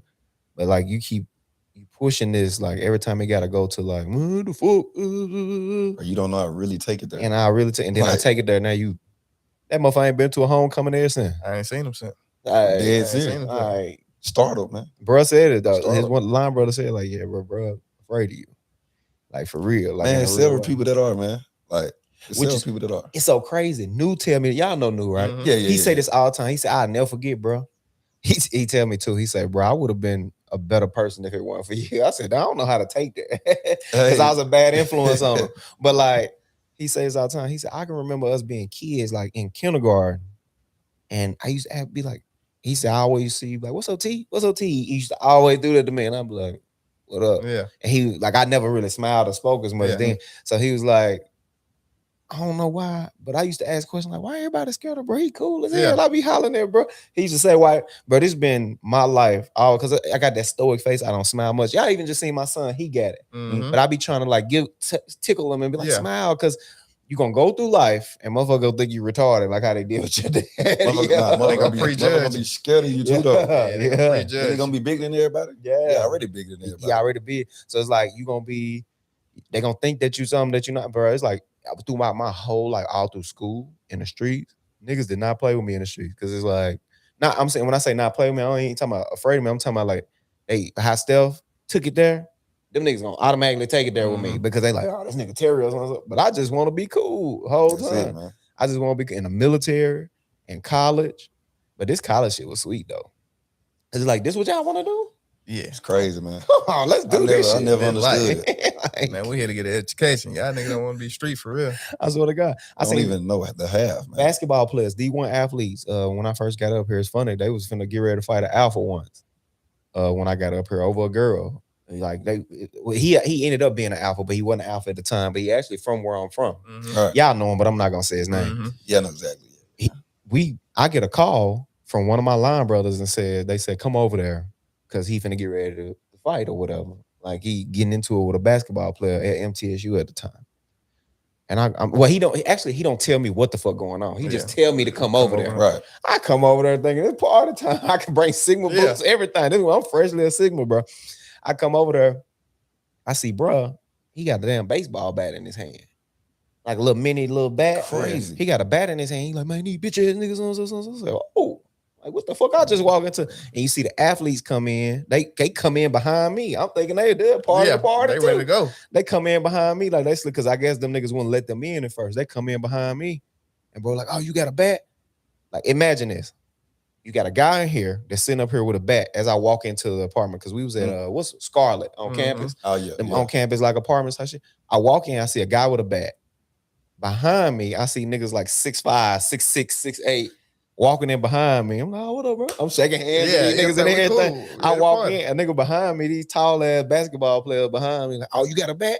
Don't worry about it. I got some shit that'll hit you from long range. I'm like, oh, hey, whoa. That's what we walking into? Man, what did I walk into? Like, I'm like, damn. So, I had to tell them, like, oh, no. I told the athletes, actually, because it ain't no fear in me. Like, it's like, bro, I'm ready to die. Especially at that time, it's like, whatever. It ain't no fear in me with this shit. Like, bro, I'm ready to die, but also I'm ready to kill. Who can say that in here? Yeah. I know for a fact, I'm probably the only one in here with this mentality. I'm both ready to die and ready to kill in this moment. Y'all niggas, whatever. But I just tell them like, hey, bro, I tell the basketball players, y'all D1 athletes, y'all living the dream. Bro, y'all doing what everybody want. You talking about you got something in the car that gonna hit some, what the fuck? Nah, I said, bro, ain't nobody finna fight in here. Yeah. We finna talk it out. And that's what them niggas did, talked it out and shook hands at the end of the day. But it's just like, damn, the black male ego and black masculinity is like, crazy, man. bro, like I'm Jump to killing and fighting instantly. Like, and I don't take no time. And I told the nigga who told me come over there, my line brother, like, hey, you a problem too. Don't have me coming over here into this bullshit because you think I'm a quote unquote hitter or something, nigga. I'm actually most times I'm scared to death. Yeah. Because I know how real the world is. Mm-hmm. I done walked up on motherfuckers with their fucking head open and just bleeding and shit. Like, I know how real this shit get. For real. And I'm True afraid. story. I'm always afraid. I don't watch motherfucker goddamn it get hit. Pop, and motherfucker hopping, because that fucking that Lead bullet hot, burn. bro. That lead hot, for Like, real. like I don't want no. Don't call me over here with this shit, boy. You got me in this shit because you think I'm just. Like, I ain't. You think you the tough guy gonna handle it? I ain't fucking come here for Captain that. America. Yeah, I Like, ain't come here to Let me handle tell you that. though, that's what slowed me down, man. yeah, something like my that. uncle. Yeah. This was around this time 3 years ago. Was it 2022? Yeah. Yeah, man. We were supposed to go out. I went home to visit. Supposed to go pull up on him. Yeah. You know, kick it. And man, he was serving. I can talk about it now. Yeah. He was serving somebody. And ended up, man, I made a detour. Yeah. To somebody else's house. Mhm. You know, another family member. Yeah. Some girl over there. But man, they blew his brains out, bro. Shit. Blew his fucking brains out. Like Yeah. the look on his face. Yeah. Like people don't understand. Like Yeah. when somebody gets shot, Mm-hmm. the last look on their face stuck, bro. Yeah. Like a lot of people don't know that. Like, Yeah. So seeing that, man, the blood on the floor, just all crazy. Like, yeah. So that's what I don't trust. Like as far as women and stuff, got killed by a girl, man. Yeah. Yeah. Girl blew his brains out. Yeah. So man, I seen it. That look on the face when you have somebody that's laid up, when they life leaving them, it's like their soul leaving their body. Like, I be telling them, like, y'all, I know how real. That's why I came to school. I ain't built for this. I'm trying to get away from it. I ain't built for this shit. I'm trying to get away from it. Y'all bringing me back into it. I ain't built for this shit. I go to extreme measures every time because it's like I do not want this shit. I do not want it. I'm completely afraid. I know it's some hard men out here. Yeah. Oh yeah. It's some men that fucking spank shit and listen. I don't want no. I just have to be. I had to just be the harder man. If I can, but a lot of times you can't because it's always motherfucker harder, bro. It's always somebody harder. I'm so glad that we live in a space now to where we don't glorify the ignorant shit. Yeah. Where we realize that jail isn't cool. Where we realize that prison isn't cool. Being street is a myth. All of that shit is a myth. It's better to get a corporate job. It's better to start your own business. It's better to be a plumber. You get money. Do your bag, man. Chase that bag. Take care of your people. And our women got to take accountability for that too, because they be problematic. They glorify that, and that's the man they get an ass to. That's the man they had a kids with. Yeah, you know, they'll get an ass to the man that ain't got a job. Come and fuck on you. Come on, 3-4 hours, man. What? Just lay up under you. Exactly. They think tough and live a fun lifestyle. And that fun lifestyle only temporary. Then you get your house shot up. Yeah. Now he's stealing out your purse because he done got hooked on perks. Right. It's a lot more come with it than just that fun time now. Yeah, I've seen it happen. Yeah, man. Yeah. But I'm just glad that we all chose that better route because it's better out here now. Life is better, things are better. You know, it's better for that. And things gonna keep getting better, bro. Definitely. Like I said, I think that we come from, I do think, and I've thought about this before amongst what I was within Sigma, even more specifically the autoimmune chapter, I chapter. I thought about like, it's just my plate so heavy right now. But I thought about like getting the people who I think, which that let me be careful about how I say this because what I was about to say could have led to like some level of like separation because it would have led to me whatever. But I want to get them ones. Yeah. Like I'll say it like that. Yeah. Them ones together because I think it's a lot of talent. It's a lot of that. And I don't know who can lead that. I don't know if I can be the one to lead that. I don't know if one of y'all can be the one to lead that charge, but getting them ones together and just building with each other. Definitely. Building with each other and having these, let's not wait for homecoming to go get drunk or whatever. Like, let's actually meet up and do like some sort of like building with one another. We got people like Tyrone, we got people like KC, Hitman, who older, people like myself, people like Shaq, people like y'all who actively getting out in the world doing something. I feel like even if it's just a group message with us, we can offer value with each other, and it ain't the politics part of it. Because a lot of them older guys, they come in with that politics shit. They come in with that, these little weird mentalities and their own separate beliefs, and they try. But versus like a nigga like Tyrone, he just came to have a good time, a great time. And can still drop some knowledge on you when you're ready. What he say? I got to go back to my corporate job Monday. On Monday, I'm here for a good time. I'm straight back to the regular schedule on Monday. Yeah. Drop some knowledge. And we got so many people within, just like the chapter, and one of them ones like who could offer that knowledge and give you good game. And in fact, we only see it maybe once a year when we do link up on homecoming. Once or twice a year. We really need to explore that because man, there's so many people with knowledge and game they can give you. Because dude was telling me, he was like, why don't y'all be speaking in the group message? I think you need to start speaking more to get the boys talking. I said, I can't get them talking. I said, they respect me, a lot of them, but like I can't get them talking. Like they not speaking because, bro, like y'all don't have the messaging that motherfuckers want. Yeah. Like, y'all not speaking to them. Mm-mm. Y'all speaking at them a lot of Yeah. the time. They not taking it. They can't see Nobody's where we doing that. coming from. And they men. Yeah. Like, y'all niggas, y'all think me getting in there saying, hey, we need to talk and let's all do home. Them niggas, I'm like, oh, okay, this is Onterio talking. They're gonna ignore that shit too. I'd be no different than y'all. You got some niggas that are just out of respect. Yeah, You know, but how long they last? 1 or 2 times? Mhm. By the It 5th ain't gonna time, be it's like, constant. like man, and the game talking about shit. It's like I'd rather get in there and be like, hey man, we can barbecue together and hang out if y'all want to. Like, or we can get a party together. Let's do this. Or let's really fellowship. Yeah, fellowship. Yeah, I say party, but y'all know what I mean. Yeah, really fellowship. Yeah. It's like, but it'll come though. It'll come. I think it will. And you know, I don't know the answers, but I know that we all could get together and establish something beautiful. Like I think I was on the way to that with homecoming, but again, the politics. I started making our shirts and designing, and I started building shit and started wanting to incorporate other new guys coming in to help with shit. And man, them old heads came in and seen like dollar signs and wanted to take the shirts and do that and all that. And now I got to be hands off. I could have fought for that, but if I had been fighting for it, it would have made me look like a nigga who wanted money as opposed to a nigga who like really just wanted to build something from it. Right. Because to me, it would have made more sense for the money to go back to the chapters. Yeah. Definitely. But where do the money go? We don't even know what's left over. You know, when they do to them in their pocket. I done been there. I'll say it. Like when they making these shirts and doing all that, whatever money left over, the niggas who quote unquote the delegates of it, it go in their pocket. Disperse it between them. Yeah, that's why I don't participate in it. Yeah. Because they tried to pull me into that shit. Like, yeah, man, whatever money left over, you can keep the money, so and so. I'm like, no, I don't want to do that. Yeah, put it back into the young bros. Yeah, man, you got to look at it like this, man. Y'all got guys, young guys that ain't in their career fields. You know, for the ones that's not. You know, man. If we got $2,000, let's go rent a room out at a hotel. Let's have a weekend retreat for these guys, and let's teach them how to like structure resumes. Let's teach them how to apply for jobs, interviews. Let's have like a little mock station set up for them to learn these skill set that's important. But also, after we do that, let's have follow-ups with them, continuous follow-ups. And let's assign each older brother a mentor with these younger brothers. They don't want to do that, though. Teach them real life game, man. You ever seen this movie called The Forge? The Forge, absolutely. Absolutely. That's the time I'm on right now. Where you think I just pulled that from? The Forge. Yeah. That real same life shit. That's you, because you got to keep, it's like, all right, hypothetically speaking, all three of us come in because it seemed like we were a big distance apart, us, but we're really not, though.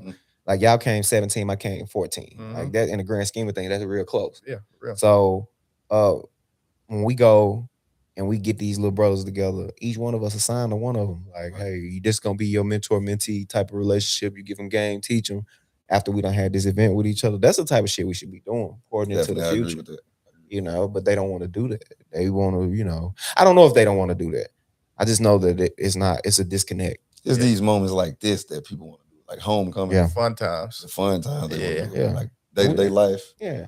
Especially for the ones that's like older and disconnected now from the younger generation. We definitely need to find something that we tap in and see, you know, get them a little blueprint of life on what to expect outside of college, man. Because that college shit fun, but you're going to hit real life when you graduate, and you got experience on how to navigate through that. Tell you something I thought about. Had I known what I know now, I would have started 7 years ago. Oh, yeah. I would have started building a foundation at 18 versus 23. Yeah. Like, because I feel like from 23, what's that? 23 to 31, 32. Yeah. Figuring it out. But if you start at 18, by 25, 26, you'll kind of have it. Have things figured out. That's where a mentor come in hand, bro. Definitely. That's where a mentor come in hand. It's a lot, man. It's we can sit up and we can talk about the issues and all of that, but ultimately we got to find some solutions. And I think we're on the right track to find a solution. Like we'll figure it out, you know. But look, man, I'm glad y'all came through here. I ain't gonna hold y'all up. Hell, I know y'all gotta enjoy the festivities for the day, man. It's always good having y'all through. I know we're gonna get a chance to kick it real tough on my birthday this year. Yes, sir. We're looking forward to that. We're gonna shoot a real movie. I appreciate you inviting us. It's gonna be a good time, man. Like, that's a given. That's a given. Y'all always at the top of my list as far as invite, especially y'all two, you know. Like y'all definitely always at the top of my list as far as people who I'm gonna have come to the events. So if y'all coming, you know, I know y'all be busy as hell, but Oh, ahead of time. Hell So. nah, ahead of time. you gotta make time for the people you want to, experience and Definitely. make sure to be there for. So Yeah, because definitely gonna be there. Yeah, and I know you out. I know you had moved and everything, but still, it's like Mhm. it's like barbecues and stuff like that. It's like maybe this will be the weekend you down, but like we're gonna we're gonna have a good time, man. We're gonna fellowship. It's gonna be one of them. Hell, Definitely. one of them nights. I'm gonna have everything set up to where shit. If y'all don't have to, y'all don't even have to go home. Have a room set up to where y'all just sleep in the room, air mattress and shit like that. All with that. it. It might be a long night. Yeah, it's I'm telling you, it's gonna lead to. It's gonna be one of them. It's gonna be one of Ain't them. no cutoff time. Yeah, man. Yeah, but again, I appreciate y'all coming on, man. Yeah. Anything I can do with y'all content creation, if I can help, man, I know this shit front to back as far as like the editing, the back end, the front end. I know the front end, or no, the back end well. Like the editing part, production, analytics, the data, figuring out your markets, picking the clips. You know, I've been doing a lot with AI and stuff like that. So anything I can help with, man, y'all be sure to add me. I'm interested in learning about AI. Yeah. Oh, I got some, bro. I'm one of them. I should, nigga, I could teach a master class. I was being modest earlier when we talking about the ChatGPT, bro. Know that. I can, going through. Bro, I'll tell y'all off camera. We'll talk a little bit more about it. But look, this is a ChoppedByT podcast where we get real, raw, authentic conversation. Until next time. Definitely. Peace.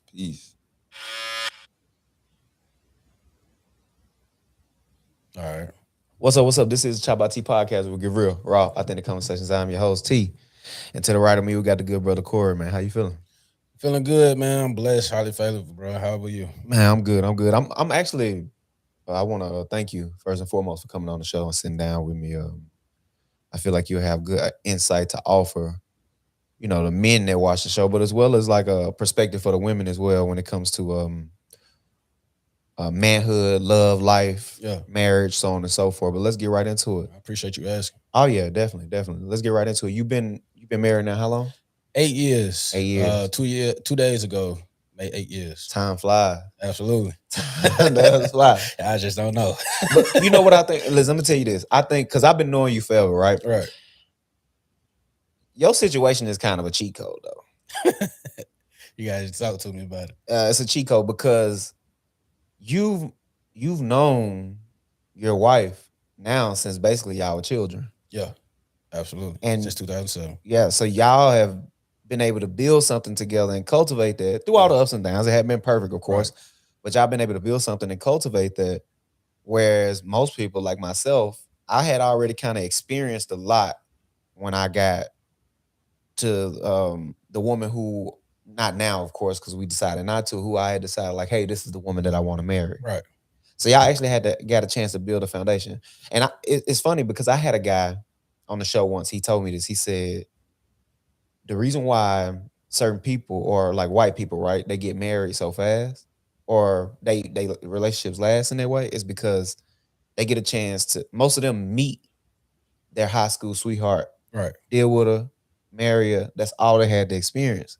We said somebody like you who done had a chance to have sex with all these different women and experience all these different people, you know, you constantly in the space of comparing or comparison when it comes to the woman that you choosing to be with. Yeah. It's I'm not gonna say it's a cheat code, but it was tough, man. Right. Because we grew up together. Mm-hmm.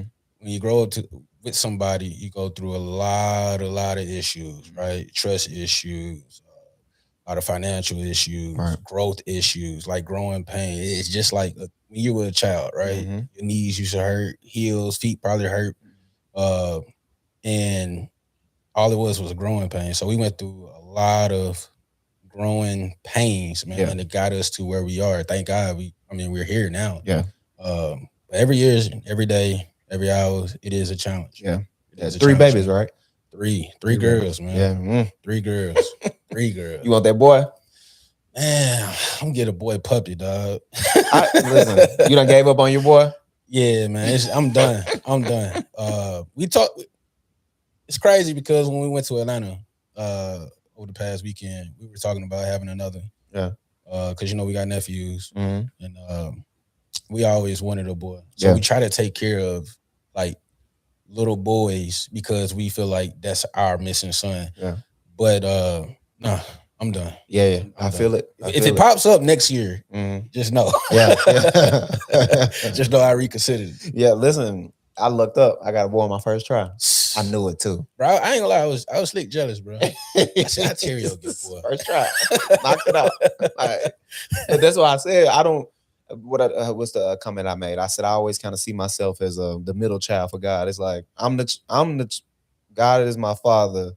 I'm the person who is like, I know you. You need to get kicked around a little bit so I can teach you in that way. Because if I give it to you, you won't appreciate it. Or if I never give it to you, you may falter. So I'm gonna make you. I'm gonna challenge you a little bit, and then I'm gonna give it to you. But him, my son, I prayed exactly who he is, everything his attitude, his demeanor, everything. I prayed for that, and God gave me. And I'm so thankful. Every day I pray with him and thank God for him. Yeah, man. For me, man, it was like when I had those girls, it was like, man, like Caitlin, the first one, right? I was like, all right, like I got a daughter, right? Like, I wanted a daughter, but I was like, I wanted the first one to be the son because I was like, shoot, if I have a son first, then have daughters behind him, he'll be able to protect me, exactly, right? Exactly. But it didn't happen that way, man. Like I feel like I'm raising my attitude. I'm raising my wife, but at the same time raising my attitudes. They have my attitudes, man. Like everything they did is what was hidden in me, but they're actually putting it out. Yeah. So it's crazy. Yeah. It's crazy. No, I see a lot of people who love being girl dads. I just look at him like, you don't like that shit. I seen it. It's actually a clip. I'm gonna try to see if I can find it. It was like a boy, just to paint a picture for you. It was a girl dad, playing with fucking tutus and shit, having a tea party over here. Yeah. And a boy dad who was passing by with like a bow and arrow that was going fishing and shit. Man. And he's like, when you see when a boy dad sees a girl dad, and he was just walking by like looking at.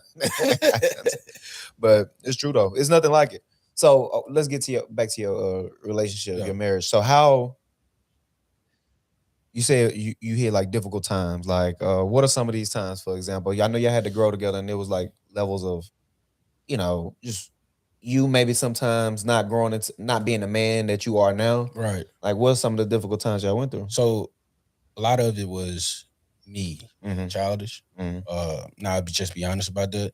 Like coming from where we come from, right? I didn't see him.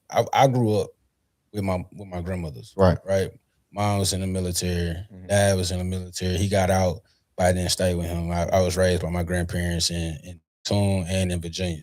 So those are the women that help, nurture me and make sure I'm becoming the man that I am today. So hats off to them for sure. I greatly appreciate them. Thank God for them. But I didn't see them with a husband, right? My grandfather is the one that, my grandmother that's in Tune, he passed away while my dad was 12. Okay. So now we're seeing a trickle effect. My dad didn't have a dad in the house. I didn't have a dad in the house. I mean, we had a relationship, right? But he wasn't in the house, right? So now I'm becoming a dad. I don't know how to treat my children every single day, right? So that was a growing pain for me. And for her parents, she stayed with her grandmother, Yeah. And she didn't experience anybody in her family. So we're the only ones in our family that have been married, have the same children by the same person, and that are still married. Yeah. Right. So we don't have that in our family. Most of our family now, they're separated. They got multiple, men and women, things like that. So it's been challenging. And we say, we're breaking a family curse, but as you break a family curse, demons and stuff like that are going to come and attack you and try to break up what you have. So you got to stay prayed up. But yeah, a lot of that was me, man. I remember when we first broke up, honestly, when we first broke up, man, it was, had stuff in my phone. Yeah. I wasn't supposed to have in my phone, what I'm saying? Been there. Yeah. hella times. I mean, man, we in high fucking- school. It's right? a norm for me at this point. Like, I mean, now, I mean, say I got married. I mean, it is Yeah. what it is, Oh, of course, yeah. right? But yeah, man, like, just talking to other girls and stuff like that. You know, I was real close with other girls, not like on a sexual term, but it was like, hey, I shouldn't have the stuff I was doing. I mean, I was just being a young man, right? Smelling myself. So, but nothing. It wasn't nothing sexual or anything like that. But you know, she took offense to it. Right, of course, right? Yes, she should. She went her separate ways. You know, I went my separate ways. We went back and got together at the end. Even through college, you know, all the distance and stuff like that. Walking on college, man. Come on now, it's crazy. All that temptation just fucking thrown at you. And it's really, bro. I never known women to be that aggressive. Yeah, like that aggressive, bro. I mean, when I stepped on at Tennessee State, I mean, and I wasn't cheating or anything like that. But when I stepped on Tennessee State, man, I went and played, you know, tried out for the team. I actually made the first cuts at Tennessee State. For football? Yeah, for football. Messed up with the NCAA paperwork and stuff like that, which I didn't stay. And, man, I remember just going to practice and women, young girls would come at me and be like, hey, my homegirl, we want to talk to you real quick. You know, stuff like, I'm like, dang, bro, like, I'm on the phone right now. And I was on the phone with my, you know, then girlfriend, just now my wife. I was on the phone with her. She just getting out of school. I'm like, man. And then I'm walking by. And of course, you know, I had a different body back then too. You know what I'm saying? I still got it. I ain't got it like that, but I had it like that back then. And women were like, that's what I need in my life. Yeah, like, it was just like right there so you can hear it. just right there out loud in front of other dudes too. Like that's what I need right there. And it's like crazy, bro. So, nah, we faced a lot of financial pieces too, man. Yeah. You know? Yeah. I mean, I've always known you to be a solid dude. I mean, to give a little context to it, your wife, and the girl that I was with in high school, our sisters. So that's our introduction to each other, actually. Yeah. And then of course we played ball together, but you were like 2 years ahead of me. Yeah. But still we played ball together and stuff as well. And I've always just, when I witness you and your interaction with her or whatever, I've always known you to be like a good dude. You never came off as trying to be like player or none of that with her. It always seemed like the love was genuine for her. Yeah, man. It was I'm gonna tell you, man. I told my grandmother when I first moved back to Tune in high school. I told her I'm gonna take a country girl, bring her to the city. Yeah. I didn't know that country girl was gonna be from Wyville, Tennessee. Right. And I ain't gonna lie, man. When I first seen her, man, it was like, I can't believe this little, like, bro. Everybody think I'm from Tune. Like everybody think I went to elementary school in Tune, which is grew up in Tune. Yes, I got a background in Tune, and I was raised there to a certain extent. But I've been everywhere. Yeah. So the stuff that was happening in Bolivar, it was like, it's more stuff out there. Like Bolivar's just small. So when I got there, I was like, bro, Tune, Bolivar, all this science stuff. People got to arguing with me, and I'm like, bro, that's science stuff, bro. Like, y'all don't know. Yeah. So when I seen her, man, it was just like, bro, I can't believe this little county got something like this, bro. I gotta get it. You know what I'm saying? But I was patient because my mama always told me, she said, the way you get them is the way you lose them. Right? So she always had a boyfriend. I told her, I said, man, you know, and I tell her about, you know, my daughters and stuff like that. I'm like, you know, they're going to go through that ugly nigga phase. You know what I'm saying? Like, so what you talking about? I said, you know, you went through that ugly nigga phase, bro. There ain't no diss to nobody else, but I'm just saying. He ugly. I said, bro, like, you just like ugly niggas back then. I said, when you saw me, it was something different. Yeah. I said, that's why we together. So, so. When did you know that you wanted your wife to be your wife? So this is before I got into the word, right? You know, the Bible talks about in Proverbs 31 about a virtuous woman, what a virtuous woman is. Yeah. Man, my wife reminded me so much of my mom. My mom used to hustle. You know, my mama used to hustle by doing her, and she used to sell weed, and she used to sell crack cocaine, right, when I was younger. And I didn't know until I got older about that. And I she showed me some stuff and everything came full circle. Anyways, that woman, she did everybody hair in school. Yeah. Everybody from Wyville, they had to go get their French rolls or their braids stuff done. My wife did their hair. Yeah. Then one summer, Onterio, she worked at Camille's shop doing hair. She worked at, what is it, Joe's? The restaurant. The restaurant. And then she was working at the Boys and Girls Club when they had she had 3 jobs. 3 jobs. Working like a Jamaican. You know what I'm saying? Like, bruh, how many women you know gonna do that? I don't know many. So that showed me that, you know what I'm saying, she has the want of something. When you get somebody that wants something like that and that can do for themselves, no matter what, man, that's what you want. Yeah. Because you don't want, it wasn't no condition with that woman. It was, everything was unconditional with her, right? She can go get her own food. She bought her own car, her own clothes. She bought clothes for her family members, stuff like that. So I remember she bought me an outfit, bro. I mean, I was like, man, this ain't it. But you know what I'm saying? She bought me something. But she did all that, man. So when you talk about independent woman, and Neo was out singing that song with, I think, him and Jamie Foxx, you know what I'm saying? So they used to be my ringtone for her, bro. Like, that's when I knew. And I remember walking with Roscoe, Lil Roscoe,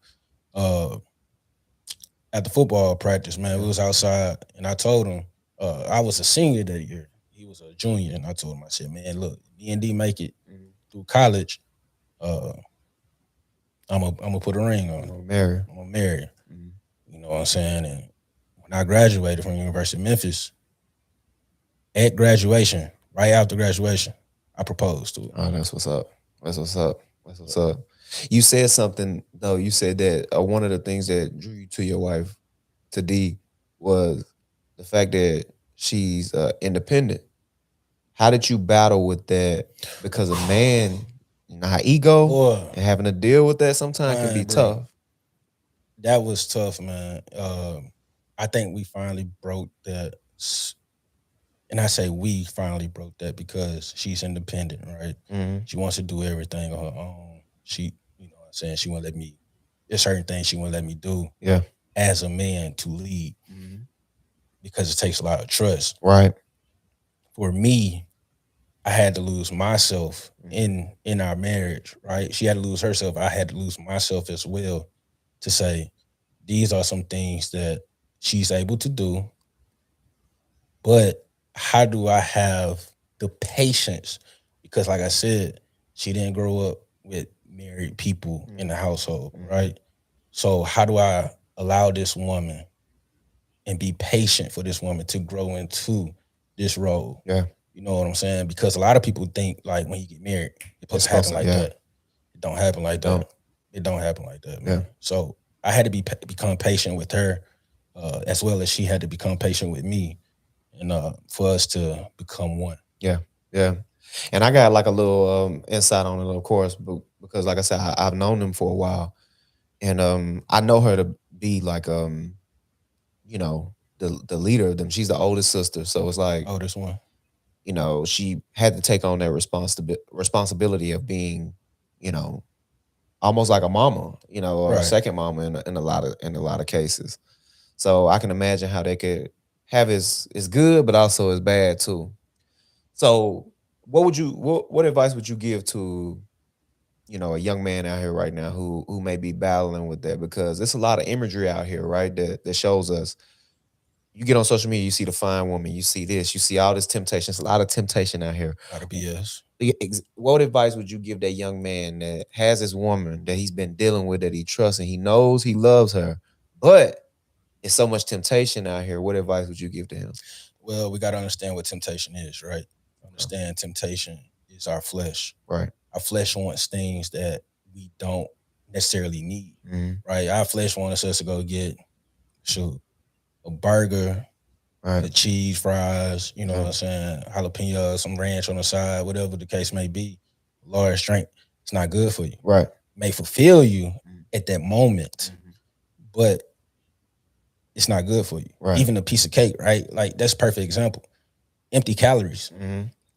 Empty calories. Temptation ain't nothing but empty calories, man. It make you fat. it make you sick and everything like that. At the end of the day, it has done nothing for you because you're still gonna be hungry for it. Right. So I say for me, man, because I dealt with porn addiction at that time too. Like all this stuff, man, it's not needed. Like it's just temporary. Yeah. It don't last long at all. Like it eventually, like you're gonna become depressed. Yeah. It causes depression. It causes a lot of anxiety too, and that's what people don't know. Keep on, you're gonna have ED, Right. and ED and VD. Yeah. So you gotta look at it like that, man. Like, is it worth it? Is it worth? Is 5 minutes tops sex? 5 minutes average. Bernie Mac said 3 minutes, so let's make it 3 minutes. Right? Let's make it 3 minutes. 3-minute round. You out of there. Was it worth it? A lot of times, no. Yeah, because whatever you can do with that other young lady, you can do it with the lady that's nurturing you, providing for you in that nurturing way or any different way, spiritually. Right. She could be praying for you behind the ground. Like a lot of people don't like to pray in front of their loved ones. Yeah. Right. So they do it behind, but you don't never know what that person is doing to build you up. You got somebody that's really out there building you up, making sure you got everything. Like, making sure you got a bank account, making sure your finances are straight, making sure you fed, making sure you got everything you need. She's looking to do this for a lifetime. Yeah. But you spaz that out on just some little shit. Yeah. Some meaningless shit. Yeah, some meaningless, man. It don't help nothing at all, but bring drama and trauma. Yeah. So it ain't worth it, man. Yeah. You said you had a porn addiction. Yeah. Well, see, a lot of people sleep on that. Yeah. A lot of people don't see it as a problem. In the same way, I think people with gambling, sports gambling specifically, they don't see those two as a problem. But those two are some nasty things to get involved into. Absolutely. Because it's drugs. A lot of the times you can see the physical effect. You can see all these things happening, but these are ones that sneak up on you, and all of a sudden, you battling with a lot. How was that though? What was that? The porn addiction? So, man, I'll be honest, man. And this goes back to like me not wanting a son no more, right? I just have a puppy. I can't imagine raising me. Man. I was mannish, like I don't know what. Yeah. So I'm glad I got daughters, and hopefully I keep them on a straight path. But nah, I don't want no son. Yeah. Like that. I think about that all the time. Yeah. But so in the 90s, right? We're talking about mid 90s, late 90s. Parents used to have these, what them joints called? VHS tapes. Yeah. No, I know. Them joints. You used to think them joints were basketball games, man. You know what I'm saying? One was labeled like a basketball game. And put that joint in. I'm thinking I'm finna watch Shaq and Penny. Man, I mean, it's the music and women just going in on it. You know what I'm saying? And I'm probably like maybe 3 or 4 years old, bro. Yeah. So I'm seeing this at a young age. So guess what it did? It captured me. Yeah. Right? We gotta look at that, bro. Like just looking from a biblical standpoint, man. There's demons and that type of stuff, bro. Like we ain't that type of stuff. Like sex is something sacred, right? And that's what makes us start becoming one another, right? We go into biblical facts and scientific facts about that one day, but man, it had captured me at a young age, man. And then growing up, you know what I'm saying, like the first thing our parents or grandparents, aunts and uncles, you say, how many girlfriends you got? Yeah. So I'm like, shoot, what I'm supposed to do with a girlfriend? What I just seen on TV. Yeah. You know what I'm saying? So like that was one thing. And then like always trying to check the channel because I was always interested because I'm always being asked, what you gonna do with your girlfriend? You know, stuff like that. So I'm like, shoot, this young building up. So let me see what I can do, what I'm learning.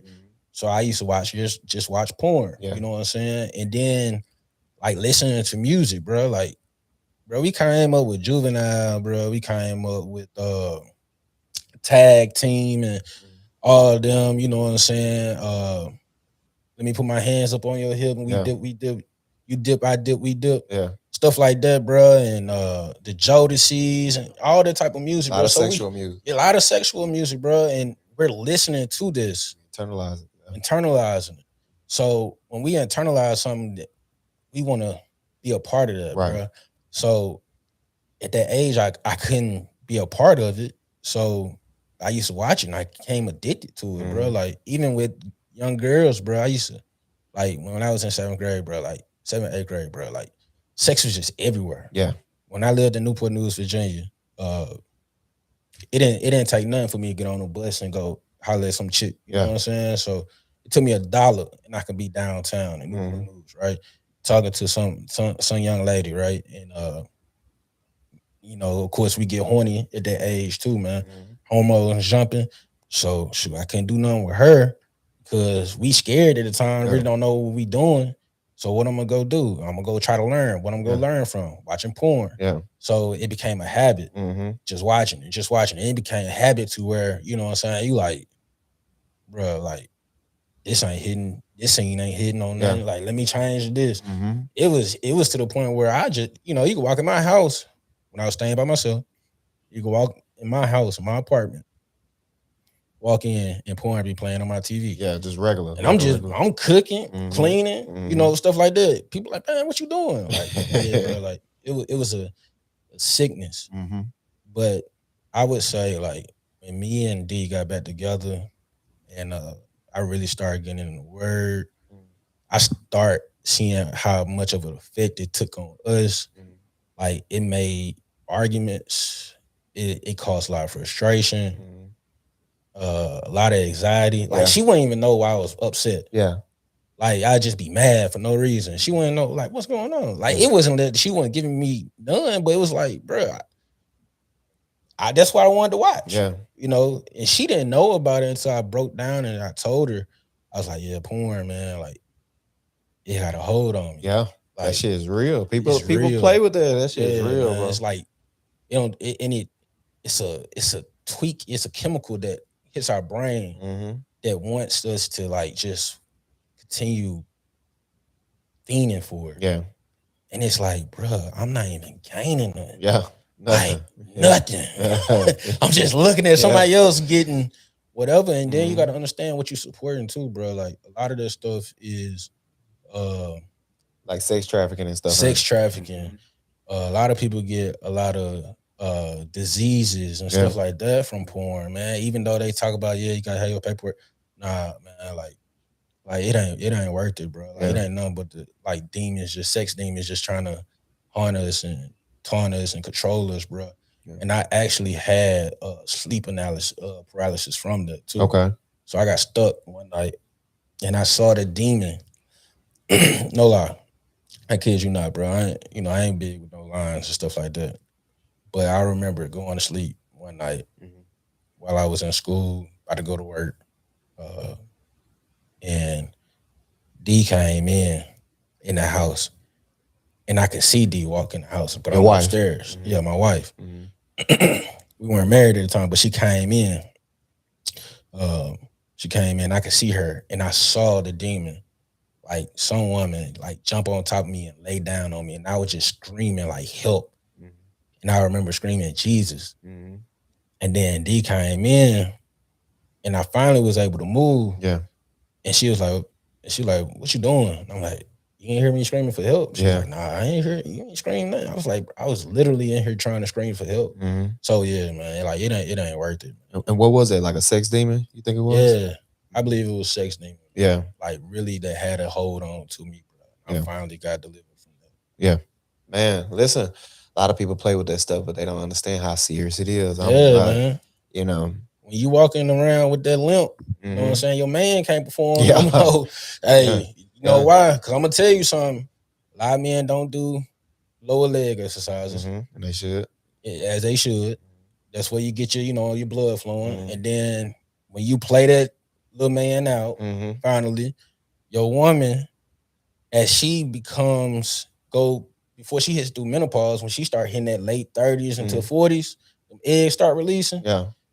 She in her prime. Yeah. So she looking at you like, bro, what you gonna do with that? Mm-hmm. How you on Viagra? Yeah. It's a lot of people on Viagra now. They ain't even my age. So. It's crazy. Yeah, man. And it does something to you psychologically to where you just can't even.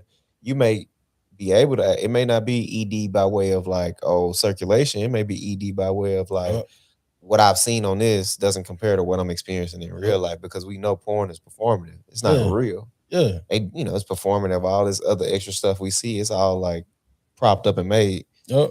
Versus like real actual sex. A lot of time it's not like that. Yeah, you think that woman gonna scream like that because that woman did. Hey man, let me tell you something. yeah, man. Yeah. All of that shit is performative. But where at what point, because I don't know this version of you actually that has found God. Like I know the version of you, not necessarily because I remember one time, I don't even know if you know this story. A long time ago. This one when me and we was in high school. And it was Key, which is the girl out for the people listening who don't know, because we saying names like people know this. But Key is the girl that I was talking to in school, right? Right. And D, of course, is her older sister, the one that your wife now, right? And I never forget, y'all was going to church. So I've always known you to go to church or whatever. Y'all was going to church or something like that. Y'all had a car accident because you was trying to swat away a bug or something like that. Do you remember this? Yes, bro. I'm gonna tell you, I was so mad at Key because I just don't feel like you should go. But in her defense, I was retarded too. So I would say silly shit a lot of the time. Yeah. I was retarded. Something was wrong with me. And I was like, I'm going. I was like, nah, I just don't feel like you should go. But I didn't have the words at the time because I can speak now. I didn't have the words at the time to say like, I feel like something bad is going to happen. I was just like, I feel like you should go. She was more so, I think like, this nigga just trying to control what I do. I'm finna go. But y'all had the car accident. You was headed to church. That's just something I thought about. But bro, let me tell you. So first time, like not the first time, but it was like, all right, like my mom gave me her car. She will tell you this. My mom made me pay for that car, right? I had to put some work into it. That's real though. Yeah. Like nothing came easy this way. Ain't nothing sweet this way, bro. Ain't nothing sweet. Yeah. But I had got the car. I'm like, shoot, I'm finna take my girl, church. Everybody took their girl to church, back in the country. So I'm like, bro, I'm trying to take my girl to church too. They ain't never seen nothing like that. You know what I'm saying? And my car cleaned up. I had some I don't think I had rims on. No, I didn't have rims on at that time. I had some hubcaps on. Anyways, went and picked her up. Car smelling good, so it's clean. I didn't know Key was going until like that day, I think. Yeah. Until I pulled up with something. She said Key was going. I was all right, cool. So had a fly in the car. Yeah. So I'm like, bro, like a fly mean I'm from the city, bro. So like a fly for me is like, bro, your car stink. Something like that. Yeah. So I'm like, I'm trying to like, all right, trying to be impressive. I'm like, golly, bro, get out of here. You know what I'm saying? Yeah. So I threw it out, finally got out, and D at the time, D was like, Corey. And I looked, and I saw we was headed to the ditch. And I had got some gravel. So I'm whipping. So I'm turning the whole time trying to catch control of the car. End up turning, hitting a donut in the middle of the road, bro, and went into the ditch. But it's crazy because, man, somebody else could have been coming on that other side of the hill. Yeah, it would have been ugly, wasn't it? Yeah, because we were going down the hill, bro. Like, it was crazy. That back road was crazy. So yeah. Just something that I thought about though back then. So I've always known you to be like in the church or whatever. But what really sparked this deeper relationship you have with God now? So age 19, bro, I was living in I was on campus at Memphis, and my mom, man, something just hit me, man. I think God was just talking to me, like calling me. And I was telling my mom, I was like, I think I'm supposed to be preaching. Yeah. Right. And she was like, well, if you think you're supposed to be preaching, baby, that's your calling. I fell out in tears. Cause that was something that I didn't want to do. Yeah. Like, I'm like, shoot, I already got my life planned for me, right? So the whole time, bro, I'm like,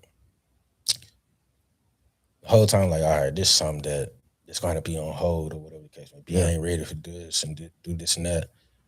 The whole time, like, I never told D later on. Like, I've been leading people, like, with different organizations. Finally got my career. I'm a supervisor now. Then I become a ops manager. All that good stuff. And then my uncle, who was in the church, passed. And this was like before COVID. During COVID, I had a dream. My uncle Larry, he sang in the choir. Yeah. In my dream, he got out the choir stand, grabbed the microphone, and I was sitting in the front pew and gave me the microphone. Yeah. And then everything just came back full circle. Yeah. Then later on, so I was like, all right. Like I was telling my wife, this is what I was supposed to do. But since I had my career, I was traveling. So I would go to different churches and people would kind of validate everything. My thoughts. Yeah. I wouldn't even tell them. Like I remember most recently, Pastor D came on this podcast too. Yeah. Love Pastor D. Yeah, real good people, man. He came up to me first. I didn't even know Pastor D, bro. Pastor D came to me, he said, man, you got this same look in your eye like I had. Yeah. He said, you've been called to lead some people. Yeah. He said, you've been called to give the word. He said, stop being hard-headed. Yeah. You know that now. He said, I don't know you from a man on the moon. That's what's up. And it was crazy, bro. I couldn't do nothing but fall in tears, man. So I got tired of running. Got tired of, because everything was just getting tighter and tighter. Yeah. And it was just like, hey, like, bro, like, God has given me so much. It's time to give back to him. Facts. So, for the rest of my life, even though, coming at this point for the rest of my life, bro, I look at it like whatever I gotta do to please God, I need to do it. Yeah. And ever since then, bro, like I've seen growth in my marriage. Yeah. I've seen growth in my wife, growth in my children. As a matter of fact, this upcoming Sunday, my wife and my oldest daughter be getting baptized, bro. That's what's up. So to lead them into that way, bro, it's nothing like it. Yeah. I get so much peace, and I just give glory to God, man. Yeah. I greatly appreciate him for that. Yeah. Yeah.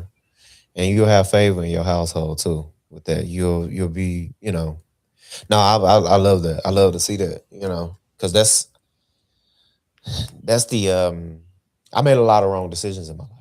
Yeah, we all have.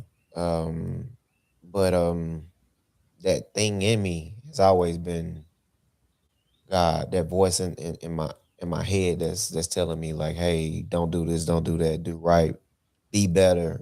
I know who you are, even if they think that you're that way. Yeah, I know who you are. It always spoke to me, and I would like to think that was because my mother set a foundation early on for me to go to church, to be involved, to go to revival, to go to Bible studies, so on and so forth. So that goodness that's in me that I think about a lot of times has directly result from that. So that's why I can appreciate you doing it with your own kids now too, man. It's gonna be special. Man. Yeah, like I greatly appreciate that. And Onterio, you gotta look at it too, man. Like I told you beginning, you blessed, dog. Oh, thank you. I appreciate that. Blessed, man.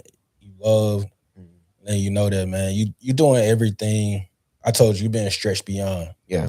What people can imagine, man. That's gonna be your testimony, and you dwelt with that, and you dealt with a lot of stuff, man.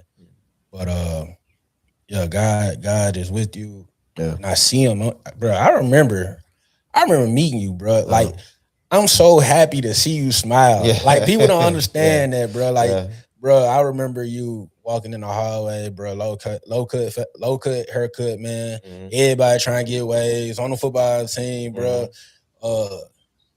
And I know what you were doing. I know what you was doing, but I was like, all right, you know what I'm saying? Onterio cool, bro. Like, that's the homie. At the same time, it was like, yo, like, he gonna be all right. Yeah. So when you went to school, bro, like, you went to the military, everything you doing now you got your own production team by you. Like, when you have credits, if you had a show, if you show the credits, it'd be your name. Yeah. So those are things that people would have gave up on, man. So take your flowers, man. Celebrate yourself for that. I appreciate it, man. I appreciate it. I just was misguided. Just, just misguided. Y'all are, man. It be some teachers and some preachers out there misguiding people, man. Yeah. But that's stuff that they're gonna have to deal with on their judgment time. I tell everybody, bro, like, you gotta look and research and read the Bible and read the word for yourself. And you gotta build your own relationship with God, because can't nobody else build it for you. Come on now. Say that again, because this is I don't know. I'm just excited about the journey, man. Let me ask you, and this will be my last question I ask you.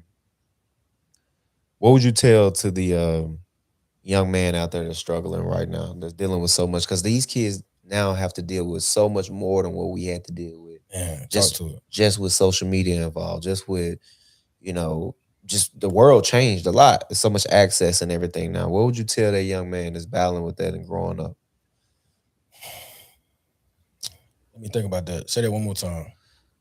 Because of the fact that the young men now growing up, they have to deal with so much, or young women for that matter too. They deal with so much, and there's so much going on, and it's all the temptations and everything that happens around that. What would you tell that young man who may have been like a terrier walking down the hall who didn't smile and it was something you seen, but it's like what would you tell that young man now to help him make it through and help him become the man that he should be? So first and foremost, if they are, let's say they are on social media, we didn't have social media back then. So, we had MySpace, but at the same time, the stuff that these kids have access to, it's a lot. It's nothing like what we had. It's nothing It's like crazy, that, right? yeah. So first and foremost, get off social media. Mm-hmm. I would tell them, get off social media ASAP.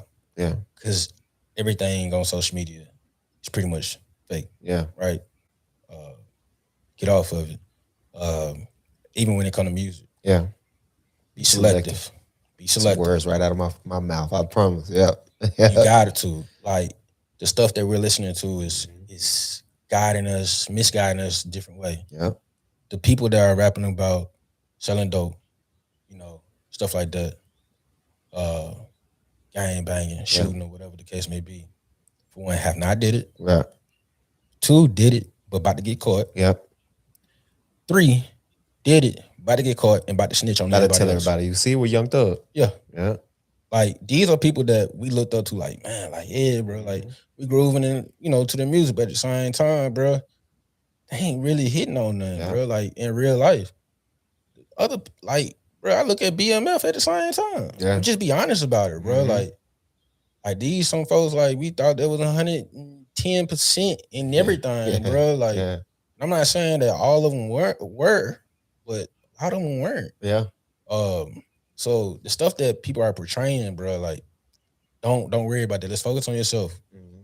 So when I see a little Onterio, little Corey, you got a lot of potential. Right. You got a lot of potential, man. Don't allow this world to take that from you. Yeah. Don't let this world take what God is going to give you soon. Because right now, you being developed.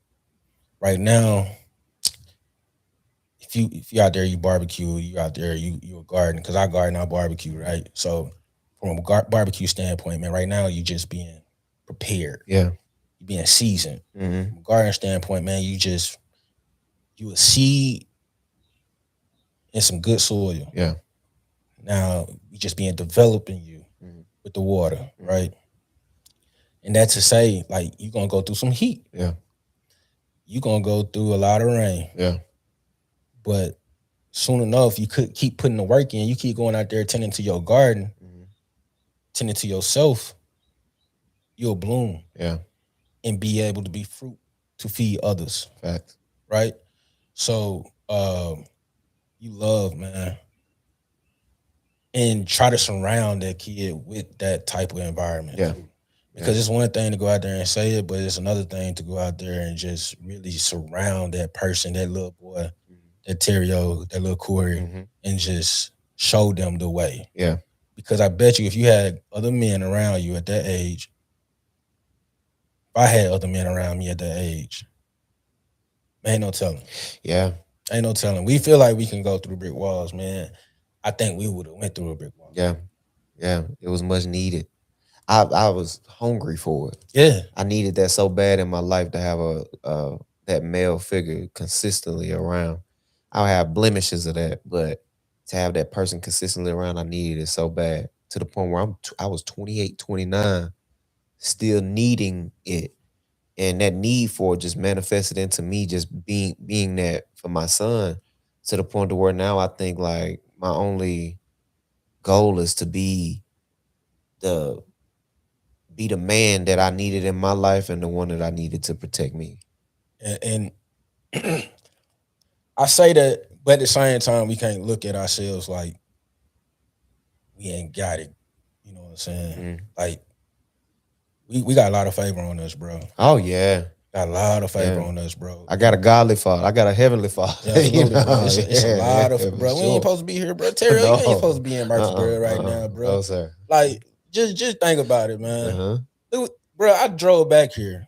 For those that don't know, I'm not gonna tell this location. Okay. I drove back here. I was like, bro, this is nice. I'm talking to my mama on the phone, like, yeah, it's nice back here. She like, where you at? I said, man, I'm finna go talk to my homie, man. He got a podcast, so I'm finna be on the show with him. I said, but it's nice back here, bro. Like, come from where we come from, bro. Like the stuff that we got and the people that do have the stuff that we got that actually came from that area. Like, bro, it's a lot of favor. And that goes to the people that's out there right now just looking at, you know, that may be going through a struggle right now. Right? Struggle don't last long. It don't. But I will say this. Struggle don't last long as you are faithful to the God that provides. Yeah. Right? You ask for his provision. Struggle won't last long. Yeah. Because we always go out there and we say, man, God won't put more on you than you can bear. Right. Bro, show me in the Bible where they say that. It's a good song. Yeah. It's a good saying to make people feel good. But bro, like, show me in the Bible where that's at. Yeah, because we seen what he did to Job. Yeah.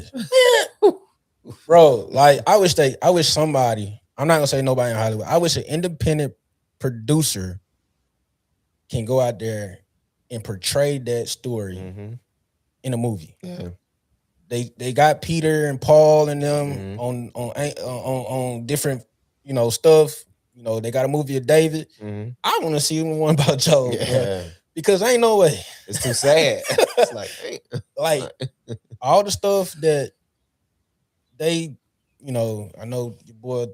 I don't want to say your boy, but Tyler Perry guy there. You know what I'm saying about these women going. Man, I can't imagine being Job, bro. Yeah, like that's the stuff that we got to stop telling people, because God does put more on you than you can bear. The reason for that is because he doesn't want you to become complacent and become familiar to where you're comfortable to think that you're in this spot because of you. Yeah. You're in this spot and you can actually, and he doesn't like complacency at all. He wants you to go higher. He wants you to elevate all the time. He wants you to prosper, but he wants to make sure that you understand that it's him that is doing so, that is allowing that to happen. Yeah. So, you know, God put us on earth to actually worship him. Like, don't ever want nobody out there thinking that you can do it on their own, for sure. Yeah. But yeah, we gotta stop saying that. People going through it out there. They don't know why. You being tested, man. But shoot, let's pray over this now too. Yeah. Man, I appreciate you coming on the show, Corey. Man, anytime, bro. Yeah, I definitely appreciate it. It's been a long time. I've been wanting to do it for a while now. So I'm glad you came on, man. And you know, I always got, you know, if you got time, I always will welcome you back on. Sure, bro. Like, I got some stuff we'll talk about after the podcast, bro. We can talk about. We can do it like that. We chop it up. Okay. Chop it up by ChoppedByT. Right. Listen, this is the ChoppedByT podcast. We get real, raw, authentic conversations. Until next time.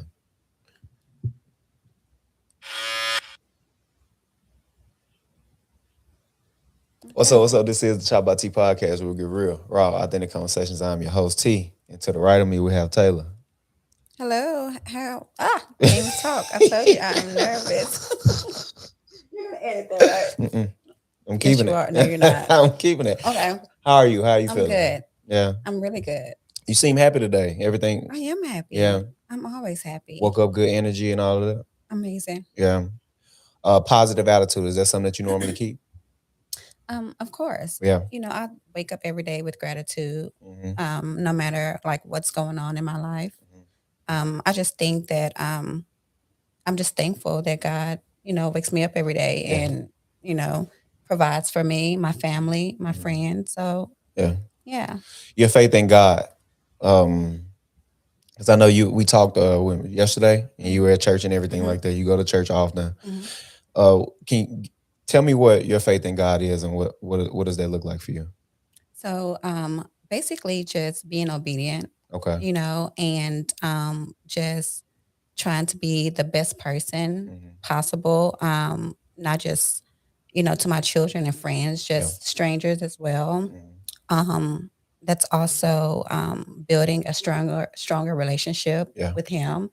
And that's not just reading my Bible, but that's also, you know, serving my community, my church, and you know, and being active in church, you know. So yeah. Could you be with a man who didn't whose faith wasn't strong?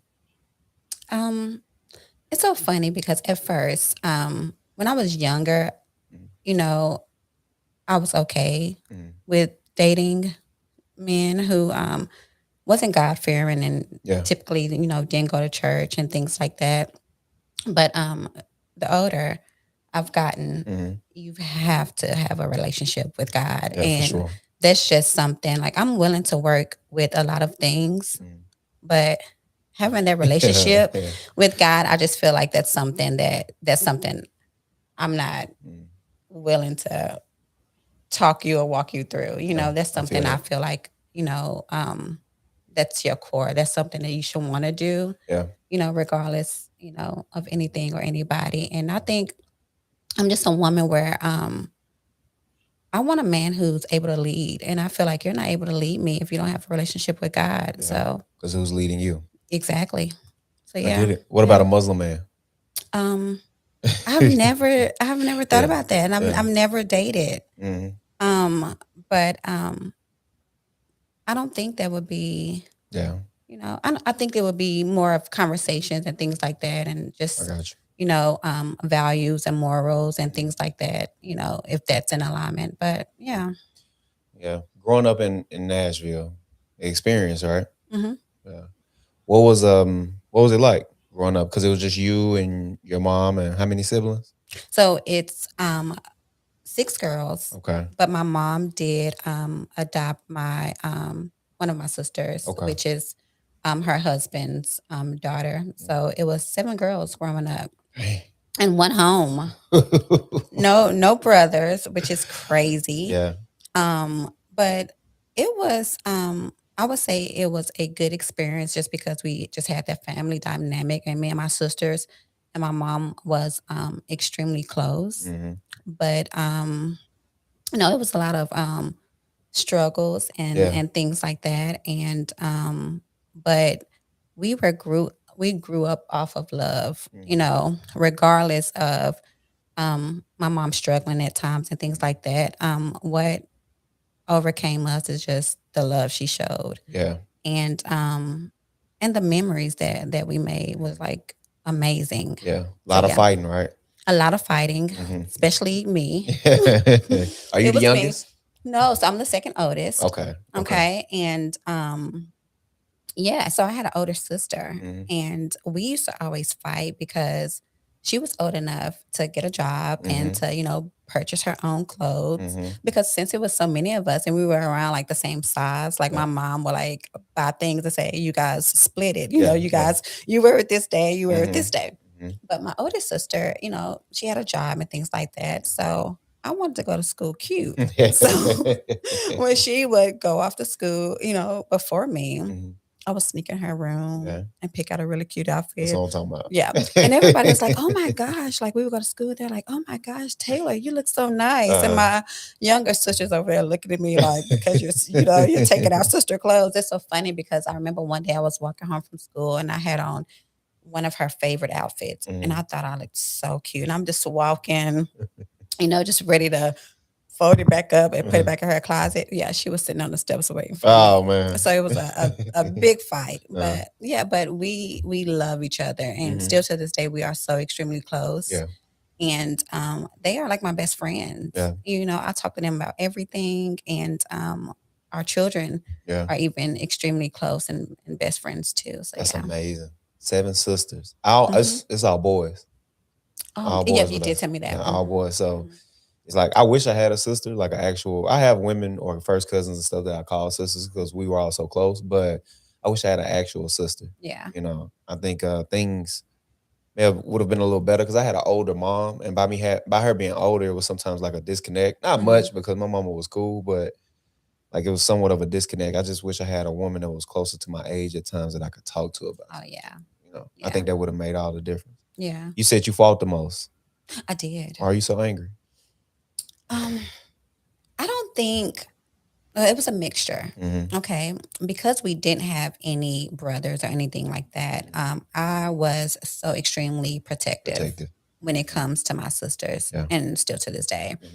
And so when people got out of line, my sisters, younger sisters, they were not fighters. Yeah. You know, and you're not gonna disrespect me or my sisters. Sure. So I was fighting boys and girls growing up, which is horrible. But it was that, and I will say it probably was a little bit of anger. I'm not gonna get into depth, but in regards to like my father, you know, not having him growing up and things like that. Yeah. So it was just a mixture of things. Yeah. But yeah, I was like extremely overprotective when it came to my sisters. So, yeah. Did you have another man in the home? Y'all know you mentioned your stepfather. Yes. Yeah. So my mom was married. Married over 25 years now. Okay. And so we did have him in the home. Did we have the best relationship? I feel it. Of course not. Yeah. No, not at all. But we had, you know, good days and good times and things like that. But having him in a household, it made me realize what I don't want in a man, you know, and things that I will not tolerate. Yeah. You know, and yeah, so I feel it. I feel it. And a lot of the times, I mean, just to provide like I guess like nuance or even in some way play the devil's advocate. I don't like that saying the devil's advocate. Yeah. Because why am I his advocate? I know, right? No. That's what I was about to say. I don't like that either. But I guess to kind of like from, you know, his perspective, you coming into a home where it's like children that are already there. I imagine that must be pretty hard as well. But then you have you that's like, because you like, this is not my father. You know what I mean? And then you see things that you disagree with. I can feel that though. Yeah. I can feel it. That's why me and the mother of my child, we talk about this a lot. It's like bringing another man into the home. She actually said something. So I told her she was going to the Chris Brown concert this week. She didn't tell me at first. She was like, I'm going to see my man. Her man is Chris Brown. She was like, I'm going to see my man. And I'm like, she never says, that was rare for me. Like, I'm like, she never, well, not rare. It doesn't happen. She wouldn't tell me I'm going to see a man, like ever. Wait, this must be kind of serious. Like, I'm like, who is this person? And she was like, I'm going to see my man. I was like, okay, I hear you, but who is this person? And I started to freak out because I'm like, I'm not in the place where I'm ready to share my son with anybody. I don't want to share my baby.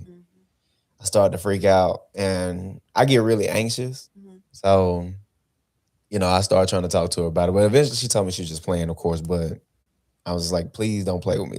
Like you almost ruined my whole day because I would have thought this whole day, like, wow, I'm really about to have to share my son with someone else. And I just didn't want to do that. So I get the complications and the nuances to having like extra people in the home and stuff like that.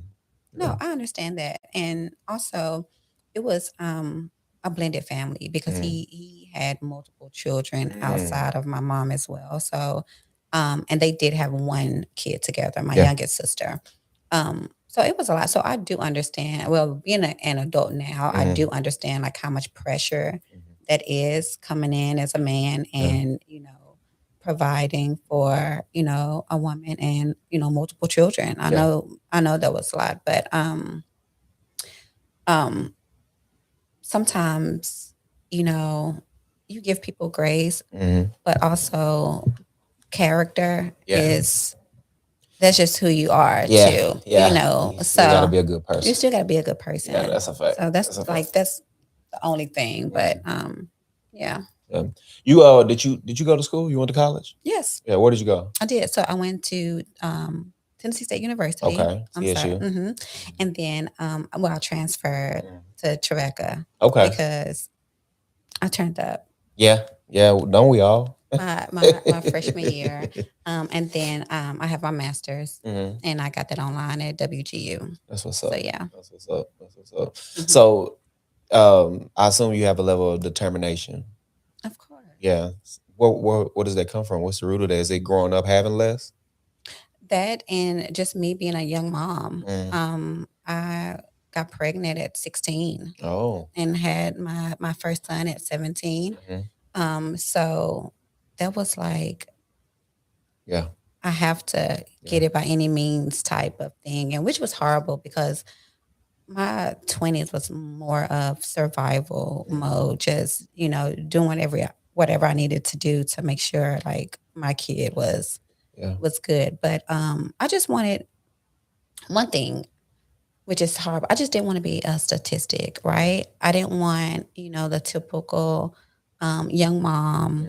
And no offense to anybody, I'm not judgmental, but, on welfare and things like that. Like, I just didn't want that for me, and I didn't want that for my family. So I went to school, and it did take me longer to graduate. I didn't do the traditional route, like my friends did, but because I was working. Full time. Sometimes I was working 2 jobs and going to school. But my motivation and determination was my baby. Yeah. Let's explore that. 16 years old, having a kid. Oh my gosh. Crazy. Yeah. What was that day like? Do you remember? I do. It was so okay. Yeah. But yeah, I remember waking up that morning and I was like cramping like so badly. And I went to the restroom and basically I was going in labor, right? Wow. Yeah. So you didn't know up until this whole point? Well, I knew I was pregnant. Oh, okay. I knew I was okay. pregnant, Okay, but gotcha. I just that day was just a crazy day because I just thought I was just like cramping or whatever. And yeah, and I remember the only thing I could think about was Doe called the ambulance because I know how expensive it was, but they did anyway. That's such a Black person thing. That's like out of everything, do not call. Like just drive me there. But at that point, like I was already in labor and they needed to rush me there.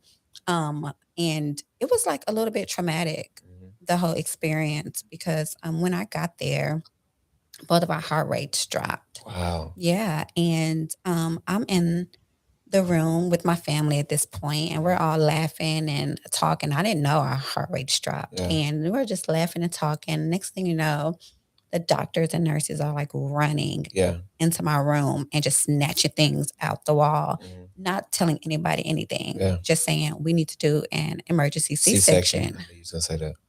And I'm like, what in the world? And no one could go back there with me, not even the father of my child. And we went back there and it took 7 minutes for them to basically cut you open. Yeah, and get him out, which is so crazy. Yeah. So crazy how fast everything happened, but it was super traumatic. But what I do remember that day, they took me back to the room and the room was empty because everybody was at the nursery trying to, see my son. And I remember my children's father, his brother walked in and was at my bedside holding my hand, making sure I was okay. And that's like a memory that I will always remember. And I even had a conversation with him about it, when I got older, about how much I appreciated that. Yeah. Was he older? No, he was young. He was younger. Yeah, he was younger. Yeah. He was younger. But there just was a way of, I guess, just him showing like he cared and was worried too. Yeah. And I appreciated that. Wow. So how was it the first time you actually got to hold him, your baby boy? Oh my gosh. Crazy, right? It was crazy. Like I was so emotional. Yeah. I was scared, extremely scared. Oh yeah. Because it's so funny. Because even at that age, I thought that I would never have children. I wanted to be the rich auntie, right? Yeah. I wasn't going to be a mom. I was just going to be the rich auntie. I was going to go to school. I was going to do this and, whatever, I thought I had my life planned out. Yeah. But like holding him, it was like It's crazy. a joy Yeah. that I've never felt. Yeah. And I don't know. I just felt a sense of peace, I felt a sense of accomplishment, even though I was super young. But I just knew that I was going to do whatever I needed to do to make sure he was good. And that was like all of the motivation I needed was to see him. So, yeah. And then he grew up. He grew up. Now he's in college. He's in college. But that's I mean, me having my baby for the first time, I just, first of all, seeing his mom, like him come out of his mom. Crazy, right? I mean. But it's beautiful. I mean, it's more than crazy. Kind of disgusting. It is. It's beautiful just because of how women's bodies work. I mean, I couldn't believe it. Wow. I could not believe that she opened up like that to bring him. I could not believe it. Yeah. Yeah. And I was thinking I'd never be able to get back in there again. I'll never be able to. And that's why women are amazing. Yeah. No, listen. We are top tier. Just the fact that she, like, that grew inside of him, I couldn't even wrap my head around it. It was so much, I don't know, so much anxiety, so much joy, but I just couldn't even wrap my head around it. Holding him for the first time, seeing him come out. And my boy looks just like me. So it's like, even me as a baby, like his hair even grew the same as me. So, everything that I always say this, and people listening probably get tired of me saying it, but I prayed for him, and I could just remember like praying to God that I want him to be this way, and I want him to act this way, and I want to have this relationship with him, and everything that I prayed for so far I've gotten. And just to see him grow up, or even just hold him in real time in a moment, I don't know, it just kind of done something to me.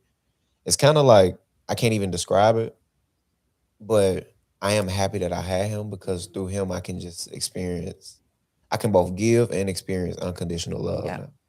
Because I never really got that before. So I thought maybe I got it to a level from my mom, but other than that, I never had a chance to give it to anyone myself. Right. And it's just a magical feeling to have that. So, and that's beautiful. And you are an amazing father. Thank you. I just want to say that. I appreciate an amazing father. Yeah. And I hope you know that. I appreciate it. I really do. Yeah. I try my best. Like, I really do. Like, it's funny. He make me, like, I'm a tough guy. I always been tough. Probably not even tough. I really was just I was tearing up just a minute ago saying this, talking about him. But I really get, I'm just emotional. I always been an emotional kid, and that sometimes I will act that out as like aggression. Yeah. Because I really didn't have like a proper male figure to show me the proper path of how to, feel your feels and how to express that and how to channel that energy. But, speaking about him and how I feel about him and all that, it gets me so emotional. I get like so worked up. I was just talking to his mom last night, and she said she was giving him a shower, because I just recently picked up actually like some more contracts, because I do some self-employment stuff on the side. So I picked up some more contracts. So I don't get to pick him up from school anymore.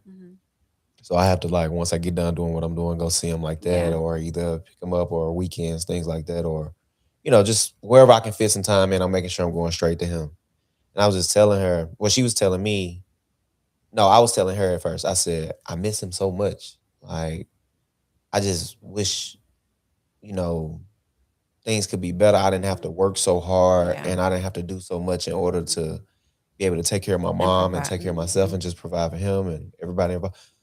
So I just wish I didn't have to do so much of that. And, I'm kind of in tears or whatever, just telling her this. And she says, and then I ended it with like, I say all that to say he probably don't even think about me or miss me at all. And she was like, no, he just today I was giving him a shower.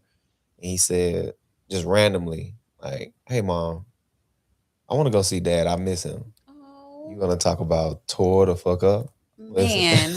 I was no good after she told me that. Man. I go straight to see him after that. This is just my baby. Like, I don't know. I can sit and talk about him for hours, though. So important to me. No, that's awesome. And that's why I say you're such a great dad, because not too many can talk about their children and be so emotional, because they love their kids Yeah. that much. Yeah. You know, Mhm. that's awesome. I worry. I think I might make them soft. No, I no, worry no. sometimes. It's no, and that's another thing. Yeah. Because I'm the same way with my boys, and I know a lot of people probably think like Taylor, you are a lot, but boys need Yeah. love and affection. Yes. They need that. Yeah. They need that. Yeah. Okay, because when we don't do that for them, they grow up and like you said, they don't know how to express their feelings. Yeah. You know, they don't know how to love. Mhm. And that's not what we want for our, especially our black Black boy. men. Yeah, come on now. We don't want Come that. on now. Yeah. We don't. So you know what? Every day, Mm. all day, I'm driving. My kids are in the back seat. Yeah. My boy, I love you. I love you. Yep.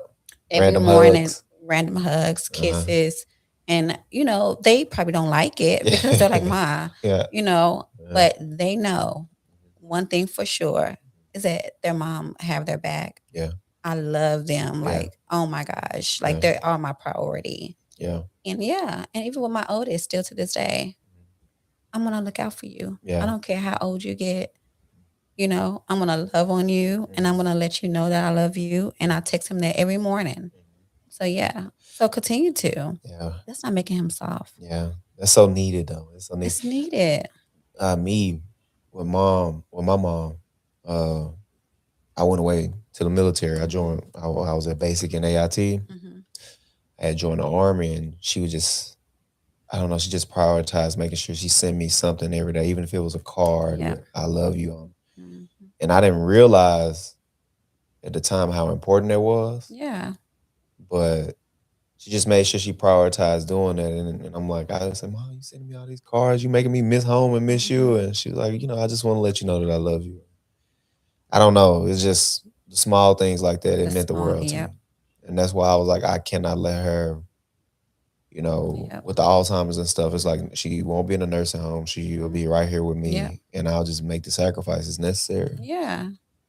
But okay, you had your baby at 16, and you going through life at this point. You say you feel like your 20s were like survival. It was, and it's so crazy. It was for me, but I was still with his dad. You know, we ended up having 2 more children together, but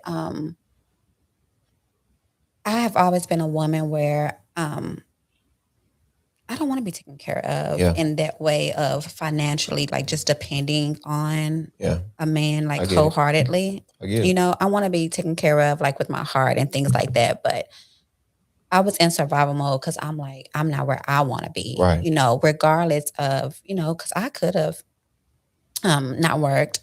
I could have been a stay-at-home mom and things like that. But I just had goals and dreams that I wanted to accomplish for myself. So a lot of times, like, it's hard for me to ask people for anything. So I was doing things by myself. Did I have to? No.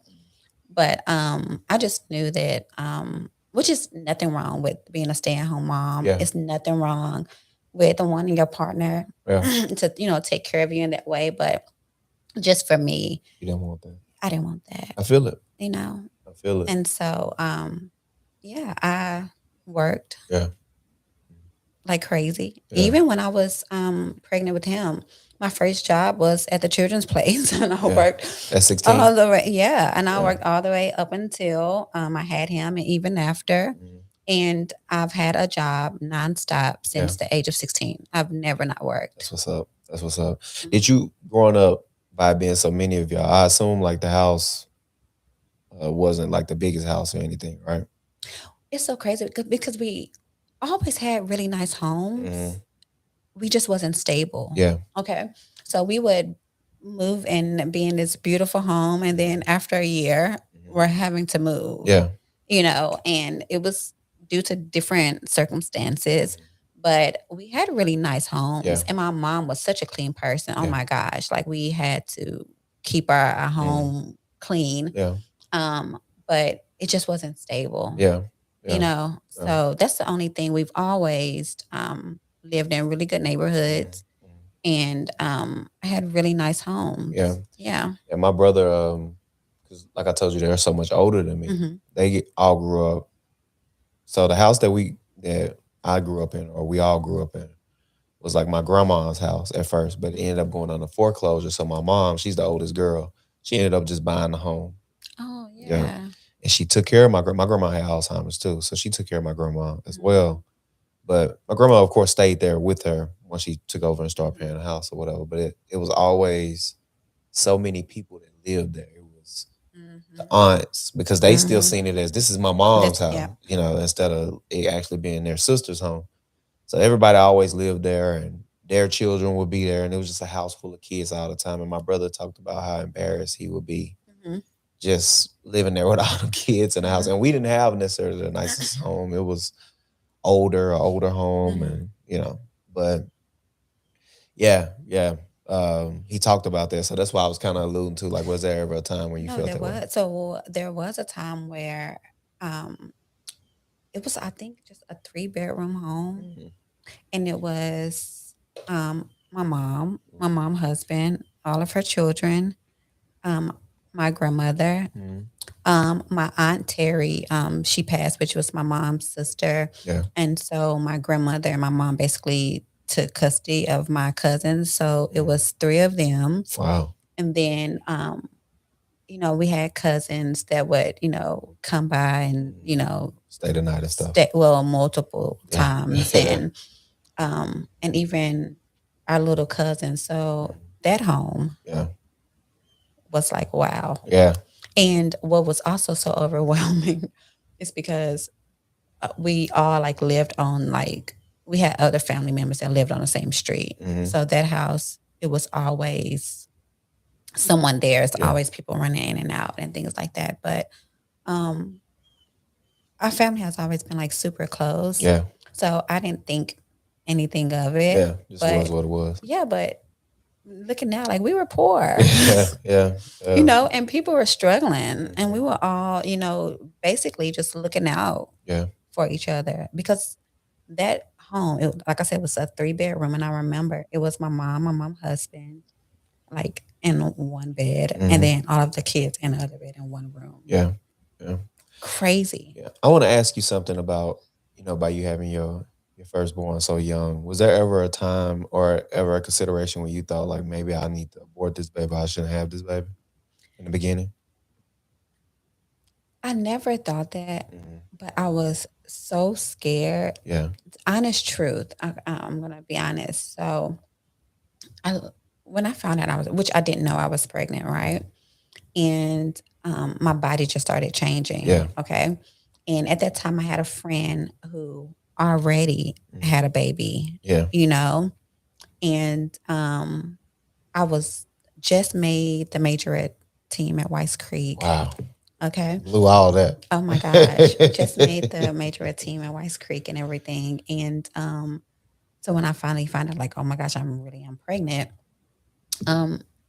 I like ran away from home for because I was so embarrassed and I was scared and I didn't know what I was going to say to my mom, because I'm like, where, like, she's already struggling taking care of. So me bringing a baby, like, what in the world is, you know? Yeah. And so I remember where I was staying was basically at his house. Horrible. My mom like came, and it was like late at night, and she knocked on the door, and she was just like telling me like to come home and things like that. That's what's up. And but she was so supportive. Yeah. You know, so supportive. And but that never like crossed my mind.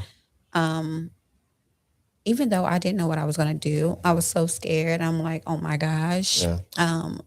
I never wanted children. Yeah. But that was literally like never like anything that crossed my mind. And I'm so happy I did not, or I didn't allow people to put that on me, because I did have people trying to pressure you to do to say, you know, it was gonna ruin my life and, you know, things of that nature. But I don't know. It was yeah. No, I had a woman that I was younger. I wasn't quite 16. Maybe I was maybe it was like, I don't want to say my age, because if I say my age, then I'll be telling on myself. Oh Lord.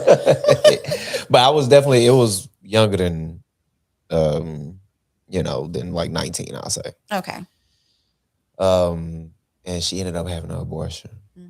And to this day, that's something that I think about because I always wanted kids. I always wanted to be a dad. Like, you know how they say like younger girls is like, I can't wait to be a mom. So I was kind of like that when it came to being a father. And that's how I even handled myself amongst my friends in my neighborhood and stuff like that. I was always like the one coming in for the rescue or like the fatherly type of figure or the big brother type of figure. And I always wanted that. But I'll never forget when she decided to go ahead and abort the baby. Um, just how like sad I was about it. How like it bothered me. And for years after, just thinking about, what he or she would have looked like, what what type of person would I be if I had, was able to have that. Yeah. And so when I hear people talk about it or they talk about it so loosely, I'm making that decision, like, yeah, I wouldn't get rid of it, I popped them out or whatever, kind of make these like little jokes about it. It's like, I don't know. It kind of, It's not really that funny. yeah, it hit Yeah. home. Yeah. Yeah. But that's something that definitely I think about to this day. But that's so dope that you didn't have that in you and you didn't give up to those pressures because look what you have now. I know. Think about if you had to just get rid of him. It's like look what you have He's now. my little best friend. Yeah. I love that boy. Yeah. And when I say I'm so proud, Mm-hmm. I'm so extremely proud of Yeah. him. Yeah. Like his freshman year, it was just I was so nervous for him, like extremely nervous, because all of his friends from high school, well, they've been friends since middle school, and went off to high school together. They all split up for college. Gotcha. Like they all like went everywhere. So with him, I'm thinking like, he's like me, where we're loved by so many people. And we have like really good friends, but we're okay with being by ourselves and doing things by ourselves. So I was thinking like, oh my gosh, he's not gonna like be outgoing to try to make new friends and things like that. But I was shocked. He did and did amazing, academically. Like, wow. Yeah, that may be. He may have done that because he didn't have the friends from school around. Yeah, so, yeah, did really, really well. That's and awesome. so, like every day, like I tell that boy, I'm like, I'm so proud of you. Yeah, because he grew up with me. yeah. That's another thing. I grew up together. We grew up together. Yeah, yeah. And it's like, well, oh my gosh. So Yeah. he's gonna be 20 this year. 20. I'm about to have a 20-year-old. Hey, listen. When you told me this, like his second year of college, I was like, "How old is she?" It was, I think I asked you, Yes. like, "How old is she?" It's Because so you don't funny. look, Yeah. old at all. Yeah. So That's like the first question everybody asks. Some people, if I'm comfortable, I'm like, oh yeah, I'm, whatever. yeah, 36. Well, I'll be 37 in November. yeah, Other people, when I know they're just trying to be nosy, don't worry about it. yeah, yeah. It's okay. And you're like, you're not like, I don't know. You're like, you could tell that you probably been small like your whole life, like a smaller woman or whatever. So that adds to it too, like that kind of like, what's the word I'm looking for? Like a girlish type of look, like But yeah, no, it's tricky. With us, it's tricky anyway. Nobody ever knows how. Well, most black people. That's what I Some was black say. people. Yeah. Well, Some black people. just take care of yourself, right? just take care of yourself, and I say this all the time. Black don't crack. Yeah, Okay. yeah. It don't. Yeah. If you truly just take care of yourself, in some way be active. You don't have to go to the gym every day. Yeah. Just walk or anything like just, and try to have a balanced diet, in some way. You'd be good. Well, of course. Yeah. It's somebody listening. We get it like that. Yeah. Like it's It's somebody listening to this cussing you out right now. Why? Because they saying you like this because of your genes. Cause ain't no way you got 3 kids. You got a nice body. Ain't no way you have 3 kids. You are older and you still look this way. No, that gotta be genes. That's what they'll say. Oh, I've always been active. Yeah. I've always been active. Yeah. And I've always Tell them again now. Active. Seriously. And I've always watched what I eat. And not saying that there are days where, I'm not eating so good. Yeah. And it's okay. That's why I say I have a balanced diet. But for the most part, like right now with my children, I cook. And majority of everything I cook is made from scratch. Yeah. Right. and it's like fresh vegetables and things like that. And I juice, I eat fruit, and supplements and things like that, natural supplements. But no, in order to like feel good and especially feel good in your body, you have to take care of it. Facts. And that's another thing where like I get up every day and I'm happy because I'm healthy.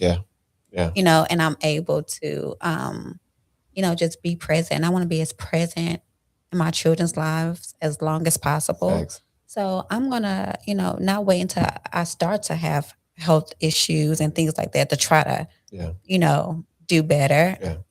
Just try to prevent that as much as possible. And things still happen. But try to prevent that as much as possible. Risk mitigation is the key. Yes. Staying ahead, staying on top of things. That's what I say. I mean, I got a whole setup, and when I realized that I was gonna get mine, and that's when I started building my gym. So I got a whole like setup in my garage. Yeah, you kind of let me see it too. I be seeing you posting it. Mm-hmm. So it's like when I realized that, it's like I gotta get, Yeah, you gotta prioritize your health. You do. You do. But look, Taylor, I appreciate you coming on the show. Thank you for having me. Next time we got to get a little deeper and stuff. No, we will. Yeah, we will. Definitely want to have you back on. Yes, invite me again. We will. Thank you for having me. Oh yeah. I think you're an amazing person and you're doing amazing things. Thank you so much. I appreciate and I want you to continue to strive, and continue believing in yourself and pursuing everything that you want to do. I appreciate that. Okay. I appreciate that. Same though. Yeah. Seriously. Well, thank you. A mother, successful, got your MBA, did all of that. Like, I mean, come on now. Thank you. Come on now. Get his lady a trophy. That. Thank you. But yeah, no, I appreciate you. I appreciate you. Listen, this is the ChoppedByT podcast. We'll get real, raw, authentic conversations. Until next time.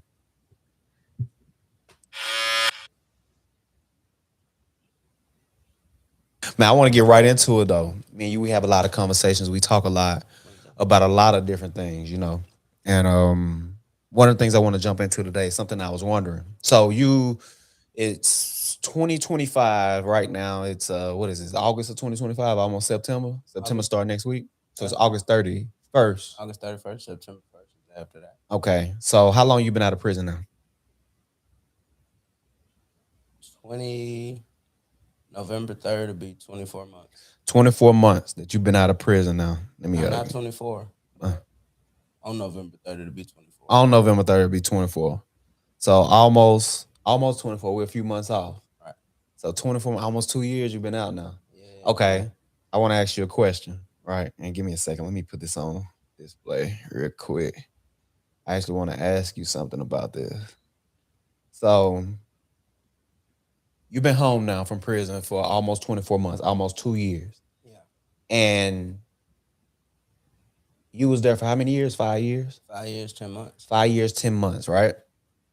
During that time, you had the opportunity to bond with people and create these relationships and everything like that, right? So my question to you is, having to do all of that and create all of them bonds and create all those relationships, but then you knew you had a date to get out, but you also knew that other people there probably ain't never getting out are going to be fighting their case for at least the next few years. Do you have any level of survivor's remorse?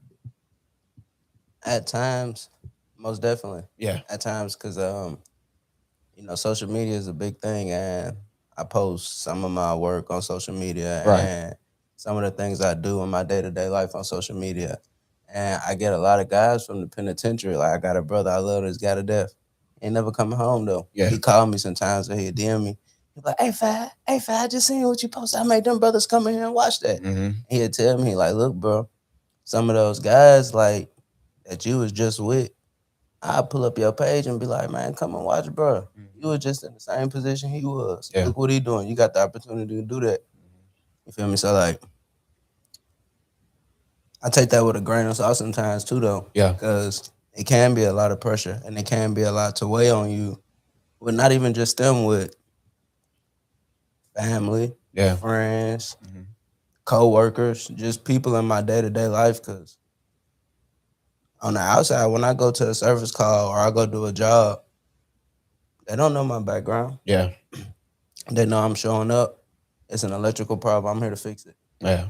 They don't care about me being in prison, me transitioning to this, me becoming a man. They don't care about none of that. Hey, is you gonna fix this or not? Mm-hmm. Is the job gonna get done or not? So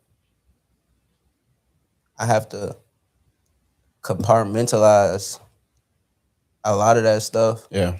Because at the end of the day, if I can't show up and do my job, then none of this really matter. Yeah. But at the same time, too, though, I use that as a fuel sometimes because a lot of my coworkers or just people in general, what I find out in this world, like people in general who ain't never had their freedom or liberty snatched from them. Right. They take a lot of stuff for granted. Yeah.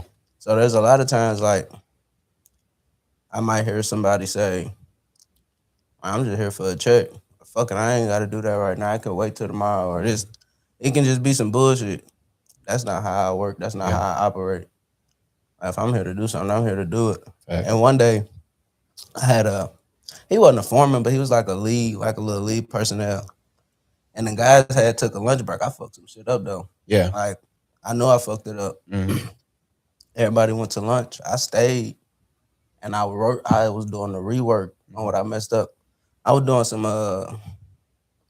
some fire alarm running 3/4 pipe, and I counted my bends wrong. So if you've been in pipe, you're not supposed to put more than 590s in the pipe without a pull point. Right.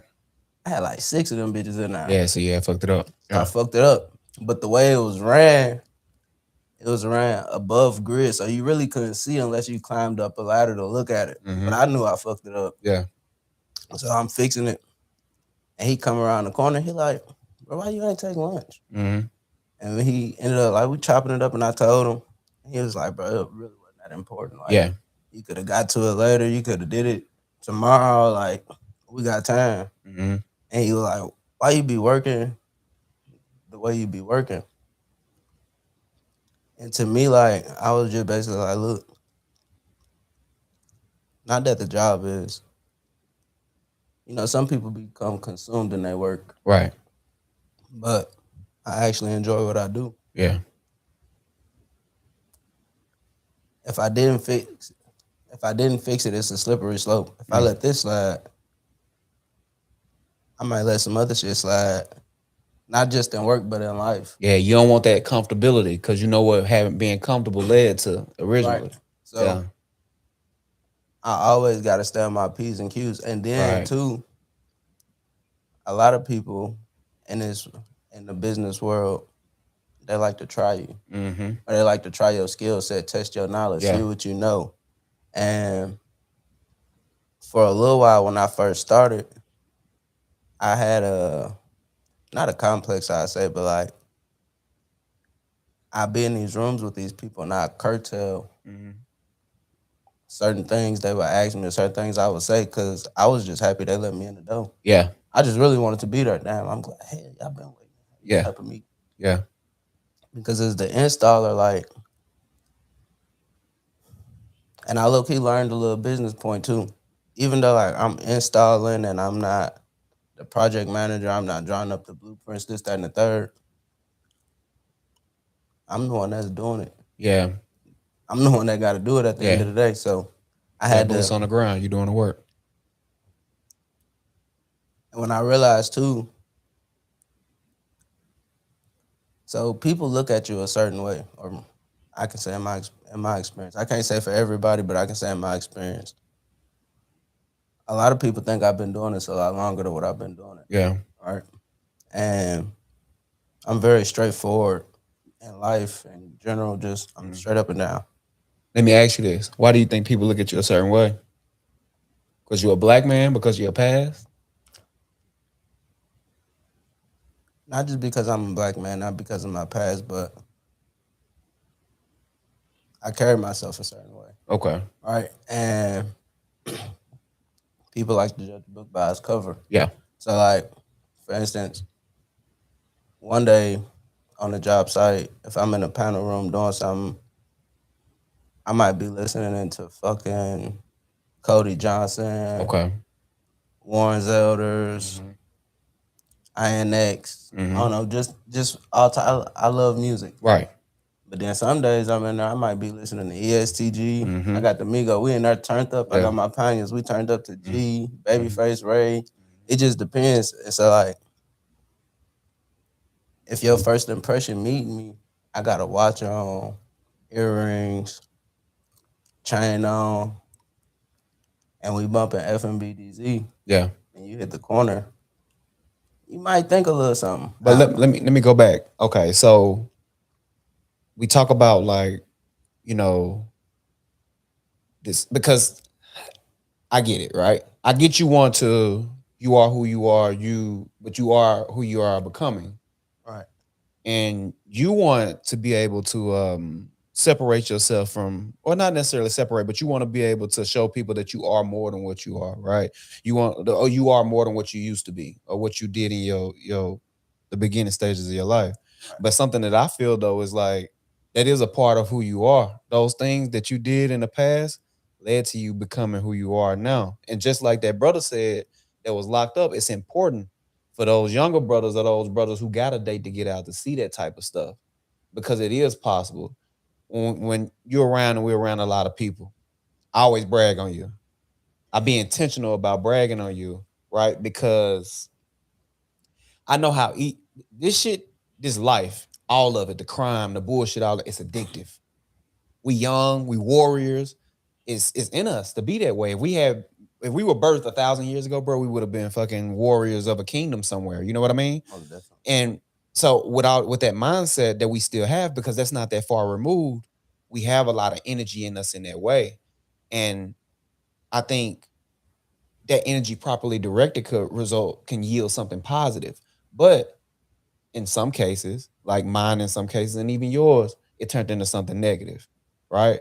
But I think that's important to show the strength and the will that it takes, or put you on a pedestal, no matter if you want to be there or not. You see, when you uncomfortable, I don't I care. don't want to be there. Yeah, I don't care because it's like you don't want to be there. I don't care, but you have a big responsibility now because you're the one who's making the difference. You're the one who's deciding I'm not going back, and that's rare, and that's just important.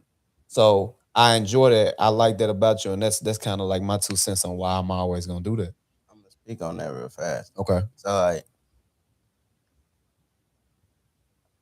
your worldly desires, Mhm. your want, because it ain't no need. Your want for worldly desires, bro. Yeah. So like, I was at a point where the company sent me to another state, gave me a bunch of money. Yeah. I'm turned up out of town. Can't tell me nothing. I'm doing Right. what I want to do. Like I just said, I had an attitude problem with them folks. Man, I'm showing up smelling like gas, talking to them like, nah, this real shit, bro. Yeah, Like, yeah, for sure. and what's crazy, and this go like how like backdoory people is. So it was 4 of us. The company put 4 of us in the Airbnb. Mm-hmm. It was straight up pretty big. We all live together. But one of the people I was living with, he was going up for a position. Mm-hmm.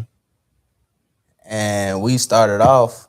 So boom, we ended up getting there. And they had us we was doing generator feeds. We working outside. Yeah. I ended up seeing a black dude, black brother with golds. Mm-hmm.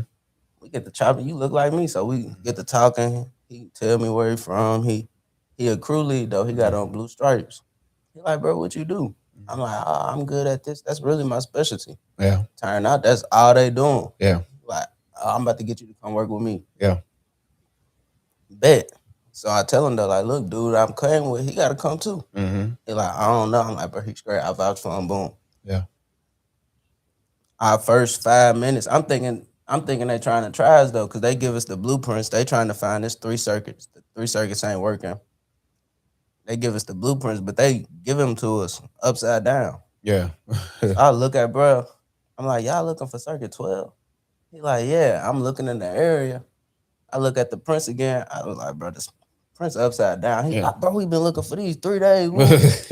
Ain't no way y'all been looking for these for 3 days. Yeah. But so they ended up keeping us on that crew. We started working with them. Mm-hmm.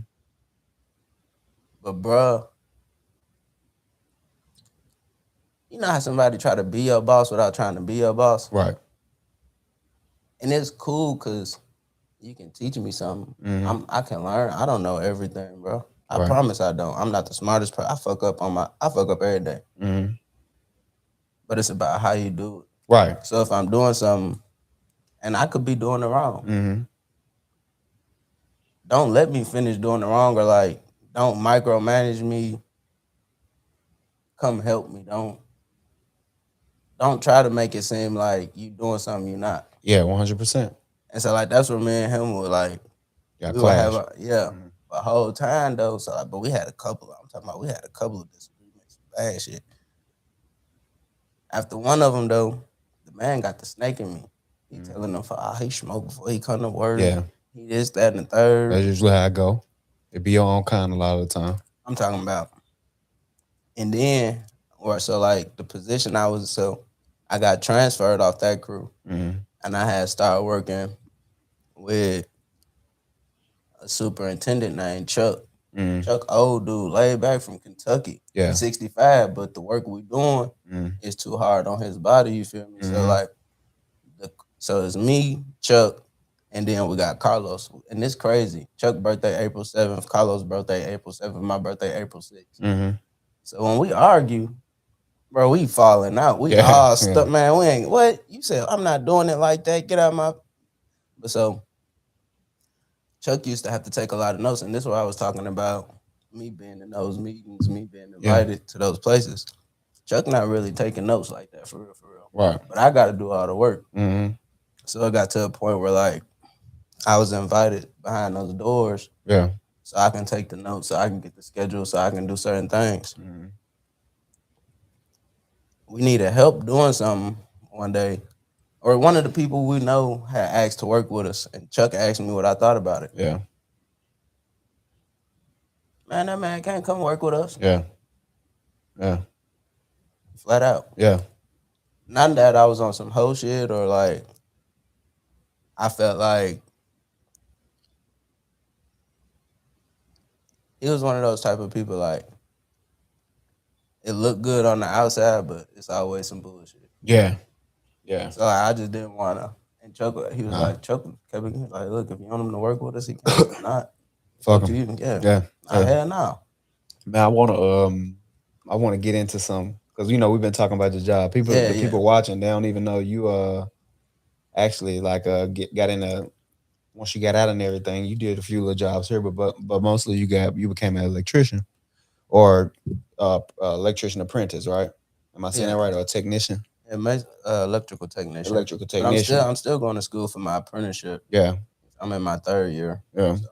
So I actually want to get into some real quick. It's actually something that me and you done talked about, and if it's something that it's about the drugs and everything like that. Me and you, we've talked about that before. And these stories are important, right? All this is important for the sake of like people watching, people listening to help them or whatever. Let's go into that. The drugs and where they came from, like where that came from, how that all started, and where you are now with it. Just as far as like, I've been smoking weed. Right. I've been smoking weed my whole life. Or not my whole life, but as around, middle school, something like that, I started smoking for real. It wasn't until really prison. Well, before then, like Xanax here and there. I really wasn't big into Xanaxes, nothing like that. I had a thing though for them Roxys, for them blues. Back when it was real though. A long time ago. And then I got locked up. During my incarceration, I was working in the kitchen, working first shift with a dude. Had life sentence. Yeah. Never go on though. One day we were doing something in the kitchen. That what it was. Some bars had hit the compound. And I had got one. And we went back to the unit like 2-3 days later. He pulled up on me like, hey, if you fuck with them bars, I know you'll fuck with this. Yeah. I'm like, what the fuck is this? Like, bro, it's that raw, that dog. Talking about that H. At the time, I didn't fuck with it. And so, like, I told him, hell nah, get the fuck out of my cell. Yeah, for and sure. I'm affiliated, P. Mhm. I am what I am, so we don't play that shit in the penitentiary. Yeah. And I'm in the POA. Mm-hmm. And folk gonna crunch me every time. Yeah, position of authority for the people watching. Folk, yeah, we don't play that. But Mhm. over time, just my relationship with them, just I fuck with, not just because we work together, but like I fuck, we play cards together, chat. Mhm. We really kick it. You feel me? Yeah. One day, man, it might have been I don't know what it was, but one day we came out, take our showers because sometimes in the penitentiary you take showers before you go to work, especially if you work first shift in the Yeah. kitchen. So, boom, we about to take our showers. He called me down there to the cell. He like, hey bro, come here real fast. You want to hit this cigarette? Yeah. Bet, hell, y'all trying to smoke a cigarette like gold. Mm-hmm. Boom. I'm in the room smoking a cigarette. He get high. He doing his thing. Hey, how you want it? Nah, straight. Hey, how you want it? And I think about like the third or fourth time. You feel me? I was like, fuck it, go ahead. Yeah. He lined me up. And then it was on. I ain't gonna say it was on, but I started going down the rabbit hole. Yeah. There. You feel me? Fast forward to me coming. All right, well, I ain't even gonna say fast forward because I can't skip some of it. So I Right. just told you, me being a POA, you feel me? Getting high, like that really come with consequences. I ain't like that come with real consequences. I had to learn how to hide that shit. Yeah. It be time where like I'd be full of that dope. Yeah. Gotta have a 10. Yeah. It's something going on. Gotta go politic with Burnham about this, that. Mm-hmm. Man, them folks get any inkling. It's over with. Yeah. So like I really had to learn how to put that shit under the covers. And on the side note too though, people ain't stupid. Yeah. They know. Man, them folks know. Yeah. But I had a motherfucker tell me like this, kept it gangster, look, bro. As long as you don't fall off Mm-hmm. and outside world can't tell, Mm-hmm. I ain't got shit to say to you people. Yeah. Do your thing, fam. Yeah. And that's really how that like.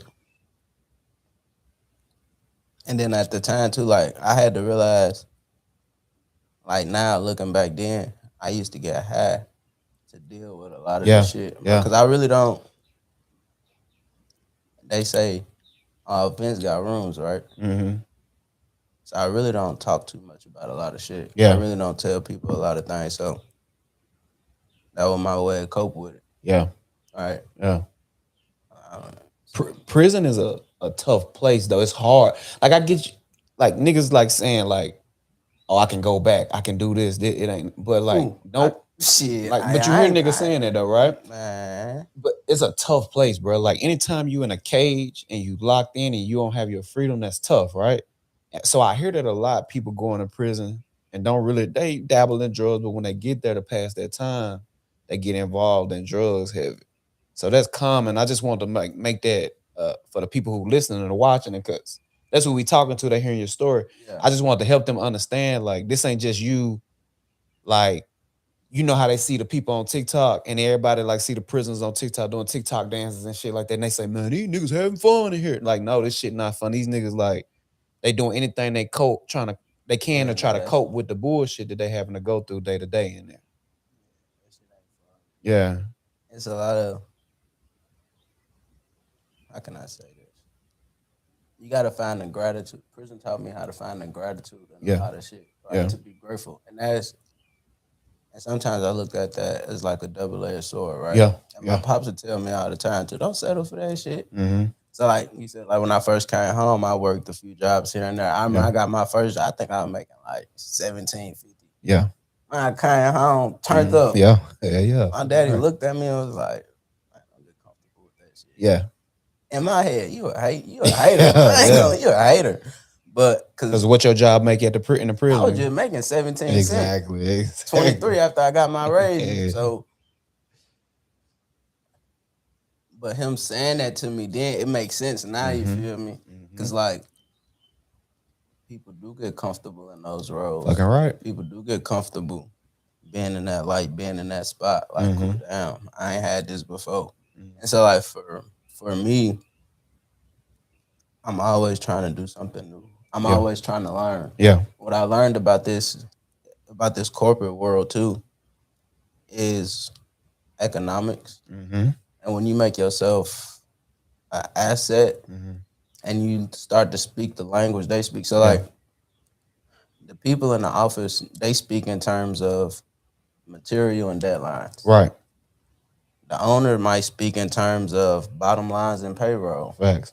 My manager or my direct contact, he speak in the terms of deadlines, job hours, and material. Me as the installer, I gotta know how to speak all their languages because I gotta deal with all them folks. Yeah. You feel me? So like, and when they see, because like you got some people who might be good, who a good installer, but a shitty people person. Yeah. They don't go very far. Or they get comfortable in a certain role. Yeah. You gotta have that customer service. I'm terrible at customer service. Yeah. I'm terrible at customer service, but I know how to. I can sell water to a whale and salt to a snail. Yeah. I can talk to anybody about anything if I want to. So dealing with them, and I'm gonna keep against what I learned too in this world. A lot of these folks that I work with, they got problems just like I got problems. For sure. And they problems way worse a lot of time. Man, I'm talking about them folk be going through it, and they look at like for some reason, I don't know, like if I give off the people look at me and think I got everything together. Yeah. Or people defer, like on the job site, like my boss, he'll be like, "What you think about that? How would you approach that? Or you ready to work?" Like it just be certain shit. Like he'll ask me, and I'm like, he think of this. He think of me like this. Like he hold me to a higher standard. Yeah. Low key maybe didn't even hold himself. You feel me? And because of that, sometimes I actually want to go back real quick. Let's rewind it back real quick because we've been talking a lot about your job. Yeah. We got to stop talking about that. But I get it though. I get it. It's something that no you're proud of. No. We're gonna get to that. It's just I want to so far because what this episode is for, what I wanted to be for so far to talk about. Because the last time we left off, you talked about your time in the penitentiary. Now I want to explore life after prison so far and what it's been for you. And that's a part of it. Your job is a part of it. So this is right. We're right on track. But I do want to go back into the question about the addiction. We already established how you developed it, being inside a prison. But post prison, what does that look like? And how do you get a handle on that and get yourself together? man, I felt myself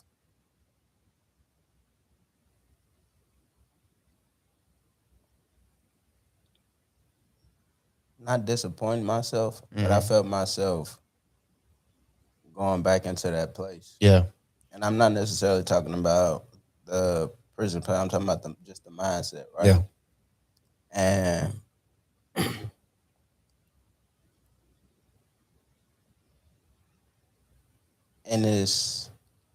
on this journey, my twin, my dad, and my woman, like they're very instrumental in me, like getting sober, bro. Like there's been times where my woman, bro, like I be out running the street, like people don't know for real too. Like when I came home, like I still ripping and running in the streets a lot. Yeah. And one day, boom, I pull up to the crib. I'm full of them yerks. Yeah. And I'm thinking like, hell, I thought I backed in. You feel me? I fell asleep with the car in reverse. She came outside and got me. Yeah. You feel me? Yeah. Got me out the car, parked the car, we went in the house, you feel me? And it's not that like she didn't throw it up in my face. She wasn't mad at me. She was disappointed in me. Yeah. You feel me? And for my woman, for her not to be mad at me, for her to be more disappointed in me, I knew how much I hurt her. Yeah. You feel me? For her to see me like that. Because it's easy, like, it's easy for somebody to anger. from the anger, you feel me? And we didn't talk about it immediately. Yeah. And I think I was avoiding that shit. I knew the next day, I knew she wanted to talk about it. But when we did talk about it, you feel me? She reassured me on a lot of things. You feel me? Because like it's been a couple of times that I've been home, I almost lost my way. Yeah. When I say that, like, bro, like, I mean, like I said, my job sent me out of town. I was out of town doing everything but working for real. Yeah. And that's another thing, like with my relationship too. You feel me? And So we're gonna get to that too. I travel. I travel 5 days out the week. I'm out the state. Yeah. So my first time traveling and stuff like that, being out of state for 4-5 months at a time, it fucked our relationship up. Yeah. So when I took this job traveling, it was a lot of fears and traumas that came with that. And I completely on her side, right? Yeah, and I completely understand wholeheartedly. Yeah. You feel me? So like we had to work to get back to a better place. Yeah. But just as far as just back on, because I keep getting off topic on that. Just as far as just those people being instrumental, you feel me? And like I had a lot of other stuff going on in my life too. That losing loved ones to addictions and stuff like that. Hell yeah. I had one hit close to home for real, for like mine. And seeing my brother and my sister and my mama face, you feel me? Yeah. As that person passed, knowing that person passed. And they know I get high. Yeah. Yeah. Yeah. So then that that turned into? What's that? All focus on you. Yeah. At all times. Because they don't want you to go in that same way by addiction. But at the same time, they know how I am too. Yeah. Man, y'all tripping. Yeah. Y'all stubborn. Y'all tripping, stubborn. Like I'm super stubborn. Yeah. And I used to be cocky with it. Yeah. And this was my pops told my pops. Like, me and that man, bro, we be butting heads, but it's cause like we so much. Like he a cool dude though. Like I fuck with dude. We were having a conversation about something. He's like, son, you high. You be getting high.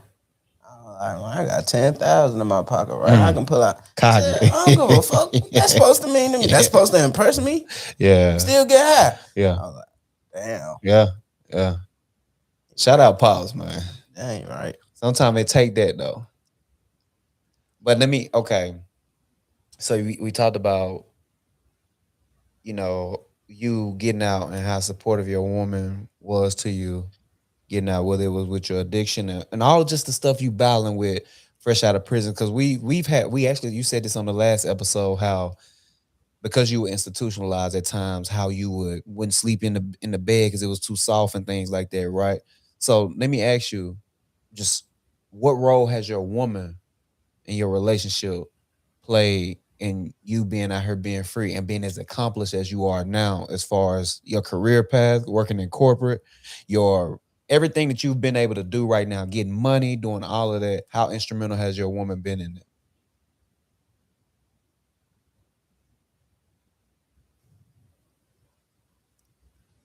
Very. Yeah. And I'm gonna say that, and I'm saying that in this way, right? Whoever you choose to be with, that's your other half. Right. Right. And not just in a literal, like literally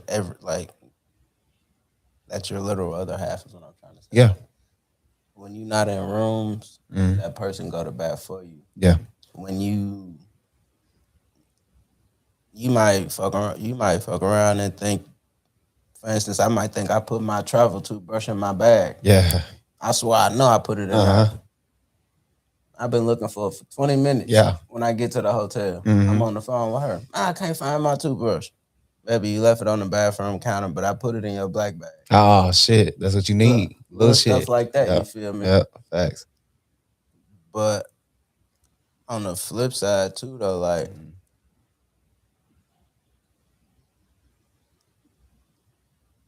I see my dad, right, and my twin, and there's nothing wrong with if you want to be married. Yeah. If marriage is your goal in life, that's cool. Right. What I will say, what I'm trying to say about this, like, I see my dad and my twin, right? They're both married, right? Right. And I see them as providers. Mm-hmm. Sometimes people expect more out of you than what they expect out of themselves. I like right? that. Or what they even give themselves, right? I agree. And if, because I'm gonna be our first year and a half, bro, I'm coming straight out the penitentiary. Yeah.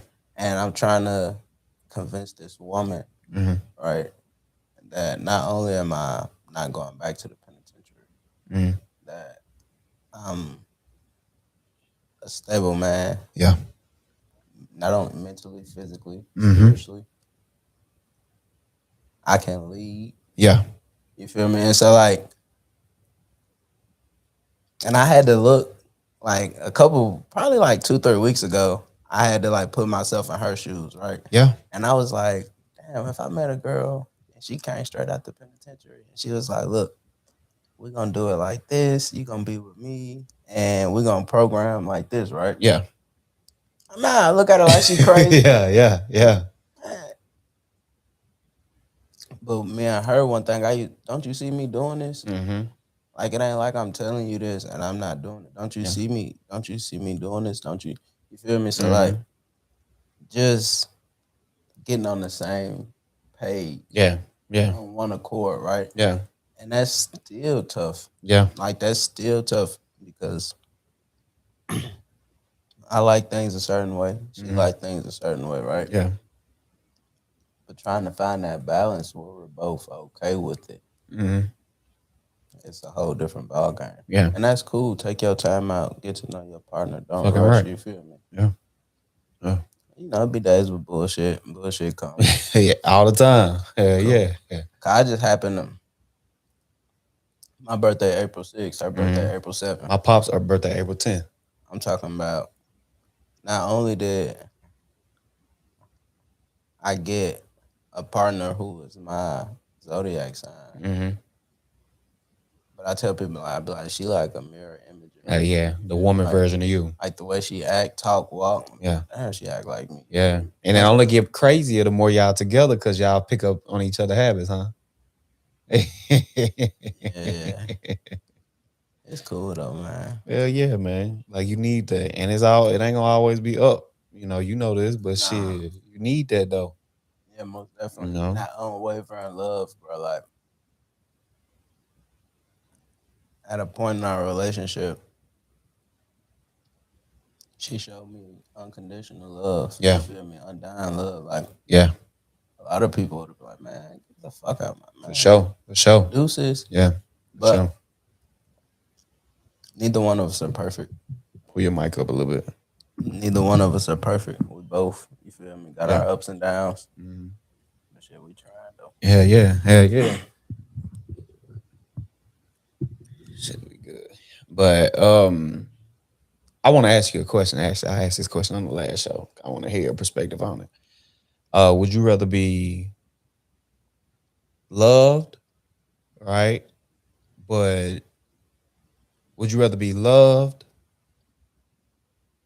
but never respected? Or would you be respected but never loved? Respected, never loved. Absolutely. I'd have been in those positions. Yeah. I'd have been in those positions. Just in social, like with family, with friends, co-workers. Yeah. And examples of that is on Monday, if you work with me, bro, we might not do shit till lunchtime. Yeah. Right? But next week on Monday, I know the deadline, I know the schedule. Yeah. I know we gotta work. Right. So now you looking like, damn, bro, last week on Monday we ain't work. Yeah. Now you feel some type of way. But if we just work, I use way too many work references, bro. Yeah. I use There's way a lot too. of work I references. bro, I work too much, bro. That shit. We gonna Nah, man. fucking use it, B. I ain't even finishing that one. I'd rather be respected than loved, Yeah. than loved than respected. Mm-hmm.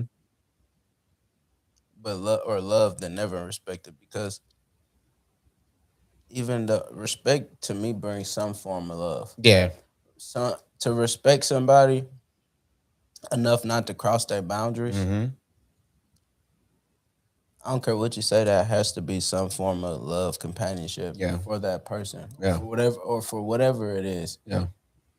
But if I say I love you and I don't respect you, how can I love you? No, 100%. 100%.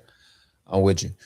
Man, I want to ask you, because we kind of talked about you. You know, we already talked about you when you was, I think you was a year out at this point last time you was on the show, and just you adjusting to the free world.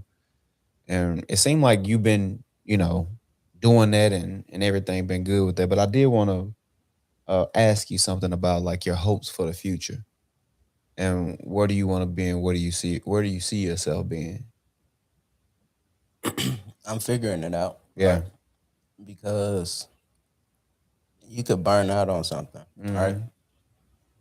Or you could find something else that piques your interest, or something else that you want to pursue. So where I know where I'm gonna be more financially stable. Yeah. More spiritually grounded. Yeah.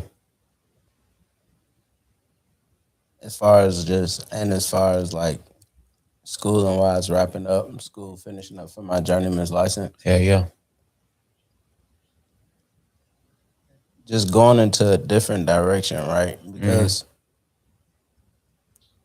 one thing I'm noticing too, I think when I called you one of these days, I was like, look, bro, if I call you and you ain't got no motion, I ain't fucking with you no more. 100%.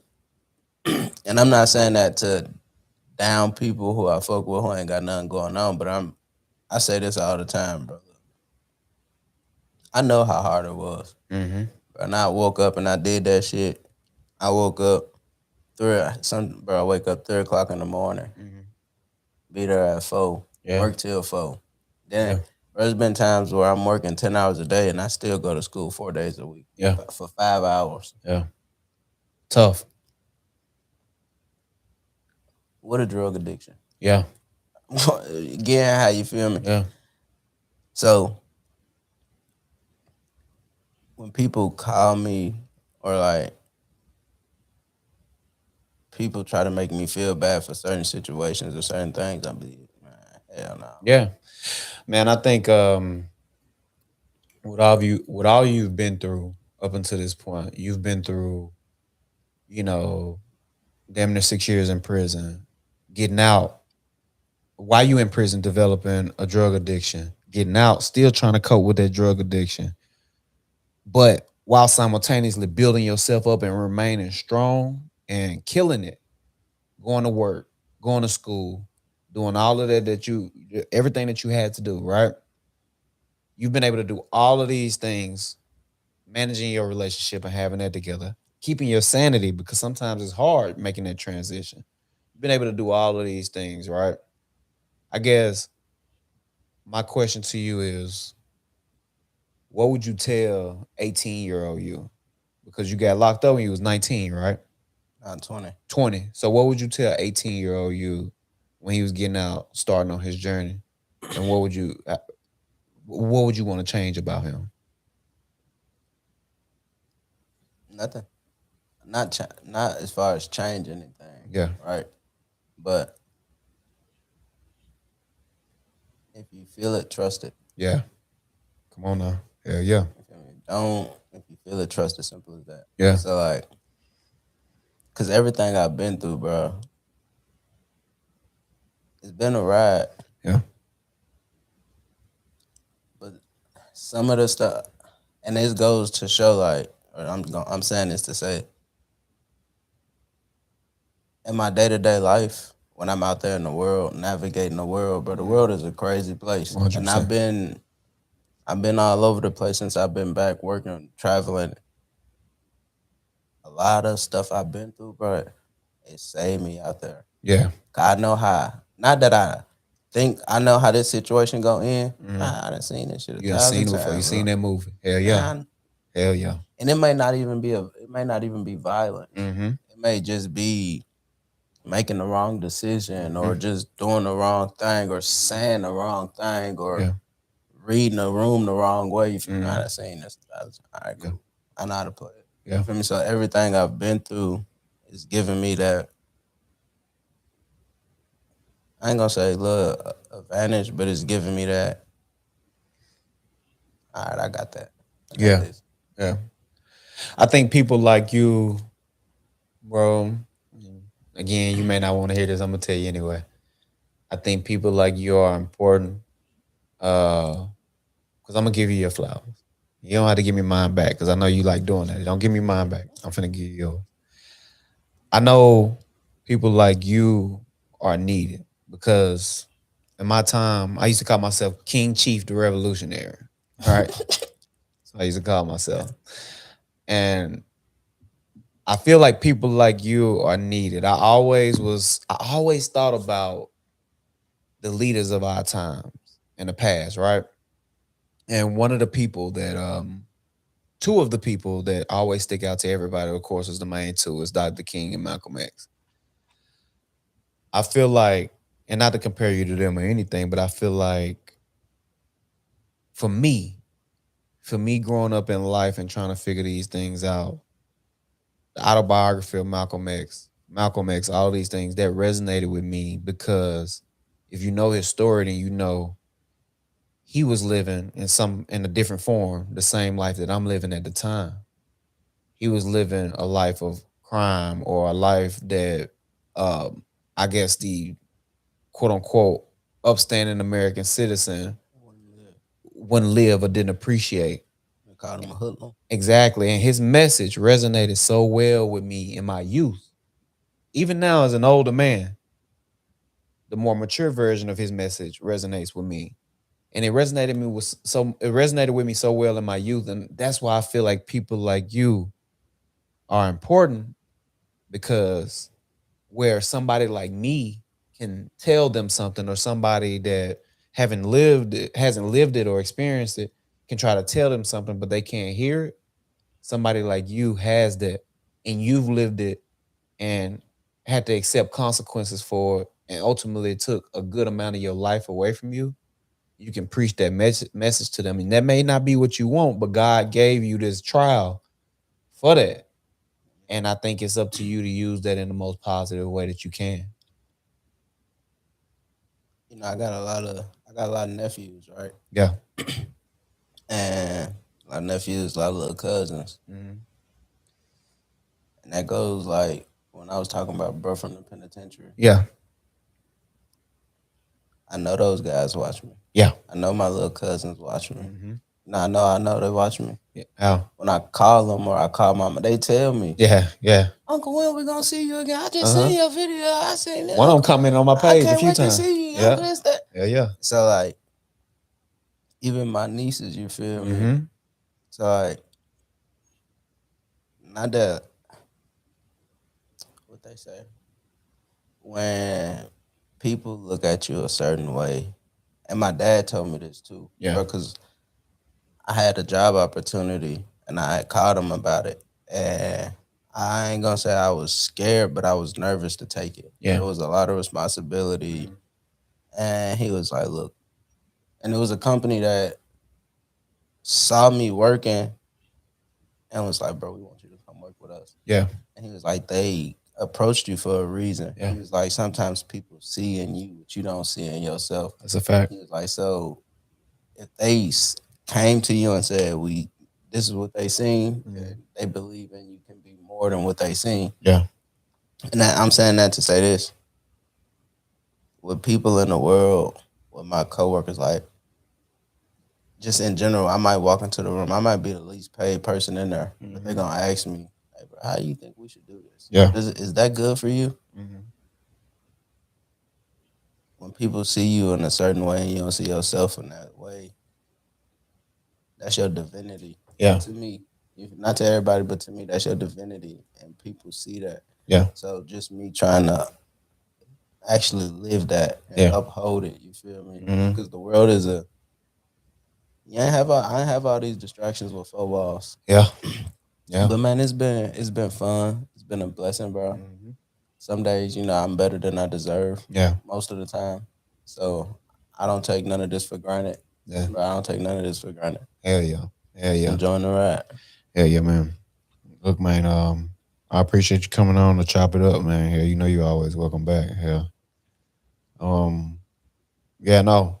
Your story is important. Your story is important. Your story is important. No matter what medium you choose to discuss it to. First of all, I'm grateful that you choose this medium to discuss it through. But no matter how you choose to do it, whether it's locally, regionally, nationally, I think it's important to share your story and what you're going through, but also to hold yourself accountable.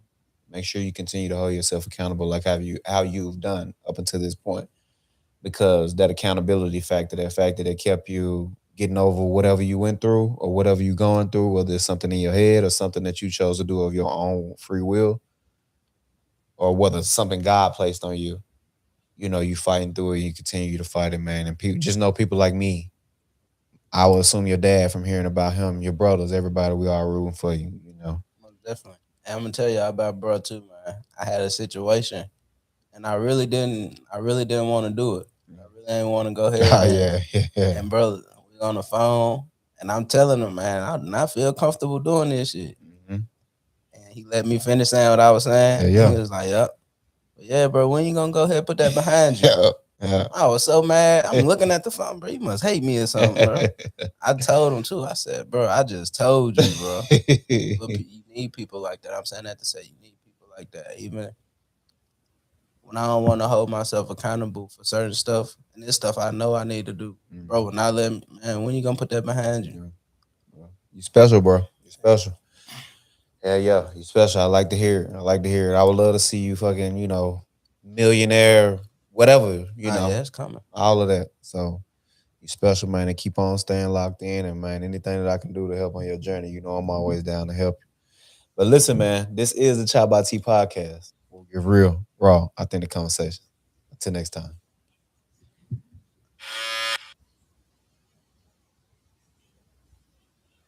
Let me ask you something though. I want to ask you a question. Would you rather be loved deeply by one person but never respected, or respected by everyone but never truly loved? Yeah, that's a good one. Cause that's like, damn. Would you rather be loved deeply by one person? Wait, loved deeply by one person but never respected? But never respected. Or respected by everyone but never truly loved? I feel like they really are like, they kind of go hand in hand. Yeah. I feel like for a woman to love me so deeply and don't respect me, that's a no-go. Yeah. You know what I'm saying? Like, that's just like, you pretty much lying to me, you using me. Loved by, wait, what was it? Respected by everyone, but never truly loved. I think that got a better return on investment, because that's like me basically being a CEO, top dog. Yep. Everybody fuck with me. Yep. And they respect me. They don't really love me like that. Yeah. But I can roll with that over somebody sitting here lying the rest of their life with me, not telling me the real, or to be disrespectful. I think that hurts worse. Yeah. For you to go like above and beyond for somebody, but yet they, out of all them 99 things that you did right, you know what I'm saying? The one time maybe you ain't that perfect, they just disrespect you. It's like, what? I'm with you. Same thing. I'd rather be respected. I made I did a clip. It ended up going viral, or somewhat viral. The clip basically said men don't want to be respected, they want to be loved. I mean, men don't want to be loved, they want to be respected. And you had motherfuckers in the comments saying, speak for yourself. I can't believe people listen to this shit. Boy, fuck you. Fuck you. Like what? Like, think about this for a second, because it's truth. Yeah. It's. Would you rather be loved or respected? And people say they go hand in hand. They do not. They don't go hand. It's not the same thing. It's not the same thing. It's literally not the same thing. It's love or respected. Which one would you rather? I'm not saying that you don't want both. Of course, in an ideal world, we will want both. But which one would you rather have? Love or respect? I think for most men, and I'm gonna speak on behalf of most men, if you had to choose between the two, you would rather be respected. Because like you just said, it's more return on the respect as opposed to return on the love. You know, it's you when you as men, right? When we decide like if we have to be in a situation where we have to decide this, love or respect, as men, you ask yourself the question, you know, and this adds a little more layer to it. It says that would you rather be loved and never being respected, or would you rather be loved and never be respected, or respected by everyone and never be loved? It adds an extra layer to it. But regardless, I think if any man had to choose, they want the respect factor, because as men, most times we want to just be understood. Yeah. I think with respect comes a level of like understanding. With respect comes a level of like clarity on where we stand. If someone respects you, that eliminates you having to walk around with your ego and leading with ego, which creates another level of happiness.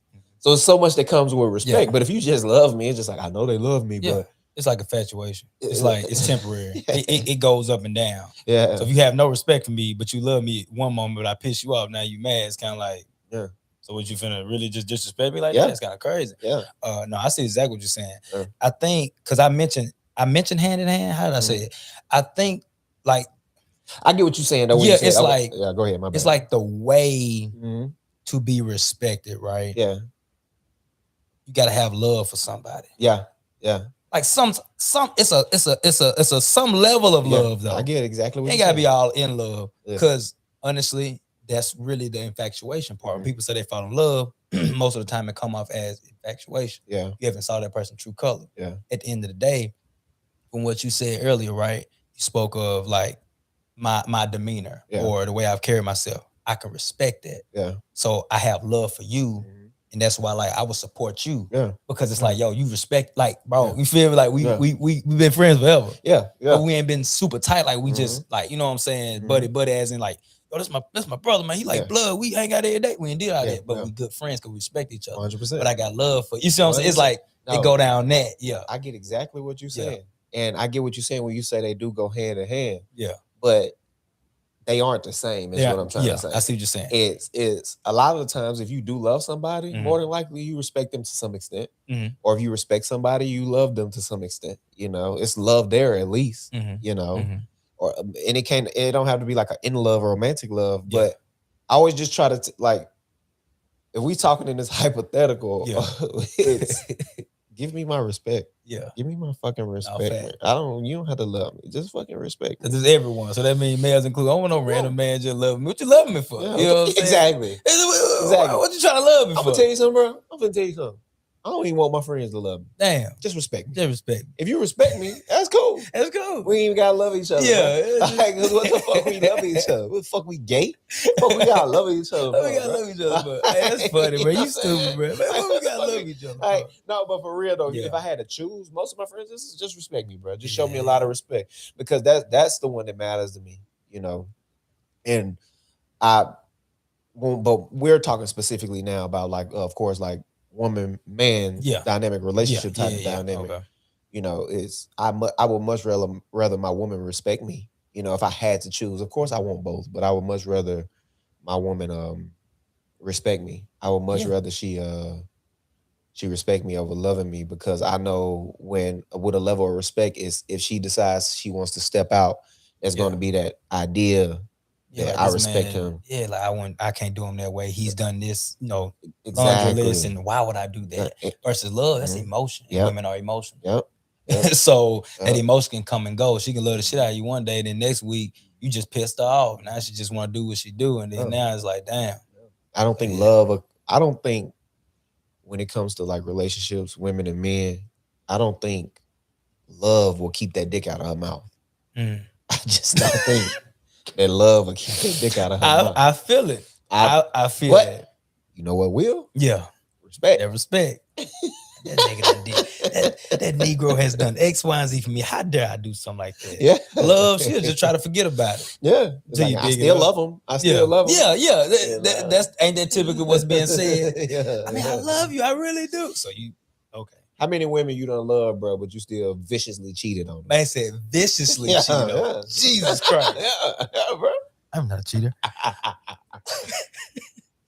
we can talk about the hypotheticals in a relationship, I mean, but not really. We know in a now. relationship. We know now you're a good man because we're Yeah. older now. Yeah. First of all, when we was cheating, That's how they claim. when we was cheating, bro. Yeah. Back when we was cheating years ago. Years, 10. Like at least 10. At least double digit numbers. Jesus Back Christ. when we was cheating back then, bro. Yeah. You know, we was little boys. Yeah. Grown men now. Grown men. You know, so Grown back black men don't cheat. back then, when you was on that little boy shit, viciously cheating on these women.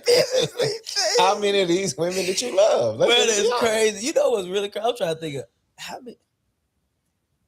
There was only I do okay. I have to raise this question. Okay. How do you know I see how when you trying to slide out of this shit too? Man, what you saying? Ain't trying to slide out there. Ain't trying to slide out there. Ain't trying to slide out there. He trying to give me somebody comes help. You can't help me at podcast. He got to clip everything. Bro, you stupid, bro. You stupid. That nigga call me out. I'm sick. I'm sweating. Y'all see the sweat? Mm-hmm. I didn't viciously cheat on anybody. You see what I'm saying? I can't answer that question because I never viciously cheat is aggressive. It's just like a light cheat. That's crazy. Yeah. You know, vicious is in the eye, but a beholder. Yeah. Because to her, she might be like that. Once I see what you're saying. Yeah. You know? Yeah. I see what you're saying. But we know that you at least had 3-4 with the one that you love. That man said 3-4 crazy. Yeah. I will say there was a one encounter for sure. I remember I was like, when I say temptation at the finest, it was my freshman year. Yeah. This is after, high school, that whole little breakup. I didn't need to be in a relationship. Yeah. I ain't gonna lie, I didn't. But I was a kind of hearted person. Right. I see somebody like me, they want to, you know what I'm saying? Just, hey, I think you're great, whatever, right? I gave it an opportunity. I knew I shouldn't. I said I didn't want to do it. And it was just this one girl, man, I kid you not. She just, I don't know. It was just that I just got the school vibe. Yeah. And, I'm from Bolivar. Yeah. Bolivar. Yeah. I ain't seen that. Man, I'll never forget. That was probably that pressure. Man, you talking about, I never forget. I forgot what I was doing. I think I was either walking to class. I was doing something, and I was just talking to her. But I ain't gonna lie, I was technically wrong. Yeah. I'm still talking to her. You see what I'm saying? Man, at the time, my girlfriend just walked up on me. Yeah. Stared at me. Oh, man. Mouth dropped. Awkward. Didn't know what to say. Because in my mind, I didn't feel bad. That's the messed up part about it. But I was just infatuated. Like, the girl was just real pretty, man. And I kid you not, like, she was like, oh, my God, I'm sorry. And she walked off. I'm like, you just gonna leave me here? That's crazy. That's how I be. That's how I learned my lessons of cheating. Yeah. They always gonna leave you. Yeah. They don't care. Because they already made up their mind about you since you cheating on them. Man, I ain't gonna lie, I never forget my girlfriend at the time. I the tear fell dramatically, like Denzel's. Yeah. And I was just like, damn. You over there acting and shit. Yeah. You ain't even really mad. Because you knew she was pretty type shit. But nah, that was my only class. Because honestly, bro, I really wasn't on that. I really wasn't. That's why when you said biggest, I'm like, nah. I probably did that little moment of I kind of got close temptation wise, but I never really just straight up, I'm in a relationship, but this is what I'm doing. Yeah. Nah, I never did that because I got hurt in high school. Yeah, in college. You got hurt in high school? Yeah. What? Somebody cheated on you or something? Man, I ain't gonna bring on no name on that. Yeah. I let that go. Yeah. I really honestly let that go. We talked about it. I let that go. But yeah, you know what I'm saying. Man, we went to the same high school. Exactly. I genuinely don't know. You don't? Oh, even better. I genuinely don't know. Man. I was in a relationship, man. You know what I'm saying? Went out to school. Bro, I did not know you was in a relationship in high school. What? Yeah. Did you know I was in a relationship in high school? No, wait a minute. No. Yeah. You what? I was talking to Kiki, Shaquina Jones. You remember Kiki? Yeah. Light skin. That was my girl in school. All through school, I had a girlfriend. I did not know you had a girl like that in school. Yeah, that's bro. crazy. I did. Yeah. Damn, I'm been slick. Y'all used to walk down the halls and shit with each other? Yeah, a little bit. I remember that used to be what it was, though. You couldn't wait to do that. I remember that. That was crazy. She was in our class. You don't have to say her name. She was in our class or younger? Class above. Class above us? Yeah. Oh, okay, Yeah, okay. That's probably why I slid through. You know, it just slid through. Possibly. Yeah, man. You know what I'm saying? Yeah, she hurt you? Yeah. She ended up pregnant, man. That's what did it. That's what did it. Because, you know, obviously, I ain't trying to necessarily try to have no kid in high school, right? I'm trying to go out and play ball, woo. And she ended up pregnant. That's where the dog mentality was about to be created. That was your origin story. Yeah. that was when I was like, yo, I'm good on this. But eventually I was just like, it is what it is. Yeah. It was never a hate though. I didn't have hate for it. It's just it hurt because I just didn't see it coming. Yeah. And then, you know, being that young, right? And like I said, going into that freshman year, getting in a relationship like three months after, what was I doing? Like I haven't healed from that. I'm just trying to have fun. And like I said, man, even that scenario in high school, right? Me and her talked about it, we good. Yeah. Years ago. Yeah. Even the freshman year, talked about it. I apologize. Good. But never did any level of physical cheating. I think at that time I was entertaining. You never physically cheated? No. You was out here just emotionally. It was just entertainment. You just emotionally cheating? Yeah. Bro, you never physically cheated? Right? Entertainment. Hold on, wait. You never physically cheated? I have never physically cheated. Bro was emotionally cheated. Emotionally cheated. Because like I had that feeling where, bro, once you get hurt that first time, you really like, I don't want to feel. I was big on if I were to do it. Yeah. How will I feel if somebody did that to her? I feel it, bro. So that feeling I had, oh no. Yeah, I feel it. I couldn't stomach it because I was so wrong by doing it physically. That's why I couldn't do it. No, but the entertainment part, I'm gonna be honest, that was the hard part because at that time, right, playing sports, you just like you seeing everybody woo the woo. It's like so I entertained some stuff, but I was respectful. But I entertained some stuff. And then going to TSU, I was single when I got to TSU. Yeah, man. At one point, I was like, yeah, all right, I'm gonna try to do right.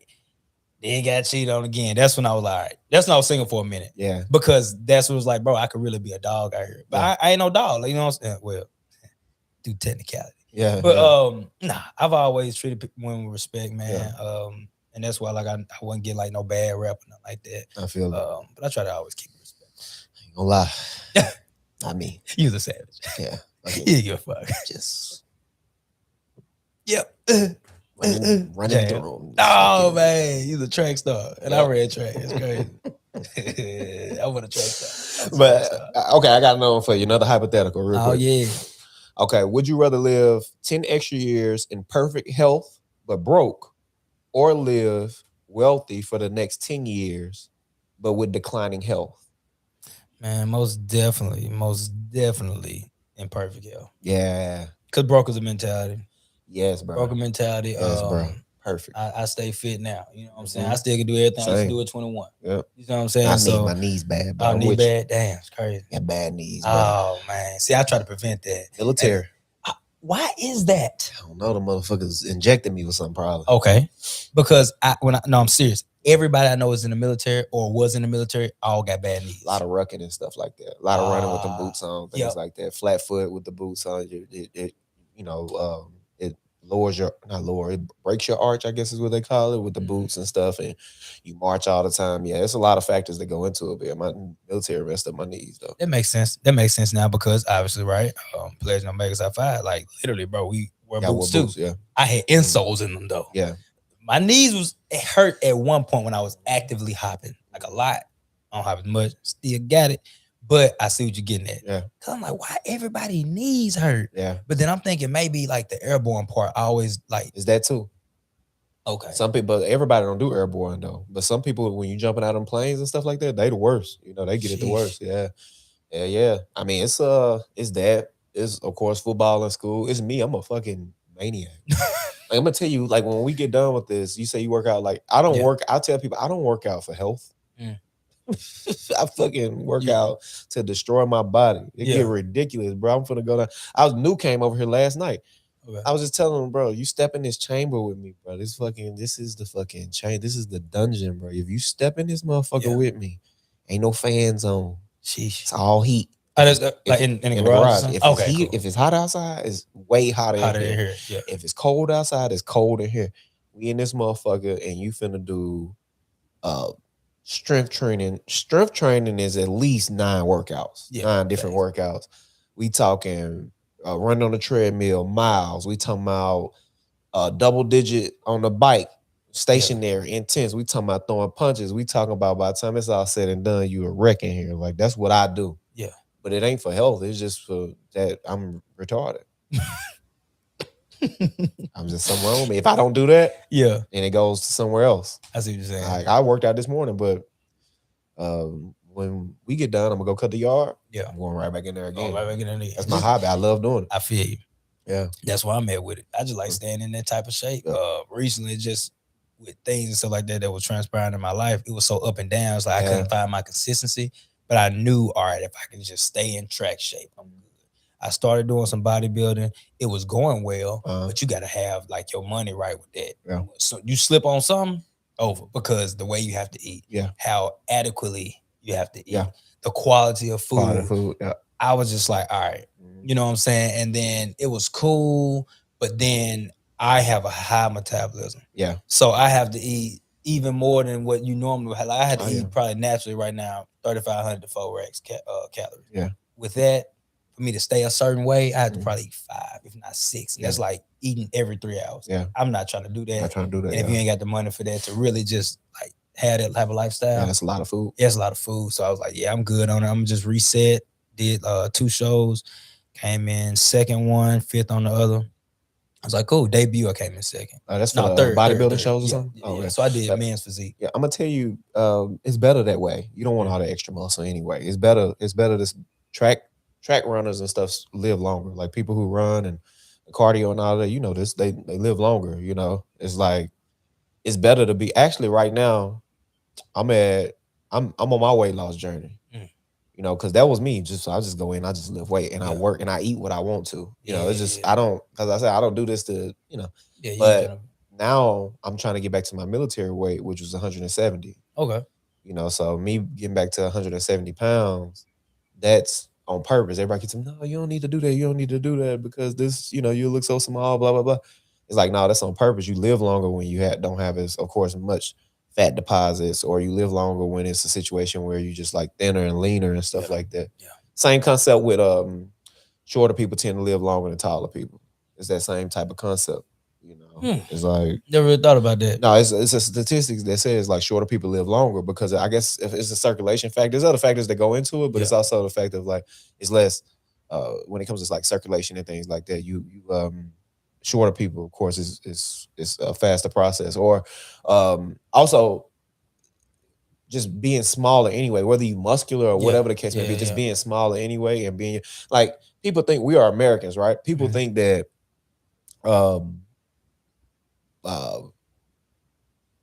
if you had to say you like what 5'8", 5'9", 5'10" on my driver license. Okay, 5'10". I think it's 5'11". 5'10", 5'11". Okay, if somebody by with your height, your age, all of that, ethnicity, all the things that factor in, somebody would tell you like, oh yeah, you should be, I don't know, 190 or 185 or whatever. But I didn't learn until I got in the military that no, you actually supposed to be, you know, weigh a little less than that. Like 170 is about the way, because I'm 5'10". Based on my shit, I'm supposed to be like 170, 165, depending on my body type. I'm a little wider a little bit, so maybe a little heavier, but not no damn 200. Yeah, 200. Bless you. You ain't playing no sport. Yeah, it's pointless. It's pointless. You base it solid, but it's like, well, let's just go be beating people's ass every day. Just for nothing. And at my age, my knees hurt. I can't be out here fighting. Now that's one of the main reasons why getting it down, because you will have less of the knee plane. Because 9 out of 10, if depending on that body weight metric that you're judging off of, you've created inflammation. Yeah, that's where the pain is gonna come from. Yeah, for sure. I drink a lot of teas though. For sure. I drink a lot of teas. Stretching is important too. Oh yeah, I'm with you though. Like health is wealth. Because like you said, broke is a mentality. I'd much rather be like healthy. Like give me my 10 years of health based off the scenario that we talked about earlier. I just would let me be healthy. Yeah, you know. I feel good, man. I mean, obviously I've had my ideas and I have my goal of where I really would love to be, but then I understood over time, like even the maintaining, what can you maintain? Yeah. That's really what you got to focus on, because if you can't maintain it, it don't matter. Yeah. You're going to have it temporarily. Yeah. But you need to know it's temporary. Mm-hmm. I know I'm naturally going to be between 165 on the low end, 185 on the high end. Yeah. I've never been 190. Yeah. Never been 200. I got close to 190 one time, but that was when I was bulking 2 cut down. So knowing that, it's like, well, all right, just chill at 175, 180. Yeah. Honestly, I think 180 is solid. You just got to understand how to create that muscle. Yeah. Like when you really want to build that muscle, because you can look 195, almost 200, but really be 185. Oh yeah. It's just you got to learn how to do just that. Yeah, that's how I was at 170. Everybody still thought I was like 190 when I'm 170. I got some pictures of me in the military when I was just fresh out of the military, because I just had the muscles. My shoulders were still bigger and stuff like that. If you had to look at me right now, what would you say my weight is? You said 200. I was thinking about 190 something. I wasn't gonna give you a hard 200. I would have got you like right at 196. Right now I'm 220. Damn. Yep. Okay. I just carried the weight well. Yeah. You see what I'm saying? People don't know. Yeah. I wouldn't have gave you 200. I would have got you like right there close to it, because I know you said you still work there. So you probably maintained it. And that's why I say people, they won't know. If I'm 170, motherfuckers will still think I'm 200. They gonna be like, Yeah, they won't even know. Yeah. So I want to ask you, would you rather know the truth about every lie anyone's ever told you, or have the power to convince anyone of one lie you tell? I would definitely want to know the truth, because at that point it's only up. All you can do is improve. If it's something about me that they lied about, I need to do better. If it was something that even could hurt me because it was a deception, I don't want to be a deceiving person by saying, "Oh, I can tell anybody whatever." And that's like root of all evil moment. If you knew you can just do that, oh, it's over with. You're corrupt at that point. I'm me personally. I would choose the one lie. Be able to tell just one lie and everybody believe it forever. And you know what that lie be? It'll be that I was Jesus Christ. I'm sorry. I don't know how to receive that one. That was funny. That was you caught me off guard. You thought about that. So let me. All right. Okay. I would tell people that I'm Jesus Christ. Return. I came back. Okay. I'm Jesus Christ, and everybody will have to believe it based off of this, scenario. Yeah. I'm Jesus Christ, and I return, and I would try to end all wars. I would end all suffrage, specifically in the Black community, because you know how much in our community how much stake, how much we put into religion. Yeah. I would go to my Black people, and I would tell them like, I'm back. Yeah. I'm here now.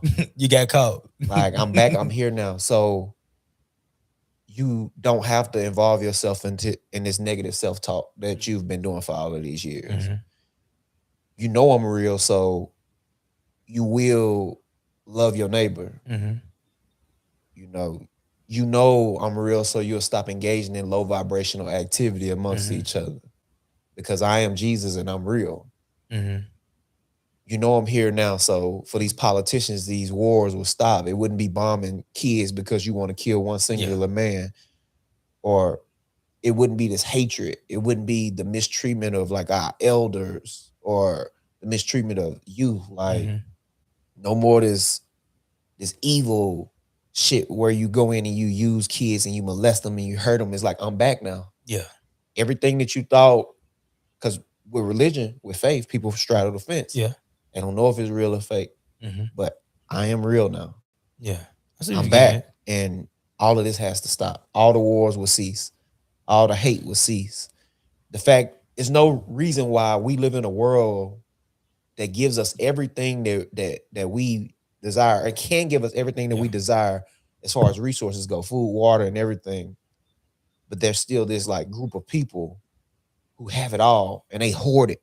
And they don't want anybody else to get it. Yeah. there's no reason why right now in present day with all we know and being as civilized as we are, that you have a guy who can buy a fucking $45 million plane. But then on the other hand, you got kids in a first world country like America that don't know where their next meal may come from. So yeah, I would tell them I'm Jesus. What the dude fucking Jesus, right. what you talking about? You know? That was a plot twist. Yeah. I like it. Because I ain't gonna lie, I didn't know where you was going with that. Yeah. I didn't. However, I ain't gonna say however, because that sounds like a transition. Like I'm about to just combat what you say. No, I do like the direction you took.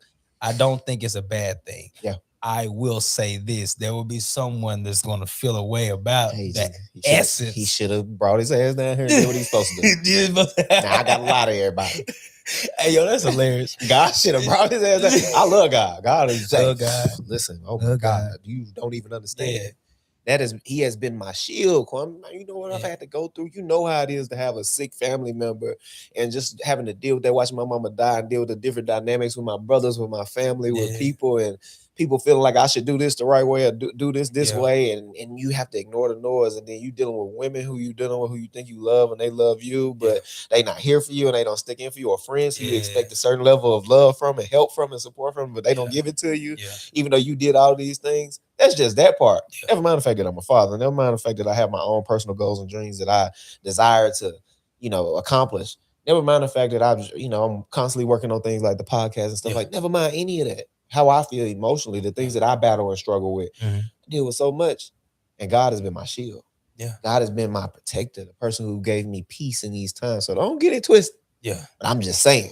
Yeah. If I got this opportunity. I see what you're saying. Because I got this one opportunity. I'm helping. God, I'm helping. Yeah, no. I see what you're saying, because the question was if you had one lie. Just one lie. Okay, I see what you're saying. Yeah, I took it as a level of lying. Yeah, a continuous. Yeah, that's why I was like, I don't want to be a deceiver. Yeah. Damn. Yeah, I feel you. I'll say this, because somebody's going to try to find something with what you said and twist it.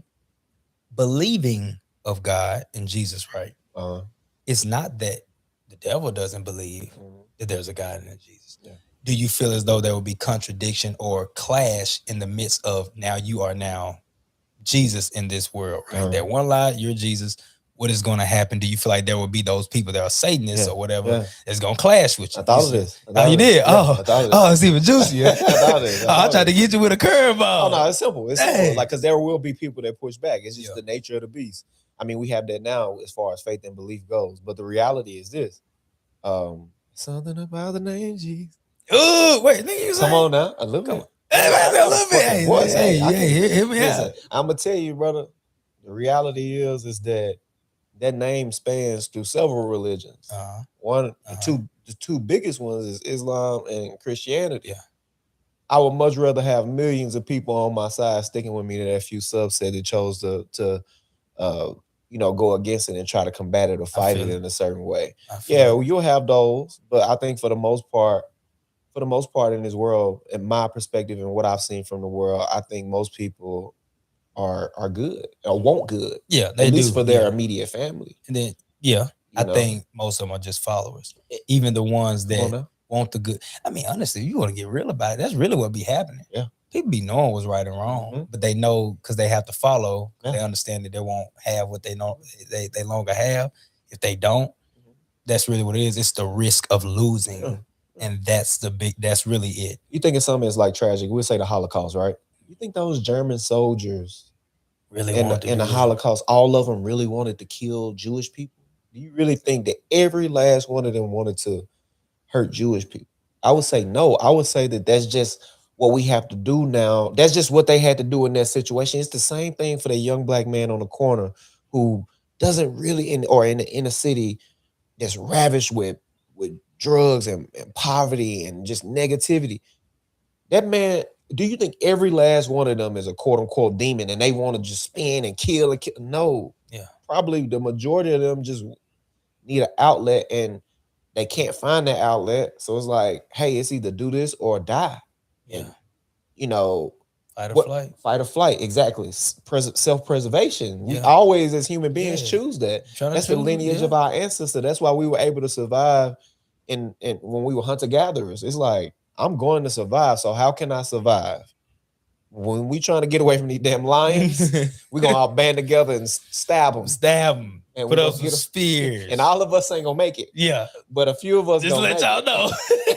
A few of us gonna make it. It's like that's in our nature, but it's like no, everybody can't. But you know, it is what it is, man. Like. Man, hey, that is messed up to laugh, but it's funny. Like all of us ain't gonna make it though. All of us ain't gonna make it. Kwame. That's kind of like that. What was it? 100 people, 100 men versus one gorilla. Oh y'all niggas, y'all ain't gonna make it. Oh y'all ain't gonna make it. I'm gonna make it though. 100 men versus gorilla. The one right in front of you, jump up, stab the gorilla. You don't want today. Yeah, but he had to be sacrificed. 100 men versus gorilla, one hand. I mean, only hands. Oh dear God. Yeah, just no knife, no none of that. 100 men versus gorilla one. Cap. The strategy there, you gonna lose 50 men. 50? 50. Because a lot of them won't be lost by literally just the gorilla ripping them apart or biting them. It would just be the blunt trauma that they deal with from whatever the gorilla does, whatever. Yeah. You know. But I say that because it has to be restraint. Yeah. If there's no level of restraint, all 100 gone. Yeah. Ain't no one-on-ones. You gotta definitely be coordinated. All facts. Yeah. But there's something specific about that number, 100. First of all, with 100 people, I think I'm a tactician with this shit. I'm a military person. It's like, first of all, it's only when we talking about you have to go in teams first and foremost, and you have to do waves of people because everybody can't get them at one time. Yeah, I think just it, and you can mitigate a lot of like the damage being done. So if you take groups of 3. And within that group of 3, you got a strong one, right? You got you got a short, fast one. Yeah. And you got one that's kind of like right in the middle of that for like a anchor or somebody who can give direction in that moment and be the leader of that team. So you got your juggernaut, you got your agility guy, and you got your thinker. Yeah. If we come in and we approach, let's say we approach them in waves, 3 in the front, 3 on the side, 3 on the side, 3 in the back, and we approaching them from that perspective. And it's a plan. If from the front, head on, you lead with your juggernaut, you got them hurt, but you got your smaller guy making a noise. Distraction. Confusing them and shit. And you lead with your juggernaut, and maybe you got the planner guy. You got to keep him safe. Maybe you got him coming in and out, getting his little his little 1-2 in. Maybe the juggernaut getting his little 1-2 in. And from our perspective, you keeping that. And then after 2 seconds, after 3 seconds, break out. Next group come. Break out. Next group come. Yeah. I think we can be all right. So no one's inevitably tired. Nobody's tired. Nobody's tired. Just keep recycling. I see what you're getting at. Tired. You can fuck them up. You may lose. Niggas may get their fucking face bit off though. Straight up. It's off the meat. God. Broken, done. Oh my God. We don't know how this will go. Let me tell you how I said 50. We don't know how this will go. Speculation. Hypothesis, if you will. Yeah. When I say hands down, 50 men, because someone's just gonna be straight up terrified. Oh yeah, they gonna especially when they see a face get bit off, bro. Facts. That's a fact. That's me. What the fuck? What are we doing here? What are the guns? He just bit his lips. Why did we sign up for this? What the fuck? He just bit his fucking lips. Oh, bro. Yeah. What do you do? You're terrified after that, bro. Like, I'm with you. Hey, yo, that's hilarious. Yeah, I'm with you. That's hilarious, bro. Okay, and we gonna edit soon too. I just got a few, just like 2 more. Would you rather? It's would you rather save your younger self from your biggest mistake, or meet your future self and hear the advice they'd give you today? That's a good. Yeah, that's a good one. Yeah, because you are your past, as in you are who your past created who you are today, which is, shaped and molded you, and you've learned from it. Right. However, I think it's this one tough because I think it's the severity of what occurred. It's definitely some variables to consider. It's some variables because, hypothetically speaking, if Joe Smo shot and killed a man at 18, right, and you've been locked up since then, and you're not 50, I'm sorry, I'm taking that one back. Yeah, it's like you were gone. Right. But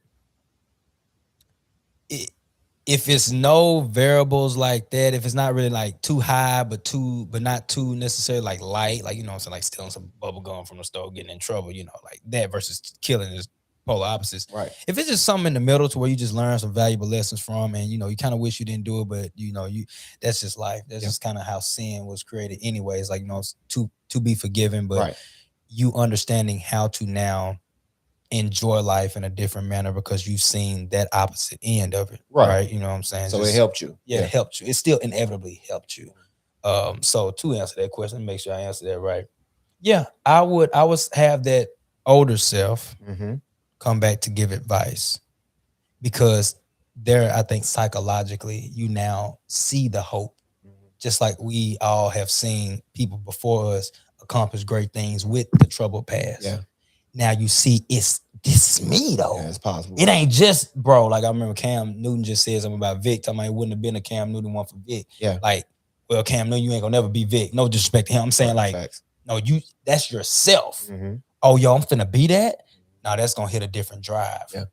So yeah, I would probably choose that, because that would let me know, okay, keep going hard, do everything the best I can do, because this is what I'm going to become. Yeah. So yeah. Same though. I think I would talk to my future self, because everything up until this point, I've done some silly shit that I regret and I wish I could take back. But everything up until this point, I think it has made me into the person that I am. So I would definitely try to get some advice from my future self, because I want that mentorship aspect for sure. So yeah, I would love for him to mentor me and tell me like, yeah, bro, you know, do this, do that, figure this out, figure that out. Yeah, I agree with that. But yeah, man, I appreciate you coming on the show, man. Ain't no thing, man. I always love. You got some acting gigs and stuff coming up. You been doing that? Yeah, bro. Yeah. So I'm in this agency called Advantage Talent. Oh, you got an agency? That's what's up. So I took the extra step because it was to the point where a lot of what I was doing was freelance. I was, you know, kind of hoping that things was gonna transpire with, you know, things I've done and people see it and maybe it boom. But then I'm noticing kind of how life is like evolving. You need to do this, you need to do that. You know, it's just I went in.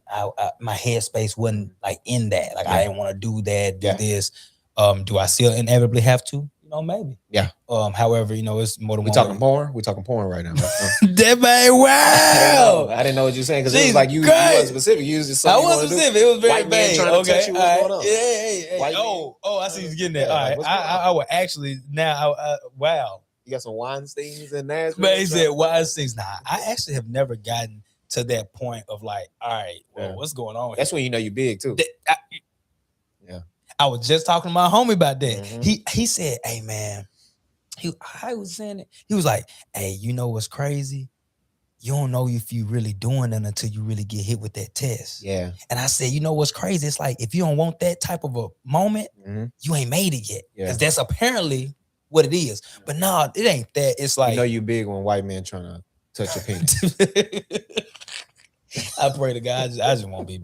You feel? I just guess I won't make it. I'm gonna be like, oh, this is crazy. This crazy right now, right here, right. Okay, I guess I'm finna get up out of there. I really wanted that part, but yeah, I'm good. Yourself. You know, it's like I'm good. But yeah, don't go by yourself. I do got a question for you. Okay. Would you? I just seen this question today. It was actually on Brilliant Idiots. It says, that's a podcast, Brilliant Podcast. I got to watch. It said, would you take a penis to end world hunger? Jesus Christ. Jesus Christ. Just one stroke though. Oh my God. Oh my God. You don't have to be hungry no more. Hey, look, let me tell you something. I be hungry like every 3 hours. You feel me? Like, you gotta starve, right? Hey, little Pepe. It'll make you stronger. Oh my God, nah. I tell me to make being hungry will make you stronger. No, being hungry, I'm with you. Yeah, there we go. I'm like, I got a couple by integrity to feed, bro. Fuck no. Why was that the only solution? Right. I gotta get fucked. You know what I'm saying? Hella women. I gotta live with that the rest of my life. Feed everybody. I don't know. I can't do that. That's just that's crazy to me. Yeah. Only the strong survive. You know what's funny? Yeah. You know what's funny? That's like one of those. That's one of those white and black jokes. Yeah. Because, bro, when I've literally hung white out boys with doing that shit. Bro, it be like, why have to be? Yeah. Why gotta give up? White boys love that shit. Bro, all right. So, I do sous chef work on the weekend. My homie name, his name Chef Q. He a Sigma too. That's another shout out. So Chef Q, that's the close homie, man. We be doing all kind of stuff, man. We be having it's either a bachelor party, bachelorette party. We done had birthdays. What else we done did? I don't know. So bachelor party. It was like 10 white guys. Yeah. Piss drunk. Yeah. Oh shit. Oh God. Yeah. Anything can happen, literally. So everything's good, bro. They eating steak, woo, talking, laughing. Out of nowhere, you get the one that come over, just got to touch the shoulder like this. Yeah. Say some bullshit. Yep. And you know it. It's like a spidey sense. He about to say some bullshit. Look, hear me out. Hear me out. No, shit. Never hear them out. Yeah. If anybody is drunker than piss and they say, hear you out, don't hear them out. I say, hear me out. Look, what would you do if Bill Gates, hear me out, if Bill Gates told you to just lick the tip, just lick the tip, and you get $10 million, you wouldn't do it? I'm like, so in your mind, yeah. you conjured up this thought that if you had the opportunity to even be in the room with Bill Gates and somehow his pants was down, $10 million on the line, and he felt the need to ask everybody that. Yeah, like slick my penis. Yo, like, I don't understand, but is that be happening, they bro? Funny, though. Bro, it'd be like, that'd be so funny, bro. I'm like, bro, why is this on your mind, bro? Yeah. A couple of them said they'll do it. And I was just like, I don't know what you want me to tell you. Like, this amount of money is not gonna take away your your integrity is shot. Yeah. You know what I'm saying? But you know, people do crazy stuff for money, man. It's like the OnlyFans and all that. Yeah. But yeah, man, I do society, man. I appreciate you coming on, man. You know, I always want you on. We're gonna keep on working. I would like to see, you know, what comes of your acting and everything. I'll try to keep as much in touch as I can. For sure. But I appreciate you coming on, man. I appreciate you. Like I said, anytime you want to come on, let me know. And I'm always reach out to you, let you come on. You know, I try to spread it out a little bit. It's your second time on the show, so yeah, man. I enjoy this. It's smooth.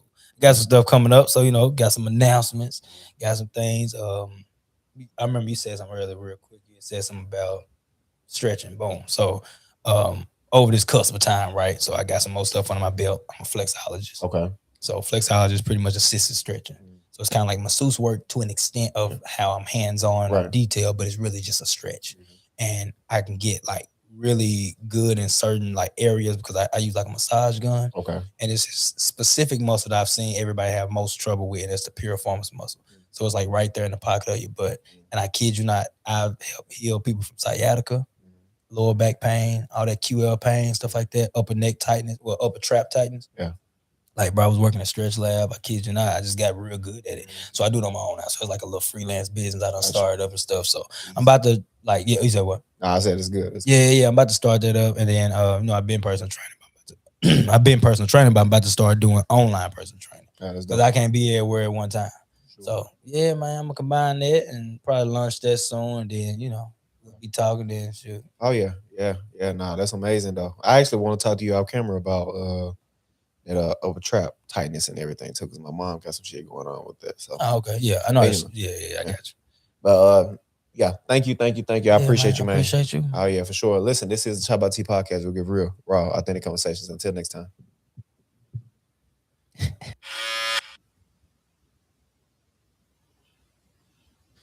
What's up? This is the ChoppedByT podcast. We'll get real, raw, authentic conversations. I'm your host, T. And today we got Sko. What's up, man? How you feeling, Sko? I feel good to be back again, brother. Yeah. Feel good. Yeah. Left me. Yeah, motherfucker. It's one of them. One of them type of episodes. I had to get on down, man. Yeah. No, I didn't. You chose to. Yeah, you chose to. Looking back, this shit go right. Did I try to do? What was it? What did you try to do? Let's talk about that. What did you try to do? Try to save my family, brother. Listen, brother. That's why you got to come with the mentality of fuck that family. I'm telling you. You got to be selfish. You got to be selfish. You got to choose you. You got to salvage what was left of your relationship. Fucking square. Everything. None of this shit worked, bro. God. None of it worked. You want me to tell you the truth, though? Tell me the truth. deep down, I'm happy about that shit. The fucking joy I felt to know that your relationship didn't work. The joy I felt to know that you left my podcast and left our podcast to save your relationship and that shit didn't work. I was elated. That I invest plenty of money in. Left. Thousands. Just I to go see my love of my life. None of that shit worked. But I'm gonna tell you though. It's funny. Me and New was just talking about you on the phone. Me and New talk about you a lot. You already know that. That's something I always admire about you. Your ability to love. Like you don't mind. You don't mind loving your woman. Nah, a lot of niggas be embarrassed to love their woman. No, not me. Like you don't mind loving your woman. You don't mind like pouring into her and shit. That's a good thing. A lot of niggas move like they hate women. Yeah, niggas be weird. I just seen some shit on TikTok and his whole thing was just down in women. I'm like, you probably gay. Yeah. Ain't nothing wrong with loving your woman. Sometimes shit just don't work out. Sometimes she just fucking retarded. And you gotta accept that the woman you chose to love is retarded. Right. That's okay. Sometimes just fucking stupid. Your ass gonna lay or stay, you know what I'm saying? Barbecue a meal, dude. What we gonna do? Sometimes shit mixed in with I seen some shit the other day. I see it all the time. A woman was like, she just her husband, her significant other was cleaning up and shit. Mm-hmm. She's like, when you just trying to find something to complain about, she kept walking in rooms, see if he made the bed up. He and that bitch making the bed up. She hit him with the knob. Okay. Leave out, come back in. Oh, you washing the dishes? Oh, okay. Like, I'm just trying to find something to be mad about. Nothing to be mad about. Yeah. Like, bro, listen. I think about my mama. It was tough growing up with her for them 18. I did a bid, basically. You know what I'm saying? It's like, what do you expect different from your woman? I don't know. But I was sitting up thinking the other day, bro, about just all the shit. We had a journey, bro. When did you first come down here to it was what? Murfreesboro. 2017? 2017 at the time you would have been how old? I was 20. 25? 25, yeah. 25 years old, you decided to come to Murfreesboro. Just on a whim. Yeah. For whatever reason, you decided to make your way down here. You pushed it. You put the bat in my back. Yeah. I was like, man, what type of job I can do? You instantly shoot me over the job. Yep. Got your job down here. You know, nigga always value what you said anyway. So it was like, fuck it. I'm gonna do it. Yeah. Did it. Had a job within a week. Yeah. Yeah. Got you the job. To the point I had to go stay on Zabo couch because the shit took off so fast. I stayed on his couch for a couple months. But that's how I got up here. Yeah, you down here, you just made a decision. What made you leave in the first place? Do you remember? Just new opportunities you want? You remember I got caught with the little weed in my car. Okay, yeah. Got caught with the little weed in my car. And for some reason, I was working for this, I don't even want to say the name of the company. I don't want to get him no clout. Right. But the owner cut my hours for whatever reason it was. And I was like, bro, I ain't finna grow down here. Yeah. So I was like, I got to go. Yeah. And usually, when the universe will tell me shit like that, shit'll get bad. The universe will wait till shit get bad to tell me to move on and go places, you know? Yeah. So that's what happened. End up coming down here. Shit took off from there. Yeah. That's when our journey started. And and in that point, we did a lot of shit. We did a whole bunch of shit. One of the first things, I mean, because this is the thing, I always admire a person who's just eager to learn. Mm-hmm. Like, I'm always so eager to teach. Right. You know, and pour into a person. I like to consider myself like an enhancer. So when I see you come down here and you kind of like at a low, I'm like, damn, like, you know, like, let me see if I can pour into bro. Of course, you always been a friend. Mm-hmm. It's like, let me see if I can pour into bro, like, and just build them up. And we start working out. We start fucking like getting to it and shit like that. And you got a job. And one of the first things we did that was kind of like jumping out on the limb is we went and got a damn Sprinter van and tried to drive a Sprinter van across the country. Nah, that wasn't the first one. What was the first one we did? We got the client to come stay with us. We got the fucking client. Oh my God, Josh the Menace. Oh my God, I'm saying his name. I don't give a fuck. That nigga was a problem. Josh, bro. We had a whole a person with intellectual disability living with us, bro. bro. Like it's like for the people who watching and don't know, you can move clients in your house. Like you can move clients or whatever, like patients or whatever you want to call them in your house, people with intellectual disabilities or whatever. We found a damn program in our efforts. It was like because the goal in our mindset, it was like the goal was to start our own company. Actually, that wasn't even the first thing we done. I'm gonna get to that, but we fucked around and tried to start the company first. Yeah, we went to the meetings. We was front row at the meetings. Had our paperwork signed. did everything right. We had everything right.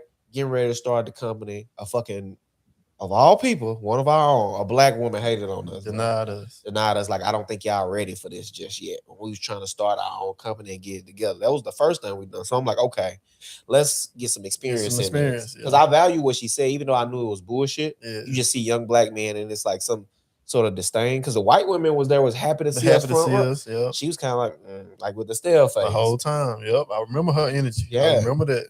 So we fucked around from there and decided like, okay, let's just get. I value what she said. Maybe she was right. Maybe she seen something in us that we didn't see. So we decided to go ahead and get a client. That's when we started to get Josh ass. They gave us the worst client. Do you remember what she told us in the meeting the very first time when she met us? I can't remember. She asked us what we get. She sure did. That's what we like life partners. Yeah, like we were partners. She was like, yeah, bro. It's like, no, they was just two homeboys trying to get some money. Like, damn, why the fuck we gotta be homosexuals? Damn, I forgot about that. Yeah, she was sure like, did try her. Don't worry. Her name was Amanda or something like that. Don't worry, I'm not judging or anything, but are you guys, partners? Like, no, you think I want this nigga? Like, I'm a piece. If I'm gonna get me a man, I'm gonna get me a pretty man like Prince or something, Scope. If I'm gonna get me a man, Scope, that nigga gonna be gorgeous. You think I want this big husky ass nigga at the time? Big burly ass, big fat burly ass nigga. You in your handsome stage now, but back then you was ugly. I got pictures for proof. I was looking at a video of that. I said, wow, Scope was ugly back then. Your face was discolored and shit, bro. You was living an unhealthy life, bro. I was, bro. Thank God you met me. I say you life. You saved my life. You would have been dead, bro. Probably would have done. Because I was doing it but drinking and smoking and I don't know what the fuck what was drinking, I on? Smoking, and eating fried chicken every day. Just fucking tearing it up. What the fuck was I on? Hell, it's like 3-something. 320 to be exact. Yeah, I remember. Yeah. I look at old pictures. You don't even look the same. You don't look like the same. I hate looking at them, bro. I swear to God, bro. You don't I want to delete all of them. Yeah. I hate looking at them. I was like, damn, this nigga don't look like the same person. But yeah, so we got Josh, and Josh ass was a problem, bro. I can remember one of the craziest moments I had, which I don't know why Josh decided to play with me. Did he ever play with you? Did he ever try to attack you? No, he never tried to attack me. So, I must have been a bitch ass nigga. He was just smaller, bro. The nigga tried to attack me, bro. Like, I'll never forget this shit. I'm in the room watching TV. You had left to go to work because that's what we used to do. We used to alternate go to work because we still had our main job. I'm just flipping the TV in my room because you remember I had like the little punching bag as my chair in my room. Mm-hmm. I'm flipping the fucking TV, and Josh, came in and he was like, "Hey T," I said, "What up, Josh?" He was like, "Hey man, I just, I got some stuff going on in my head. I'm thinking about, hurting myself or hurting somebody in here. Yeah, not you though." I said, "Motherfucker, who else here? It's just me."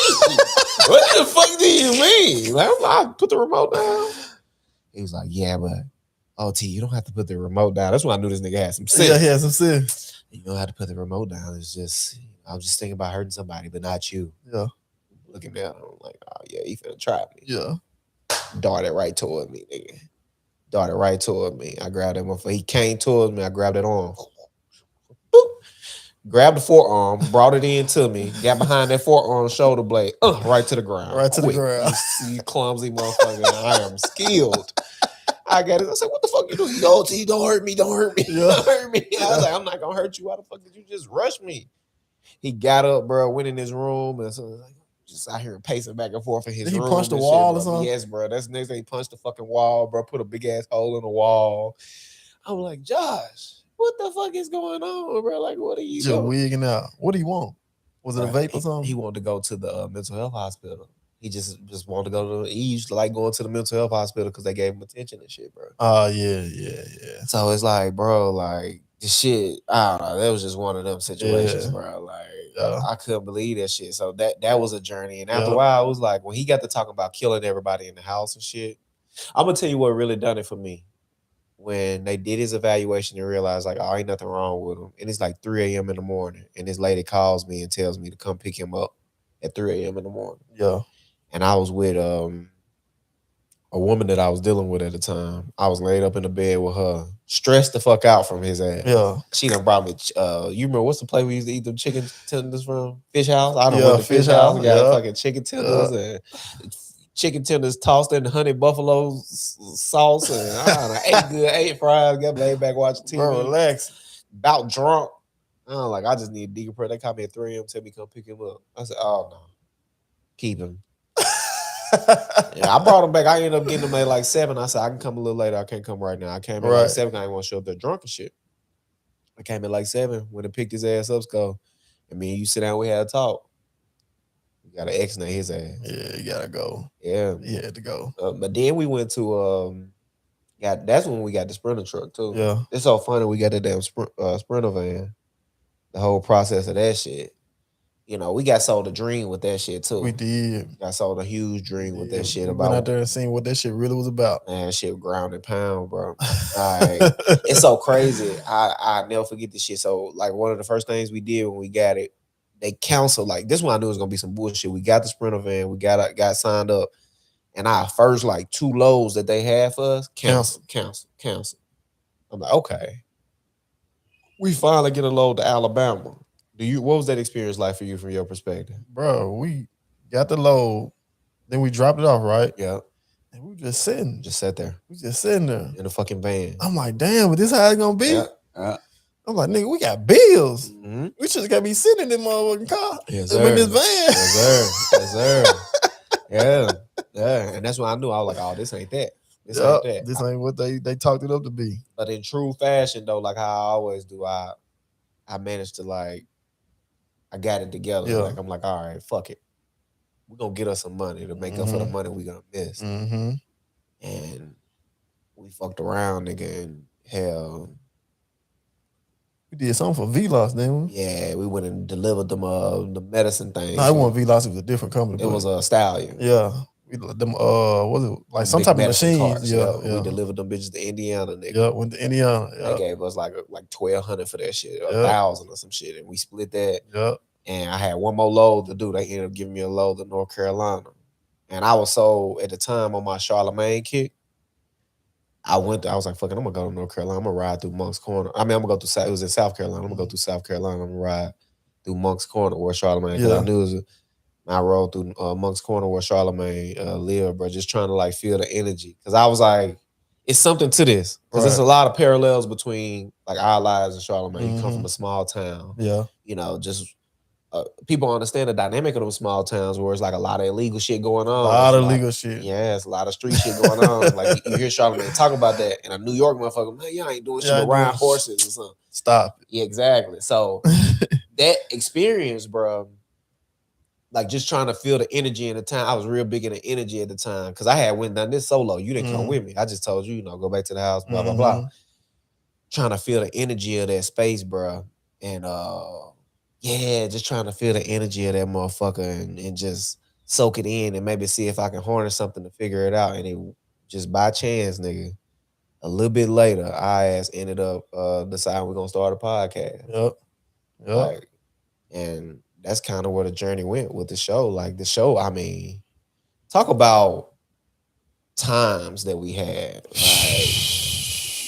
just beginning and starting. Because it started off good, though. It started off perfect. Yeah. It started off great. But it's like, especially when you're dealing with, it always like that when you're dealing with more than 2 individuals trying to do something. It's going to always be like a person that's going to be like a dare to be different ass person or just want to question shit just because like it's no real validity behind it. It's just some bullshit. Like, so that's when shit just kind of getting bad for a moment. But it was never nothing between us. We was always solid. Even when shit got rough, we solid. You know what I'm saying? We had some tough moments in this shit. Yeah, bro. Me trying to learn this shit, you learning the shit faster. I'm taking forever to learn it. It was rough. Yeah, bro. Like, I mean,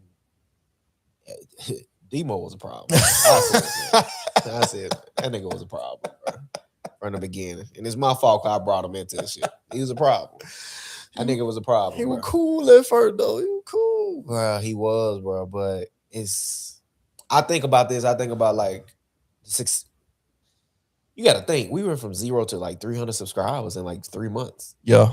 That's like not a thing on YouTube. Yeah. People don't get many subscribers like that. They don't. And it's all off names. Names. That's knowing motherfuckers and just guerrilla hustling and telling people to do, like, share, comment. You know what I'm saying? Like, that's why I be telling people, we want to jump in this space.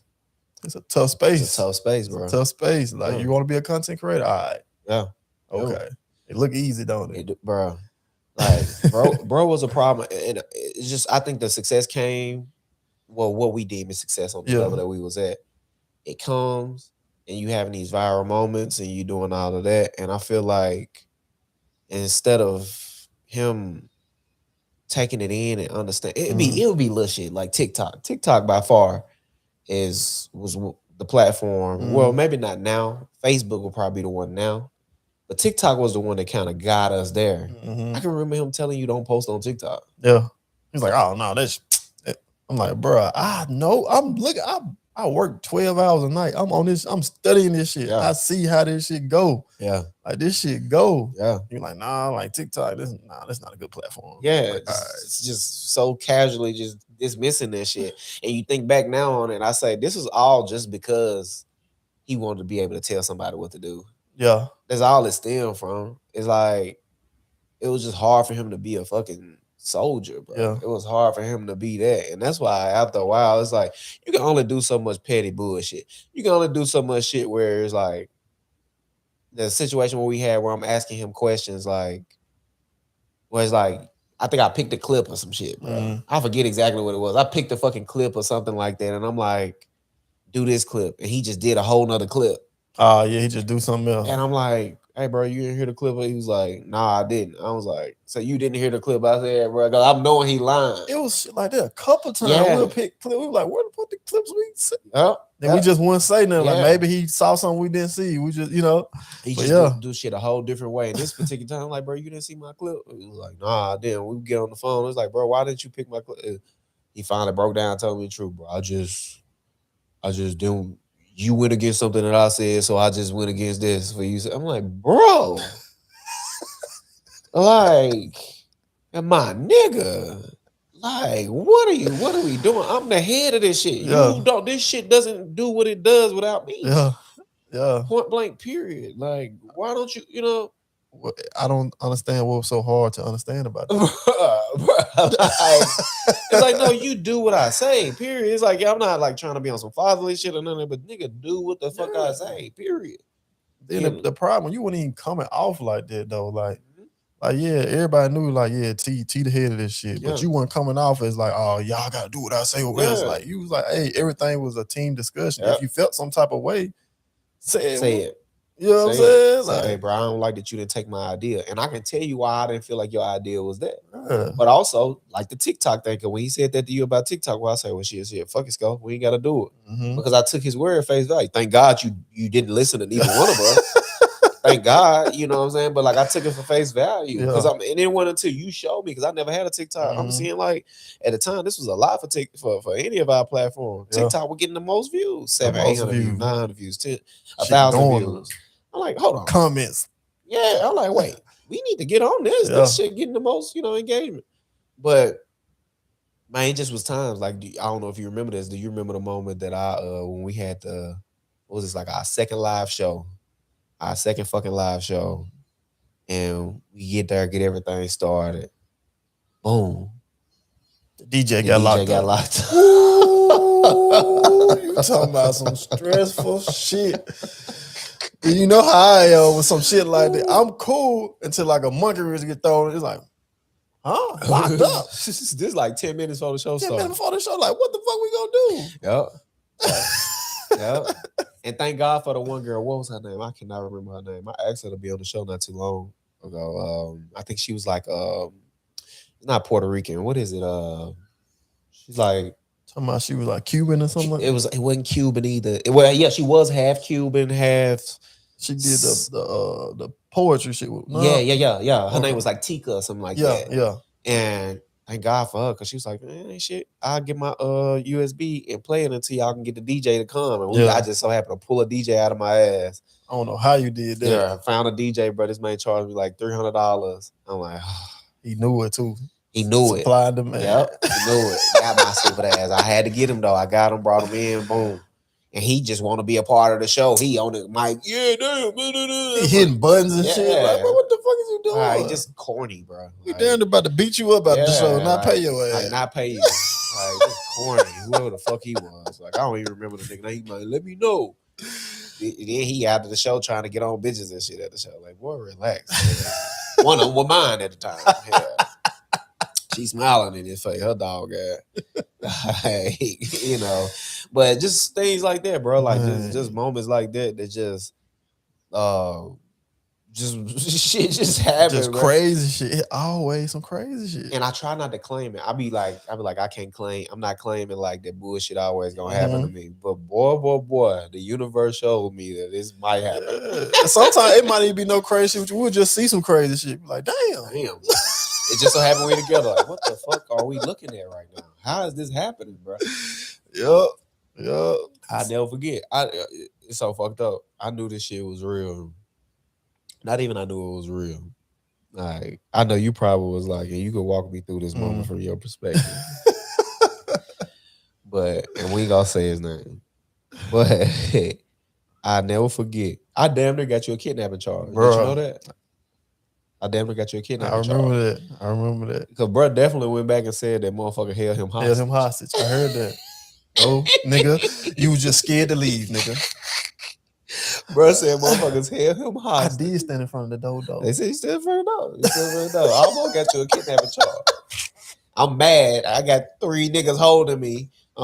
No, Scope, stop him. Get in front. Knock that nigga out. Knock him out, Scope. I'm like, damn, knock him out. Y'all just talking. What the fuck? I just get tired of this, bro. Like, it's like at the end of the day, we all men, right? Yeah. We are all men. But it's like, bro, that was like his 3rd strike. Yeah. It's been over the years with him. It be times when I'm just trying to ask him questions, and he got this like, Memphis is a tough place. Yeah. We ain't gonna act like Memphis ain't like Memphis sweet. Memphis not sweet. Some niggas don't even be from the inner city of Memphis. But like, and some niggas even from the inner city. Like, I got a line brother, bro, who's from Memphis. The gutters part of Memphis, bro. Like, and he does not act like that. He's a square. In every good way that I mean that. He's a square, bro, and he does not act like that. Bro, I know you didn't have that life like that at all. Like, your life wasn't like that. And he just, nah, man, nah. What you talking about? In my face and all of that, bro. I'm like, all right. You just big and ugly. You just big and ugly. Like, you ain't even built like that. I already done seen you throwing them bitches, boy. I'm finna hurt you. I'm finna take you to feel like, boy, this is what I do. I've been getting beat up since I was little. I know what I do, boy. I'm finna take you through there, boy. And I don't know what he would think. As soon as I got hyped, that was the first time I ever gave him that energy, bro. That was the first time every other time he's like, we frat brothers and cool. Yeah. I gave him that energy that day. That boy ready to run. He was so scared. You can see the fear. Yeah. He was terrified. You got 3-4 niggas holding me. I'm like, man, let me go. And I told him too, don't ever hold me again. Yeah, because he could have got off on you. Yeah.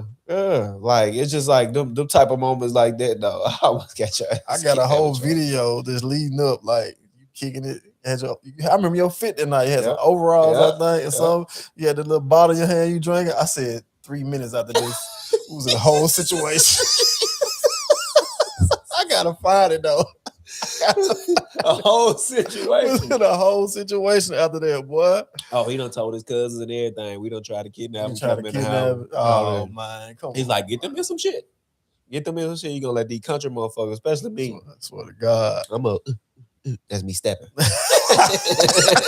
Like, get them in some shit. Let them try to come over here and think shit sweet. Try to come talk to me, boy. I'm gonna die. Motherfucker gonna die. Like, I am insane. But like, let's just say though, it's just crazy to me though. These like little micro moments like that, bro. It's like damn, I can't. I do have a problem though. You do. Shit can't go from 0 to fucking outrageous with me. You have to be prepared to be with you. Yeah. You're like, hey, listen, she can go left. And you better be ready because it might. You better now, though. You way better. Like, I'm more calmer now when we go out and stuff like that because I know it's at least going to be a conversation. Yeah. At first, it's like, oh, shit, she finna get handled. Yeah. Now it's going to be a conversation. It's going to be like, maybe we should just remove ourselves from this situation. Yeah. But at first, your ass will hell. It be fucking people up. I'll never forget, bro. A nigga drew down on me or whatever. I was like, how you gonna have to use that? Like right to his face. Big ass AR on me. Like, you gonna have to use that. Hold on. Walking towards me. Like, bag up. He want to use that motherfucker. I had to use that. Boy, gonna kill me. I got a child at the time. Matter of fact, I had the overalls on. That's the same day as my baby shower. So I'm just finding out. Man, I got baby boy. He on the way. I'm already playing with my life. Already. And my life and my freedom. It's just, bro, motherfuckers just be unhinged. Like sometimes it's just like you get played. I got played by my people. Yeah. That I think that may be the root of like my bullshit. Sometimes I got played with by my people so much, and it's easy to point out. I'm a probability guy. I'm like a numbers guy. So it's like, okay, you've done this several times. You've reacted in this way this many times. Like, I know how I'm coming and what I mean. Yeah, my conversation, my language may come off a little aggressive sometimes. I'm not justifying anything I'm doing. I do not mind being the villain in people's story. But it's like relax a little bit. Especially if you know once I take it there, you gonna bitch up. You gonna bitch up. It's like relax. Relax. Just chill out. Especially if you know you ain't finna be on it at all. Yeah. Like, you know you ain't on it. Yeah. You know how far he willing to go. So why you even on it with him? But that was the thing with bro, he didn't know. He didn't know I had let him slide so much. Because in that space, we let niggas slide all the time. It's like, bro, this some frat shit. This some school shit. But niggas be in there trying to play this character that they really not and then don't know who you really are, what you really trying to get away from. Like you playing, like I'm fighting real demons. Yeah, motherfucker go there with you. Like, let's be college kids. Yep. I had to deal with that a lot too. Like everybody thugged out. Yep. Everybody want to be gangsters. Everybody want to be gangsters. We in a frat. We stepping and strolling and dancing. Some niggas damn near twerking. What the hell, nigga? And let's be real, some of you niggas gay. That's a fact. Like, what the fuck is we doing? You know what I'm saying? That shit, man, that shit was wild, bro. Yeah, bro. Like, damn, we Phi Beta Sigma. I ain't know we was gangbang. We gangbang. What up, mob? Like, bro, it's mob. It's just a simple mob. Like, take the bass out your voice. Like, come on, bro. Oh my God. But that because I come from gang banging. Yeah. Like, what we was doing, we tried to say, oh, it's an organization that we was gang banging. I come from gang banging. So it's like when I got here, it's like, oh, this is what we doing. Yeah. But you see this shit in people's eyes, I'll never forget this shit. And maybe I shouldn't even be telling this on the show. Like, I'll never forget. Some shit got real down here. And it was a little incident, and one of these damn brothers that was just so happened to be down here. He wasn't nobody associated with me necessarily, but he was a brother though. And he knew I was a brother and everything. Yeah. Just so happened his ass, motherfuckers getting into it. Like frats getting into it. Yeah. He don't understand. He think it's game bang. He don't understand. He's straight up on him. Boo, boo, boo, boo. I swear to God. Niggas was crying. Like, bro, what the fuck, bro? He don't understand. He just normal. It's fucking him up. I'm looking at it's fucking him up how normal me and him is. Yeah. I'm like, this is how this go. I keep telling y'all to stop playing. And y'all see this boy hanging around me, and y'all think like, oh shit, he just like T, cool nigga. No, he not a cool nigga. This nigga will have y'all in fucking murder. He owned it. Like he gonna have y'all involved in this. Y'all need to relax. He owned it. Now shit real. Yeah. Everybody ready to tell it. Yeah. This shit was like some high school musical shit. You should have seen it. I'm like, y'all stupid. I'm talking to him, my little frat brothers. Y'all stupid motherfuckers. I told y'all not to go over there any goddamn way. And y'all bring him with you. And look what he done. Now look. Who ready to get locked up? Now. That's what I'm talking to him. None of y'all. Nobody. Y'all stupid. Y'all dumb. Y'all don't listen. Y'all don't come from this. This is how I'm talking to him, bro. I was like, y'all dumb. Like, they done brought bro with him, brother. Got their ass almost in a case. They goddamn up there yop on their ass. Fuck around, got the dumb. He didn't have to. He didn't have instantly. to. escalated. You didn't even have to. It's like, damn, bro, why would you do that? You ain't even. I talked to him later. Why would you do that? You didn't even have to do that. He, shit, I thought motherfucker was jumping, motherfucker. Shit, I ain't know. I'm like, okay. Yeah, like, all right, you know. But it's just little moments like that, bro. And it's like it be them crazy ass moments nigga get involved in. I don't call myself in some of the most ridiculous moments, bro. What's one of the craziest moments? Me as a, cause you done seen me do some shit. Yeah, you done witnessed me do some shit. Yeah. What's one of the craziest moments you done seen me fuck around, get you involved in? Like one of the craziest, but really the funniest, but craziest too, son. The shit with Joe. Shit just how it happened and everything, bro. Like the shit with Joe was just like crazy to me. Yeah. Because the whole time, you know, I'm thinking like, yeah, I go and tell T what the nigga said. Like, Yeah. T, you know, T gonna understand the nigga just emotional. He said this, you know what I'm Did saying? not understand that shit. I didn't understand it. I tell your ass shit. I come home from work, I'm thinking shit sweet. I go to sleep. No, I work third shift at the time. I go home sleep. I hear a motherfucker knock on my door. Doom, doom, doom, doom. Let's go. I said, huh? You come to my feet. Get up. What the fuck? What the fuck going on right now? I look at you. I'm embarrassed. Your face greased up. You got your fucking shorts tied up to your belly button. Air Max on, tied up tight as fuck. Oh my god. I'm a jail nigga. We go to the living room. Joe in there, petrified. He's scared as a motherfucker. You, go. What'd he say? Bro, that was supposed to be between me and you. You supposed to just navigate the situation, bro. What the fuck you talking about? What'd he say? Oh my god, I couldn't help it, bro. I love that man. Man, that thing, you know, bro. You got that man on the floor choking. He. What the hell? They're the most bizarre, funniest shit ever, though. I didn't want to punch him either. Like I didn't. I love. That's how much I love him, bro. I did not want to punch him. I was like so many times he flinching and shit. I wanted to kill him. Yeah. I did. I wanted to take his life from him because I just love that man so much, bro. Yeah, to this day, I still got a lot of love for that man. Yeah.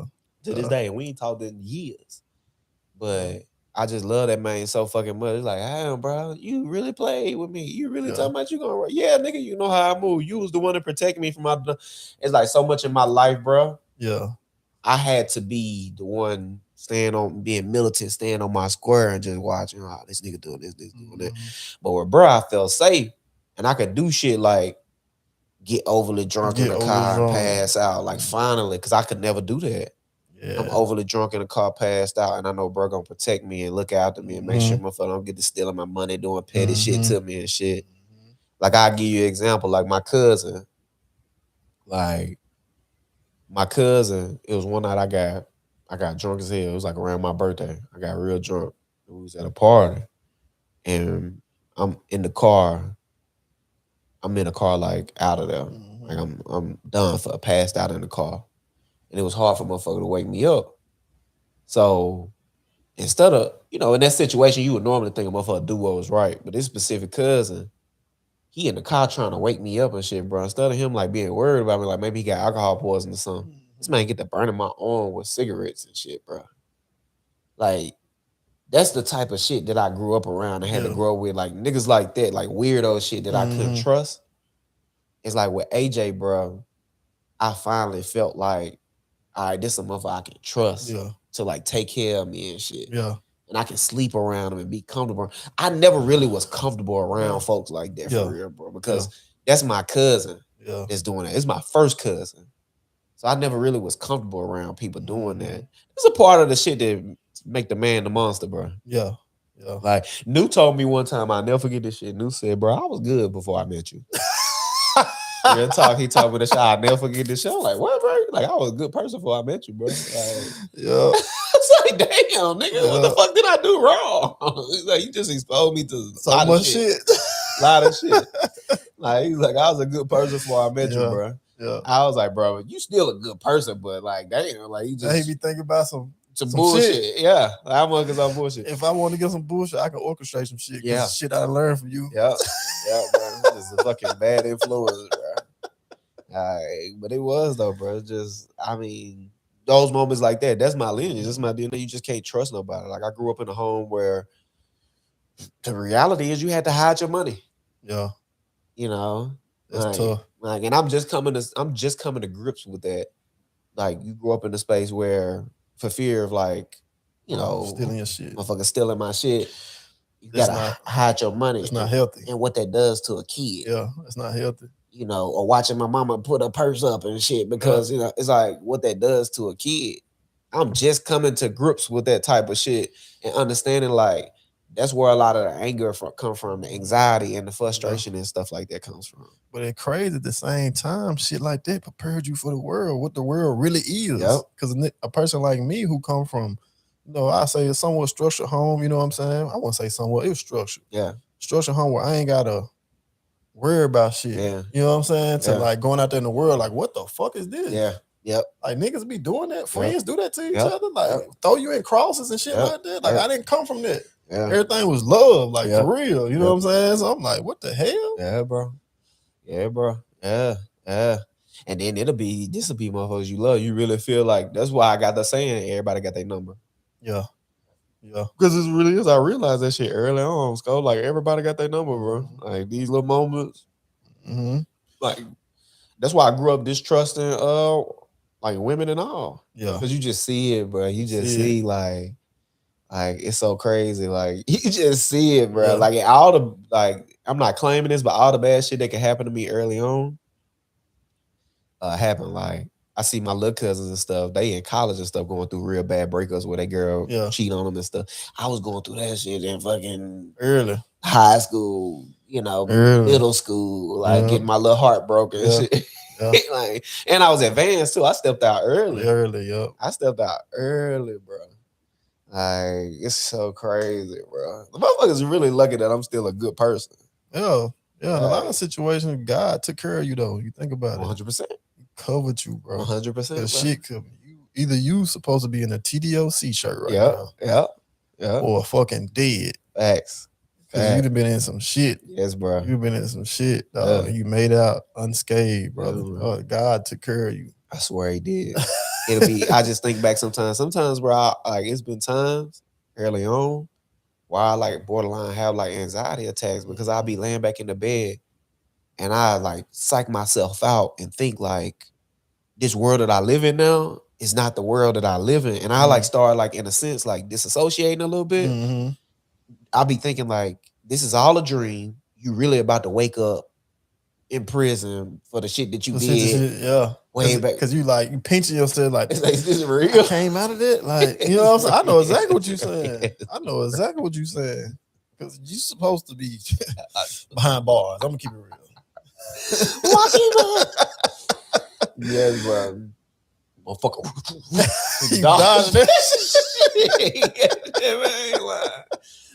But I'm happy though. Yeah. I'm finally to a place. My happiness it stems from stoicism now. Like I don't necessarily practice stoicism intensely, but I just learned to let things be what they are. Yeah. You notice like I'll talk about what's bad, what's good, what's going on. But it's all from an entertainment perspective. Like how off camera I tell you about the little instances I'm having with women and shit. Yeah. It's not meant to have like a negative undertone. It's really just like day in the life again of a player. You know, like it's that type of shit. Or I may tell you about the money shit or shit that's going on, finances, but it's like, oh no, that's just hope for. It's just I know I'm gonna whoop that shit. That ain't nothing. Like, like you gonna overcome that shit like you do everything else. Yeah, but it's like now it used to be said in a way of like complaining or putting negativity or like woe is me, why is me, and you gotta learn like get that shit away from people, get that shit away from yourself too. Yeah, yeah. You a man now. That's just you a man. Yeah, bro. That's how I look at it. Like we men now. Certain shit we just ain't. It's like, hey, we'll deal with it. Yeah. I ain't finna harp on this shit. Yeah, bro. You know what I'm saying? Like we'll be all right. We'll get through it. Yeah, bro. Chest out, chin up. Hell yeah. I ain't scared of none of it though.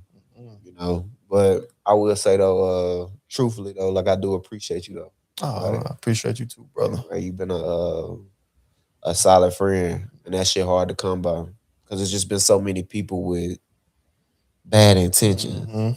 People just don't be genuine, bro. I was just having this conversation with my gal. She was like, "Do you believe in soulmates?" You got a gal, bro? Yeah. You know I got a fucking gal, nigga. I didn't know. Stop.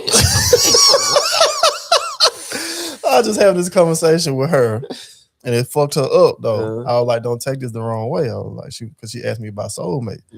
I said, everybody be thinking like soulmates got something to do with like the opposite gender and stuff like that, like romance and sex. And stuff. Yeah, I was like, no. I said, I believe my soulmate is my best friend. T. I was like, because I can be thinking about something, I can be stressing about something. Me and you ain't talked at all. Yeah.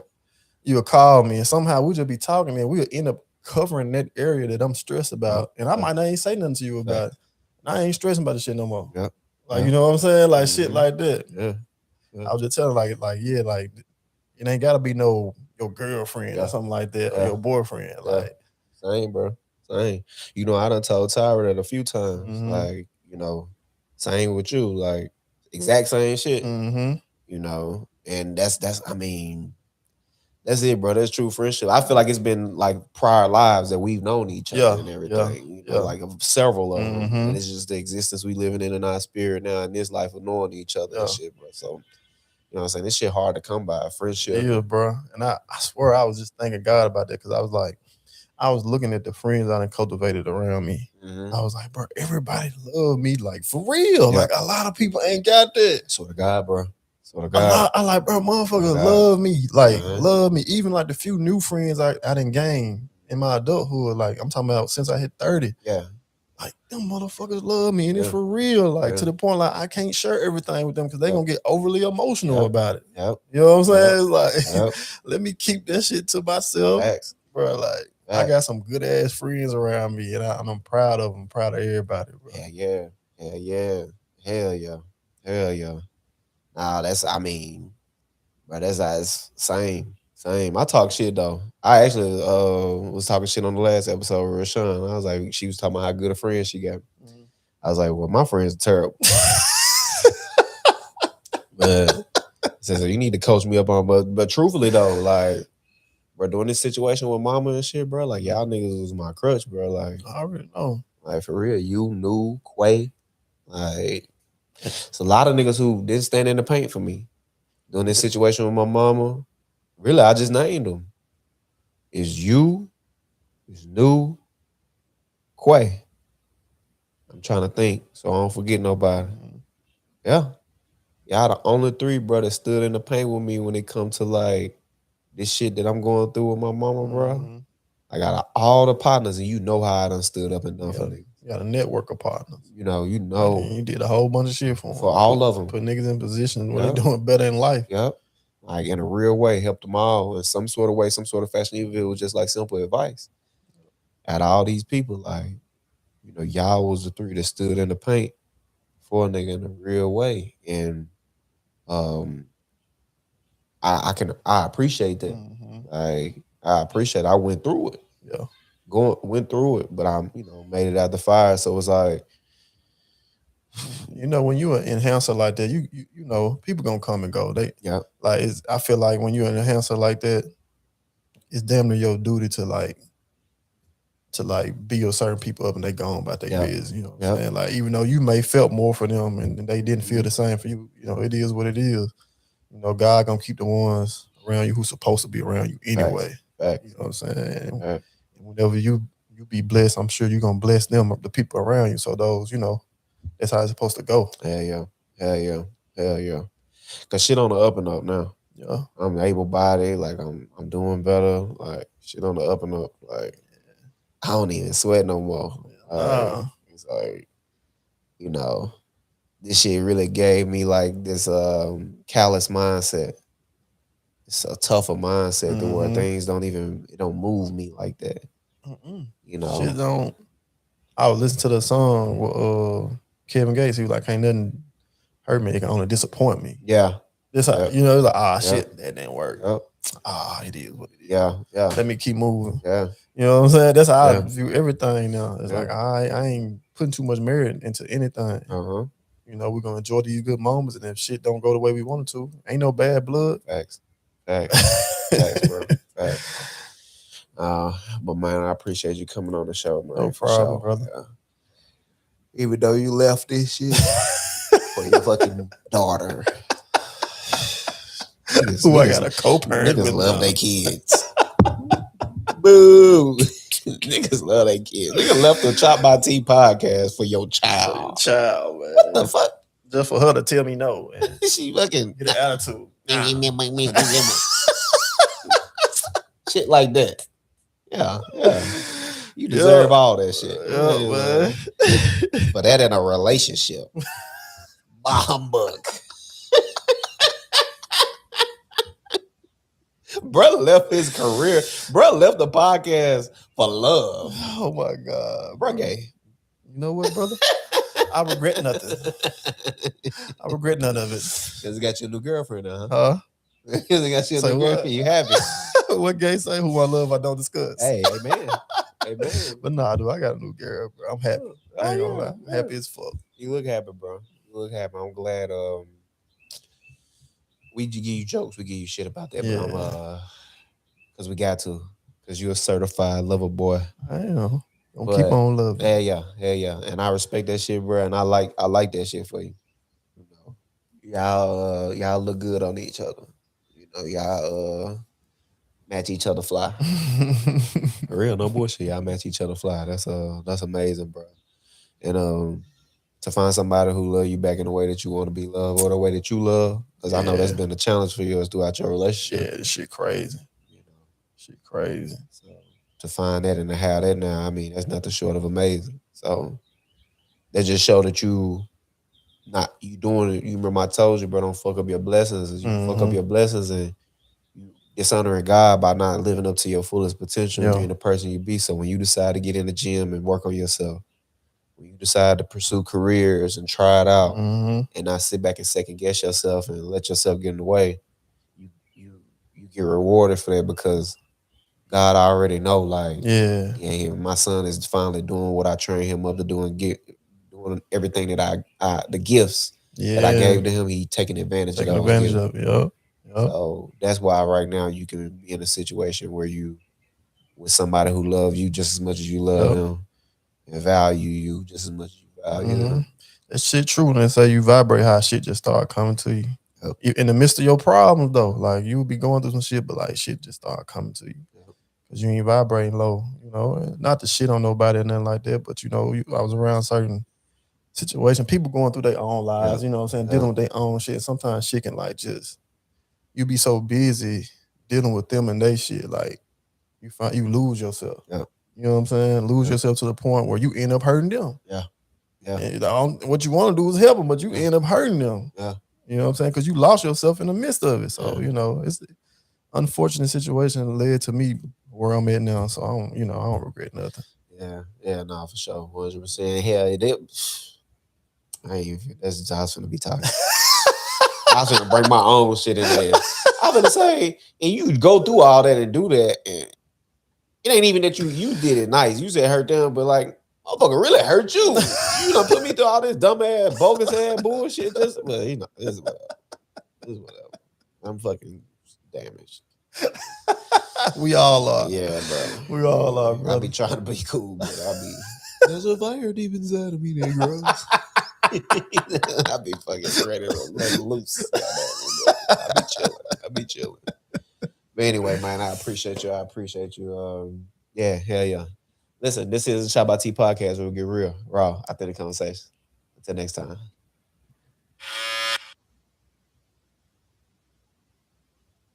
Yeah. Keep it in the.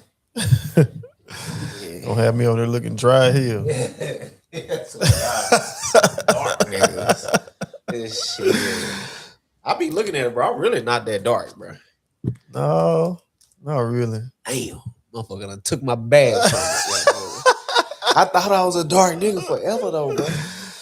You were when you first got out the military. Yeah, I was black as hell. You was black as a motherfucker. Yeah, bro, that fucking sun, bro. That's when I first found out I can get sunburned, bro. I swear to God. I didn't think I could get sunburned. It was on your shoulders and shit. No, that's outside of your your face. Yeah. Shoulders, back. I'm like, damn, I could get sunburned. That shit hurt when it hit the shower. Man, these motherfuckers lied to me whole time. They gotta be out there for a long time, though. Yeah. But shit, yeah. But anyway, I was looking at the dates, nigga. August 24th. I would have joined the military in 2011. Went to boot camp in 2011, I think. No, 2012 I went to boot camp. So that would have been, it's 2025, so 13 years ago. 13 years ago today is when I would have been leaving AIT. And all the memories just start coming back to me of the shit that I went through going through that shit, bro. It's so fucking crazy. Like, that shit a whole nother world. Like, it was I ain't gonna lie. Cause you was gonna go to the military too. Yeah, I was at first, yeah. I ain't gonna lie, that shit was different, bro. Like, I ain't never been to jail or dealt with like jail, but I kind of know what that feeling is like. Around number men. Around number men. You got women there too. We had drill sergeants that women. We actually trained with women too. Now, once I got the AIT, it was no more women. Because my job, well, I think they got women doing it now, but my job, women couldn't really do. Right. Because I had like a combat MOS. Okay. But I ain't gonna lie. Very first experience, like, again, shit always happened to me, bro. Very first experience coming into the military, I'll never forget this shit. It was when she get my head shaved. And if you look at my head, I mean, it's motherfucking colossal. Enormous. Bro. Gigantic. The fucking this shit was like a movie, bro. This shit was like I'll never forget these motherfuckers. I'll never forget this shit. I sit down in my fucking, we there. We all get out the bus and shit. And I'm nervous. I'm like, oh, what we finna go do? We just around in the room with some black folks too. You could tell they like some street niggas turned like military dude. Right. They like, oh yeah, bro, right here. Pointing at me. Yeah. I had them bitches like how he got them. What the fuck they talking about? I was like, yeah, spinning. I knew they were talking about my waves. I was spinning, bro. Even all over waves spinning. I had them like how he had them. Shit. Yeah, he gonna be sick after the mall. Like, I said, show the fuck is. I'm like, yeah, I already knew that was coming. I knew they was gonna shave my head. We get to the barbershop. We got a position of attention. So, but what position of attention is, you parade rest in position of attention. So position of attention is like you kind of like, attention. You kind of like straight up and your hands by your side type shit. With your feet, your heels of your feet together type shit. And then at ease is like you spread your feet apart and then or parade rest, like with your hands behind your back. So that's what we doing the whole time in line, just waiting, standing up as just a visual. Yeah. It's a real barbershop. Chairs lined up. Yeah. And I'm just watching motherfuckers get that shit scalped by a motherfucker who don't care. He not even, I'm like, damn, is it in a job description to not care? These could be certified barbers. This motherfucker just take the clip. Going bald anyway. Shaving it off anyway. Go. Motherfucker got patches and shit all in their hair skull. My turn. I sit in that chair. Motherfucker went against the grain. I'm an African American man. These motherfuckers went against the grain, bro. Oh my God. Bro. Shit was like a movie. I get back to the barracks. I ain't want to look. Me and Don was there together. Yeah. I'm like, bro, how I look? He's like, bro, it look bad. It look bad. Bro, walk around that bit like Mega Mind. He said it look bad, bro. I wish I had some pictures, bro. But I ain't got none of the pictures from back there. He said it look bad, bro. Ooh, I look at Don, how I look. I said, you look bad. Look bad. Motherfucker, probably not worse than me. Man, bro, I said in the mirror, big head, motherfucker, got there. I looked up in the mirror. Heart drop. I knew then I never had waves like how I used to. It was over with. I work hard for them waves. This is fucking 5 years of working hard for 5 years of brushing. Bro, brushing and do-rags and wave grease just fucking gone in seconds, bro. And I'll never forget that shit, just that experience, bro. It's like, damn, these folks really like broke me down, bro. Yeah. That's the whole process, It's the whole process to break you down going to boot camp. And not only did they broke you down, but the outside shit would break you down too. Like, I'll never forget my first experience there, like with, they all talk about Tyrone, like the cheating girlfriend while you gone. Tyrone putting the pipe on her while you gone. Putting the meat on her, taking her to pound town. Yeah, while you gone. And that shit could not be more true. But of course, in true Onterio fashion, bro, the shit that happened to me while I'm gone. So I went my sophomore year of college. And a woman that I was dealing with at the time, it's just like, oh, bullshit, bunch of bullshit happened. But a woman that I was dealing with at the time. I think I'm a part of this story a little bit. You got some yeah, a little bit. You've been fucking my life up. Like, I find out that basically, so there's two parts to it. So the first part is I find out that basically she ended up like getting like a STD. Okay. Right. And like, mind you, before I left, I had sex with her. Yeah. So her thing was, you gave me an STD. She put it on you. Instantly put it on me. That's so fucked up. But motherfucker took it a step further. Got my mama involved. Yep. Call my mama. Call my mama on the phone. This is going on. Some type of conversation that they had with each other about her having an STD. Yeah. And of course, Shirley Ann being Shirley Ann. She's on her side. Oh yeah. She all about the women. Mama don't give a fuck about men. She all about the women. She called me straight verbally assaulting me on the phone. But I tell you this, bro, because I look at my mama now. I love my mama to death. You know how much I love my baby. But I was disrespectful back a little bit. Yeah. I regret every moment that I've ever disrespected. I'm sure you would. I was like, man, you gonna believe this bitch? I go straight to that, bro. Mind you, I don't cuss in front of my mom. To this day, bro, as my mama laying in that bed, say I don't cuss in front of my mom. Like, man, you gonna believe? I'm just, bro, I'm bald. She don't know what you going through in there. Going through it, bitch. They yelling at me. Motherfuckers like, they yelling at me on bar. You just called me about this girl talking about I gave her something. Like, is she lying? Is she lying? Bro, because it's a process. When you go to the military, everybody get checked and they'll tell you if you got something. Everybody, I'm like, I don't have anything. Yeah. They'll tell you, I'm like, you believe in her? I'm like, you gonna believe this bitch over me? Click. Hang up on my mama's face. Regret I done this, Cole. Regret I done it. I really do. I didn't know you hung up. I hung up in the face. That was a problem. It was a problem. But like you said, you was going through a rough time. Bro. It was a lot. It was a big been around all those white folks. Yes. Just yelling at you. You bald.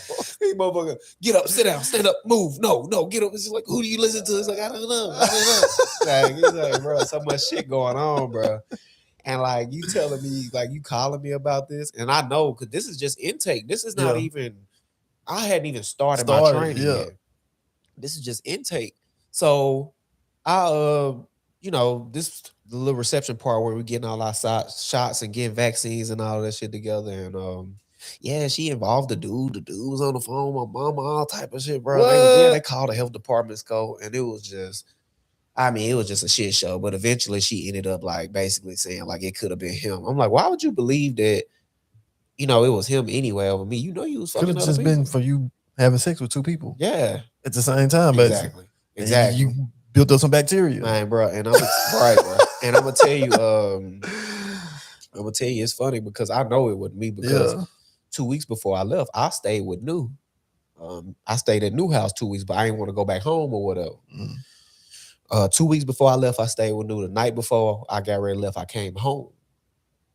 And that's how that shit went. That's how I know it wasn't me, bro. I'm like, man, get the fuck out of here. Yeah. But that shit, bro, that shit was crazy. I watched many men break down over that. I was gonna say, but how was that going through a heartbreak, away in basic training though? What was you feeling like? Let me say this. I was a savage. My heart wasn't broke. Your heart wasn't broke. Bro, didn't give a damn. All I was thinking about was revenge. I'm gonna fuck this friend, that friend, a cousin. Shit, her mama if I can. Pokemon, gotta collect them all. Get them all. I'm coming back, motherfucker. I'm here. I ain't been here nothing but a week. I'm 6-packed up. I'm already gladiator. I'm ready to get back. I'm thinking about what type of charge I'm finna get. I'm finna be ready. Bands, nigga. Shit. Don't give a damn. Don't give a fuck. I went heartbroken, but I did watch some men go through that shit, bro. I watched the dudes go. I bullshit I watched this man. So he's got this thing like the leader of when you marching or whatever who lead. He at the front of our shit with a flag in his hand. Oh man, bitch ass nigga, man, bro.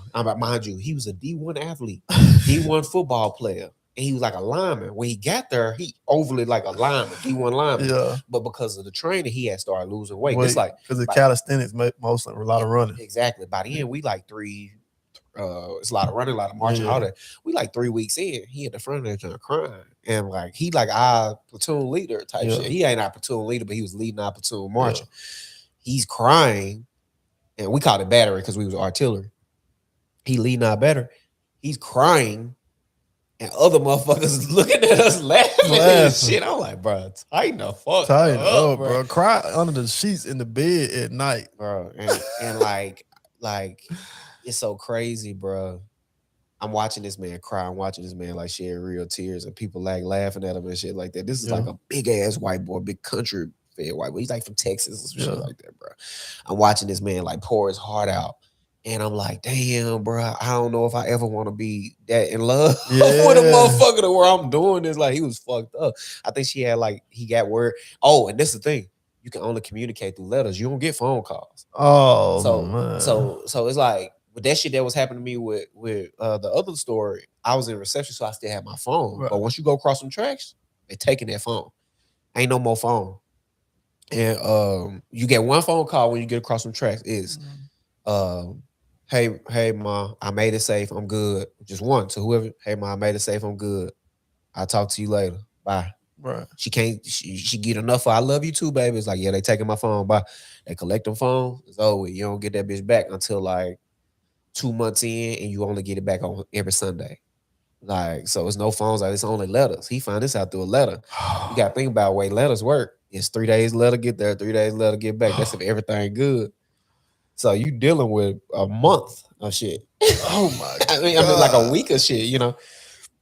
I feel sorry for calling my bitch ass nigga. Oh, he tore up, bro. He tore up. He tore the fuck up. He 10 up, 2 down. He ate the fuck up. So that boy, man, that boy was done for. And, you know, of course, people who understand, I don't understand, so I don't console them. I'm like, cut it the fuck out. Right. You know, I don't understand what people understand. It's all right, man. Patting them on the back and shit like that. You know, she's gonna be my wife. All this shit. Damn.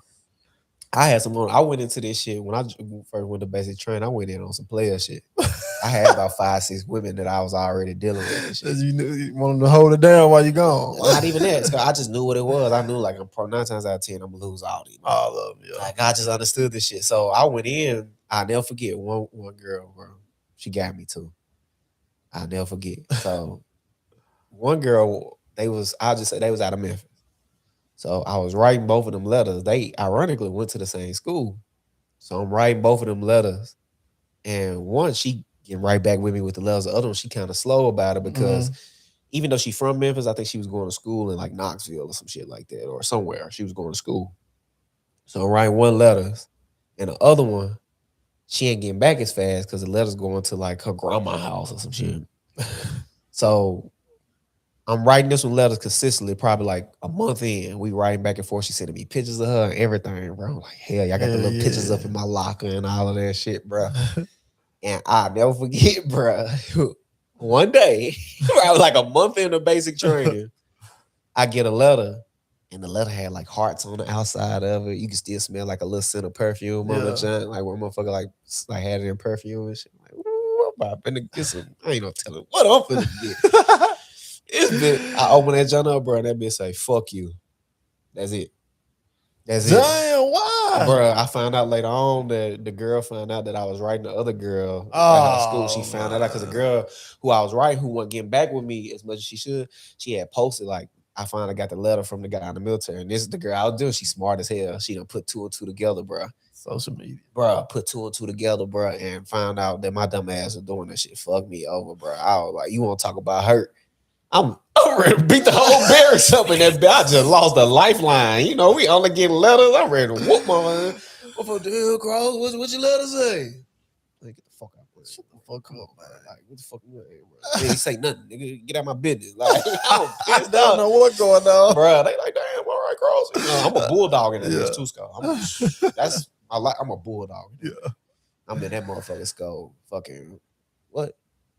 You got that bitch ass. I'm a bulldog in that bitch, like straight testosterone. All men. I'm straight face. I got nothing to smile about. Ain't none of this shit funny. I'm bald. I'm ugly. I look stupid. I'm getting yelled at every day. I'm running all these miles, doing all these goddamn push-ups. Lord, G. Ain't nothing fun about none of this shit. Like this shit hell. Yeah, bro. And like we stayed, and I paint the picture to y'all. I seen some strange shit in that bitch, though. I seen some strange shit. I seen like a lot of homosexual activity. I was gonna say you seen some gay shit, huh? And when I was at Basic, bro, I seen like, this is Basic. This wasn't even AIT. One night, I'm laying in my bed. I used to read books and shit. Like before I went to sleep, like I read books every night. So I was reading, you know, the book I was reading, The Odyssey, because there was a book we were supposed to read in school, but I had never read it, and I just brought it with me. I'm like, I'm gonna read this book. So I'm reading The Odyssey, and I hear like, ugh. like a grunt, like oh man. Like, hold on. And I'm gonna paint the picture. We stayed in like trailers. We ain't staying in regular like we stayed in like trailer barracks where it's like how you see on TV where you got the bunk beds and everybody at the end of their bunk beds and it's bunk beds and it's all lined up in like a trailer. And at the end of it, you got like the bathroom and the showers and stuff. So like a grunt / moan. What the fuck? What the hell?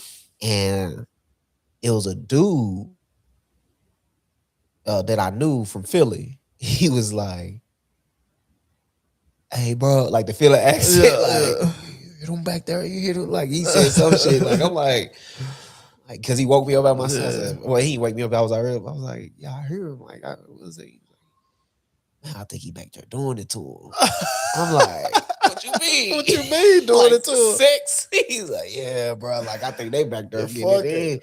Bro, it was two dudes. One of them was like a Wiccan, and one of them was like clearly like gay. Yeah.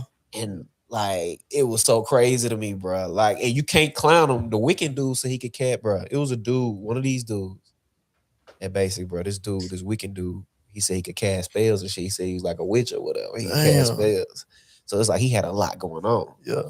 Yo, it's gay as well as a motherfucker who can cast spells. You might leave him the fuck alone. You might want to fuck you and curse you. Yeah.